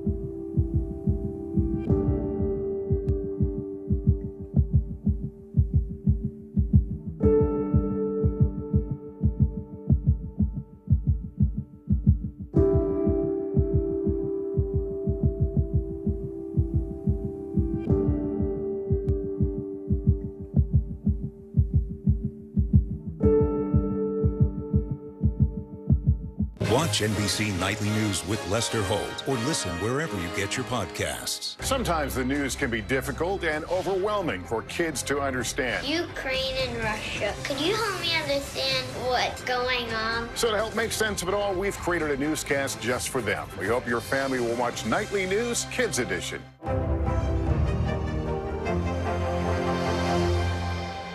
Watch NBC Nightly News with Lester Holt or listen wherever you get your podcasts. News out of South America. Peru is now in a 30-day state of emergency after violent protests left at least 8 people dead. The protests began last week after Peru's former president, Pedro Castillo, attempted to dissolve Congress, a move many branded as a coup. He was then ousted by the legislature. The new state of emergency was announced by the new president as a measure to keep people safe. It limits freedoms for Peruvians, including the right to assemble, and it gives police the right to search people's homes without a warrant. And a United Nations committee has again blocked Myanmar's military from taking the country's seat at the General Assembly. The move was applauded by activists who say the coup leaders should not be allowed to gain international legitimacy.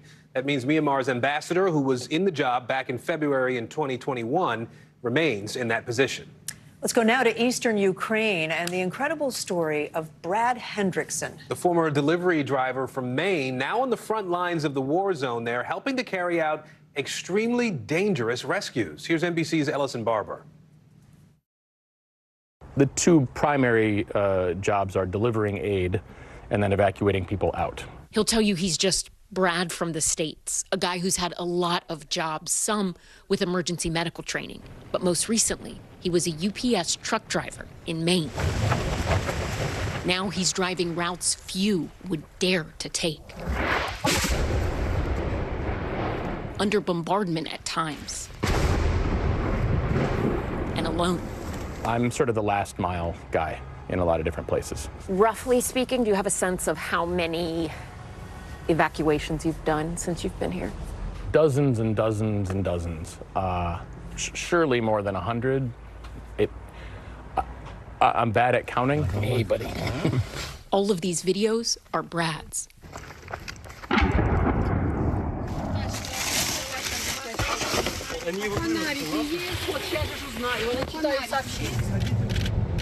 Probably went up and over that thing. Snapshots of a humanitarian mission few back home could imagine. I've just gotten a call about a wounded person next door to an evacuation that happened recently. This was Brad's Thanksgiving. Hello?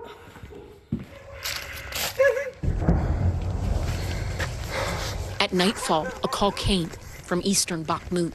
He was about to begin one of his most daring rescues. Hello. 69-year-old Tatiana Lerikova was desperately trying to save her husband Valentin, who was injured in an explosion. She tried to stop the bleeding with tourniquets and kitchen rags. Doctor, we have to go to a doctor now. Brad tried carrying Valentin on his back, but couldn't do it alone.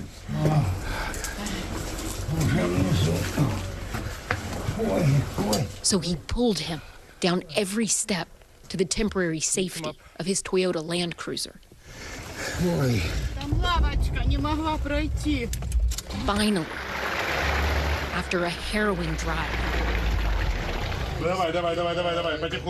they made it to a hospital. There was little time to spare. Today, Tatiana is in western Ukraine. The memories of that night still haunt her, except for one. Suddenly, out of nowhere, a voice on the street. Hey, hey, hey, a yell. Her husband of 48 years is alive. And she says it's only because of Brad. He is an unreal human. Unreal. He is just an angel.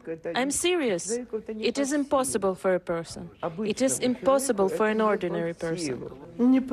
I just thought that an angel had come. Brad is still in eastern Ukraine. Did you expect to be here as long as you have been? No, I did not. No, I thought I probably would have already been back by now. And he says he's not going anywhere. There are a lot of people who come in and go back out. Yeah, I feel on the hook. I mean, I keep looking at the need, I keep looking at the grief, I keep looking at the freezing cold and the emaciated animals and the medical injuries and on and on and on. Ellison Barber, NBC News, Kharkiv, Ukraine. Incredible story. Coming up, the Santa spreading holiday joy in the deaf community. You're watching NBC News Daily. We are also streaming free 24/7 on NBC News Now. You can watch us wherever you stream live. The news continues after this.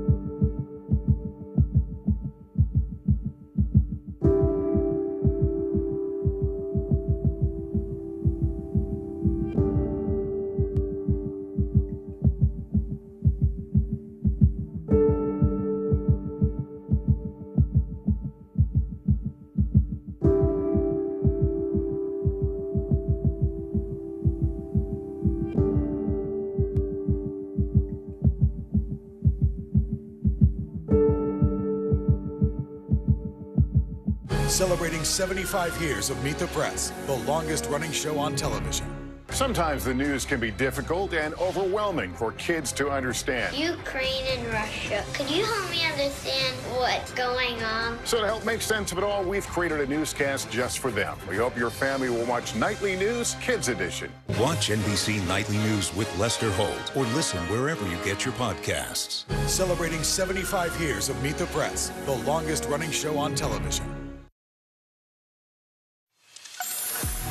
Bottom of the hour now. Here are some of the stories making headlines on NBC News Daily. The first openly transgender woman set to be executed in the U.S. is asking for mercy from the governor of Missouri. 49-year-old Amber McLaughlin was convicted of killing 45-year-old Beverly Gunter back in 2003. McLaughlin's legal team is citing mental health issues and a history of abuse in their latest clemency petition to Governor Mike Parson. Parson's office says it is reviewing the request. The House of Representatives has passed a bill that will allow Puerto Rico to vote on its own political status. Now, this means that voters on the island will be able to decide on statehood, independence, or sovereignty in an agreement with the United States. The historic legislation passed today with a vote of 233 to 191.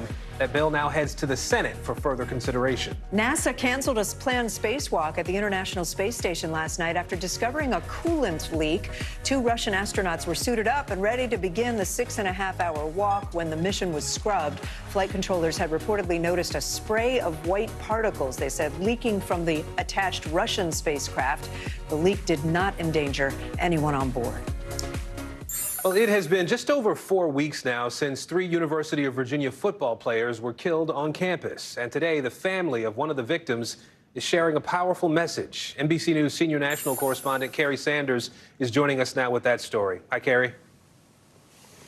There have been an astounding more than 600 mass shootings in the country this year, and one of them, as you noted just a month ago, 3 University of Virginia football players who were shot and killed. A total of 5 people were shot in that incident. And now the family of one of those who was shot and killed, one of those football players, is speaking out. And they're also urging other football players in high school, college, and NFL to use their celebrity to draw attention to what is all too often a deadly mix: guns and mental health problems.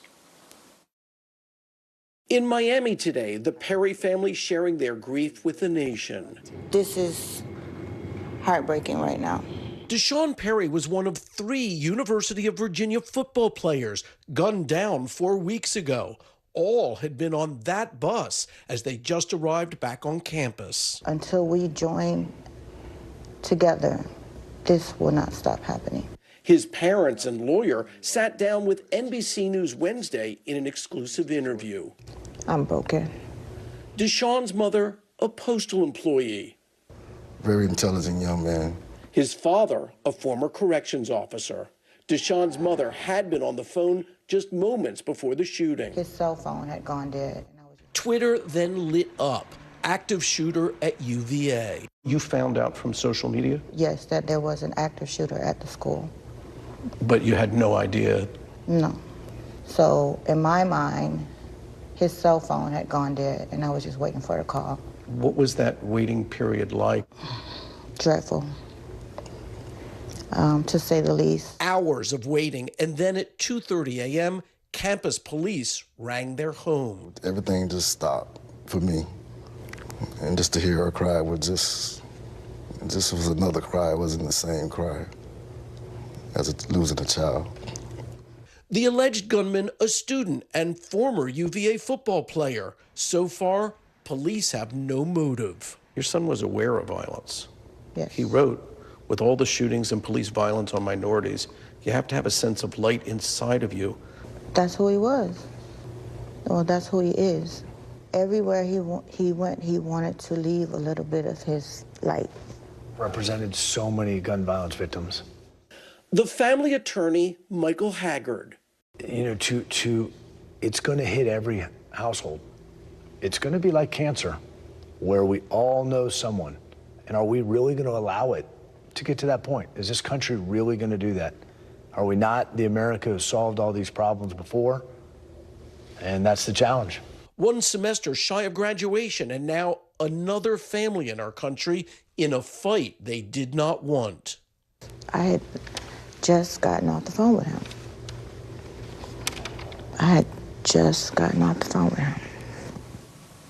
So much grief for these families, I know, Carrie. Has Perry's parents talked about how they plan to keep their son's memory alive? Well, you heard Deshaun's mother there, Happy, say that she started to say was, and then she said is. Both Sean, the father, and Happy say that they are going to continue to speak in the present tense and that they're relying on their faith that their son is still with them, but also in a better place. And also, as they enter the holidays, they know that this will be a particularly difficult time, not only the loss of a son, which is devastating, but at the holiday family gatherings, Deshaun was known to be the gregarious center of attention, the one that was the most entertaining for the family. So just devastating loss, again, from gun violence in this country that, as we noted, so far no explanation as to why. We have to hope that their good memories will sustain them a bit through the holidays for sure. Carrie Sanders for us today. Carrie, thank you. 3 men have now learned their sentences for plotting to kidnap Michigan Governor Gretchen Whitmer. Prosecutors say the men forged an early alliance with the leader of the scheme before the FBI broke it up in 2020. NBC's Vaughn Hilliard is following that story for us. Vaughn, tell us about the sentences the judge handed down. Right. Hi, Kate. Joe Morrison, Pete Musico, and Paul Ballar were convicted in October of providing material support for a terrorist act. Now, the trio did not have a direct role in the conspiracy in which a group plotted to break into Governor Whitmer's vacation home, kidnap her, and take her at gunpoint to stand trial on treason charges, hoping to instigate a civil war, prosecutors said. Instead, they were members of a paramilitary group called the Wolverine Watchmen that was associated with Adam Fox, who is described as one of the leaders in the plot. prosecutors say the three held gun training with Fox and shared his disgust for Whitmer. Police and public officials, especially after COVID-19 restrictions, disrupted the economy and triggered armed Capitol protests and anti-government sentiments. Now, defense attorneys argued that the three men had cut ties with Fox before the Whitmer plot came into focus. They didn't travel with Fox to look for the governor's second home and didn't participate in a key training session inside a, quote, shoot house. After 9 days of testimony, though, a jury agreed with prosecutors that the Wolverine Watchmen constituted a criminal gang. Today, the men were sentenced. Musical will spend a minimum of 12 years in prison. Morrison got 10 years and Ballar 7. They will be eligible for parole after serving those terms. Governor Whitmer spoke in a recorded video before their sentencing, saying that the actions of the three was a threat to democracy itself. Kate? And Vaughn, you mentioned Adam Fox was one of the ringleaders, right? And then there was another. What's the latest with their cases? Right. Now, Adam Fox and Barry Croft Jr. were described as co-leaders in this plot. They were found guilty of kidnapping conspiracy charges back in August and are scheduled to be sentenced later this month. They each face possibility of life in prison. In all, 7 of the accused, including Morrison, Musico, and Ballar, have now been convicted by a jury or pleaded guilty to playing roles in the conspiracy. 2 others were acquitted of federal charges at a trial in April. Kate? Vaughn Hilliard, thank you. The deadly elementary school shooting in Uvalde, Texas, back in the spotlight on Capitol Hill today. A hearing in the House is focused on finding bipartisan solutions to gun violence. 19 children and 2 teachers were shot and killed at Robb Elementary School about 7 months ago.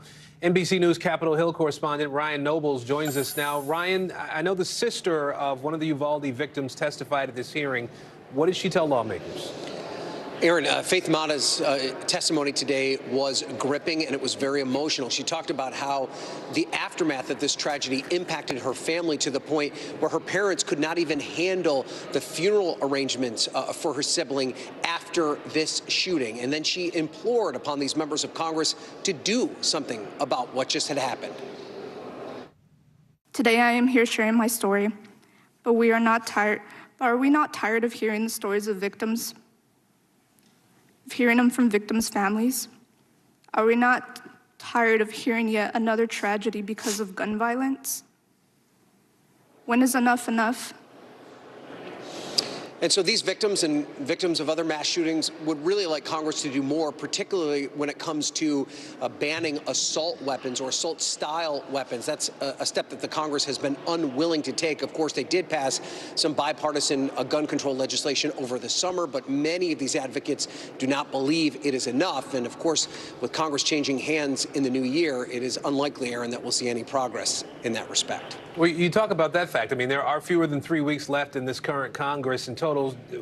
I mean, what is next here? Does the committee plan to hold more hearings? Is this just going to fade away this time again?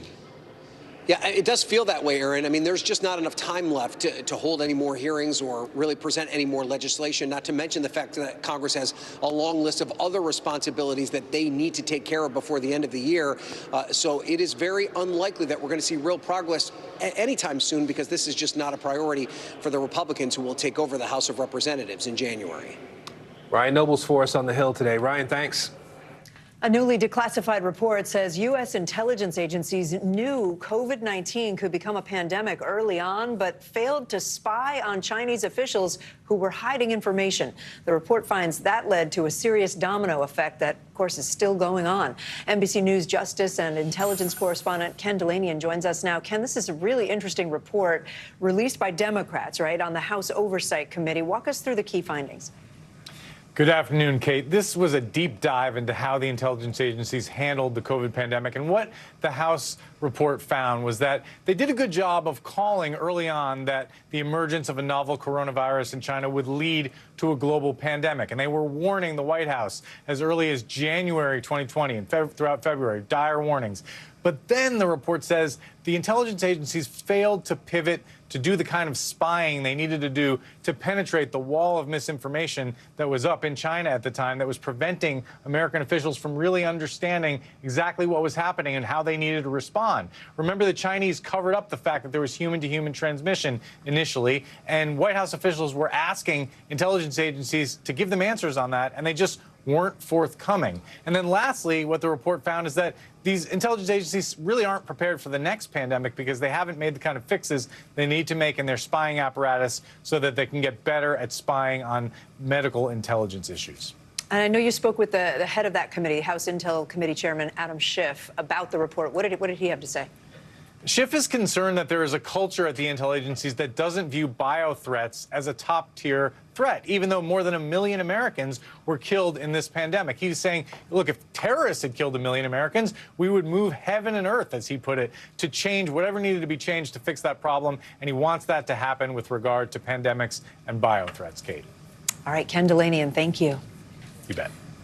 Growing concern about a spread of strep A. What's behind the surge in cases? More NBC News Daily right after this.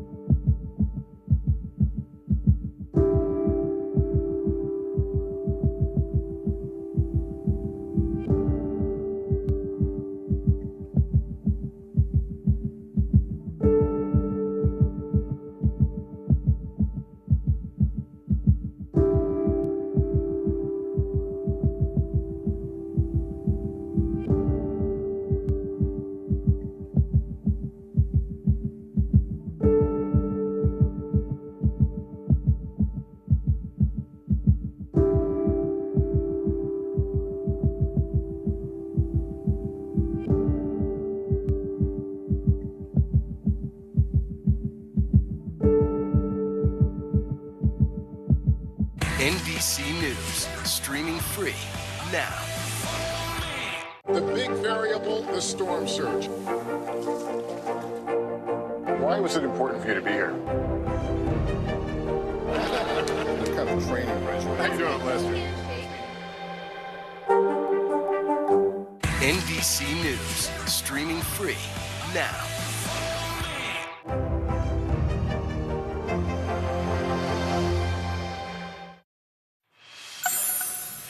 In today's Daily Health, there's growing concern over a rise in severe strep A infections in kids. Several children's hospitals reporting a higher than average number of cases this season, and that's having an impact on hospitals already overwhelmed with respiratory infections, including flu and COVID. NBC News health reporter Aria Bendix is joining us now. She's been looking into this. So, Aria, doctors are calling this particular illness that we're seeing now invasive group A strep, right? How is that different from the strep we typically think of? Yeah, so it's an important question, an important distinction. So ordinary strep and invasive strep are caused by the same bacteria, but they can have very different outcomes. So with ordinary strep, you think strep throat, sore throat, potentially some rashes like scarlet fever, which tend to be pretty mild. Yeah. With invasive strep, it's more life-threatening, and these cases are often leading to hospitalization or ICU admission. So you're seeing some of these lower airway infections like pneumonia as a result of these infections. You're also seeing some skin conditions that can be pretty aggressive, like necrotizing fasciitis, which is this flesh-eating disease. Yeah. So really scary. Thankfully, ordinary strep is pretty common. We're seeing several million cases a year, but invasive strep is pretty rare. So about 14,000 to 25,000 annual cases. So we've been looking at some of the numbers, right? Texas Children's Hospital in Houston, the biggest children's pediatric hospital in the country, recorded about 60 probable cases. That was in October and November. So what do we know about what's behind this rise in infections we're seeing around the country? Yeah, I mean, I should start by saying we don't know for sure sure what's causing it. We have some theories. The CDC thinks it's related to this respiratory virus surge. So sometimes when someone gets COVID or RSV or influenza, they can also get a secondary bacterial infection. Up to other stuff. Yeah, like strep A. So that's why we might be seeing it, particularly among kids. Kids, obviously, are particularly vulnerable to these respiratory infections. And we did actually get confirmation today that we've seen 2 deaths in Colorado, 2 pediatric deaths due to these invasive infections, both among kids who were younger than school age. So, which is scary for parents, right? What do they do at this point if they're concerned, they want to try to prevent this from being an issue? What do parents do? I mean, for most people, hopefully it won't be an issue, but if you're looking for some early signs, obviously if your kid is having what's worse than a cold and it's lasting for a couple days, you might want to take them to see the doctor. If they are dehydrated, if they're unable to urinate, unable to eat or drink properly, lethargic, you might want to seek emergency medical attention. And they can get antibiotics like penicillin, which are really, really effective, and those are better if you administer them earlier. Yeah. Don't wait to go to the doctor. Some good advice. Aria Bendix, we appreciate it. Thanks. Thanks. Well, we're deep into the holiday party season, right? And for some of us, it's a lot of fun, but it can feel hectic, especially when it comes to balancing social lives and other obligations, kids, school, work, all that. On today's Mental Health Check, we're going to focus on ways to recharge your social battery and maximize your holiday cheer. Psychiatrist Dr. Soumya Dave joins us now. Dr. Dave, I just said recharge your social battery. Can you help us understand that concept? What's your social battery? And apparently we don't have our guest with us just yet. So shall we move forward then? And we'll come back to Dr. Dave when we can get her back. Apologies for that. I was looking forward to that conversation, but it will be coming. We'll work on it. There is much more news ahead. You're watching NBC News Daily.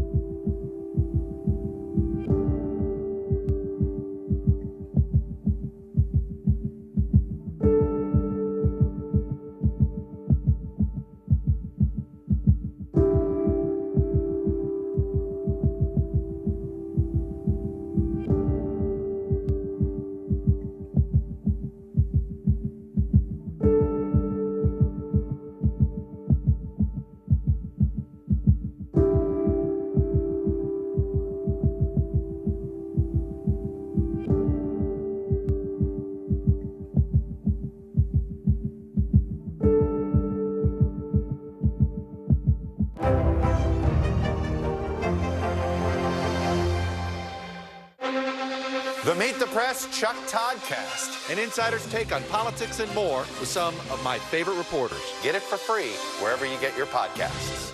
The big variable, the storm surge. Why was it important for you to be here? What kind of training, Rachel? How you doing, Lester? Stay on top of breaking news and the biggest stories of the day with NBC News Daily. Thank you so much for joining us. I'm Morgan Radford. And I'm Vicki Wynn. I'm Aaron Gilchrist. And I'm Kate Snow. Get in-depth reporting from across the country. What's your reaction to the president's comments? And around the world. Are Ukrainians continuing to make advances? And ways you can take care of your health. Who should be getting tested? And frankly, how often? And your wallet. Costs are skyrocketing. How to manage soaring prices. NBC News Daily. Weekdays from 12 to 4 p.m. Eastern on NBC News Now. Hey, I'm Hallie. It's good to be with you tonight. There's another legal filing today, and I want to cut through some of the weedsy stuff. And let's just get to the point. They have started to vote on the PACT Act. If you're like Hallie, stop speaking Washingtonese. This bill would basically give health care to veterans who have exposed to these toxic chemicals. So, Scott, I'm trying to make this as not DC as possible. The increased sort of anger that we've seen now in politics. I saw you searching for, I think, your microphone, Danny. You are. I was trying to do it on the slide. Live TV, man. It's okay. Okay, there are only 10 days left, Aaron, until Santa Claus comes to town. And for a lot of kids, a chance to meet the big man can be a really memorable experience. At the same time, for kids who are deaf or hard of hearing, it may pose some challenges. And that is where a very special Santa Charles comes in. Here's NBC News reporter Gary Grumbach. It's beginning to look a lot like Christmas at the Gaylord Resort in Maryland. The presents are under the tree, the stockings are hung by the chimney with care. But these children hope that Santa Charles soon will be there. You see, Santa Charles, as he's known, is a fully authorized member of Santa Claus's team. He's got the beard, the hat, and even the key to Santa's workshop. He's also a member of the deaf community. When they come here and this deaf child sees a deaf Santa Claus, you know, there's so much happiness. Santa Charles is spending this season lighting up the faces of fellow deaf and hard of hearing people around the country. On Christmas Eve, when Santa comes to your house, is it okay for you to be awake or have one eye open, or do you have to be asleep? That's right, that's right. You have to be fully asleep. Kids like Kavan have some big requests from the big man. I asked Santa Claus if I could get a dirt bike, and I want a black one. And Santa Claus said that I had to be a good boy, I had to listen to my mom, and hopefully I get my wish. A wish that his mother April couldn't share when she met with Santa as a child. My mom said it was just important for me to say hi and give him a hug, and he would just give me a thumbs up. And that was it. But this Santa is making room for everyone on the nice list. It's representation, because nowadays representation matters in every area and every experience, because there are so many Santa Claus out there, and kids are loving the experience, but deaf children don't have that. So to be able to connect is really important and amazing. You're really making a difference in so many kids' lives around the country. You know, deaf people deserve to have access anywhere, not just with deaf Santa Claus. This is exactly what it's supposed to be. To see him laugh and make those expressions with Santa Claus was the best, right? The Christmas spirit alive in every language. Aw, I absolutely love this, Gary Grumbach. Thank you for bringing us this story. How many kids is Santa Charles planning to see and visit with this year, Gary? So he is around the country visiting hundreds of believers, 17 cities this year. He's been doing it for 4 years. And one thing that he really wanted to tell me during the interview was that the beard was real. Apparently in Santa school, that's the first thing they teach you in Santa school. It all adds to the magic of the season, guys. Of course it's real, Gary. It's all real, right? Everything's real, Gary. There's a lot of people watching out there, a lot of kids. Yeah, really awesome story, Gary. We appreciate you bringing that. I loved it. Thanks, guys. Well, now to a story straight out of Home Alone. After a group of passengers found themselves stuck at the airport, they wasted no time taking the road less traveled. They packed up a rental van and they made a 10-hour drive together to Tennessee. Along the way, they became fast friends and overnight sensations. Our Kathy Park caught up with them. When a canceled flight stranded strangers in Orlando, 13 of them landed on one solution. We decided to rent a 15-passenger van. The storyline almost sounds like a movie. You'd give me a ride? Sure we will. Why not? Except this real-life road trip had everyone headed to Knoxville, Tennessee. And thanks to TikTok, the rest of the world was along for the ride, too.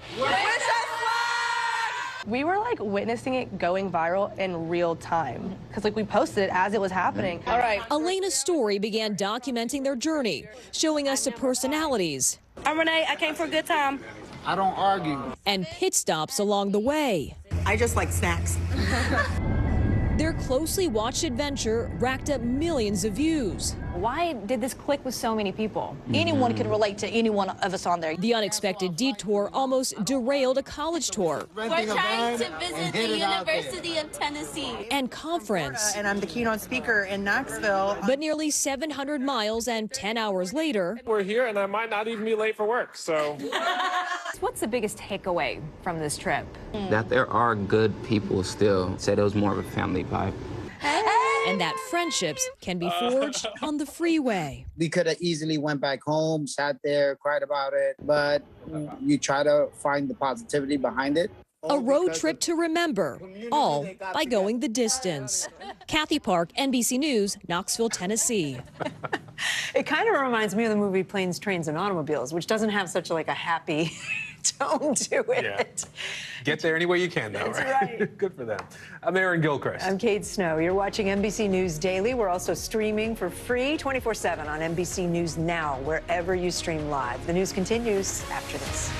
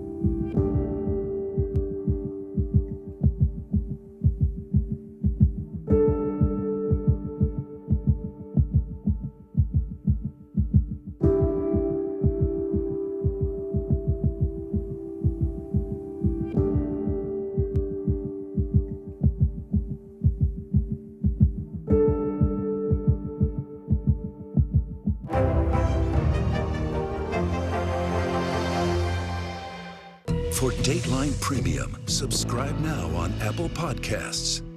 The Meet the Press Chuck Toddcast, an insider's take on politics and more with some of my favorite reporters. Get it for free wherever you get your podcasts.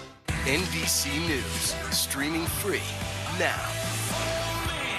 For Dateline Premium, subscribe now on Apple Podcasts. Hi, everyone. I'm Kate Snow. And I'm Aaron Gilchrist. NBC News Daily starts right now.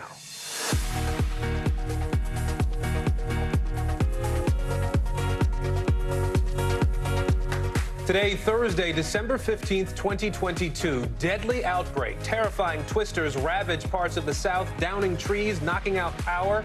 The death toll at this hour and where that powerful storm system is headed next. Surge protection. The White House rolling out a new plan aimed at preventing a winter COVID outbreak. How the administration is hoping to keep you safe and your family safe this holiday season. TikTok block, the major move by lawmakers in Washington and what it could mean for the future of that popular social media platform. And declined, the not so good retail numbers just released and what it means for the economy.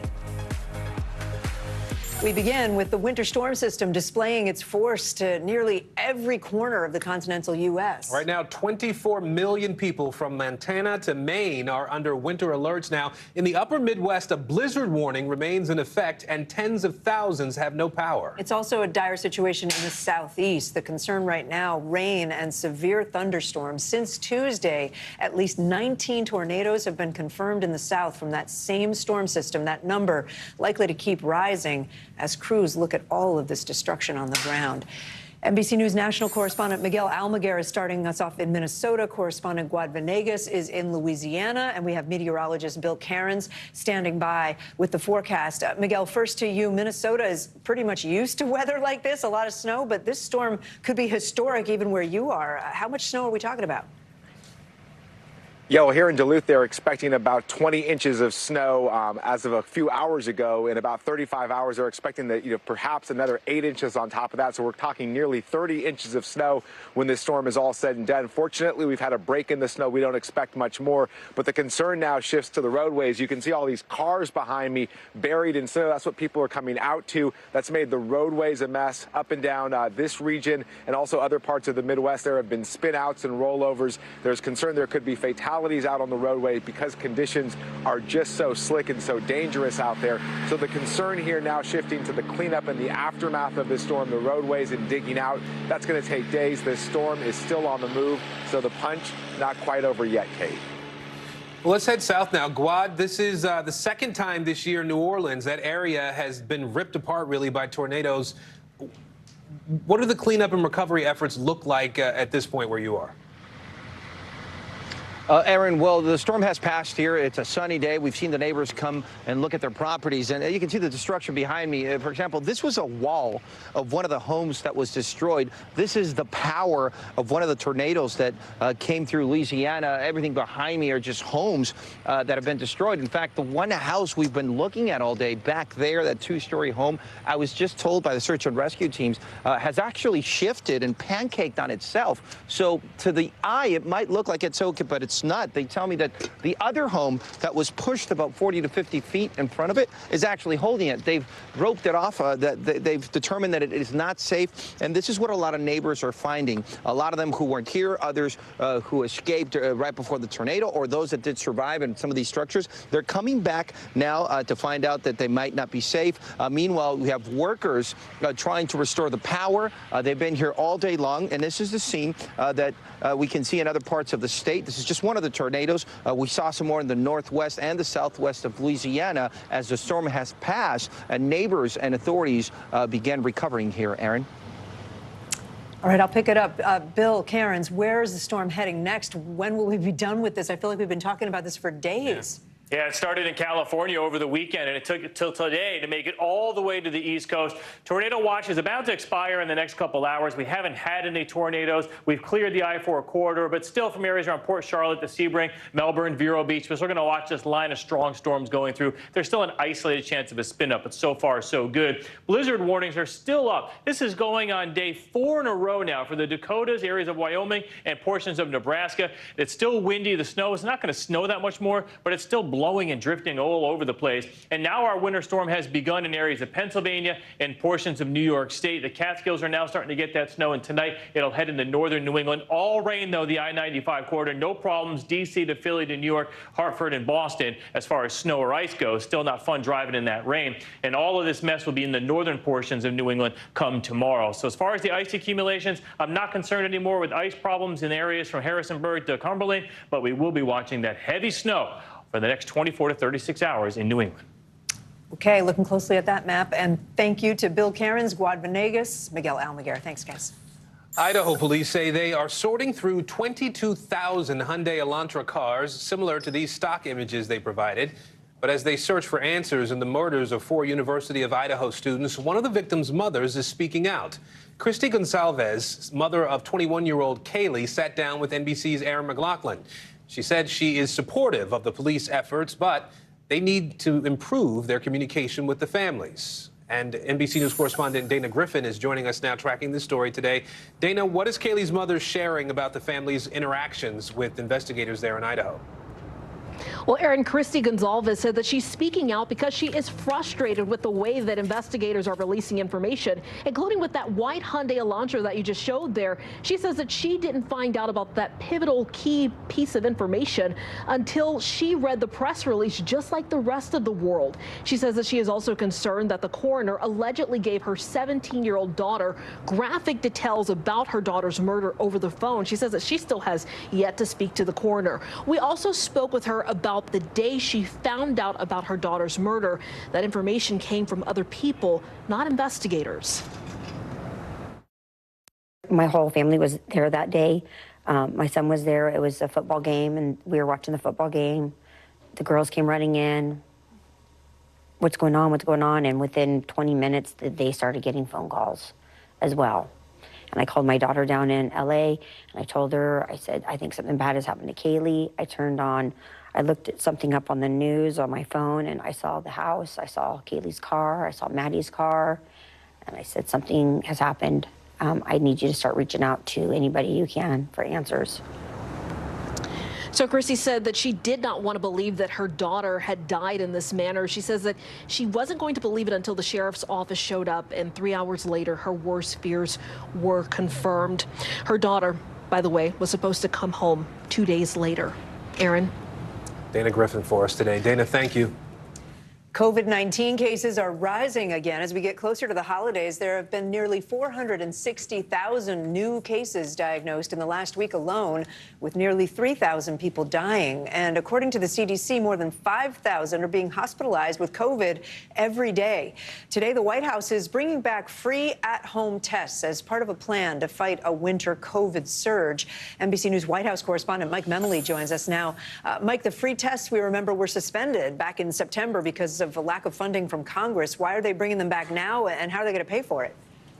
Well, Kate, what the White House has said is they've had to make some tough choices because Congress won't give them this funding that they're asking for. One of those tough choices was suspending the program in September precisely because they wanted to have a sufficient supply for this moment when they knew cases were going to go up, and as well as demand would go up. So they are posting this now. You can go to covidtest.gov. Each household can request 4 additional take-home tests, and they'll be shipped out as quickly as next week. Another one of those tough choices has been they've had to move funding away from supporting the domestic manufacturing of additional COVID tests to supply the amount of vaccine that we need, especially for that Omicron-specific variant. And so what else is in this, what they call a White House strategy on COVID? So what they're doing is they're communicating with governors and mayors about what other federal resources are available, things like pop-up vaccination clinics that can help deal with demand. They're also surging resources like gloves, gowns, and masks to places that might need them where they have a particular surge. Listen to what Dr. Ashish Shah, the COVID coordinator, said just a few minutes ago at the White House briefing about the goal here. We don't want this winter to look like last winter or the winter before. And it doesn't have to. If every American does their part, if every American goes out and gets an updated vaccine, if every American gets treated who's eligible for treatment, we can have a very different winter ahead. So the good news, Kate, is that even though we are seeing a spike in cases, deaths, and hospitalizations right now, they're far below what we saw last year, the year before. 3,000 deaths last week compared to 11,000 a year ago during the same week and 16,000 2 years ago. So some progress here, even though it is a major concern. Yeah, that's good context. Thank you. Mike Memoli, appreciate it. Elon Musk is dumping billions of dollars worth of Tesla stock. It raises questions about how the ongoing turmoil at Twitter could be impacting his overall bottom line. According to financial filings, Musk cashed out 22 million shares of Tesla, worth more than $3.5 billion. Shares of Tesla, Musk's core business, are down more than 50% over the year. Now, this comes as Musk enacts a series of decisions at Twitter that both have personal and global implications. CNBC's Steve Kovac joining us now to dig into this a little bit. Steve, does this sell-off tell us anything about Musk's personal financial issues and the finances of his businesses? Yeah, Aaron, so what it actually tells you is the state of Twitter right now. So we've heard all these reports over the last several weeks since Musk took over Twitter that advertisers are bailing or reducing their spend. You can go on Twitter right now and you can just see the quality of ads has gone down. But he needs to keep the lights on in the building. And so that's why we're seeing him sell those big chunks of shares, in this case, over $3 billion. And look, he's told Tesla investors he's going to stop selling. He said that back in the spring, but he clearly did not anticipate these problems at Twitter, and now he needs to keep cashing out in order to keep things afloat. All right, Steve Kovac for us at CNBC. Steve, thank you. You got it. Citigroup is taking a step back from business in Asia, and Avatar Way of Water is hoping to make the new one. The second one is making a big splash. It is. Christina Partsenevelos joins us now with today's CNBC Money Minute. Hi, Christina. Hi. Well, let's start with some new intrigue in the FTX collapse. According to a court filing, top executive Ryan Salem told authorities in the Bahamas that founder Sam Bankman-Fried might have committed fraud by transferring customer money to his hedge fund. That tip came 2 days before the crypto exchange filed for bankruptcy. It's unclear if it played a role in the criminal charges that have been filed against Bankman-Fried by the U.S. Justice Department. Also today, Citigroup is shutting down its consumer banking operations in China. The bank's new CEO is shifting resources away from Asia so it can concentrate on wealth management and corporate banking. And Disney's new Avatar sequel opens today. James Cameron's The Way of the Water is expected to generate box office sales in North America between $100 and $175 million, which would be the third biggest opening weekend this year. But that may be only part of the story. The original Avatar started slowly in 2009, making a lot of its money from fans who saw it more than once, keeping it in theaters for 8 months. Guys? 8 months. Wow. 8 months? Yeah. Like, well, I'll have 8 months to see this new movie. They like to watch it. Yeah. Wow. Well, that's good for me, though, because it always takes me a long time to get there. Thanks, Christina. Thank you. We'll stay with us. Still ahead, families of school shooting victims deliver emotional testimony on Capitol Hill. Our life has changed forever. It has darkened because our light has left.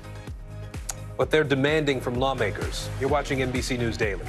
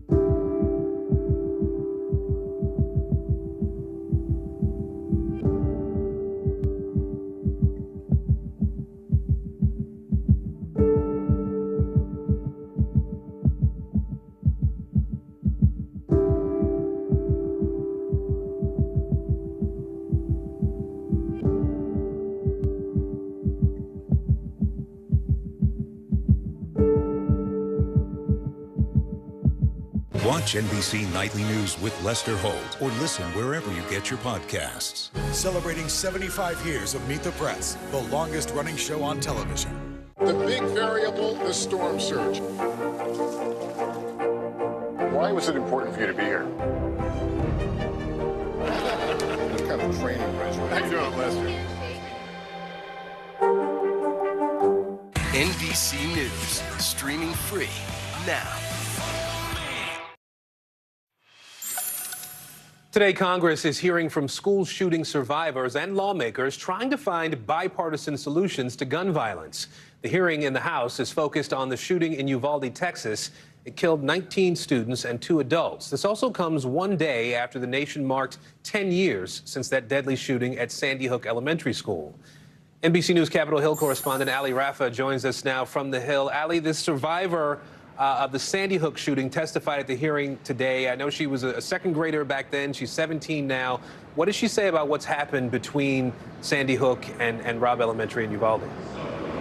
Yeah, Aaron, this was a very emotional hearing by the House Judiciary Committee today, and it featured testimony from people like Nicole Macchiono, who was only 7 years old in 2012 when 20 of her classmates were killed at Sandy Hook Elementary School. Macchiono talking about her experience and the anxiety and trauma that she still feels thinking back to that day. She urged Congress to pass more gun legislation, to ban assault weapons, to push for more gun reform than we've seen agreed upon over the summer. She also urged lawmakers to not become numb to the influx of mass shootings that we're seeing in the headlines recently. I want you to take a listen to a bit of her testimony from earlier today. I think to this day, the parallels between Sandy Hook and Uvalde just is a big eye-opener to America that we really haven't done anything. Myself, my friends still deal with the trauma from that day, and we're all fighting. Newtown is still fighting 10 years later for change. It's sad that it's been 10 years and I have to sit here in front of you. A lot of the debate we heard in that hearing room mirroring what we saw over the summer as lawmakers here on Capitol Hill were trying to come to a bipartisan agreement on gun legislation. The end result of that was undoubtedly a success, but it wasn't enough for people like Macchiono and the survivors of these mass shootings who are still calling for more gun legislation, more reforms, Aaron. Ali Rafa for us on Capitol Hill. Ali, thank you. Also on Capitol Hill today, lawmakers are one step closer to approving a bill that would ban TikTok on all government devices. Last night, the Senate voted unanimously to do that. Politicians are raising national security concerns connected to the Chinese-owned app. NBC News senior congressional correspondent Garrett Hake joins us now from Capitol Hill. So, Garrett, why is there such urgency to ban TikTok users or TikTok, the app, on government devices, and why now? Well, Kate, this issue first cropped up back in 2020. It's kind of been floating along in Congress for a while, but I think there's increasing hawkishness on China in general in both chambers, and also the country watching those protests being cracked down upon in China. The idea of having potentially Chinese spyware on government cell phones was untenable to lawmakers in both parties. Here's how one senior Democrat described the way he views this situation in an interview this morning. Maybe America has finally reached the point where we realize that our innermost secrets, privacy, security are at stake here. It's not just a matter of some commercial operation coming up with information they use to make a buck, but it's a question of whether China, which is very invasive in its own country, is going to be able to do the same thing in ours. That's how Dick Durbin looks at this, Kate, but I'm not sure millions of TikTok users, particularly younger users, necessarily feel the same way. Yeah, I was just going to ask you, this is about government devices, but could this lead to all Americans losing access to TikTok? There are certainly lawmakers who would wish to ban it outright, but I think that's unlikely. I mean, I asked Speaker Pelosi about even taking up this limited measure at her news conference today. She hadn't seen it, wouldn't commit to doing so yet. The app is broadly popular, including, by the way, within the Biden White House and with big media companies like our own. So I don't think we're anywhere close to seeing your favorite dancing videos or what have you taken off your phone anytime soon. All right, Garrett Hake, thank you. Coming up, what students from a small California college are demanding after years of assault allegations. You're watching NBC News Daily.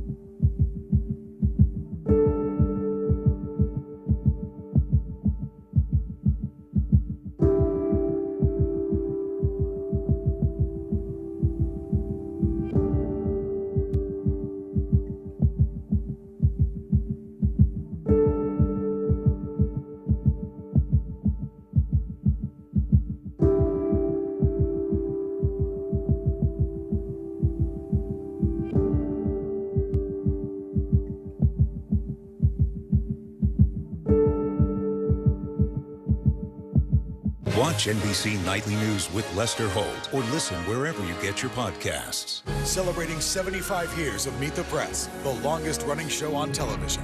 Mr. Secretary, when is this going to get better? You came into this job saying you were going to fight crime. Have you been successful?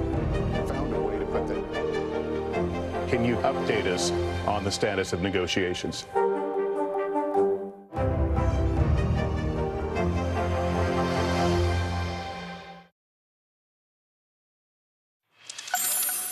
The second set of episodes of Harry and Meghan. Pay attention. This is really big news. Netflix documentary is now streaming. So this is the second set of them. This round follows the couple and their break from the royal family with a lot of details that are not so flattering for the royal family. So far, though, there's been no comment from Buckingham Palace. Here's NBC's senior international correspondent, Keir Simmons. 3 more episodes begin with the fairy tale wedding at Windsor Castle. Then detail a descent into increasingly negative headlines, palace tensions, and the Duke of Sussex describing in the strongest ever terms the breakdown with his brother. He says there was a furious row at a family summit. It was terrifying to have my brother scream and shout at me and my father say things that just simply weren't true, and my grandmother, quietly sit there and sort of take it all in. Prince Harry says he was blocked from seeing the Queen alone. The saddest part of it was this wedge created between myself and my brother so that he's now on the institution side. And he accuses his brother's press officials of briefing the media against him and his wife. The palace even publishing a statement on behalf of both brothers, he says, that he did not approve. They were happy to lie to protect my brother. And yet, for 3 years, they were never willing to tell the truth to protect us.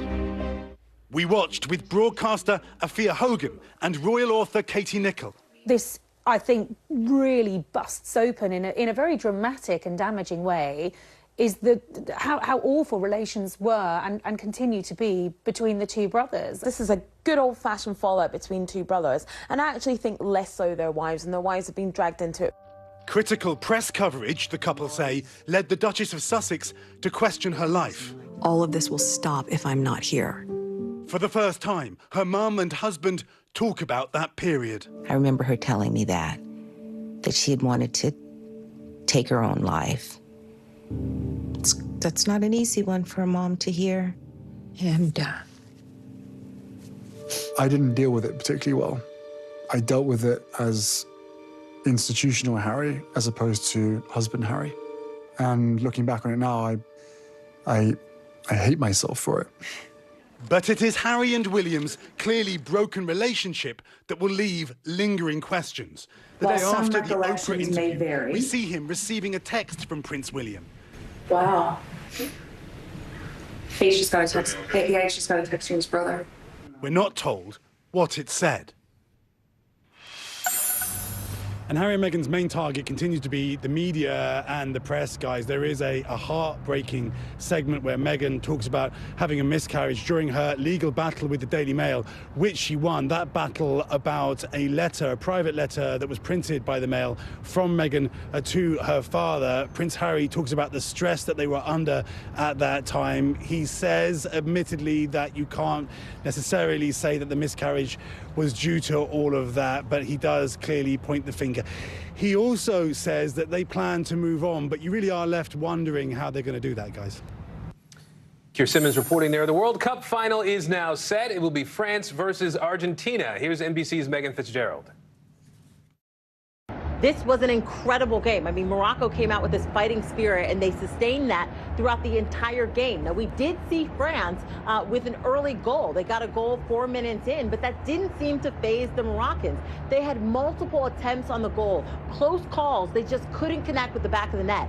Then about 80 minutes into the game, France securing their seat in the finals when they scored that second goal, a 2-0 victory over Morocco. They are now heading to the World Cup finals. Take a listen to fans. We're going to win the World Cup for sure. How do you feel right now that you guys pulled off this win? Yes, it was a very nice games. The Morocco deserved to this way. I respect it. Very nice. They play with the heart. We will be more strong and we will win another time.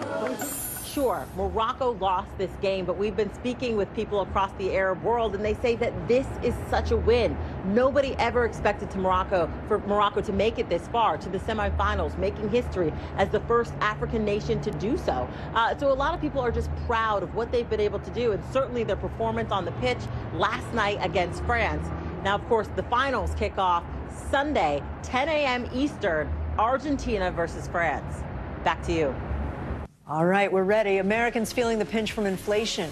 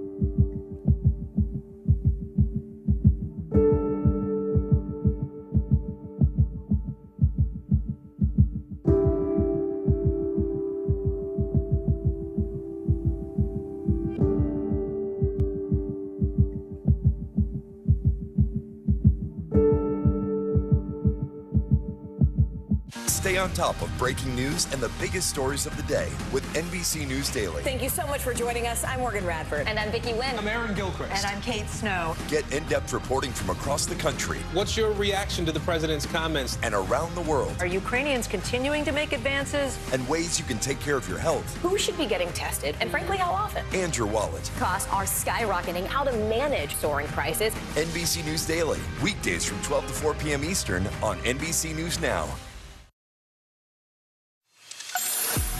Bottom of the hour now. Here are some of the stories making headlines on NBC News Daily. 2 Mississippi police officers were killed on the job yesterday after doing a welfare check at a motel.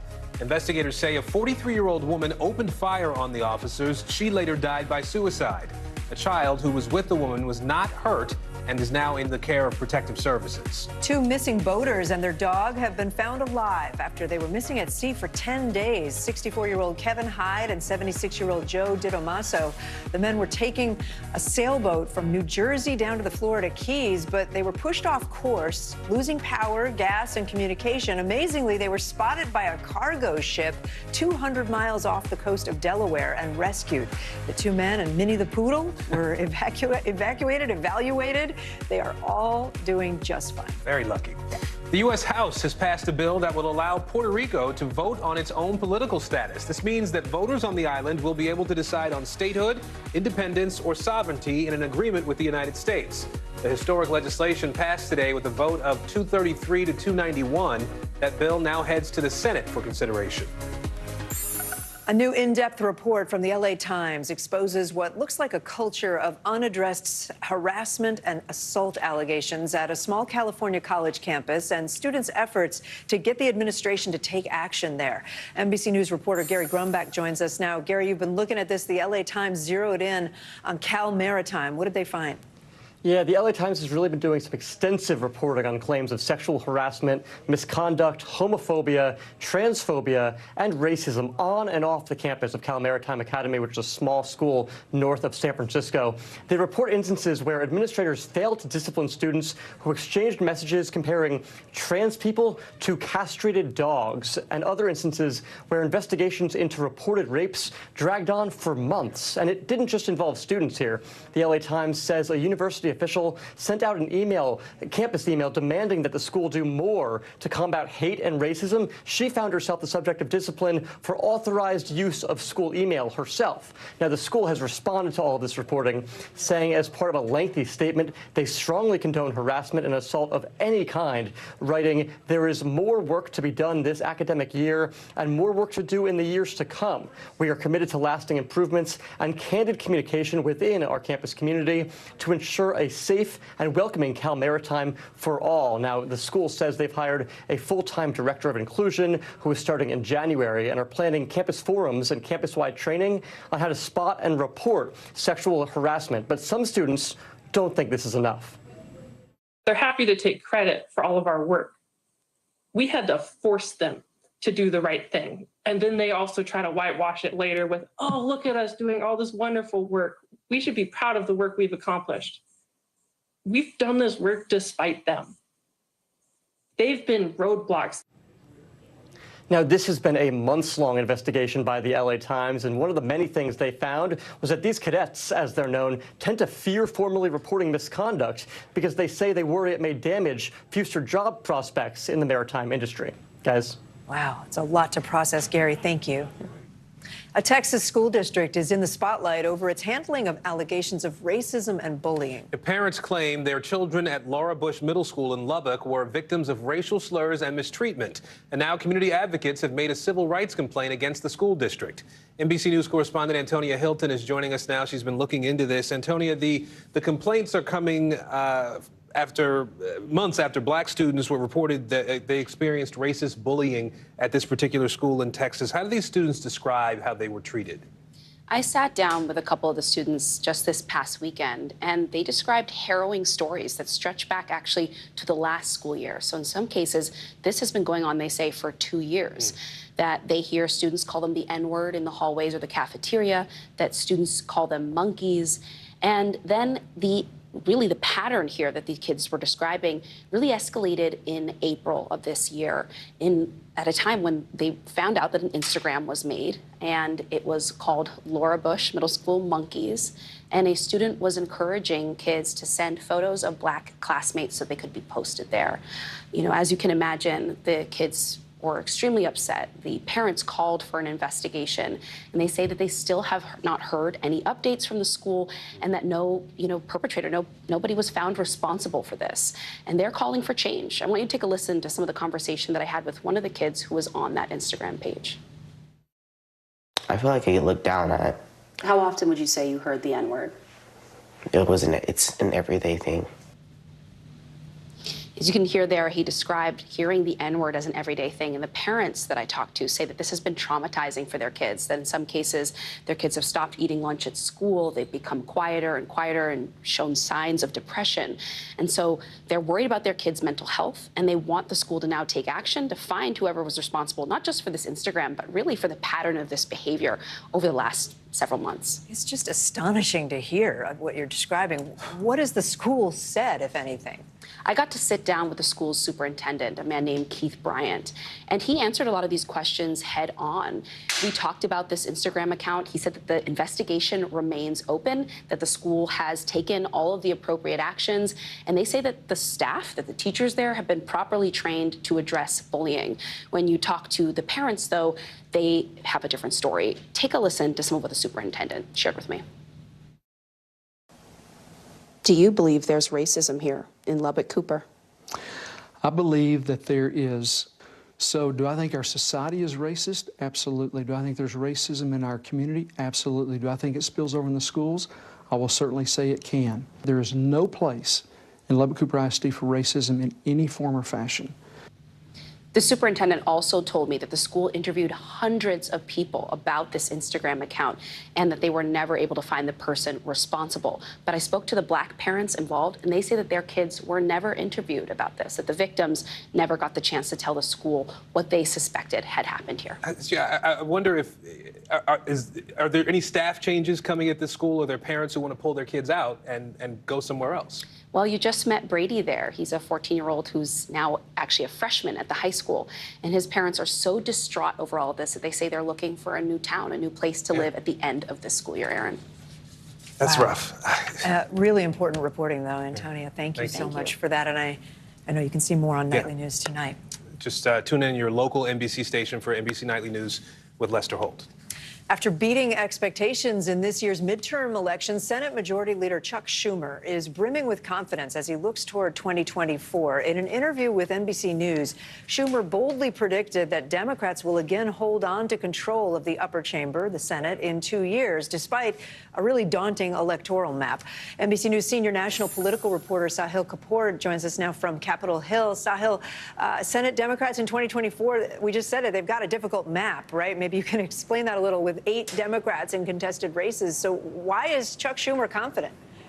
Yeah, difficult would be the understatement of the century on this one, Kate. It looks like a very daunting map. You see this on the screen here. There are 3 seats that Democrats are defending in Republican-leaning states, West Virginia, Montana, and Ohio, that Republicans are very likely to win at the presidential level, where Democratic incumbents are going to have to run well ahead of the presidential ticket to hold on. And then there are 5 other races in purple states, states like Michigan, Wisconsin, Pennsylvania, Nevada, and Arizona, that are always close at the presidential level, at least of recent cycles or any indication, where Democrats are defending. And for Democrats, their best pickup opportunities are in states like Florida, which has been trending more and more Republican lately, and Texas, which has been a Republican stronghold, always a little bit out of reach for Democrats. So they're going to have to run the table here and do exceptionally well to do it. Now, still, Chuck Schumer believes they can do it. After his 2022 performance, he cited several factors in my interview with him as to why he believes Democrats can defy historical odds. Again, the first, he said, recent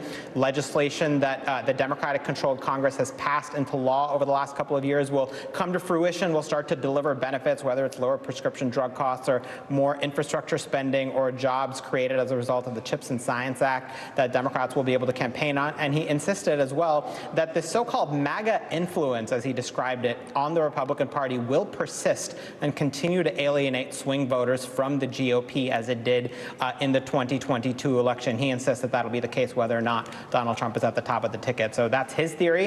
It's one theory. Schumer has made audacious predictions in the past. Sometimes they work out, sometimes they don't.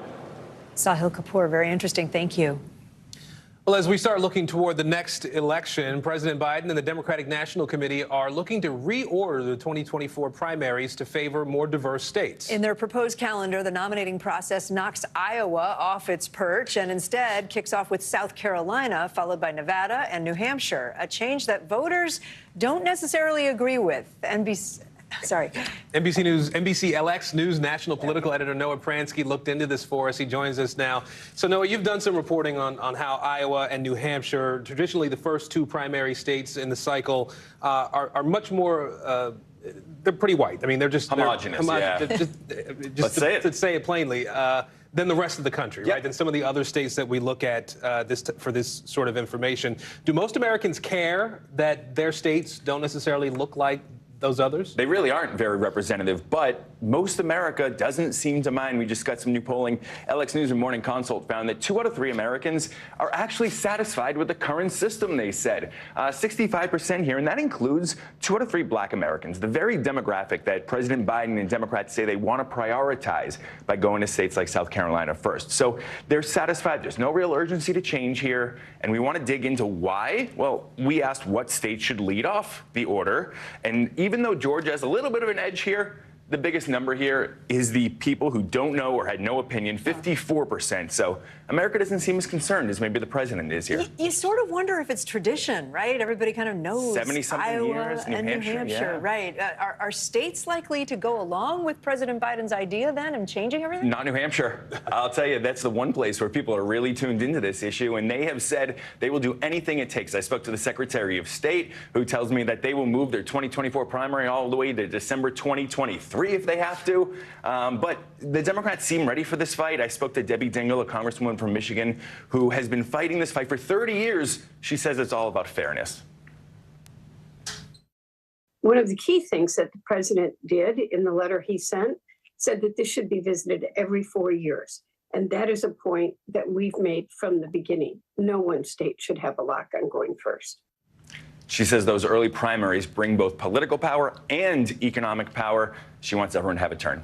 All right, Noah Pransky, we appreciate the reporting. You can find more of Noah's out-of-the-box political stories on lx.com. More NBC News Daily right after this.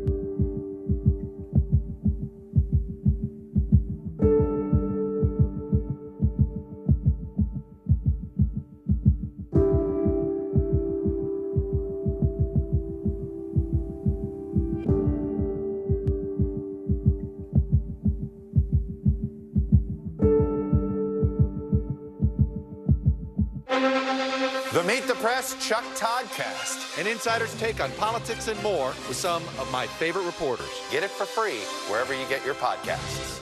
Mr. Secretary, when is this going to get better?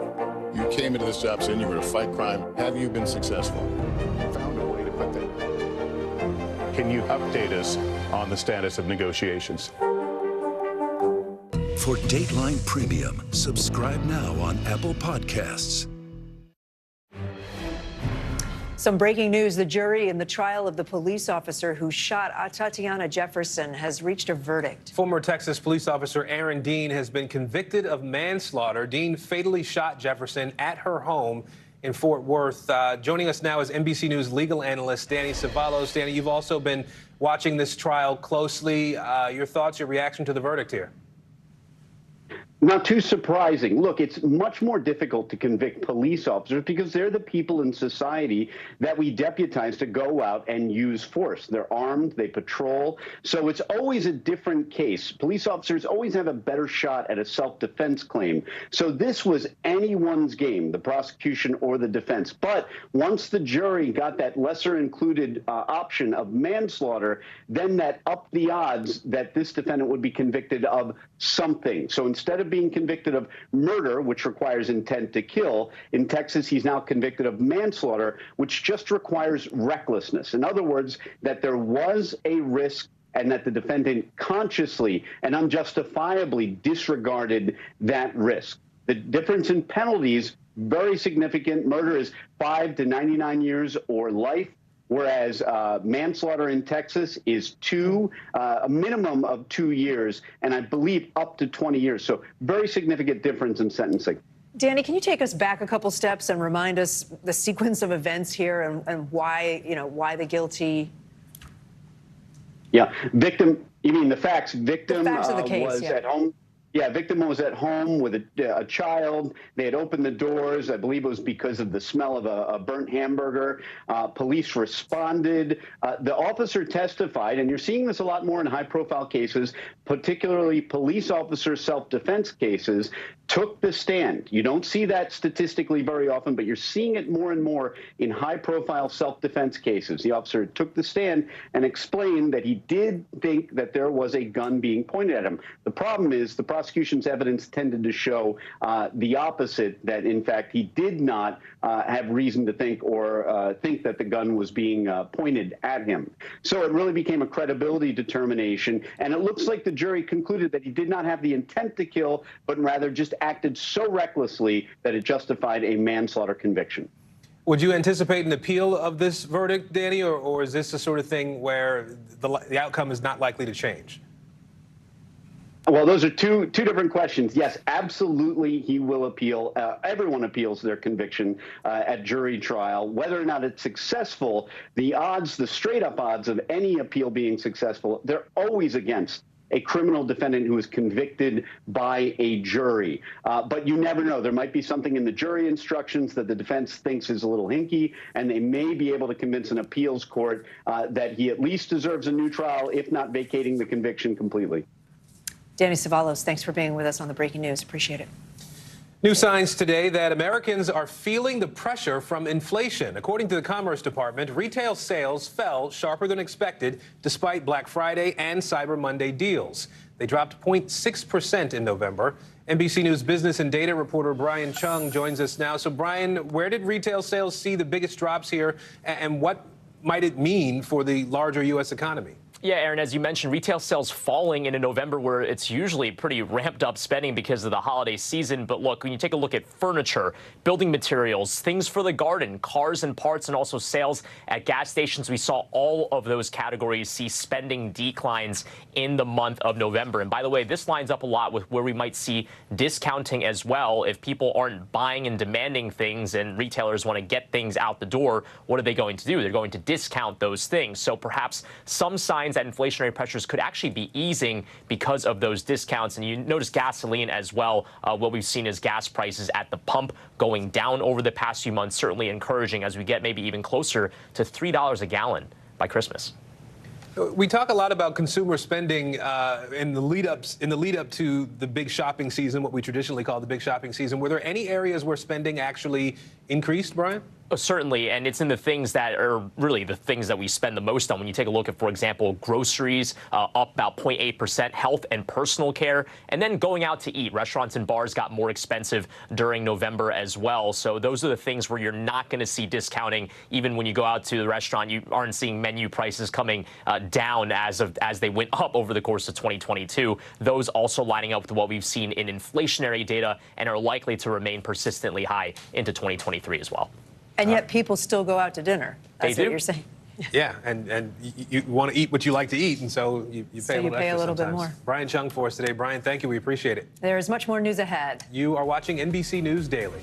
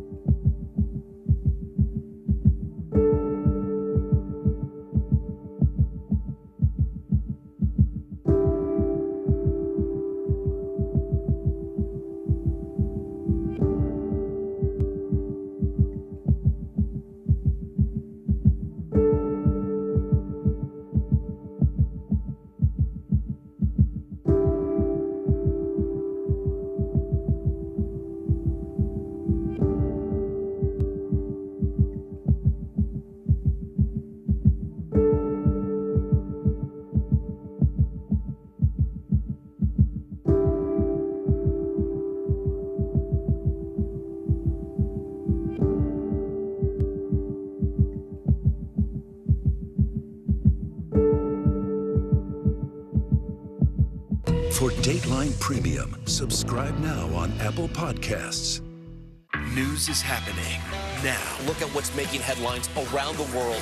Whenever it happens, wherever you are, it's here now. Sometimes the news can be difficult and overwhelming for kids to understand. Ukraine and Russia. Could you help me understand what's going on? So to help make sense of it all, we've created a newscast just for them. We hope your family will watch Nightly News Kids Edition. Well, after 35 years on Broadway, The Phantom of the Opera is closing its doors this spring. And, you know, during its run, that show created 6,500 jobs, a record for the most jobs created by a single Broadway show. CNBC reporter Andrea Day took a look behind the curtain. In all your fantasies. It's been seen by nearly 20 million people, generating more than $1.3 billion in ticket sales. But the curtain will soon fall on Andrew Lloyd Webber's musical for the very last time. Heartbreaking for theater lovers, but for the people who've worked behind the scenes since opening night in 1988, it's bittersweet. I never really dreamed that I would have a job like this. Casting director Tara Rubin is counting down her last days working on the show. There's nothing like Phantom. For 35 years, she's helped handpick the actors for the beloved musical, working from her office just down the street from the Majestic Theater. In 1987, when we first started casting, I typed all the casting sheets that we used in auditions on a Selectric typewriter. I made phone calls to the agents rather than emailing them, and I did that on a rotary phone. Time has marched on. Phantom is now the longest-running show in Broadway history. It's maintained a presence on the street and in the city for so long. It's inspired other shows. It's inspired people to become actors. It's also created more jobs than any other show in U.S. theatrical history. An estimated 6,500 people, including 400 actors, have been employed during its run. Like dresser Ron Blakely. I'll be sitting here and I'll notice that the beads are off. Who's worked backstage in the wardrobe department since opening night. His job each night, to inspect the show's 230 costumes and make sure they're in tip-top shape. I get a needle and some thread, and I stitch it, and I put the backing back in place. What he'll miss most? It's the people. This chandelier is the centerpiece of the show. It flies over the audience each night, and for 3 decades, head electrician Alan Lample has kept its lights on. Her name is Ruthie 2. She's been named in celebration of the assistant director. He's seen hundreds of actors come and go here at Phantom, but this chandelier hasn't left the stage since opening night. I watch it from my perch out there in the back of the orchestra, and it is quite powerful. Below the chandelier, another lifer in the orchestra pit. You might think playing the same tunes night after night for 35 years would become routine, but that's not the case for Jan Mullen. It never gets tiring. In music like this, which is complex, there's always something different you can see or what you can do with it. Jan says she never expected to land the job when she auditioned after graduating from Juilliard, what became a dream job for her and so many others. This is as good as it gets. And I'm so glad so many people have been able to enjoy it. I got to interview Andrew Lloyd Webber once for The Drink that I do, that story, that series I do. Anyway, incredible. I bet. The backstory of how he created Phantom, too. And so many other incredible musicals. Yeah. Right? Yeah. Amazing. All right, let's look at some of the other stories trending right now, shall we? I felt like this movie kind of honors people who've had traumatic brain injuries. Oh, Yeah. Am I pausing for that or not? Yeah. Okay. Actress Rebel Wilson spoke with the Today Show's Maria Shriver about her role in the new drama The Almond and the Seahorse. It's a bit of a shift for Wilson, who's known for the comedic roles she's had. Wilson says she felt compelled to make this film because it focuses on traumatic brain injuries, something she has suffered from in the past. Actor Henry Cavill has been dropped from the role of Superman. Did I say that right? Cavill? I think so. Cavill. He made the announcement in an Instagram post Wednesday, and he said there were no hard feelings with the movie studio. Cavill has played Superman 3 times in his career. And was good. I'm kind of surprised to see him go. Comedians Kevin Hart and Kenan Thompson teaming up for a comedy special, giving their unfiltered takes on everything that went viral this past year on a special called 2022 Back That Year Up. It'll be on Peacock on December 23rd. That'd be fun. Yeah. I'm Kate Snow. And I'm Aaron Gilchrist. You're watching NBC News Daily.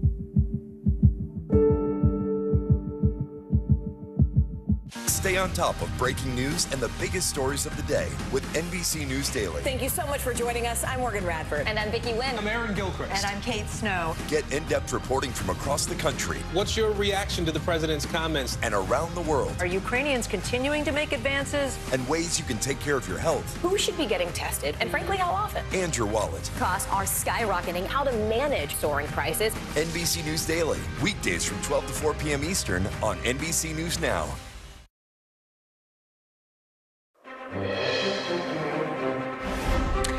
If it's Thursday, a slump in the polls and an eyebrow-raising fundraising ploy. It's been a month of setbacks for the former president, and Biden's White House allies craft a 2024 strategy for the current president. Plus, crypto, corruption, dark money, and the courts. How the implosion of FTX has reignited issues tied to anti-corruption, campaign finance laws, and what Congress can do to clean it up. And 21 tornadoes in 24 hours. Louisiana in a state of emergency after a deadly tornado outbreak tears through the South, leaving a trail of destruction behind.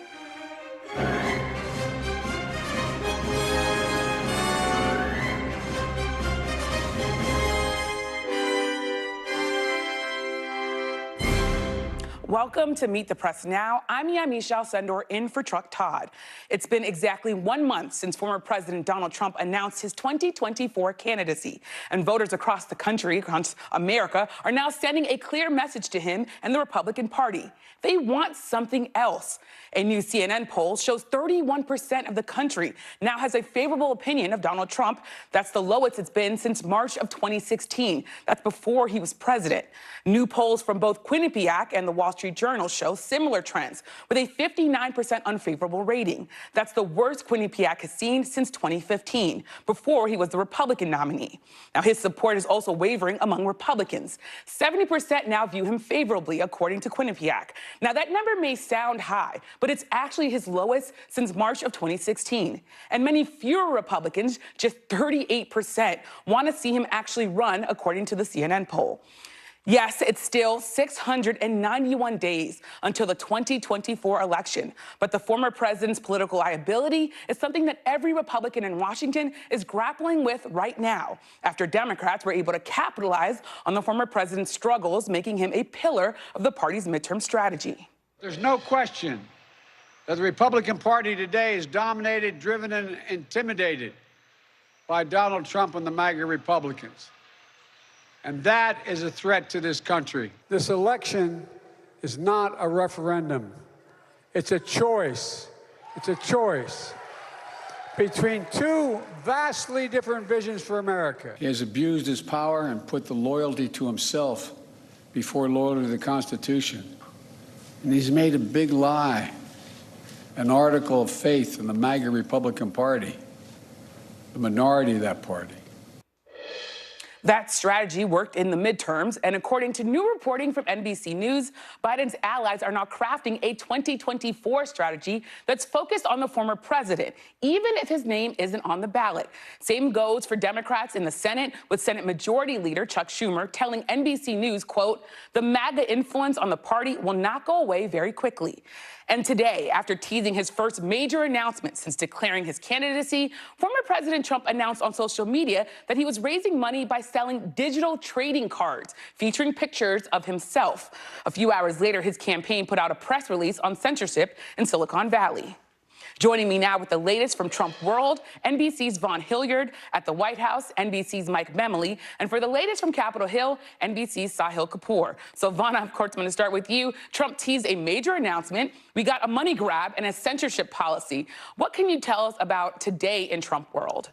Right. This is the moment in time where there's only one Republican who has announced the run for the 2024 presidency, and that is Donald Trump. And so at face value, when the former president of the United States says that he's got a big announcement, I think that we justifiably pay attention.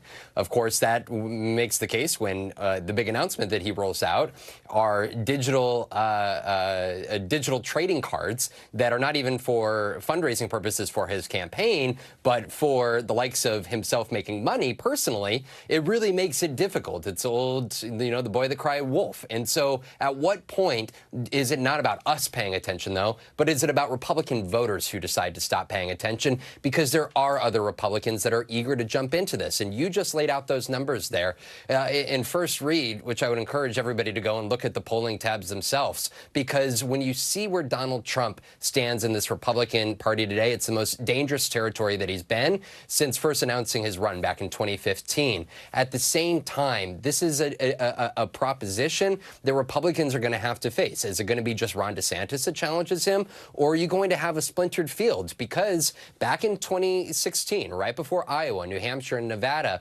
it was Donald Trump who had yet to break 40% support among Republican voters. And that is exactly where you see him sitting here right now. I was talking with an individual who's familiar with Donald Trump's plans here. This is a man who has not held the campaign event since announcing his presidential run a month ago, Yamish, but I am told that at the beginning of 2023, he intends to get on the road, but hold smaller, more policy-focused events. Now, we've heard this idea of policy events in the past, and he has a history of diverting very much off of it. But the big question here is, can Donald Trump continue to hold on to this, at least a stable base here, and really make other Republicans like Ron DeSantis question whether they want to do this at all? And Vaughn, you're talking about this idea of whether or not it'll make other Republicans question whether or not they want to jump in. Trump's announcement last month, it was supposed to, in some ways, solidify support, clear the field, but it really hasn't done that, has it? No, it has not done that. And frankly, we should not expect anybody else to jump into the race for several months even. If you talk about Ron DeSantis and Glenn Youngkin, both of individuals around both of these individuals have suggested to me that they are looking to first get through their legislative sessions in the states, Virginia and Florida, respectively. And so those legislatures will not be meeting and convening until later on this spring. So this may be Donald Trump's terrain for himself. At the same time, look where his numbers are. I think it was the CNN poll that showed back in January, 50% of Republican voters said they wanted him to run again. That number is down to just 38% now. So that's a 12-point drop. But you could suggest, is that actually that significant of a drop for a man who is, potentially facing criminal referral from Capitol Hill or even a DOJ indictment? Somebody who openly has talked about the termination of the U.S. Constitution to reinstate him inside of the White House. I'll let others determine that. But right now, despite all of these motions that Donald Trump has taken over the course of these last month, he's still very much in this ballgame. And again, the only Republican presidential candidate in the field. For now, at least, and Vaughn, and you, of course, spent a lot of time with Trump world. What are people close to President Trump, people who maybe have been backing him for a long time, what are they saying about these polls? And do they think that the midterms possibly hurt him in a way that will hurt him possibly in the long run? They consistently tell me to look at the Republican field, that this is going to be a Republican electorate that determines who their nominee is. And when you look at some of these numbers here, there is reason to believe that Donald Trump can coalesce a great coalition of Republican support here among voters still. In that CNN poll that I referenced, 8 out of 10 Republican voters said that they are either fully supportive of Donald Trump as the nominee or could see themselves voting for him in the general election. And so, the folks that are around Donald Trump, they say, look, until folks start actually voting or these numbers start to crumble, any suggestion that he is disappearing, everybody should hold on to that. And especially when you talk about a $100 million super PAC that still has quite a cash bag that they are ready to spend that, frankly, these other candidates don't have to their name. Well, definitely something we'll keep watching. Vaughn, thank you so much for joining us. Now, Mike Memley at the White House, you have some great new reporting about what the White House is planning to do, their strategy. So how much is the White House trying to really make Trump the focus, even if he isn't the nominee? And what will that actually look like? Well, Yamiche, if you think back to this summer when President Biden was probably at his political low point, there were a lot of questions among Democrats about whether he should or would run for president again. And you even had the likes of Gavin Newsom, J.B. Pritzker, other Democrats beginning to sort of kick the tires, think about running. What was the response that we got from President Biden, or at least what was his private conversations like with Democratic allies? It was, I am the only person who has beat Donald Trump, and I am the only person who can probably beat him again. So now you have a situation in which, well, they're envisioning a world in which, as I talk to Biden advisors, they say, I'll believe it when I see it in terms of somebody other than Trump being the Republican nominee. But they're guarding against the idea that Trump may not himself be on the ballot. So they want to make sure that Trumpism still is. So what does this look like? We saw an example of this just last week when the former president, called essentially for putting aside the Constitution.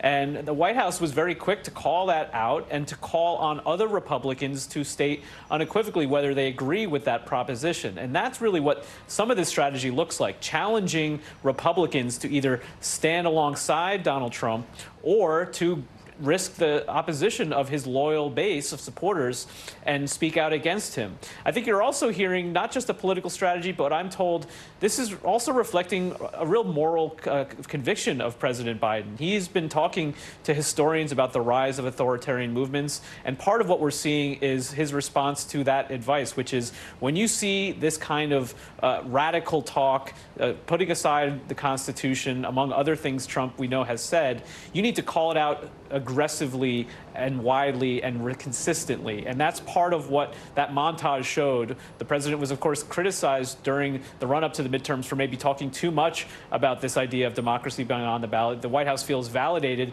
by the midterm results that were better than everyone expected for his party. And so it's a strategy they intend to continue for the foreseeable future. And Mike, you're saying that the White House is feeling validated by the midterms. I wonder also, is the White House feeling like the president, this is his only path forward, that he ran for president in 2020 to beat Trump, and now this is really his big selling point, his one selling point?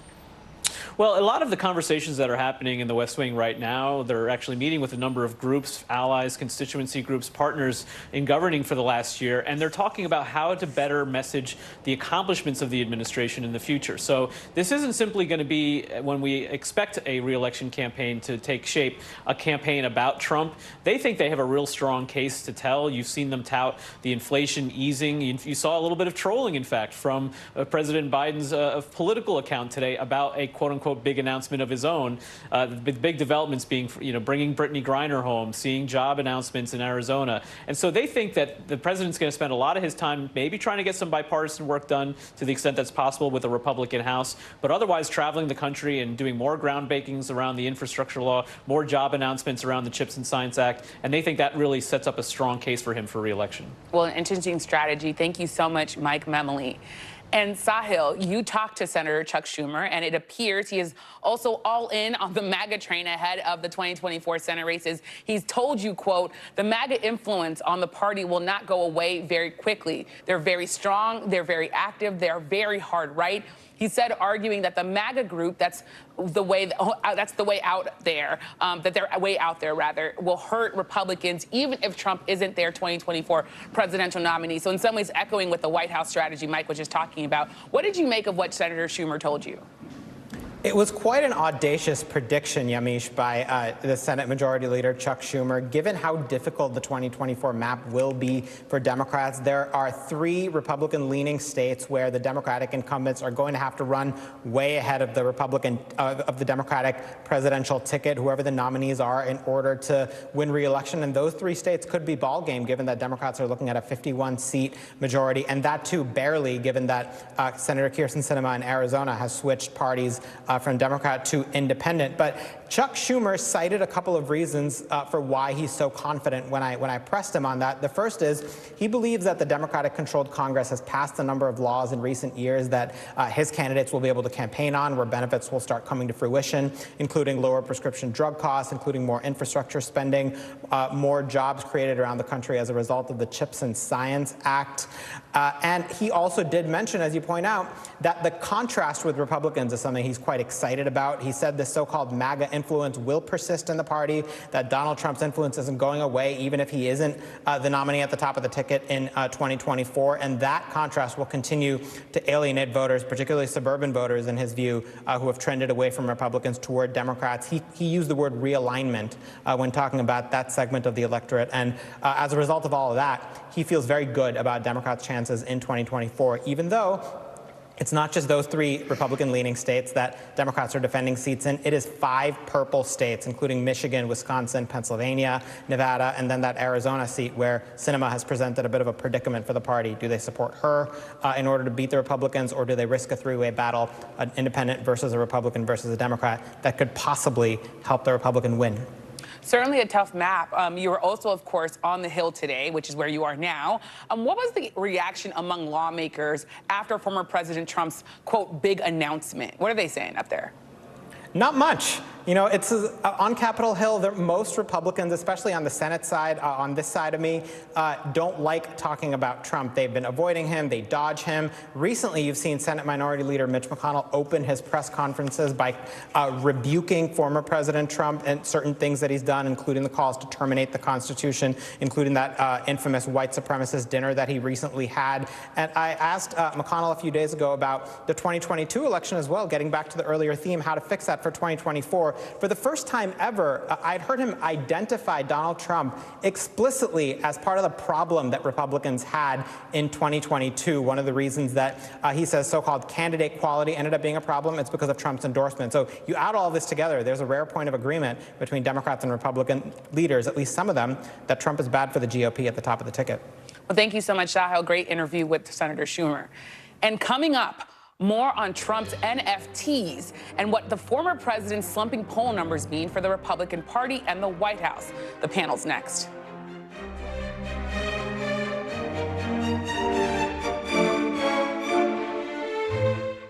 My one-on-one interview with Senator Sheldon Whitehouse ahead. You're watching Meet the Press Now.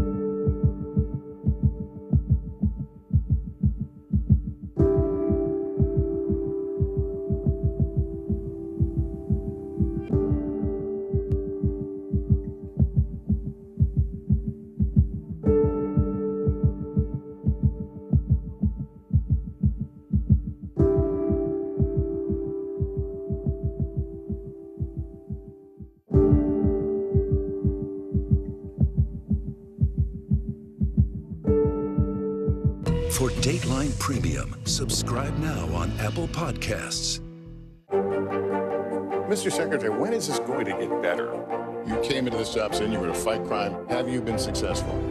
Found a way to put that. Can you update us on the status of negotiations? The Meet the Press Chuck Toddcast, an insider's take on politics and more with some of my favorite reporters. Get it for free wherever you get your podcasts. Welcome back. As we said at the top of the show, polls show former President Trump's political standing is on the decline. His handpicked candidates lost in midterm battleground states.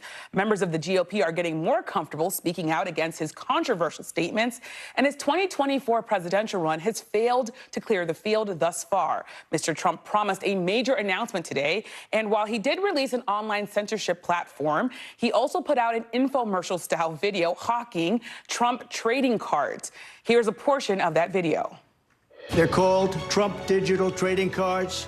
These cards feature some of the really incredible artwork pertaining to my life and my career. It's been very exciting. You can collect your Trump Digital cards just like a baseball card or other collectibles.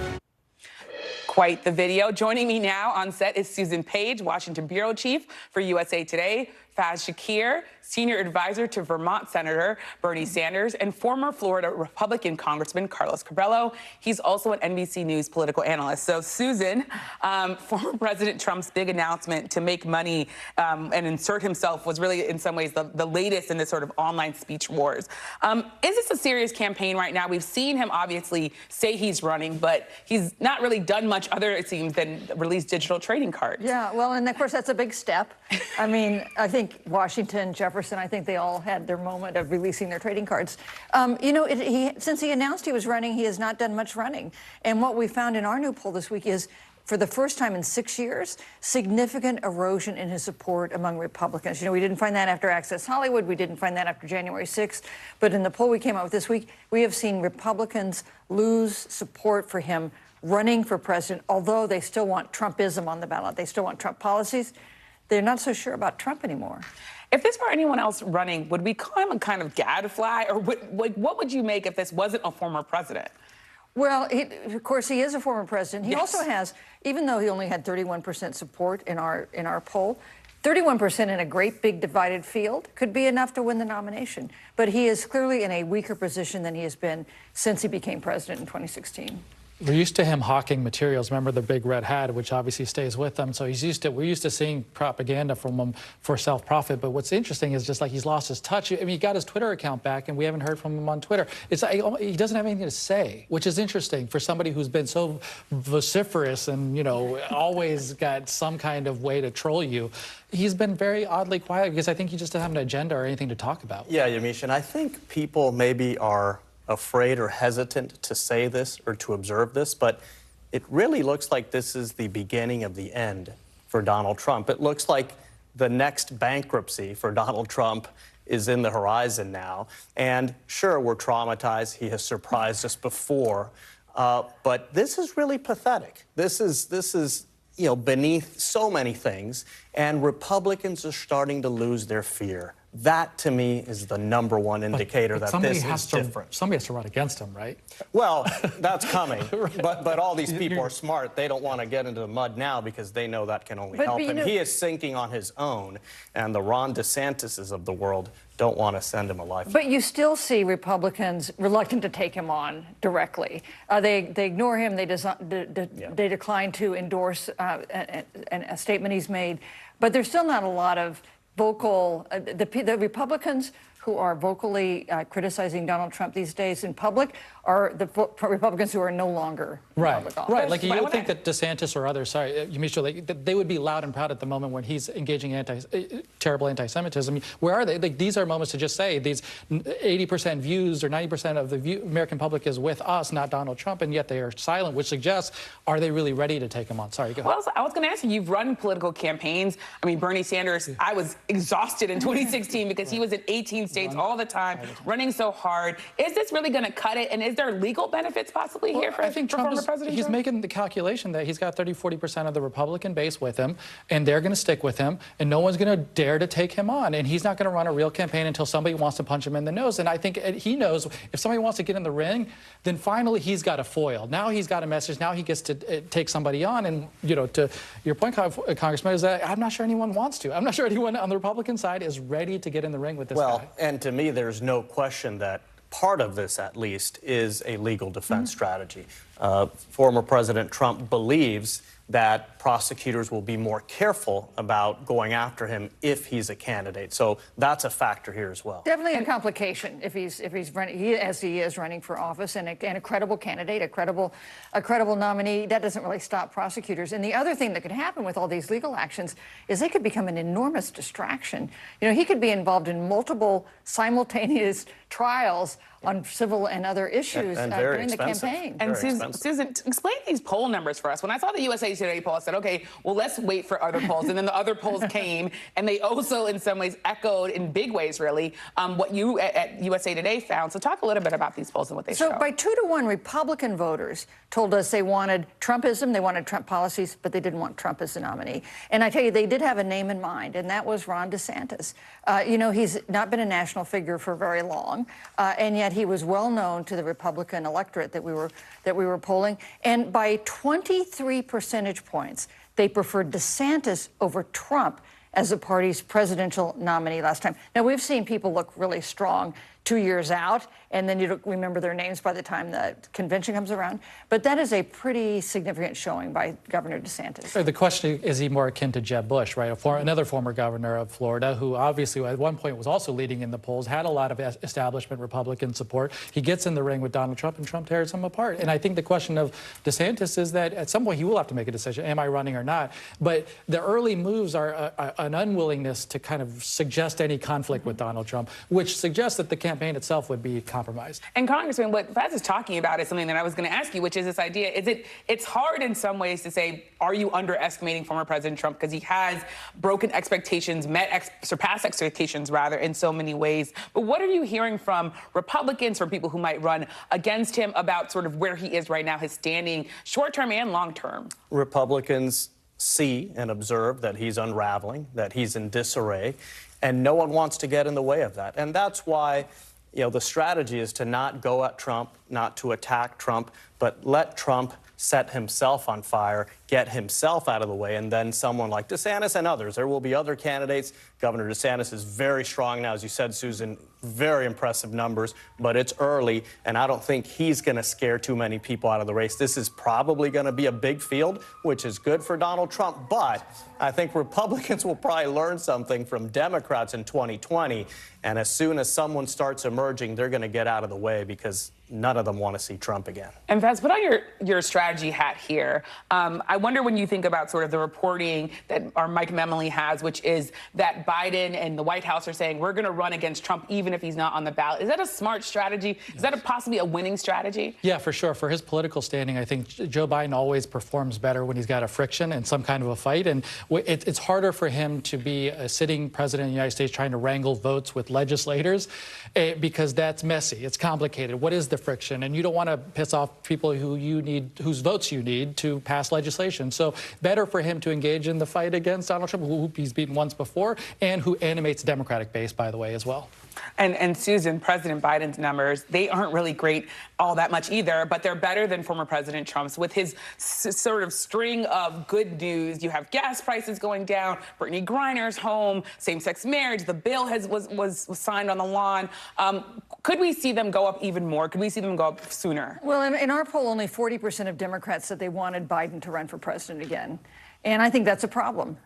He's got a record, his approval rating's ticking up some, but there are still feeling, I think, among a lot of Democratic voters that they're ready for a next generation of leaders to take over. Interestingly, it seems like voters of both parties want something completely different. Mm-hmm. And I wonder, Susan, I'll come back to you. We've heard President Biden say many times, don't compare me to the almighty, compare me to the alternative. Is that where he needs to be? Is that sort of it? Just like, look at what's going on over there. Look at the Republicans. He calls them MAGA Republicans. And don't focus too much. I mean, he's selling himself as wanting to be reelected, but he's saying, look at the alternative. And why did they succeed, the Democrats succeed beyond expectations in the midterms? It's because people looked at it as a choice election, not as a referendum on the president. So yes, that's a smart strategy. He has some achievements in the first 2 years, some significant legislative achievements. He's likely to go into a tougher period now with Republicans controlling the House, but that is his task, to make it a choice, not a referendum. And Congressman, Republicans, do they want to see a President Biden back on the ballot? Do they find that to be sort of beneficial for their party, or do they want to see someone else, young, possibly fresher, someone who we're not maybe even talking about yet? What are you hearing? If Trump is not the Republican nominee, then Republicans want to see Joe Biden on the ballot.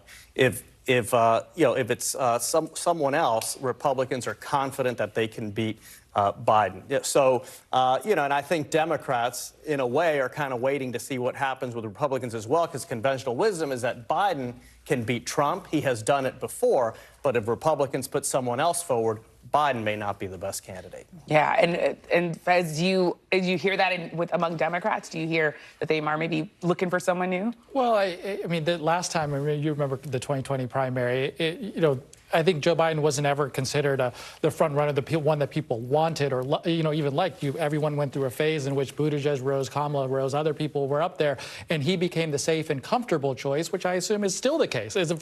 Yes, Democrats might have different feelings and views, but he is still the safe and comfortable choice. Should he want to run again, and he has the stamina and desire to do so, he's got the nomination. Well, thank you so much for this hearty and robust conversation, Susan, Rez, and Carlos, Congressman. Thank you. Up next, how cryptocurrency could complicate the fight against political corruption. Senator Sheldon's White House joins me on set next. But first, we're excited, I should say, to celebrate 75 years of Meet the Press with clips and highlights from the best archive in news. Here's a man who needs no introduction, George Clooney, of course, talking about big money's overwhelming influence in politics in 2016.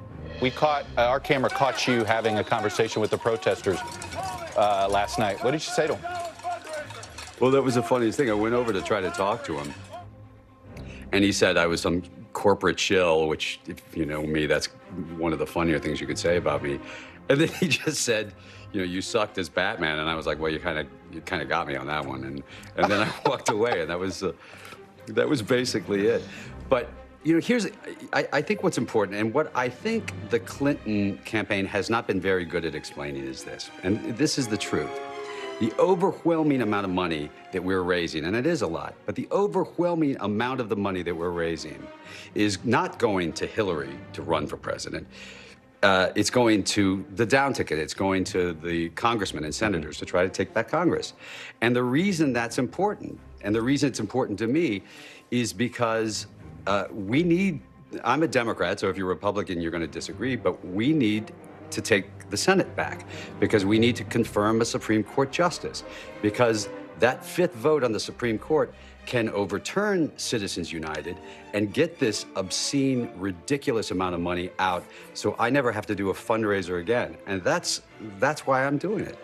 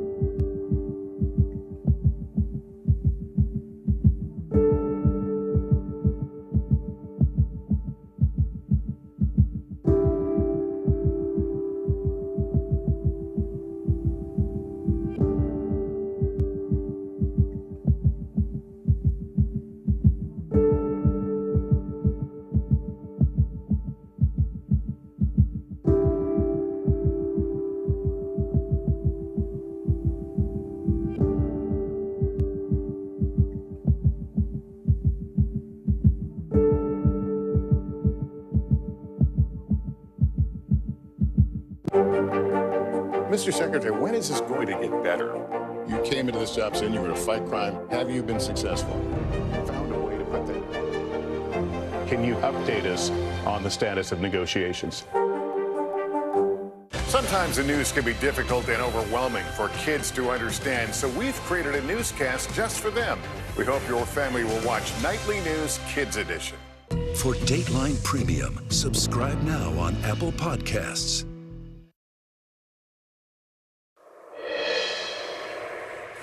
Welcome back. According to a filing yesterday tied to FTX's bankruptcy proceedings, former FTX executive Ryan Sullivan disclosed to authorities in the Bahamas, quote, possible mishandling of clients' assets by Sam Bankman-Fried. This comes as Bankman-Fried is facing charges of campaign finance violations. Prosecutors allege the FTX founder funneled tens of millions of customer assets to political campaigns in the hopes of influencing public policy regarding crypto. Bankman-Fried's political contributions have since come under scrutiny.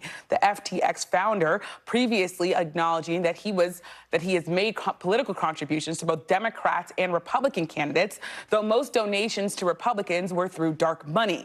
Joining me now is Democratic Senator from Rhode Island, Senator Sheldon Whitehouse. He also has a new book out titled The Scheme: How the Right Used Dark Money to Capture the Supreme Court. So, Senator, thank you so much for being here. Given the fallout of Sam Bankman-Fried's charges, his arrest, is now the opportunity, the time to pass legislation to strengthen campaign finance laws? And really, is there any way to reverse the Citizen United's the decision here by the Supreme Court? The tool to use to undo the Citizens United problem of unlimited dark money is the disclose bill that we voted on in the Senate a few months ago.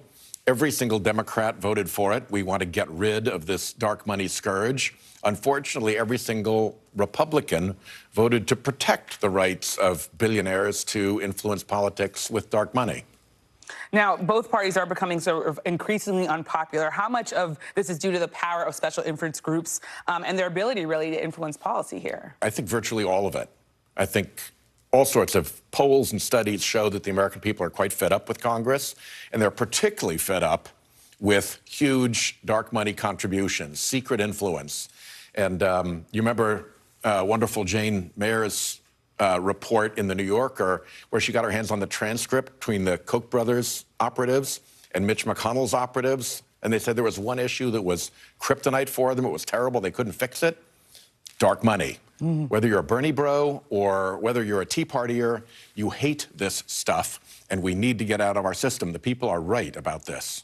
And you were just talking about sort of Jane Mayer's reporting. We've seen in some ways dark money in politics before. So why does it seem like members of Congress, that they're caught off guard by Sam Bankman-Fried's attempts to sway policy, given what we know?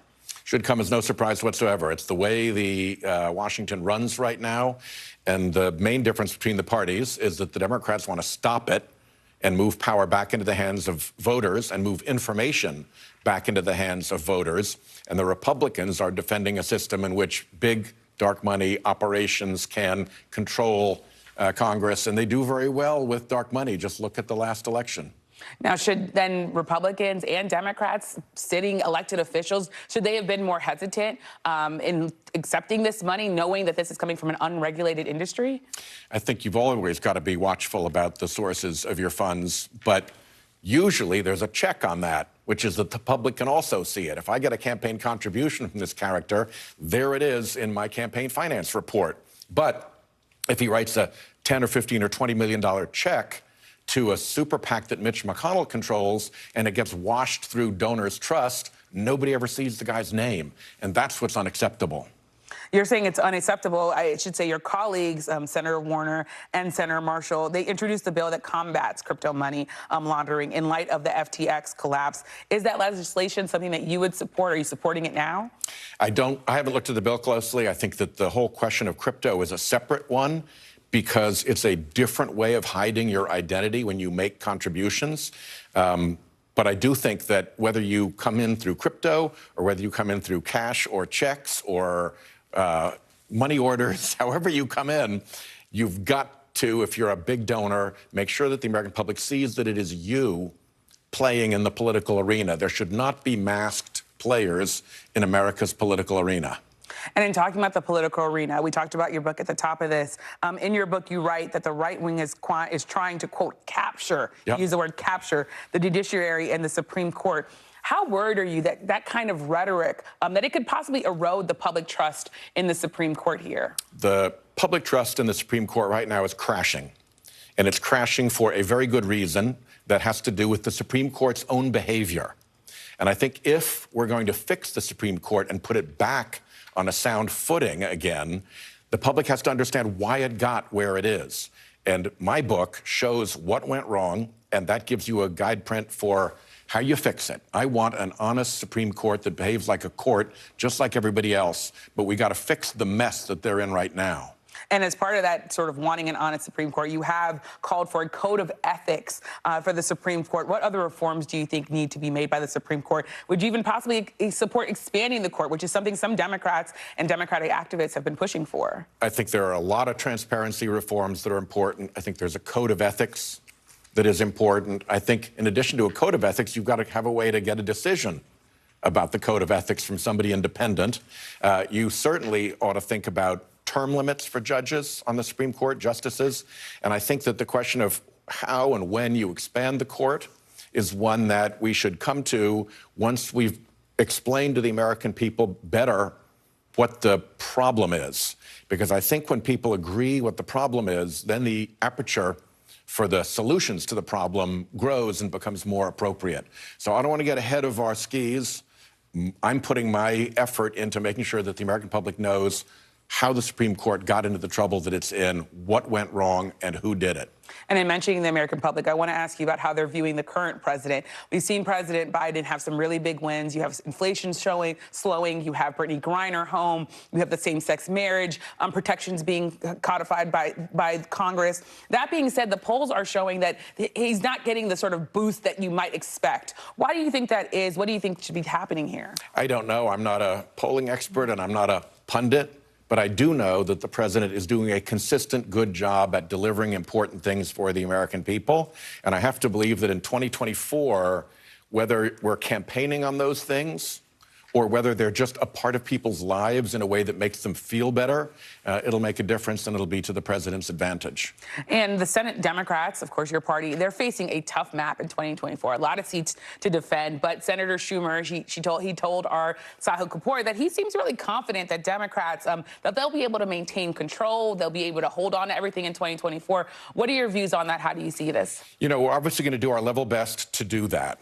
I think that if you see the world the way I do, and you see the extent of the dark money influence in the Republican Party, and you see its effect on the Republican Party's ability to, for instance, treat climate change as a real problem, push back on the pharmaceutical industry, you know, solve the injustices in the tax system for Americans, I think there's a case to be made that the system is, in fact, rigged, and we are the people who are going to unrig it.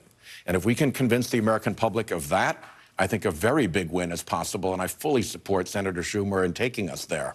And if you're talking about a big win in 2024, should the president, the current President Biden, should he be running in 2024? He is our president, and I think that he's coalesced a lot of support behind him. And I think if things continue to go the way they are, he is our strongest candidate.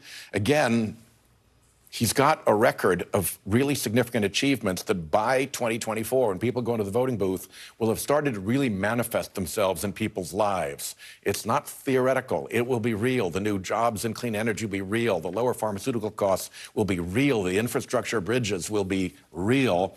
And I think those things will add up to a good difference. I want to ask you also about social media and something that's really on a lot of people's minds. Yesterday, the Senate unanimously passed legislation banning TikTok on government devices. A number of Republican senators have also banned for state agencies. Would you like to see Rhode Island follow that lead? Would you like to see people who are working for the Rhode Island government have or be banned from using TikTok on their company and their phones? I very much doubt that the Chinese government, to the extent that it has infiltrated TikTok, is going to see much gain about following Rhode Island political figures.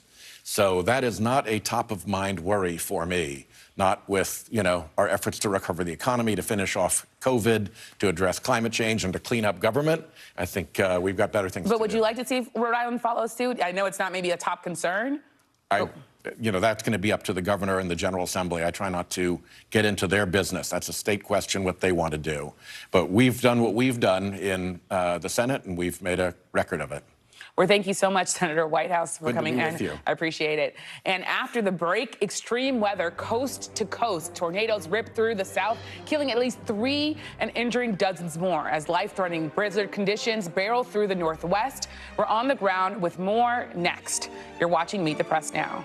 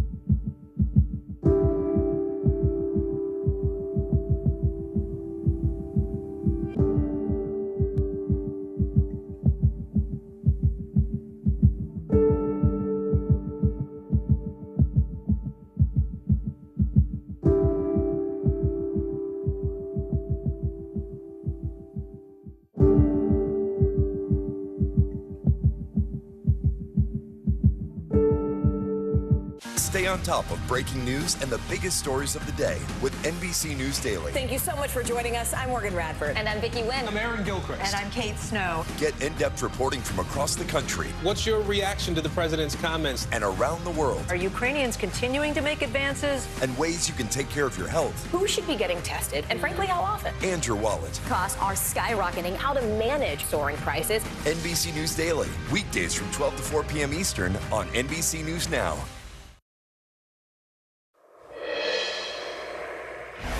Welcome back. We're tracking multiple severe weather events in the U.S. right now. Blizzard warnings are in effect across the northern plains, where at least 18 inches of snow has already fallen over the past 2 days in some places, with about 6 more inches of snow expected in the coming hours. And Louisiana, meanwhile, is recovering from a series of tornadoes that killed at least 3 people and injured more than 2 dozen others. The state's governor said they've been hit by 21 tornadoes within 24 hours. The tornado that tore through the New Orleans area yesterday was the second deadly twister to hit the region this year. 1 person was killed in a tornado there back in March. Here was Louisiana Governor John Bel Edwards minutes ago. This storm system brought a lot of damage to the state of Louisiana. The National Weather Service told us this morning that they're out surveying each of the different areas where they believe a tornado existed. They think at the end of the day, somewhere between 10 and 15 different tornadoes, and they'll give it a strength and rating as well. NBC's Guad Venegas is in Kelowna, Louisiana. So, Guad, tell us, what's the status of the search and rescue operations right now? Exactly, Yamish. As the governor said, they're still evaluating a lot of these reported tornadoes. This is one of the locations where they've confirmed that a tornado came through. One of the scenes with the most destruction that we've seen. Earlier today, we saw one of the search and rescue teams here. They told me they were on their third phase. This is the third sweep they've done. And today, they're not looking for people anymore. They were essentially evaluating these structures, trying to determine if some of these houses, like the one you can see over here, are safe for the owners to go inside and clear some of their property. For example, that structure, the smaller home, those are two homes, one on top of another, by the way. The one on the right-hand side, they determine is not safe for the homeowner to be in there taking his property. But as of now, we have no reports of any search and rescue efforts underway anymore. The weather has improved today, and we've seen a lot of work, as you can see, from the power companies trying to make repairs here. And of course, some of the neighbors coming to pick up whatever it is they can rescue from, as you can see, the properties that were destroyed, Yamish. And it sounds like you're saying that there's no search and rescue operations happening right now, so there are no additional people missing. If that's the case, what are survivors telling you? Right, so we don't have any reports of people missing at the time. I've been speaking to survivors all day. I spoke to a woman who was about to leave in her car down the street before the tornado hit yesterday. She said she walked outside, got in her car, and minutes later, as she was waiting for her sister to come out of the house with her kids, they heard a noise. They saw the clouds. Her sister yelled and told her to go inside. She told me as she ran inside, she saw how quick the tornado came in. She said it was a mix of lightning, cloud, rains, and by the time she got inside, the home was shaking. She said she took the kids inside the bathroom. They hid in the bathtub trying to find some type of protection. Their home was shaken. Fortunately, it was not destroyed like some of the homes you've seen here. There was a person that died in this neighborhood, and 7 people were injured. And that's the description we've gotten by some of the survivors here. There's another woman down the street who told us she had to crawl out of her house because the walls were destroyed, and there was a small opening left between a door and a wall, and she was able to crawl out through there. A lot of the neighbors have been here today trying to help each other get whatever items they can take from the debris. But that was the experience here at just one of the tornadoes that hit Louisiana through the storm, Yamish. Important reporting, Guad. Thank you so much for joining us. And turning now to Peru, which is under a nationwide state of emergency after a week of violent political unrest set off by the ouster of then-President Pedro Castillo. Authorities say 6 people have died and more than 100 police officers have been injured. Today's declaration suspends civil liberties, including the right of assembly, for 30 days. Peru's new president says the national police and the military will enforce the emergency order. Castillo had tried to dissolve Congress just before an impeachment vote, the third of such votes since Castillo took office last year. Hours later, lawmakers voted overwhelmingly to remove Castillo. He was then arrested and faces charges of rebellion and conspiracy. And still to come, President Biden looks to address global food insecurity at a summit with dozens of Africa's top leaders. Details on the meeting and the administration's new commitments next. You're watching Meet the Press Now.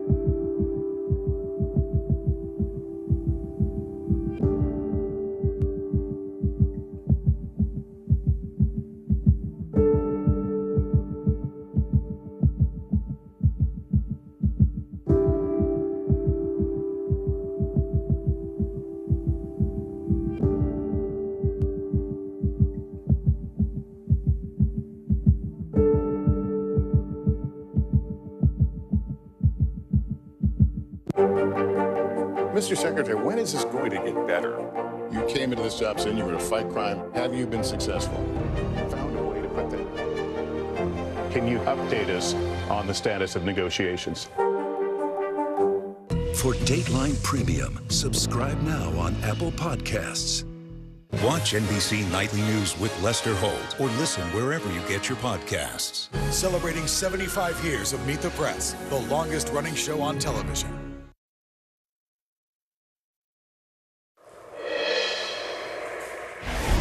Welcome back. Right now, President Biden is speaking on the issue of food insecurity during the final event of the U.S.-Africa Leaders Summit here in Washington. At the top of his remarks, the president underscored how climate change, drought, and the war in Ukraine have deepened the food crisis in Africa. President Biden has vowed to renew U.S. commitments to Africa on issues like trade, stability, and health care. And earlier today, he announced plans to make his first presidential visit to sub-Saharan Africa next year. Joining me now is David Miliband, President and CEO of the International Rescue Committee. So thank you so much, David, for being here. How significant is the president's focus on food insecurity during this Africa summit? And where should this rank as a priority when you think about, of course, all of the things that the president is talking about and dealing with? Well, hi, Yamiche. Thank you very much for giving some attention to this very important issue. I think the president has really raised the game of the administration through this summit in very substantive ways. We've released a report this week that shows that over 20 million people in East Africa alone are suffering from food insecurity.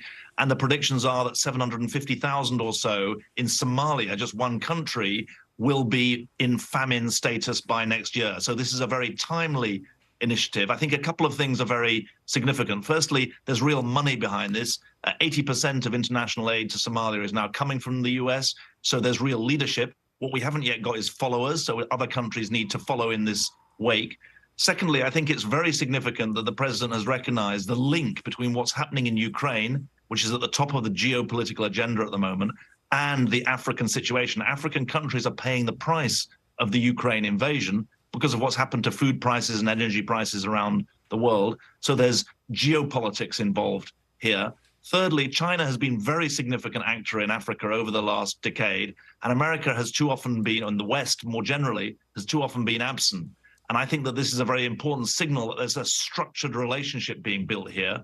What we would say as a humanitarian organization is that alongside the politics and the trade, it's absolutely vital that those tens of millions of Africans who are being left behind by global prosperity, or worse, are in the absolute eye of the storm when it comes to the climate crisis and the conflicts that still besmirch too much of Africa, that they're not forgotten in this discussion.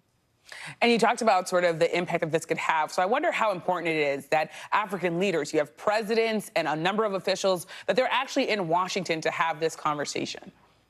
Well, it's only important if there's some plain talking. And I'm impressed that there has been some straight talking and some plain talking.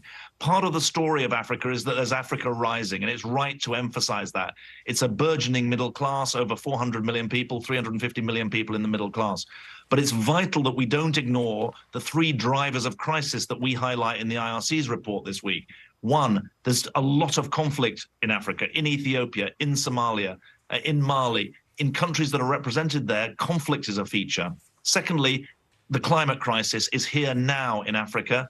And thirdly, the global risks that are around, like the pandemic, as well as the economic uncertainty that's been created out of the Ukraine crisis, those mustn't be ignored, because frankly, there are still 200-300 million Africans who are, if they're pushed to the edge, they're going to fall over. And it's very, very important that they're not left behind. This is a continent that will have the largest population growth between now and 2050. It's vital for the future of the continent, but also, frankly, the wider world, that we sustain the important growth rates that have been achieved in the best performers and tackle the really significant problems in the watch list countries that we've highlighted this week. And you talked about some of the challenges that are being faced. What is the current impact of the war in Ukraine on African food insecurity? According to the IRC, 90% of grain supply of Somalia comes from Ukraine and Russia. That grain deal is, of course, still very shaky. How does that potential for a potential famine hinge on that agreement? Well, I think that the famine consequences are really hinging on the global response, because we know how to tackle starvation. It's a matter of resources and organization. But for the next level down, for those who are not yet at what's called level 5, but those who are at level 3 and 4, which means they don't know where their next meal is coming from, even though they're not in the starvation status, the consequences of the war in Ukraine are twofold. One is the grain deal that you very rightly highlight. 90% of Somali grain, of wheat actually, comes from Ukraine. There's obviously the fertilizer issue out of Russia. There's a false narrative being put out that there are sanctions, Western sanctions, that are somehow creating this food crisis. That's wrong. There are no sanctions on agriculture. But there's a second part of this. The Ukraine war has driven up energy prices. Energy prices drives up fuel prices.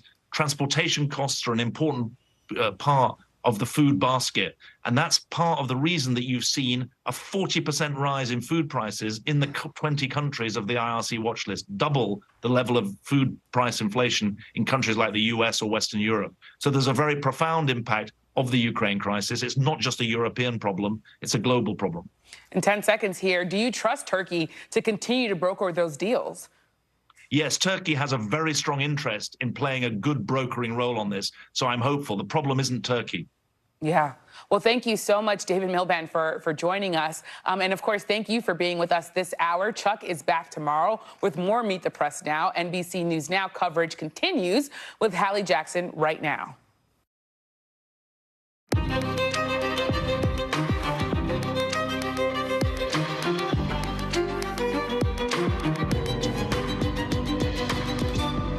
On the air with this deadly winter storm moving up to the northeast with heavy snow knocking out power to parts of the Midwest. And as that happens, we're hearing from the families of the women killed by those tornadoes in Louisiana. We are live on the ground there and in Minnesota. Plus, look at markets tanking, right? With Wall Street really concerned that moves by the Federal Reserve could push the economy into a recession.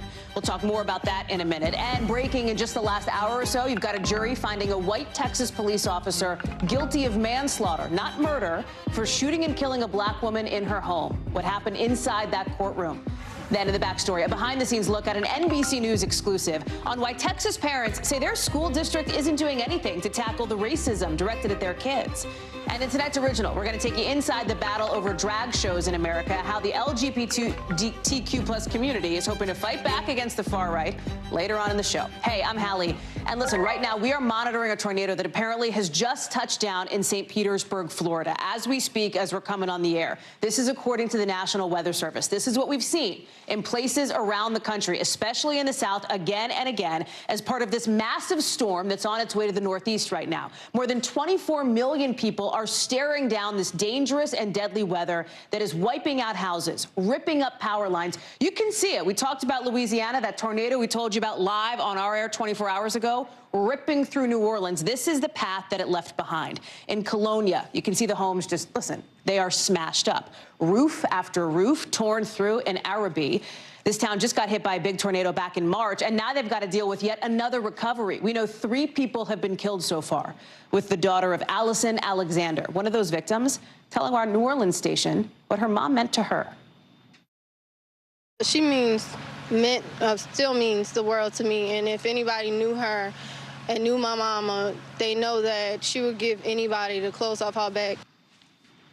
Up north, we are seeing a ton of snow. Like, do you know how hard it is to get record snow in Duluth, Minnesota?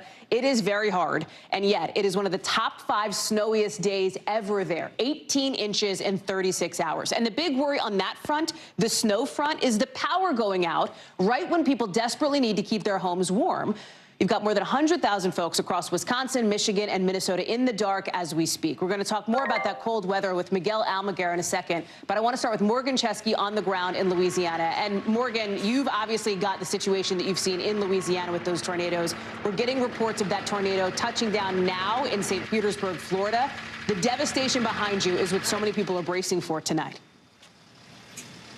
Yeah, Hallie, this is all part of this massive system that, as you mentioned, in Florida is far from over. That tornado, we do know, has damaged several buildings. We're still getting damage reports in by the minute. And this is just a testament to the sheer size of this storm system that 2 days ago struck near Dallas, Texas, then northwest Louisiana, and early today, or late yesterday, here in Kelowna, Louisiana. This is just upriver from New Orleans, and just a peek over my shoulder will show you the extent of the damage here. Power crews have been on the scene all day long trying to restore electricity to this area. And Hallie, really, as long as you can see down this block, homes are total losses or significantly damaged. Important to note, just on the other side of the street here, homes almost untouched. Just a testament to the indiscriminate nature and the isolated nature that these tornadoes bring when it comes to damage. I had a chance to hear from one resident earlier today, and here's what they had to say about this horrific ordeal. Take a listen. I'm so grateful to God that no one in this neighborhood was significantly injured, but I feel, because I know some of these houses have had damage from different hurricanes in the past. So yeah, I'm just at a loss. And unfortunately, while certain neighborhoods did not have any significant injuries, here in Kelowna, there was one fatality, a 56-year-old woman. More than half a dozen people were injured, but none of those injuries are expected to be life-threatening at this time. Of course, Louisiana's governor speaking today that they're going to help however they can. But as you can see from the damage behind me, these folks need pretty much everything right now. Yeah, Allie? they need all the help they can get. Morgan Chesky, thank you very much. Miguel Almaguer is standing by for us in Duluth, Minnesota. Miguel, we talk about the blizzard warning that is still in effect there. You've got the power outages, and looking at the road behind you, I assume it used to be a road. It's not like it's real easy to get help to people who need it right now. Yeah, Hallie, the big problem for folks here, the good news is the storm has passed. The big problem is look what's left behind. There's several inches of snow here. We've had about 2 feet of snow here just from this storm alone. The sidewalks are really caked with snow that haven't been cleaned up. Take a look. This is like a typical sidewalk here across this area. I mean, this is several feet deep right here. And the accumulation you see here is really all across the area. And that points to the big problem here. It's the roads. There have been spin outs. Yeah. There have been cars that have flipped over. There have been massive delays all across this area. Some truckers in the Wyoming and the Dakotas area say they were on the road for more than 30 hours. Now, the good news, again, we had those terrible blizzard-like conditions here earlier this morning. For the most part, that weather system seems to have moved out of this area. We just have the very tail end of that happening right now, but it is moving east. This is the wet, sloppy side of the storm. It's bringing all of this snow. Hallie, we came to you on Monday from California where they had 4 feet of snow. Now, here we are on Thursday. They've got several inches here in Duluth. It's a record storm, as you mentioned. These folks are hardy. They're used to weather like this. But this one was still historic, Hallie. And that's the thing, Miguel. There is nothing that annoys me more than when news people say it's winter, it's cold, it's snowing. That's what happens in the winter. But this is different, right? I mean, this was to the level that people in Duluth, where you are, really haven't seen in a long time and don't see often. Absolutely. I mean, the folks here, again, are used to these winter storms, but this one was different. Right now, we're thinking it's the 4th, 5th, or it's in the top 10 snow level storms that have hit this area. In terms of December, it's certainly in the top 5. I mean, this is an area that gets snow, but rarely do they get this much snow this fast. We were driving around here this morning getting to our live shot. It was blizzard-like conditions. The visibility was next to zero. Folks were hunkering down. They know what to do here when stuff like this happens. Very few people were coming out of their homes. It's just in the last few hours, now that the snow is finally slowed, that they're starting to clean the roads and really dig out. And I guess that storm, Miguel, I don't know if you're going to continue to head east, but I'm sure I'll see you closer to my neck of the woods as this storm keeps moving its way through the country. Miguel Almaguer, thank you very much. Appreciate it. Let's talk about the economic picture we're getting today because, stocks, they are down. They are way down today after a new report showing Americans backed off on buying stuff more than people expected them to. Look at the Dow. It's worst day since September, closing down more than 2%. I hate to show you the red of the S&P and the NASDAQ as well, but that's what it is. That's what it looks like, folks. This report today from the Commerce Department says people are not spending as much money on furniture and electronics and clothes. They are spending more money at the grocery store and at restaurants. This is the latest evidence of inflation making people more selective about what they're buying this time of year. And then, of course, there are those interest rate hikes that have investors worried about a recession. Joining me now is Brian Chung. So, Brian, based on what we saw from the retail numbers today, it seems like people are cooling it on their spending, maybe a sign that those interest rate hikes are working. But obviously, Wall Street is worried here. Talk us through it. Yeah, well, it's important to remember that the market is not the economy, but at the same time, that phrase around here. Right, yes. but markets are worried about what everybody else is worried about as well, and that is whether or not the recessionary fears that are looming out there can be actualized and seen in 2023. And when you take a look at this report that we got this morning showing that retail sales contracted by 0.6% in November, which, by the way, is usually a really busy time of the year for Christmas spending, for holiday spending, and you see the categories where we saw price declines in car parts, in furniture, in computers, in clothing. So people did not go out and aggressively spend as much as retailers had hoped for. And the concern is, as we get into 2023, is that a precursor for even further slowdowns in economic activity? The Federal Reserve just made borrowing costs more expensive yesterday. They're going to continue to tighten on this economy. How hard do they stop economic activity? That's something everyday Americans and also Wall Street are concerned about on this Thursday. What does this mean for stores, right, for retailers? You think the week after Christmas, people go and return all the stuff they got for the holidays that they don't actually want or need? With this new survey out from the National Retail Federation finding it's going to be like $170 billion worth of stuff that people will take back. What does this mean for stores? How does that play into the bigger picture? Or is it kind of baked in?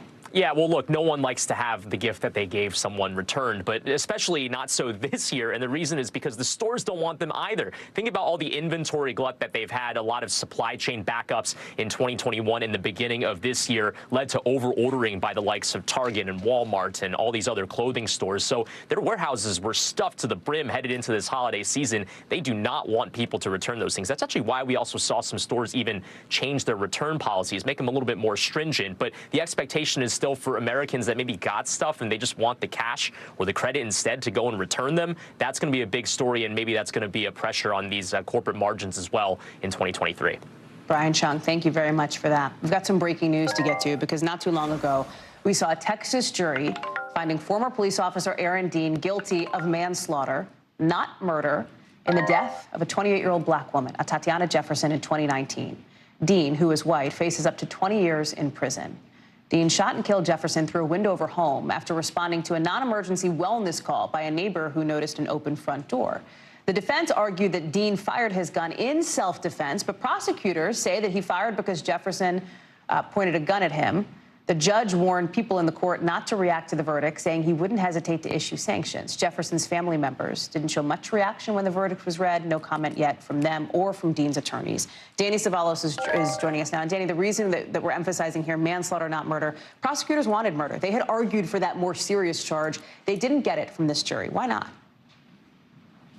We may never know what exactly the jury discussed in that jury room, but apparently they struggled with finding him guilty of specific intent murder, finding that he had the intent to kill, instead finding that he was highly reckless, that he was aware of a risk and he disregarded it. That is the state of mind required for reckless manslaughter, which is what he was convicted of. And it was a lesser included offense. And anytime a judge instructs a jury on a lesser included offense, it does increase the odds, in the defense's view at least, that the jury will split the difference as a compromise maybe. And that could be what happened here. Maybe they were debating in the jury room and they thought, well, at least we can agree that he was reckless.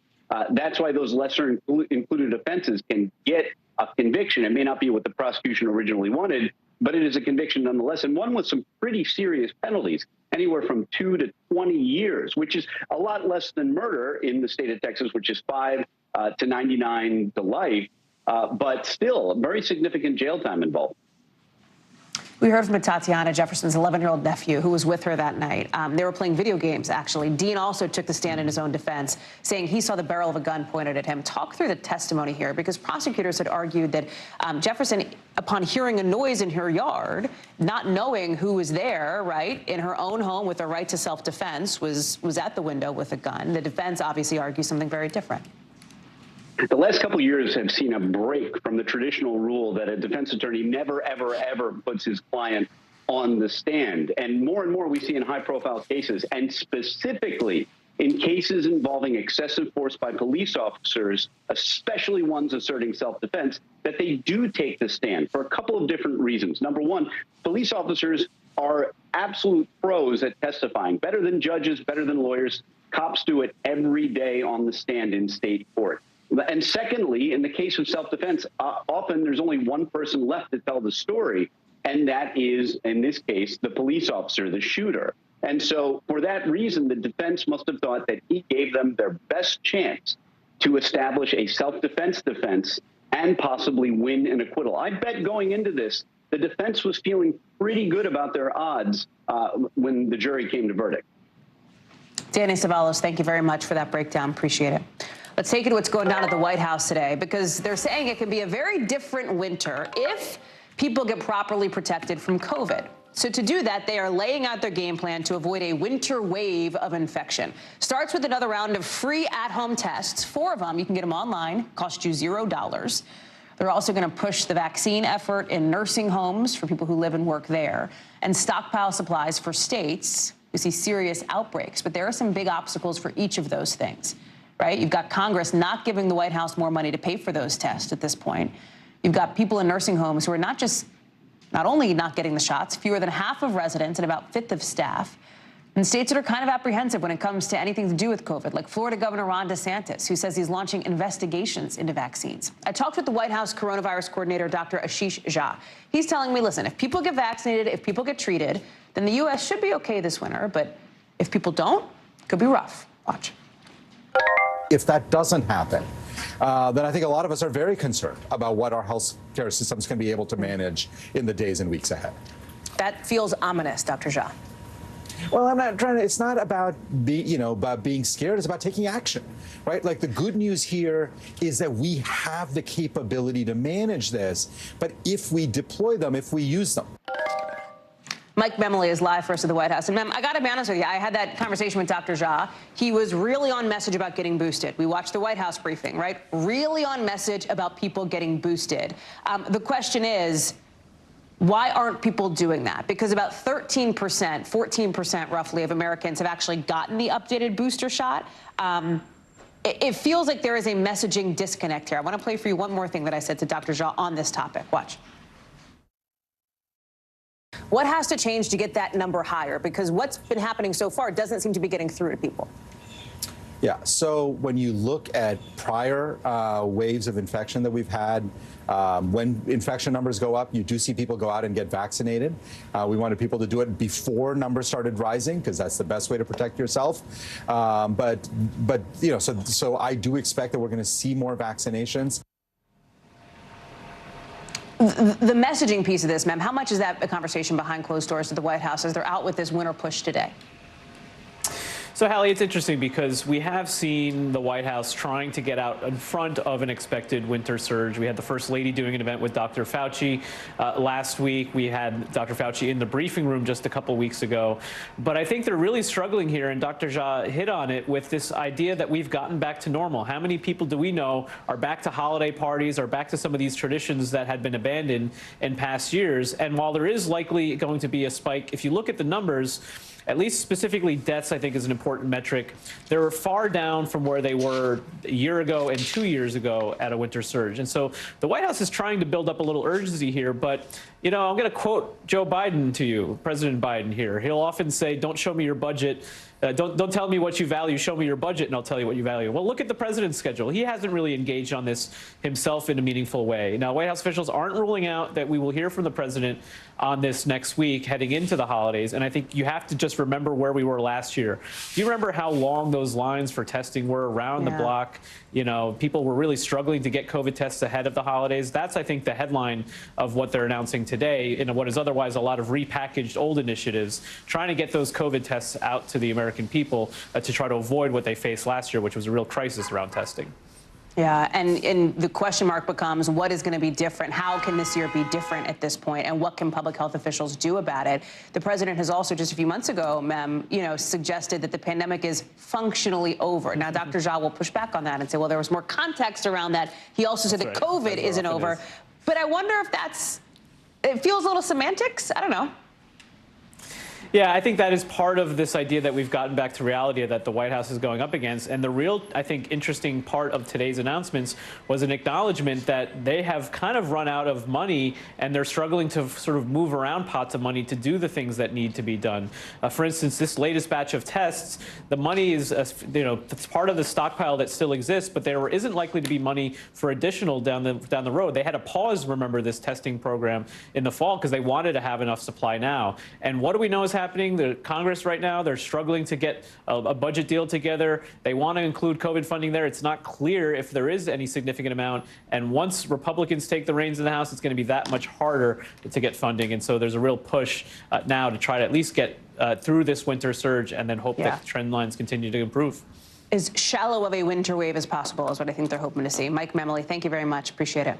Tonight, you've got Georgia and New Hampshire, now the newest states, banning TikTok on state employees' phones, laptops, et cetera. Now, again, government phones, but there are now about a dozen states that have done this kind of thing, as a bill is making its way through Congress that would ban the app on the government phones of federal employees, too. Let me just reiterate, not a ban on TikTok on your phone, okay? But if you are a government employee with a government phone, that's what it would affect.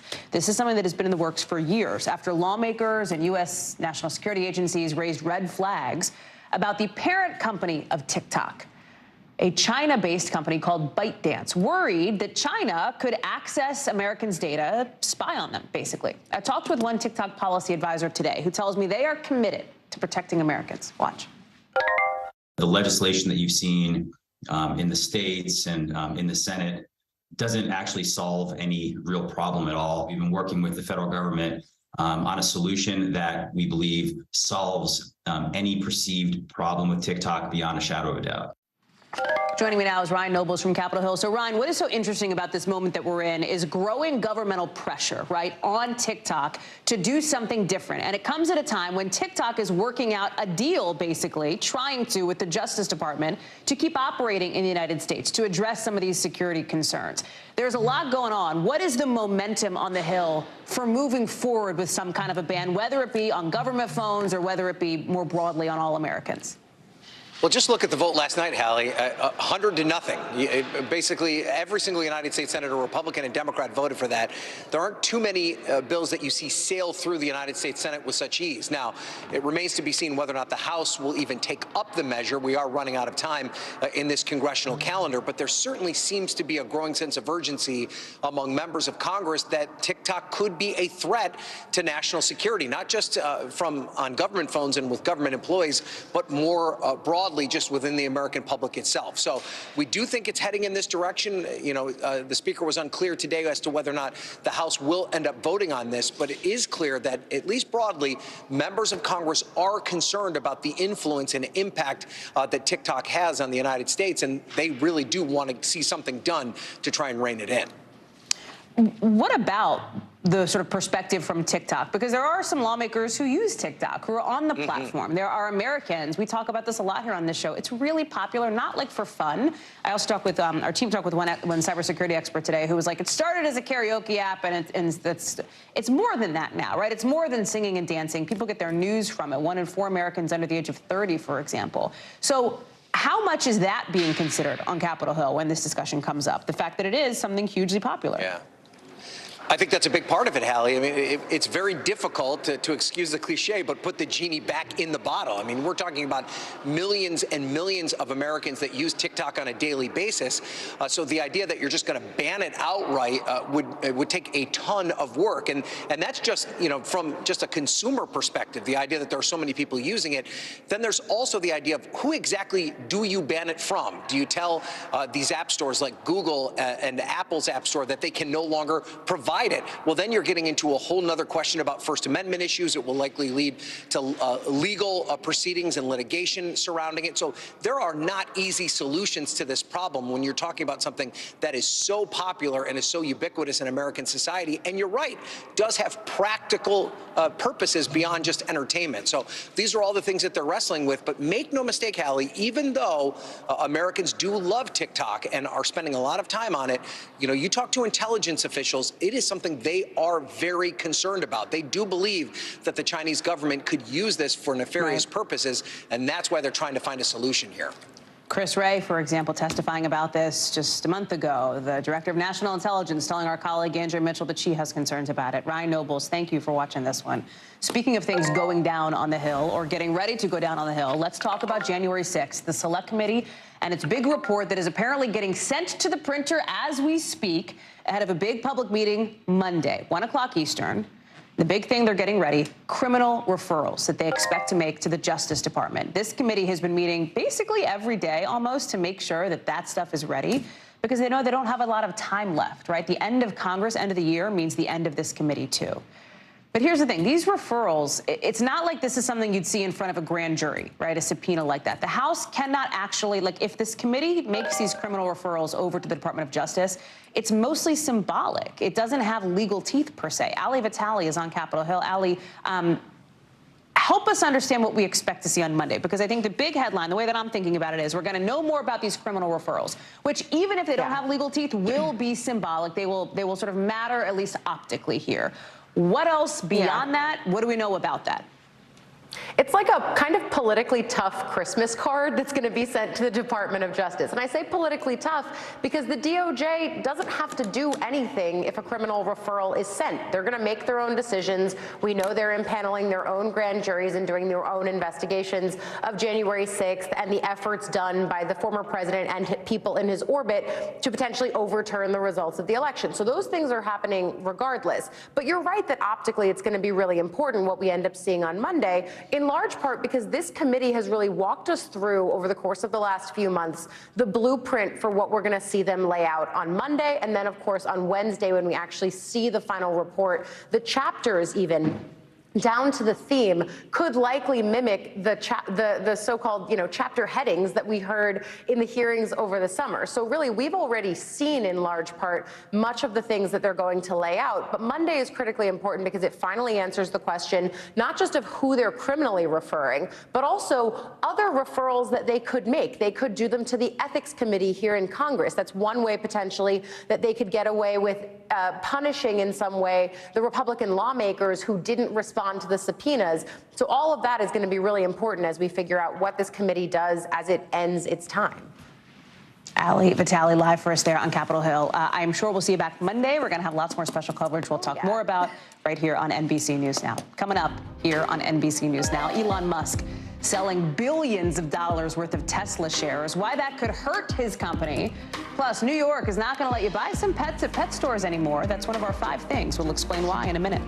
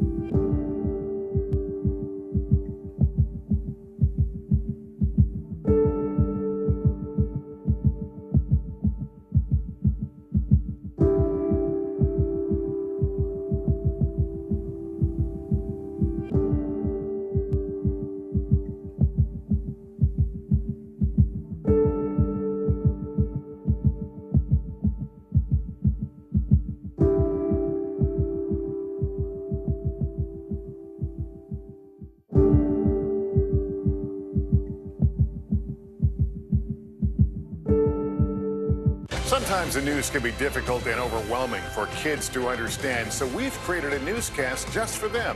We hope your family will watch Nightly News Kids Edition. NBC News, streaming free now. Celebrating 75 years of Meet the Press, the longest running show on television. NBC News, streaming free now. For Dateline Premium, subscribe now on Apple Podcasts. Elon Musk raising some more cash for himself tonight by selling more shares of Tesla worth something like $3.5 billion, according to a new SEC filing. So if you add it all up, he's sold about $23 billion worth of Tesla stock this year. You might be thinking, all right, Hallie, let the guy do what he wants with the shares. I mean, yes, I am, but Tesla investors are worried he's doing this to pay back the debt he took on when he bought Twitter for $44 billion. Tesla shares are now down 61% since the start of the year. CNBC reached out to Musk for comment. He did not immediately return that request for comment. Jake Ward is joining us now. And I think, Jake, this is super interesting because, like, okay, so Musk is selling his shares, but this may be hurting Tesla because, as one report put it, he's using the company, it seems, when analysts said, it seems like he's kind of using Tesla as his own personal ATM machine. Well, that's right. And Hallie, you have to remember, right, that his purchase of Twitter was essentially financed by a personal loan, and the collateral for that loan was his Tesla shares. So we're, certainly those two things are mixed up together. As you pointed out, right, this is a guy who can do what he wants, right? And it is not a question of him needing the money in any, in the sort of household budgetary sense that you and I might think of, needing money for groceries this week. It's not like that. But what we have seen, of course, in the past is that when he sells Tesla shares, he does it ahead of an anticipated drop in their value. We have seen that over time in the past. And as you mentioned, I mean, his shares are down. I mean, if we'd spoken even 24 hours ago, we would have been saying that his Tesla shares are down 55% for the year. This morning, it's 61% for the year, right? They are truly falling. And so this seems, this could be just that he's getting out in front of the dip. It could be that he actually needs to pony up some collateral to show his creditors in this Twitter deal. It's not really clear, but certainly it's going to make investors on both sides, I think, pretty nervous. The whole thing, when you step back and look at it, Jake, from the 30,000-foot view, is just like, can I say, like, bizarro Musk world here, right? Like, what is up? He got booed at the Dave Chappelle conference a few days ago. He's tweeting about prosecuting Dr. Fauci, dissolving Twitter's Content Moderation Council. I'm not going to ask you, like, what's up with Elon Musk, because I don't think anybody knows here, but, like, could there be consequences fiscally for people who have invested in his companies if this kind of thing keeps going?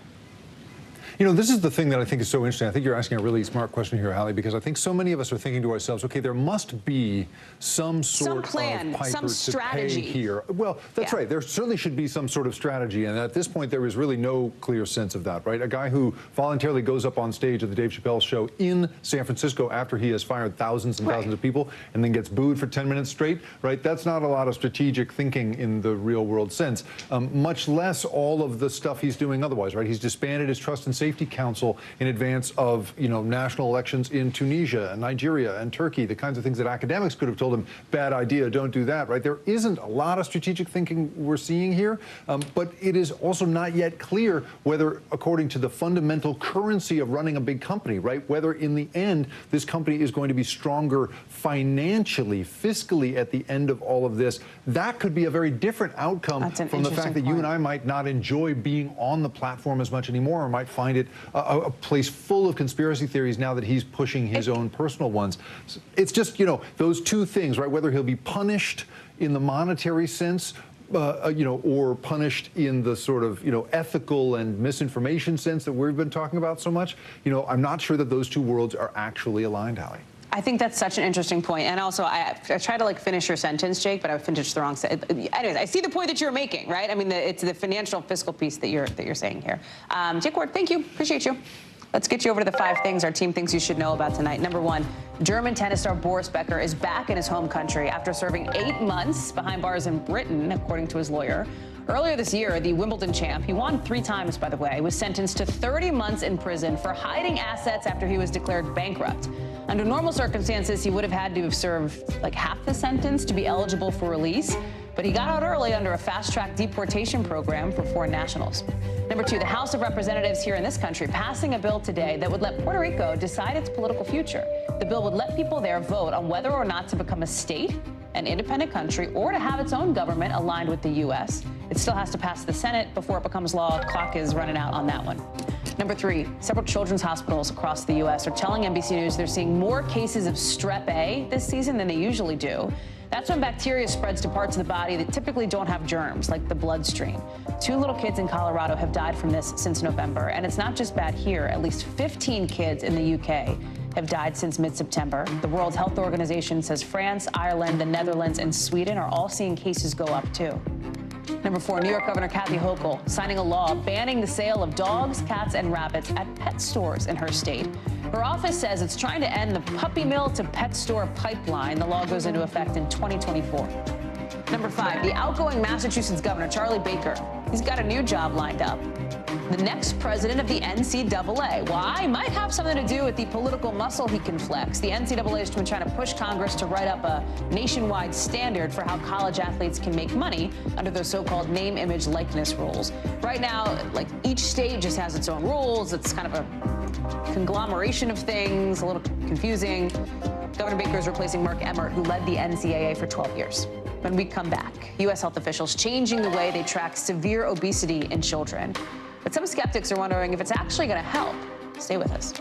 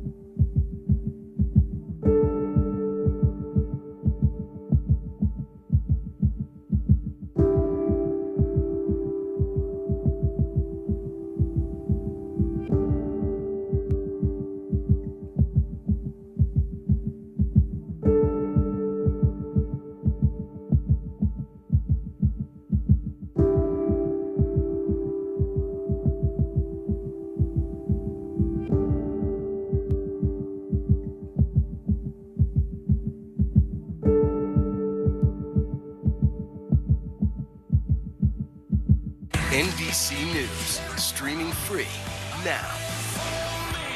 Celebrating 75 years of Meet the Press, the longest running show on television.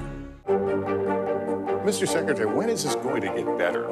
You came into this job saying you were going to fight crime. Have you been successful? Found a way to put that. Can you update us on the status of negotiations?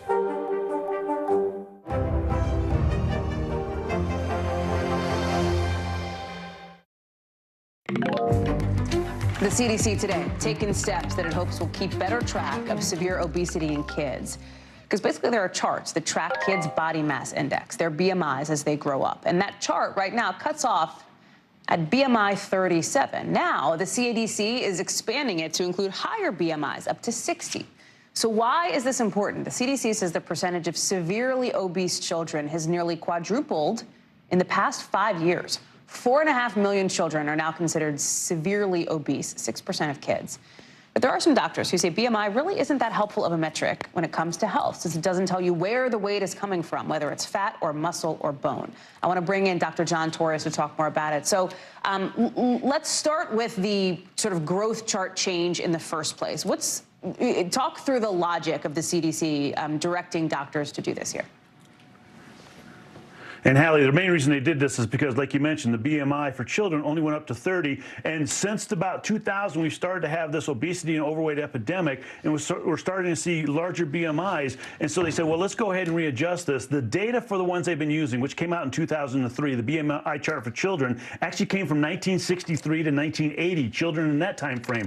And they didn't have nearly the obesity or overweight problem they have now. So they said, let's go ahead and make this up to date, bring it from 1988 to 2016, and then put that that in the chart as well, but they're still having both charts in there, and they're telling physicians, depending on your child and whether you think the child is in that obese or severely obese category, go ahead and use the new ones. If not, go ahead and use the old ones. But like you mentioned, there's a lot of debate going on as to whether these are very accurate or not. They're helpful if they're used in a proper context, but the thing I think most people have to realize is this is just a very, very early screening device to see if children might be pushed into that category or in that category of overweight and obese, and then starting to look at, yes, do they have a high amount of body fat, and where is that body fat? Because where it is can be different depending on who they are, and it could have different health consequences. So like you mentioned, it can be helpful, but it's not the end all for overweightness.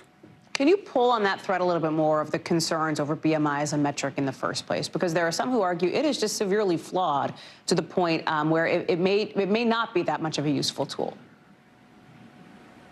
It does have limitations. And number one, looking at the limitations, talking about adults, if there's an adult that's younger, has a lot of body mass because they have muscle mass, they're very athletic, then their BMI is going to be high, and it's going to look like they're overweight and obese when in fact their body fat is very low. On the other hand, for somebody who might be elderly, who has less muscle fat, who has less muscle weight, but isn't necessarily obese, I could put them in the very underweight category. And so it's hard to tell what to do with this once you get that number, other than to continue to look. And with children, even more so. But again, this is a very early screening device and just needs to be pushed into it. And the example I give people is essentially it's like saying, I have the sniffles. Well, do you have COVID? Do you have the flu? Do you have RSV? Do you have a cold? Do you have a rhinovirus? It could be a myriad of things. Yeah. So you start going in the direction of what this might be. Same thing here. If the BMI is high, you start thinking, okay, is there something I need to do? And can I use this for educational purposes? Dr. John Torres, always good to have you. Thank you very much. Appreciate it. Coming up here on the show, we're taking you inside one drag community's political fight to save their performances. That's our original tonight from Tennessee. Stay with us.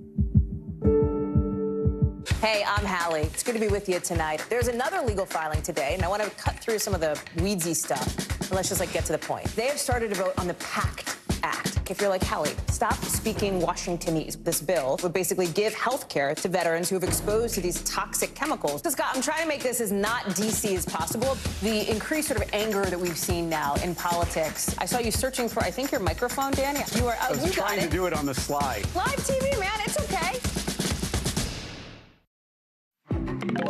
Time now to get the backstory, our behind-the-scenes look at how a story comes together and how it fits into our bigger picture. Out in Northwest Texas, parents say their kids' school district isn't doing anything to address serious incidents of racism at school. Take 14-year-old Brady Kemp in Lubbock. His parents say he's struggling because for months, students have been calling him the N-word in class. Then they started playing noises on the phone that sounded like the crack of a whip. Antonia Hilton talked with Brady and his parents about how the bullying is hurting him. We watched him change, like his mood, not want to go to school or, you know, being sad. I feel like I get looked down at. That wasn't the end of it either. In April, Brady and 7 other black students found out their white classmates had created an Instagram page called Laura Bush Middle School Monkeys, where they were asking other kids to send and post pictures of their black classmates. That was the absolute breaking point for Brady's mom, who went to the school. She says the superintendent promised to look into it, but they say they still haven't gotten any answers. The school says the investigation is still happening. Antonia is joining us now. And Antonia, we're so glad to have you back for this segment where it sort of really pulls back the curtain on how this reporting came together. You spent a lot of time in Texas. People know your coverage on Southlake. Did that, is that where you found this story regarding this family and these families, plural, in Lubbock? In a way, it's how we found the story, because I've spent so much time in Texas over the last 2-3 years and built so many relationships, particularly with kids who are living in various communities and districts around that very large state. And so in some ways, this came out of that Southlake reporting. A lawyer working with these families reached out to me and to my friend and colleague, Mike Hixenbaugh, and gave us a sense of what was going on. And we found out that they were preparing this civil rights filing. And it was important to us not just to tell these students stories of these horrific actions happening in a public school, but also to put this into context for people, because we're in this moment where in Texas and in many communities around the country, there are parents of minorities, of LGBTQ kids who are increasingly turning to the federal government and filing claims with the Department of Education because they fear that their local community leaders aren't taking appropriate action on issues surrounding racism and exclusion. And so they want to see the federal government intervene and force these localities to take more action on civil rights. And so, you know, it really was born out of those conversations that we've been having for years. I think people came to trust the two of us in a way as people who would dig into these stories and really get to the bottom of what was going on. So, you know, while nobody there actually met us while we were in Southlake, those stories are all really connected with the trends that we're seeing in states like Texas, Hallie. And one of them is this idea of a focus, and I know this is something you get into in your pieces, on critical race theory, for example, rather than what some parents want to see as a focus confronting the racism that these kids have faced in their school. We were showing some video of you walking with the superintendent, I think it was, and I know that you sat down with him. Was it tough to get that interview? Can you talk about that at all? What was fascinating is that he actually immediately wanted to sit down with me and address these issues head on. And I have to say that I had a lot of respect for that, because it has been challenging for not just me and Mike, but for reporters all over the country to get school administrators to talk at a time when their jobs have become increasingly politicized. You know, they get criticism from politicians at the local and even up to the federal level. And there have been these movements there to talk less about racism in the classroom, to talk less about difference. And that has put a lot of them in the spotlight. And it has also made many educators who tell us all the time behind the scenes that they're fearful of losing their jobs. It's made them afraid to talk about it. And so he actually sat down and addressed these issues. He said that the district has a zero tolerance policy. I would say one part of the conversation where things got a bit complicated, though, was that he said that the district had interviewed hundreds of people about this racist Instagram. And I had to tell him that none of the black students who were victims and actually posted on that Instagram were ever interviewed. And their parents say to this day they still haven't been invited to give their side of the story or their concerns or suspicions about what was going on. And so, you know, this is part of the broader issue here, that administrators are taking actions or following a certain set of rules, and parents are saying that sometimes the reality on the ground looks a lot different than what they're describing on paper. Antonia Hilton talking more with us about that. Antonia, thank you. It's so good to have you on and your reporting. I really, really appreciate it. We'll look for more of it tonight on NBC Nightly News. Thanks. Tonight's Original Now, with in-depth reporting on a topic we've been keeping an eye on.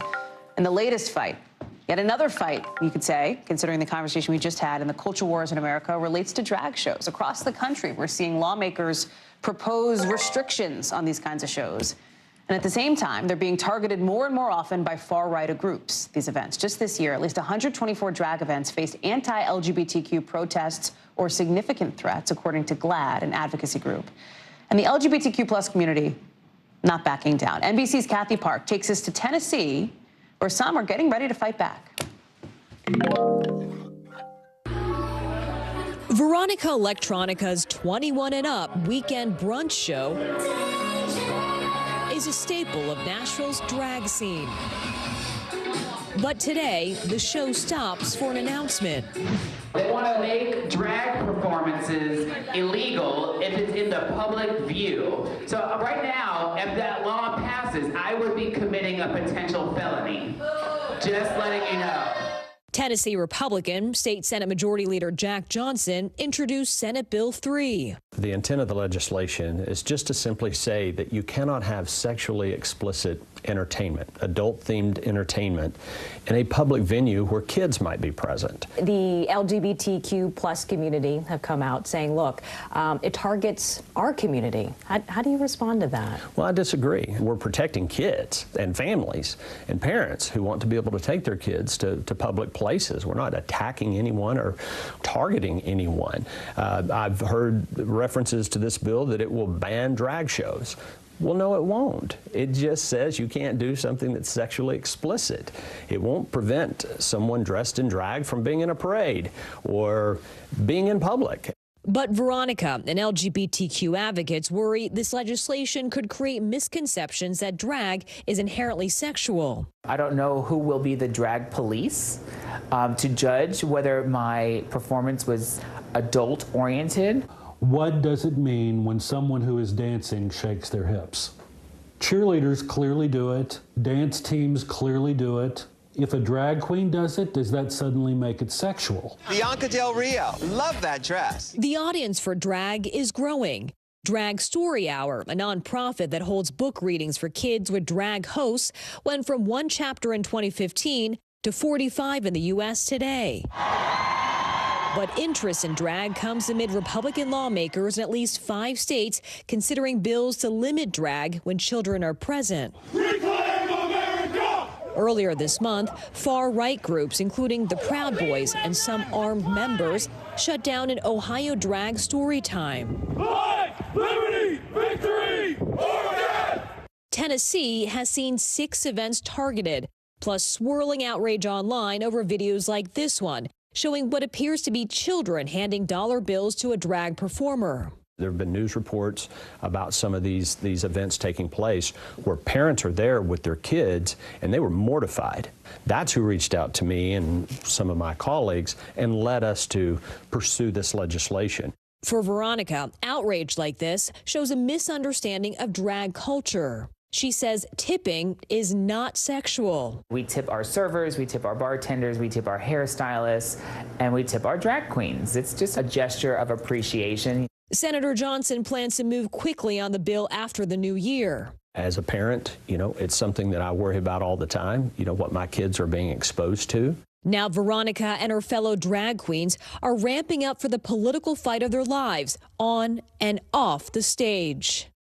Kathy Park, NBC News, Nashville.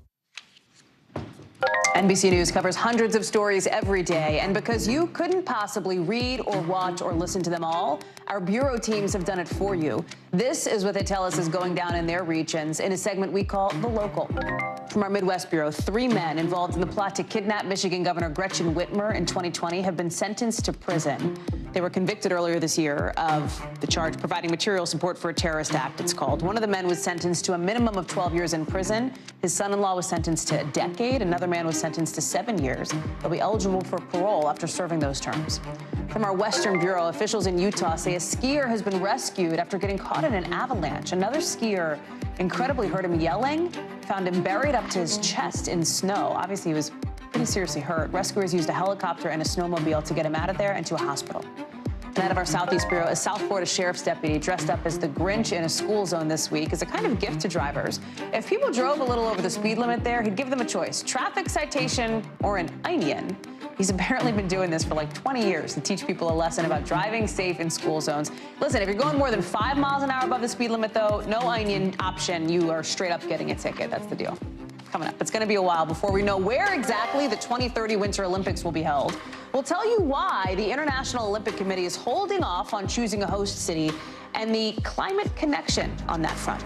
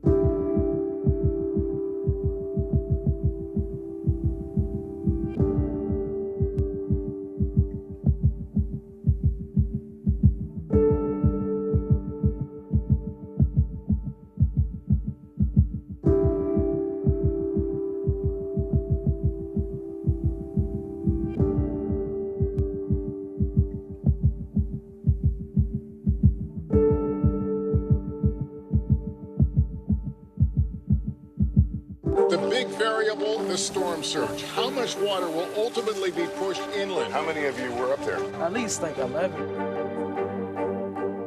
Why was it important for you to be here? But our top story tonight. You guys okay? Yeah. What kind of training regimen? How you doing, Lester?